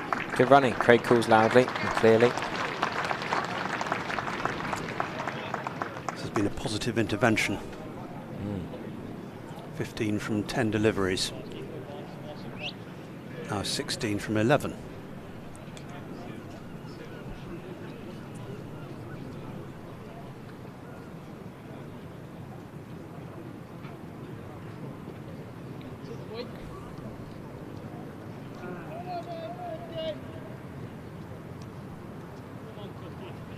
So Simon Harmer.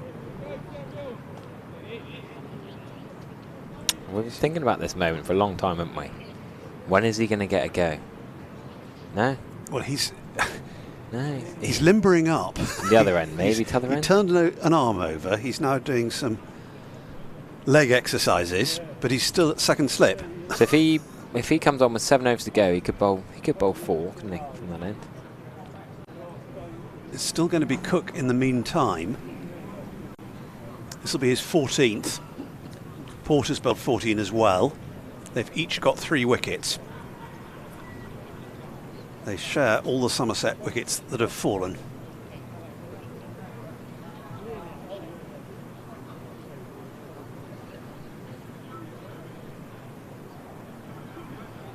Craig Overton has farmed the strike rather adeptly. Yeah. It's not really a problem, is it? But no. No, not at all. Especially the way he's playing. Yeah.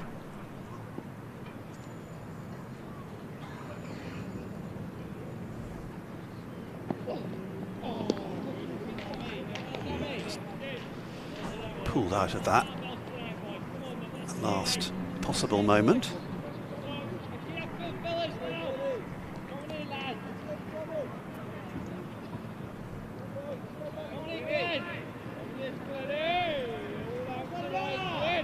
They're very vocal, Essex, out in the field.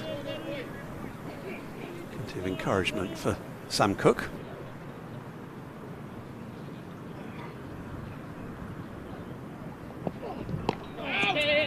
Good running again. Come on, we clear calling. Straight through.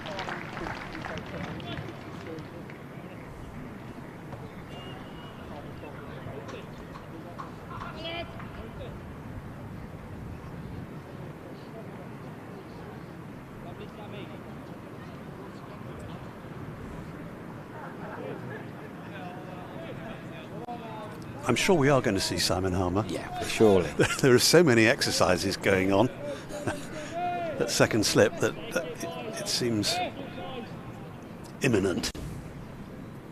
The off-spinner's introduction. In the meantime, Lammonby is doing what he's done so well this afternoon, defending firmly.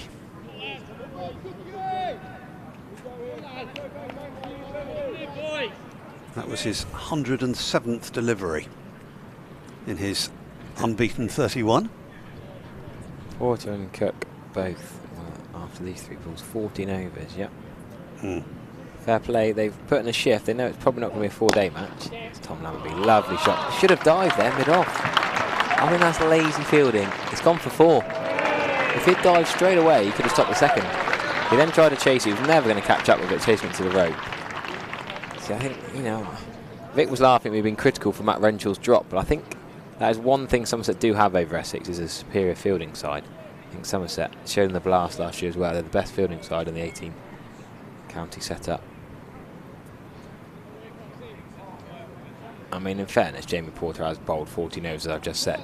So to say he should have dived earlier, of all the players to pick on, maybe it's not your bowler from the other end, but normally you'd have thought they let him go down a fine leg. You know, couldn't he get a fine leg and chill out there? Rather than at mid-off, he's got to do a bit more work, hasn't he? Yeah, lovely sunshine now. That was a pretty comfortable leave from Lammonby. There was a bit of deviation after it had passed the bat. Made it look tighter than it actually was. It is lovely. Yeah. May sunshine. You can see the long shadow now cast by Tom Lammonby.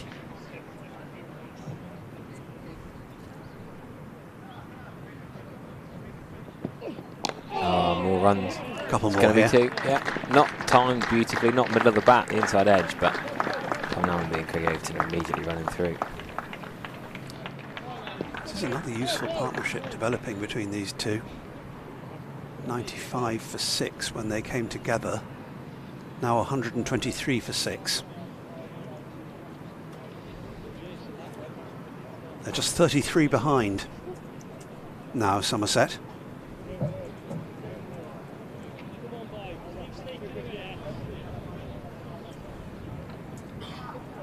Here it is. We've gone through. We've teased you with a few one-day cup special days, haven't we, Stephen? This is probably the most popular of the lot. The Beer and Cider Festival. Yeah. There's the advert. Plenty of options. Surprisingly, the advert doesn't mention the game on it. Is it more about the game than actually? It's Lancashire at home, I know. It's but floodlit. But why is it? It doesn't even say it's Lancashire on there. It's not just beer and cider. What matters is that there are 100 beers and ciders, different sorts. Makes you think that people are more worried about drinking than cricket. No, Lancashire are the visitors. 2 o'clock floodlit match. We might have the menu up here. Yeah, I think the scoreboard got a little bit ahead of itself. It's actually, they're 35 behind Somerset. I think it interpreted the 2 as a 4, but it's right now. 121 for 6. Ooh. Oh, is that an inside edge? I don't think it is. No. That's twice that's happened today. They've all gone up. No, you've got to wait for the umpire to put his finger up. Yep. James Middlebrook just... The Celebra appeal that Stuart Broad made trendy is pretty popular now. Yeah, I don't think there's any bat involved there. It's done him all sorts. It's chopped him in half, of course. It's nearly off stump. Yeah, it's a moral victory. Yeah. But Overton survives.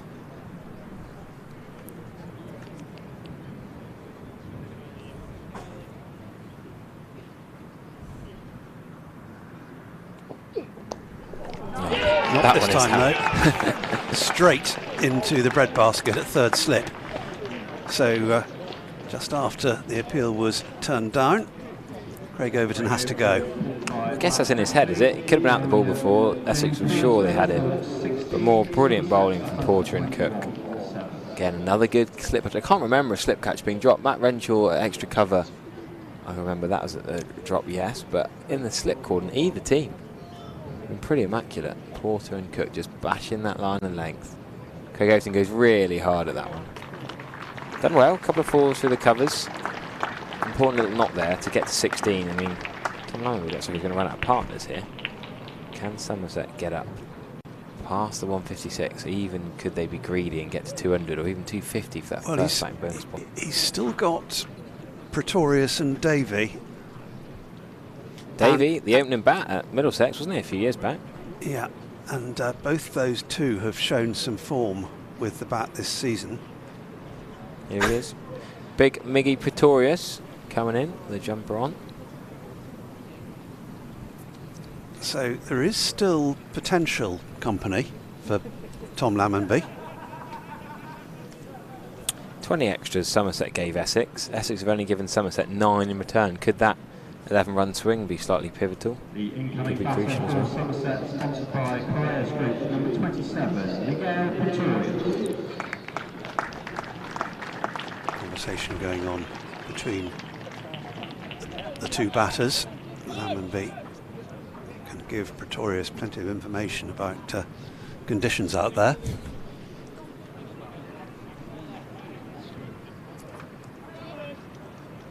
And it will be Pretorius who's on strike.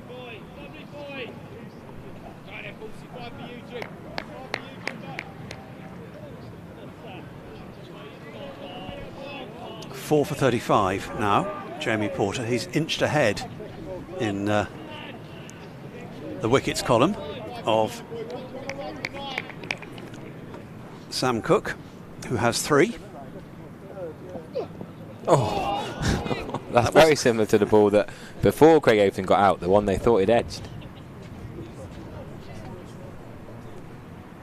Yeah, Pretorius usually bats ahead of Josh Davey. Not that they've played that many games together, but Pretorius come across with a decent record from South African cricket. Gives it a whack. Josh Davey would be more the cultured defensive option.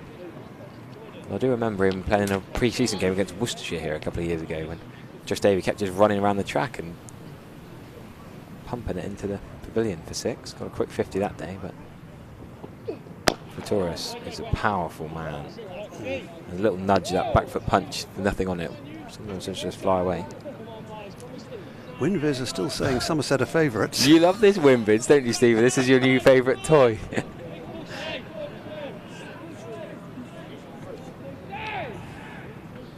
See if I can update it. When you're not even a quarter of the way through officially a 4-day game, I feel like it's a bit early to win and lose. It's quite strange. I know it's looking like we'll probably be done by day 2.5, 3, Sunday really, but you never know. Notts, we can't say anything for granted after that Notts game. I don't understand it. I've just updated it and it is still saying 62% Somerset, and I think that's wrong. I think Essex are favourites at the moment. It's not much in it. Somerset bat deep. Yeah, I think Somerset got more of a batting line. Somerset's 10 and 11 are much better than Essex's 10 and 11. I think that could be pivotal.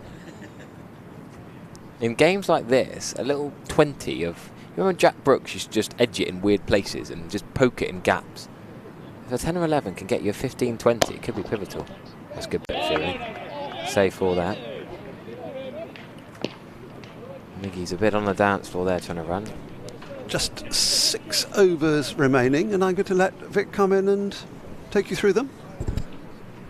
Yeah, I reckon they'll get through these 6 overs. I was wondering if they were going to try and stop at 6:30. There's no lights. Sunny part of the day. No bad light worries here.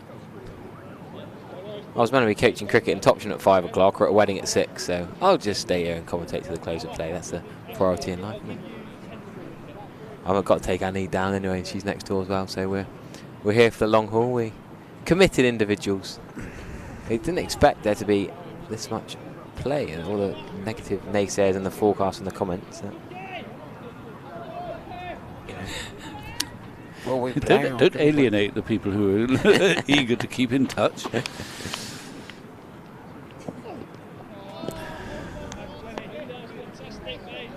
That's fantastic, mate. I love listening to the effects mic. Kirk and Porter. Oh, right, you worked out where the effects mic is. I don't bother. You're not hearing your ears? Busy. Well, I can hear it. I think I may be going deaf. I can hear noise, a fair bit of just dangling out the window out there. I knew it was high tech. More high tech than Sky Sports, as a comment tell us.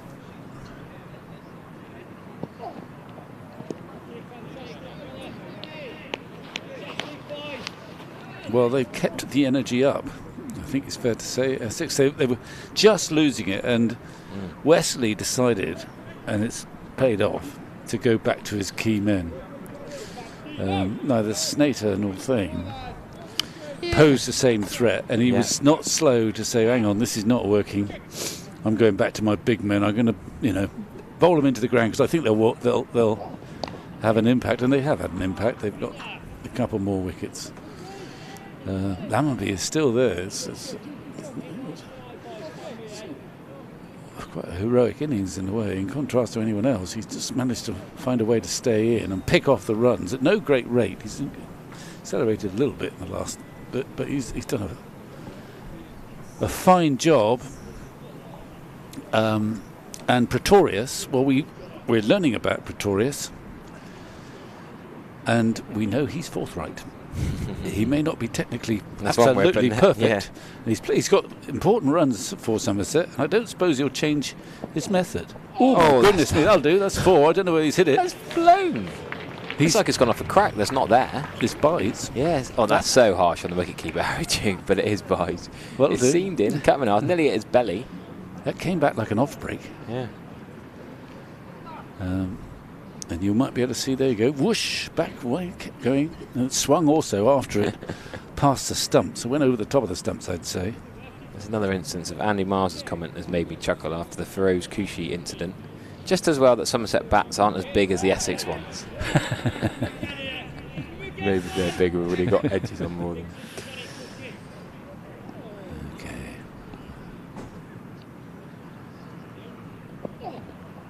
Oh my goodness me, that went through too. Yeah. Well, he's into his 15th over.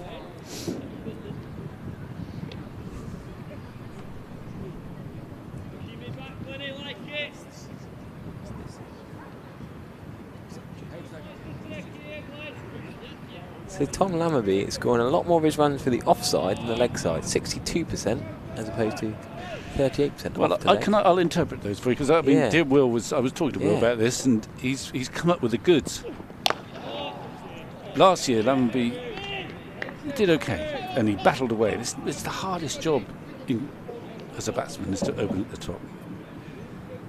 But I think sides have worked him out in their own minds, which was that he's mustard off his legs. Anything around leg stump, anything around middle stump, he picks it off, times it beautifully.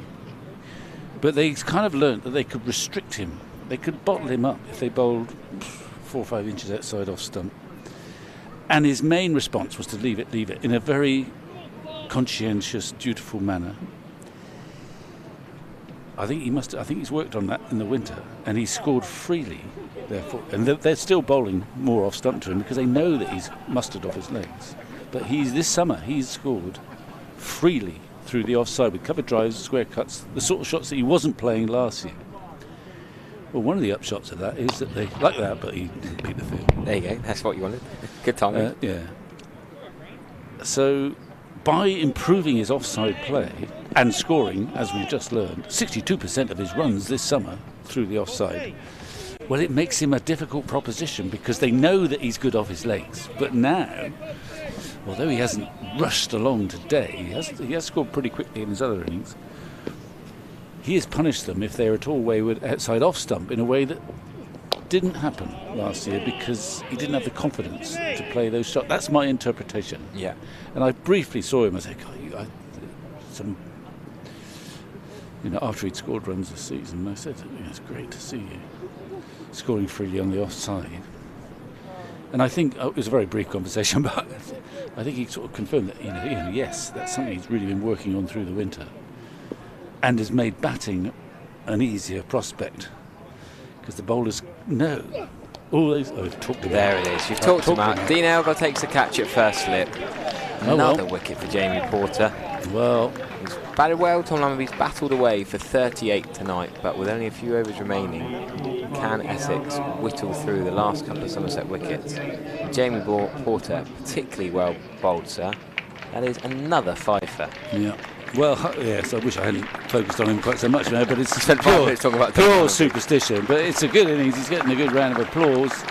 He's played the long game, and he's batted for well over 2 hours and 116 balls, which was probably more than anyone else today. Yep. He's got 38 runs to score. There again, he was a full-length ball, and the drive took the outside edge. So it looks like we're going to have a one-innings match that could take, if necessary, 3 days. Somerset is still 30 adrift. Josh Davies coming out to join Pretorius. There's still 5 overs remaining. That'll be 4.3. Will they even bother with Harmer? They might not need to. No. These two just keep going. I think so. Porter's got 5 for 35. Cook, 3 for 38. They've shared the wickets, which has been the pattern for Essex really this summer. Harmer looks on. The last few summers, it feels like. Harmer looks on from second slip. I mean, as things stands, I don't know what the wind predictor's doing, but it may be that the scores are equal, more or less, at the end of the day. Somerset have got to muster another 30 from somewhere for that to be the case, to be fair. Good single. But psychologically, Essex will have the upper hand. in my view. Having been bowled out of 156, you think you're in danger of being played out of the game. And yet, at the close of play, they're right back in it and possibly ahead. Well, statistically, they are ahead at the moment, to the tune of 29 runs. And Somerset, well, they've just got these two who can both bat, but, you know, no one else has got many runs, so it would be surprising to see them do so. It's a fine shot, but he's not going to. Yeah, he's going to get one for it if he hurries up. Yep, good running. That's that muscly biff of the on drive, isn't it? Mid-on diving across. Yeah, when he's off the mark. Doing a pretty good day, Pretorius, with the ball.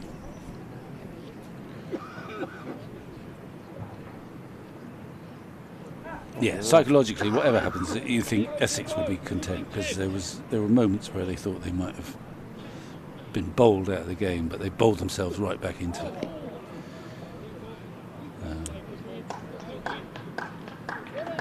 Stunning evening sunshine here.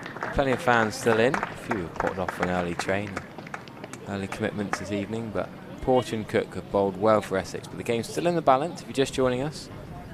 Nearly at parity at Somerset, but just 2 wickets left in the hutch. Jake Ball, 11, waiting to bat if one of these two gets out. Did you find any other Noahs? Yes, we did. Who's that? Shane Snater's Netherland mate, Noah Kroos. I'll be honest with you, I hadn't heard of him. Noah Kroos. Okay.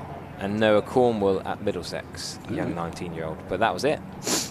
Out of all of the followers, only 2 Noahs. Okay. I've got another question for you then. Oh no. Harder. Has any Jake Ball in his first facing his first delivery for Somerset hit it for 6? Oh no. Has any other cricketer making his debut appearance at the crease hit their first ball for 6, or is Jake Ball the only man in the history of the game to do it? No. I got a feeling Mark Craig for New Zealand did it. That's another wicket. Pretorius gone at first slip, and Cook. Again, the catching is impeccable. Yeah. It was sort of temptingly up there. He went for it, but yet another nick. I've got a dilemma for Essex here. Do the batters want to bat for 2 overs tonight? If you're Nick Brown or the night watcher, Cook and Porter would normally be the night watcher, but they're not going to bowl, get the last wicket, then 2 overs later strap the pads on for 2 overs, do they? So do you have a different night watcher? Do the opening batters have to face Yes, they do. Well, I'll tell you what they do. Yeah. Don't take a wicket for 2 overs. No. Well, they'll probably you get a wicket. Well, particularly there's only 1 over left. Yeah. And then you send out the in inverted commas volunteer, who's told that he's got to go out there. That it's someone like Noah Thane, the young lad, maybe. No.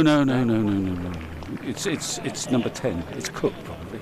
Cook and Porter bowled 28 overs. Well, they got to bat for 10 minutes if they get. I was just thinking they got to run off, get their pads on. Well, it might have to be Snater then. But no, he's not going to block and leave it, is he? Shane Snater swings even if he gets out, like a rusty gate. Even if he gets out, if it's only 3 overs, 1 over left.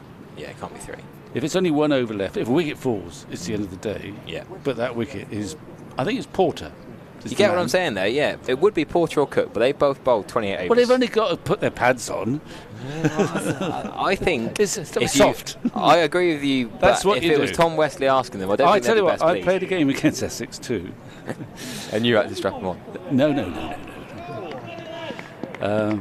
But we were in the field. Somerset were in the field, a bit like this. And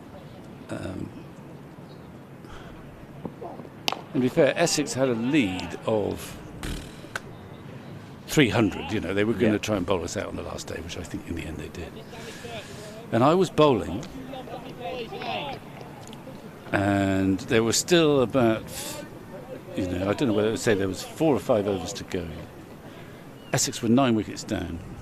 I think I was captain actually. Right. And I was dutifully bowling me off breaks. And whoever it was edged the ball to slip, Another fiver for Sam Cook. A fiver each for good measure. Yeah, okay, he edged the ball to slip, and the slip was Martin Crowe, who purposely didn't catch it, potted it down because he didn't want Somerset to back that knock. We lost the game anyway, and I didn't get that wicket. And you're feeling better about it now? So 120, I mean, that lead 29 in a low-scoring match. It's not 29, it's 28. A lead of 28, well, psychologically, it's a huge boon for Essex. And numerically, it's not insignificant in a low-scoring match. So Essex are the side, obviously, in the ascendancy, whatever the predictor is saying, and I can't access that. It's a great fight back by Porter and Cook. They've taken all the wickets. I think that's 5 apiece. Yep. 16 overs, 6 maidens, 5 for 37. That's Porter. Jamie Porter. 5 for 38 in almost identical figures. Sam Cook. Just the 3 maidens. So Essex have shown why they're top of the championship, remaining calm after being bowled out for 156, which would have disappointed them and would have satisfied Somerset. But out they came, and Cook and Porter led the way. And there'll be frustration in the Somerset dressing room, but it still moved around. I don't know. I just don't feel that it's a 20 wicket a day sort of pitch. And I don't think this game will be over tomorrow. I think runs will be easier to find tomorrow, especially if the sun comes out. But I think the buoyant dressing room undoubtedly will be Essex, especially if they do get through. There's only 1 over remaining, so I mean, it would be no problem to send out Cook or Porter, and with no worries about if you get out, it doesn't matter. You've protected the main batsman, and I'd have thought one of those two would come out and open the batting. Will, our sort of our wizard behind the scenes, I was wittering on about Tom Lammonby, but when he got out, I just want to. He's managed to find these stats, and I want to give them to you. That Tom and Lammonby in 2023, 58% of his runs were on the leg side. In 2024, 37% of his runs were on the leg side, and conversely, applied on the offside.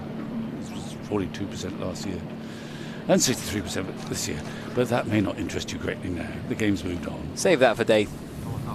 I shall leave it there. Second innings. But I don't think there's going to be long periods of boredom in this game. Oh, the way things go. not. I don't think it'll do quite so long much periods tomorrow. of boredom, no. Well, against Notts, I think it was pretty heavy going, particularly for the Somerset bowlers, because just no wickets fell. But wickets have fallen here. 20 in the day. I just don't feel it's quite that deadly a wicket, but nonetheless, that's what's happened. And maybe the batsmen on either side wouldn't agree with me. Some of the commenters, yes, I am right. Mark Craig hit his first ball in Test cricket for 6. Yeah, but not for Somerset. Oh, you didn't clarify that. Come on, Vic, you're being harsh. Oh, no. So you're being harsh making today. their debut for Somerset. Jake Ball. Is there any Jake other player other than Jake Ball who's hit their first ball as a Somerset player? No, there's not. Decided. You've decided that. Okay. Yeah. Well, sorry to bother you with that. No, but other people are agreeing that Sam Cook might be running off to get his pads on. Well, we'll see who comes out to bat. I mean, if I was Sam Cook or Jamie Porter for that matter, I think I'd send Porter, who's the lesser of the batsmen, because it really doesn't matter a great deal if he's out. He's got his fifer. Craig Overton, do we presume? It's got to be in that. I would have thought so, yeah. Andy Amin is going through some serious warm-ups. I'd love it if he bowled spin. He's just throwing and catching. No, don't do that. You're not in the mood for mucking around in this wicket. We want to get... I'll tell you what, if the need was to bowl the first over, I'd instruct whoever I sent out as the, the joker, night watchman. I'd give him absolute permission to swing at everything. Because, as I say, if a wicket falls, doesn't matter. As I understand it, everyone walks off. So anyway. you're now telling me whoever it is actually shouldn't block and leave. You just have a swing at the first ball and then tuck his bat in his arm and walk off. Well, no, I don't want. No. I mean, it would be preferable that he is still there tomorrow morning, when there would be licence for him to play in a positive manner, but he might get bonus runs You know, he might get 20, 25, a bit like Jake Ball did as a night watching the other night. Now, this is interesting, and mildly surprising. Josh Davey, maybe he's just doing it as a routine, but you would have thought. I think it's him. He's given it. Lewis Gregory's let him have a go. Really? I'm surprised by that. I suppose he did get Elgar out, but it won't be Elgar batting. If Josh Davey bowls the first over and Porter or Cook were facing, in the knowledge of even if a wicket falls, I would give them license that if it's in their arc, they can swing, because there'll be 3 slips in the gully and do that. But it looks like Josh Davies going to bowl the first ball, or the only over. To all 11 fielders come out of the dressing room, yes they are. There's no batters yet, but a lot of comments saying all this effort for 6 balls. Well, yeah, you've got to do it properly. One more catch. Oh yeah, Shane Berger giving the catches to Banton and Root. Yeah, well, that outside broadcast microphones working wonders. There's a bit of access. So it's a deflating day, I think, for Somerset. They got themselves 156. I still think that was slightly under par. Sorry, I've just had one more thought, Vic, actually. Yeah, go on. Josh Davey bowling. Yes. Craig Overton back for a little while, not ages, but Craig Overton is probably the best slipper in the game. For 1 over tonight, is that a slight thought? Josh Davey can bowl, Craig Overton in the second slip. Craig Overton's had this back trouble. Is it worth revving him up for 1 over without a proper warm-up? Well, you've got time for a proper warm-up. Right, he had his pads on 5 minutes ago. I suppose so. I think we might be over-elaborating here. Yeah, it's going to be Josh Davey. Well, he's the one. He's not going to warm up for 5 minutes and not bowl, is he? No. I think there may be something in your notion that Overton has a recent history of back issues. And you're right, he probably has to warm up a lot to get ready to bowl and hopefully be fit enough and warm enough not to exacerbate his injury. So that might work. Anyway, it looks like Josh Davies going to do it, but more intriguingly, who's going to open up? And he's telling me to get my glad bags on. Well, yeah, I'm surprised you haven't done that already. You got your glad bags on, haven't you? Or do you have to wear glad bags for a wedding this day and age and do what you like? I think probably. I was going to wear my cricket kit. I can't say that I'm an expert now. I haven't been to a wedding. I've got to go to one next week, actually. But I've been asked what my glad rag outfit, and it's not very glad or glam. I have got. I'm not going to wear. I have got a sort of. And anyway, this is not a fruitful avenue. The scorecard says Elgar and Wesley, but I think it's Sam Cook. It is Sam Cook. Ignore the scorecard on the screen. So let us congratulate Essex on their wit and wisdom. Called it first, yeah. Porter is allowed to put his feet up. Remember, everyone, if a wicket falls, I'd love it if there's a wicket first ball. But they would walk off. They would walk off. They'd walk straight off. Renshaw is in at short leg. There's going to be 4 slips. Who's at the far end? I think it's irrelevant, isn't it? It should be a batsman. Elgar, I think. Yeah. It is Elgar. Yeah. Elgar won't be running. No. Okay. I'm surprised he's even put his helmet on. I don't know if he has to by law this day. Actually, maybe he has to. I don't know. Yeah, maybe. Does he? So Cook. He must run a 2 though, surely. Well, yeah, but they could go for run-outs. You see, there's a big gap at mid-on. Anyway, here comes Josh Daly as well. Don't forget the leg gully, Sean Dixon. Beautiful sunshine at the Cooper. Oh, he's just. There's going to be the crowd are right up for this. They're all. Most of them are stood by the train station gate, ready to go. Well, that's where I usually am at this time of day. Off you go, Vic. Actually, I don't think the might lead will stretch that far. Well, there are 5 balls for Cook to negotiate. I mean, there is a chance for a run-out if they given that he's only allowed to get 2s, he might set off, and there could be confusion. Here comes Daly anyway. Oh, he's bowled 2 crackers. Oh, could he have a bye? Dean Elgar's not looking. Dean Elgar, I mean, I've never seen such bad backing up by the non-striker. You tell Dean Elgar, sort him out. No, it's. I mean, this is lovely cricket weather, though, Vic. Is this sad that we're having to stop? Well, it's You could 10 play on to to, 8 it is o'clock 5 to tonight. 7. You've got a wedding to go to. Oh, cricket's more important, Vic. And not only that, you've got to get your makeup on and get some appropriate clothing on. I'll take my cricket kit out of the car, especially just to my passengers, and get my smart clothes in there. Where is it? Rockbeer Manor. Oh, you down told next me. door. Yeah. Okay. Josh Davey then. What can he do to Sam Cook? Sam Cook's fresh off his fifer.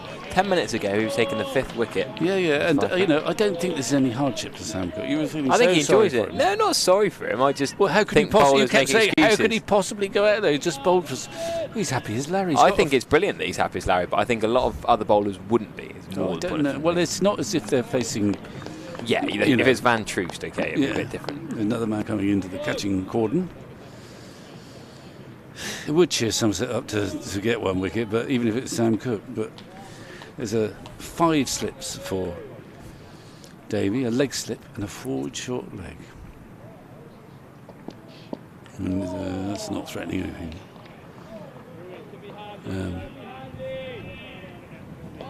I think there's no question whose day it is. Despite I don't know. I can't go on the. No, we're not doing this WinViz thing. Are Okay. We? Well, no, they're paying good money for. You've got to go and have a look at it. I think it's Stephen Lamb's new favourite toy. Go on then, I'll get it up here. What are you saying it is before we get the official answer? Well, I'd go 60-40 Essex. 53-45. How does that work? To who? And draw 2%. 53 to Essex. Yeah, well. Okay, well, according to our calculation, this is the last ball of the day. Whatever happens. Whatever happens. We've been saying that for the last 5 balls. And it's been a busy day. 20 wickets. Essex got a lead of 28. And all to play for on days 2, maybe 3. Wouldn't have thought 4, but you never know at Taunton.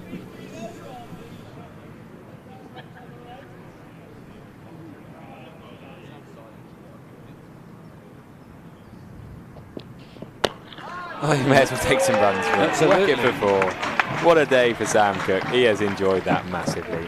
Yeah. Josh Davey biff through the covers for 4. Oh, it's a no ball. No, it's not over yet. They don't want this day to end. The sun's come out. Well, I think Somerset are ready for it to end. Nice shot, actually. 4 ball, 4 runs. Yeah, he can bat, Sam Cook. He's not. Well, he could get vital runs batting with freedom tomorrow morning, given that runs are at a premium. Is he going to top score in this game, is it? He could be man of the match, the way things are going. Yes, I don't disagree with that. What can he do? It's 4 of the day. Surely this time, Josh Davey. It's a big appeal. It's not a very convincing one, and they're all walking off. So Sam Cook is happy, Essex are happy, the game is alive, but Essex hold the best cards. Got exhausted. Indeed. Long old day, but lovely to have sunny county cricket in May when a lot of the other games are rained off. Let's take the positives. Okay, you're very good at that, Harry. Always my job, Vic. Keep you guys from moaning. No, well, there'll be play back in action at just before 11 o'clock tomorrow morning. I've been Harry Everett, Vic Marks and Stephen Lamb today. I'm playing cricket tomorrow, but Pete Trigger and Charlie Taylor are back. I'm back on Sunday if there's play still going on. Good evening.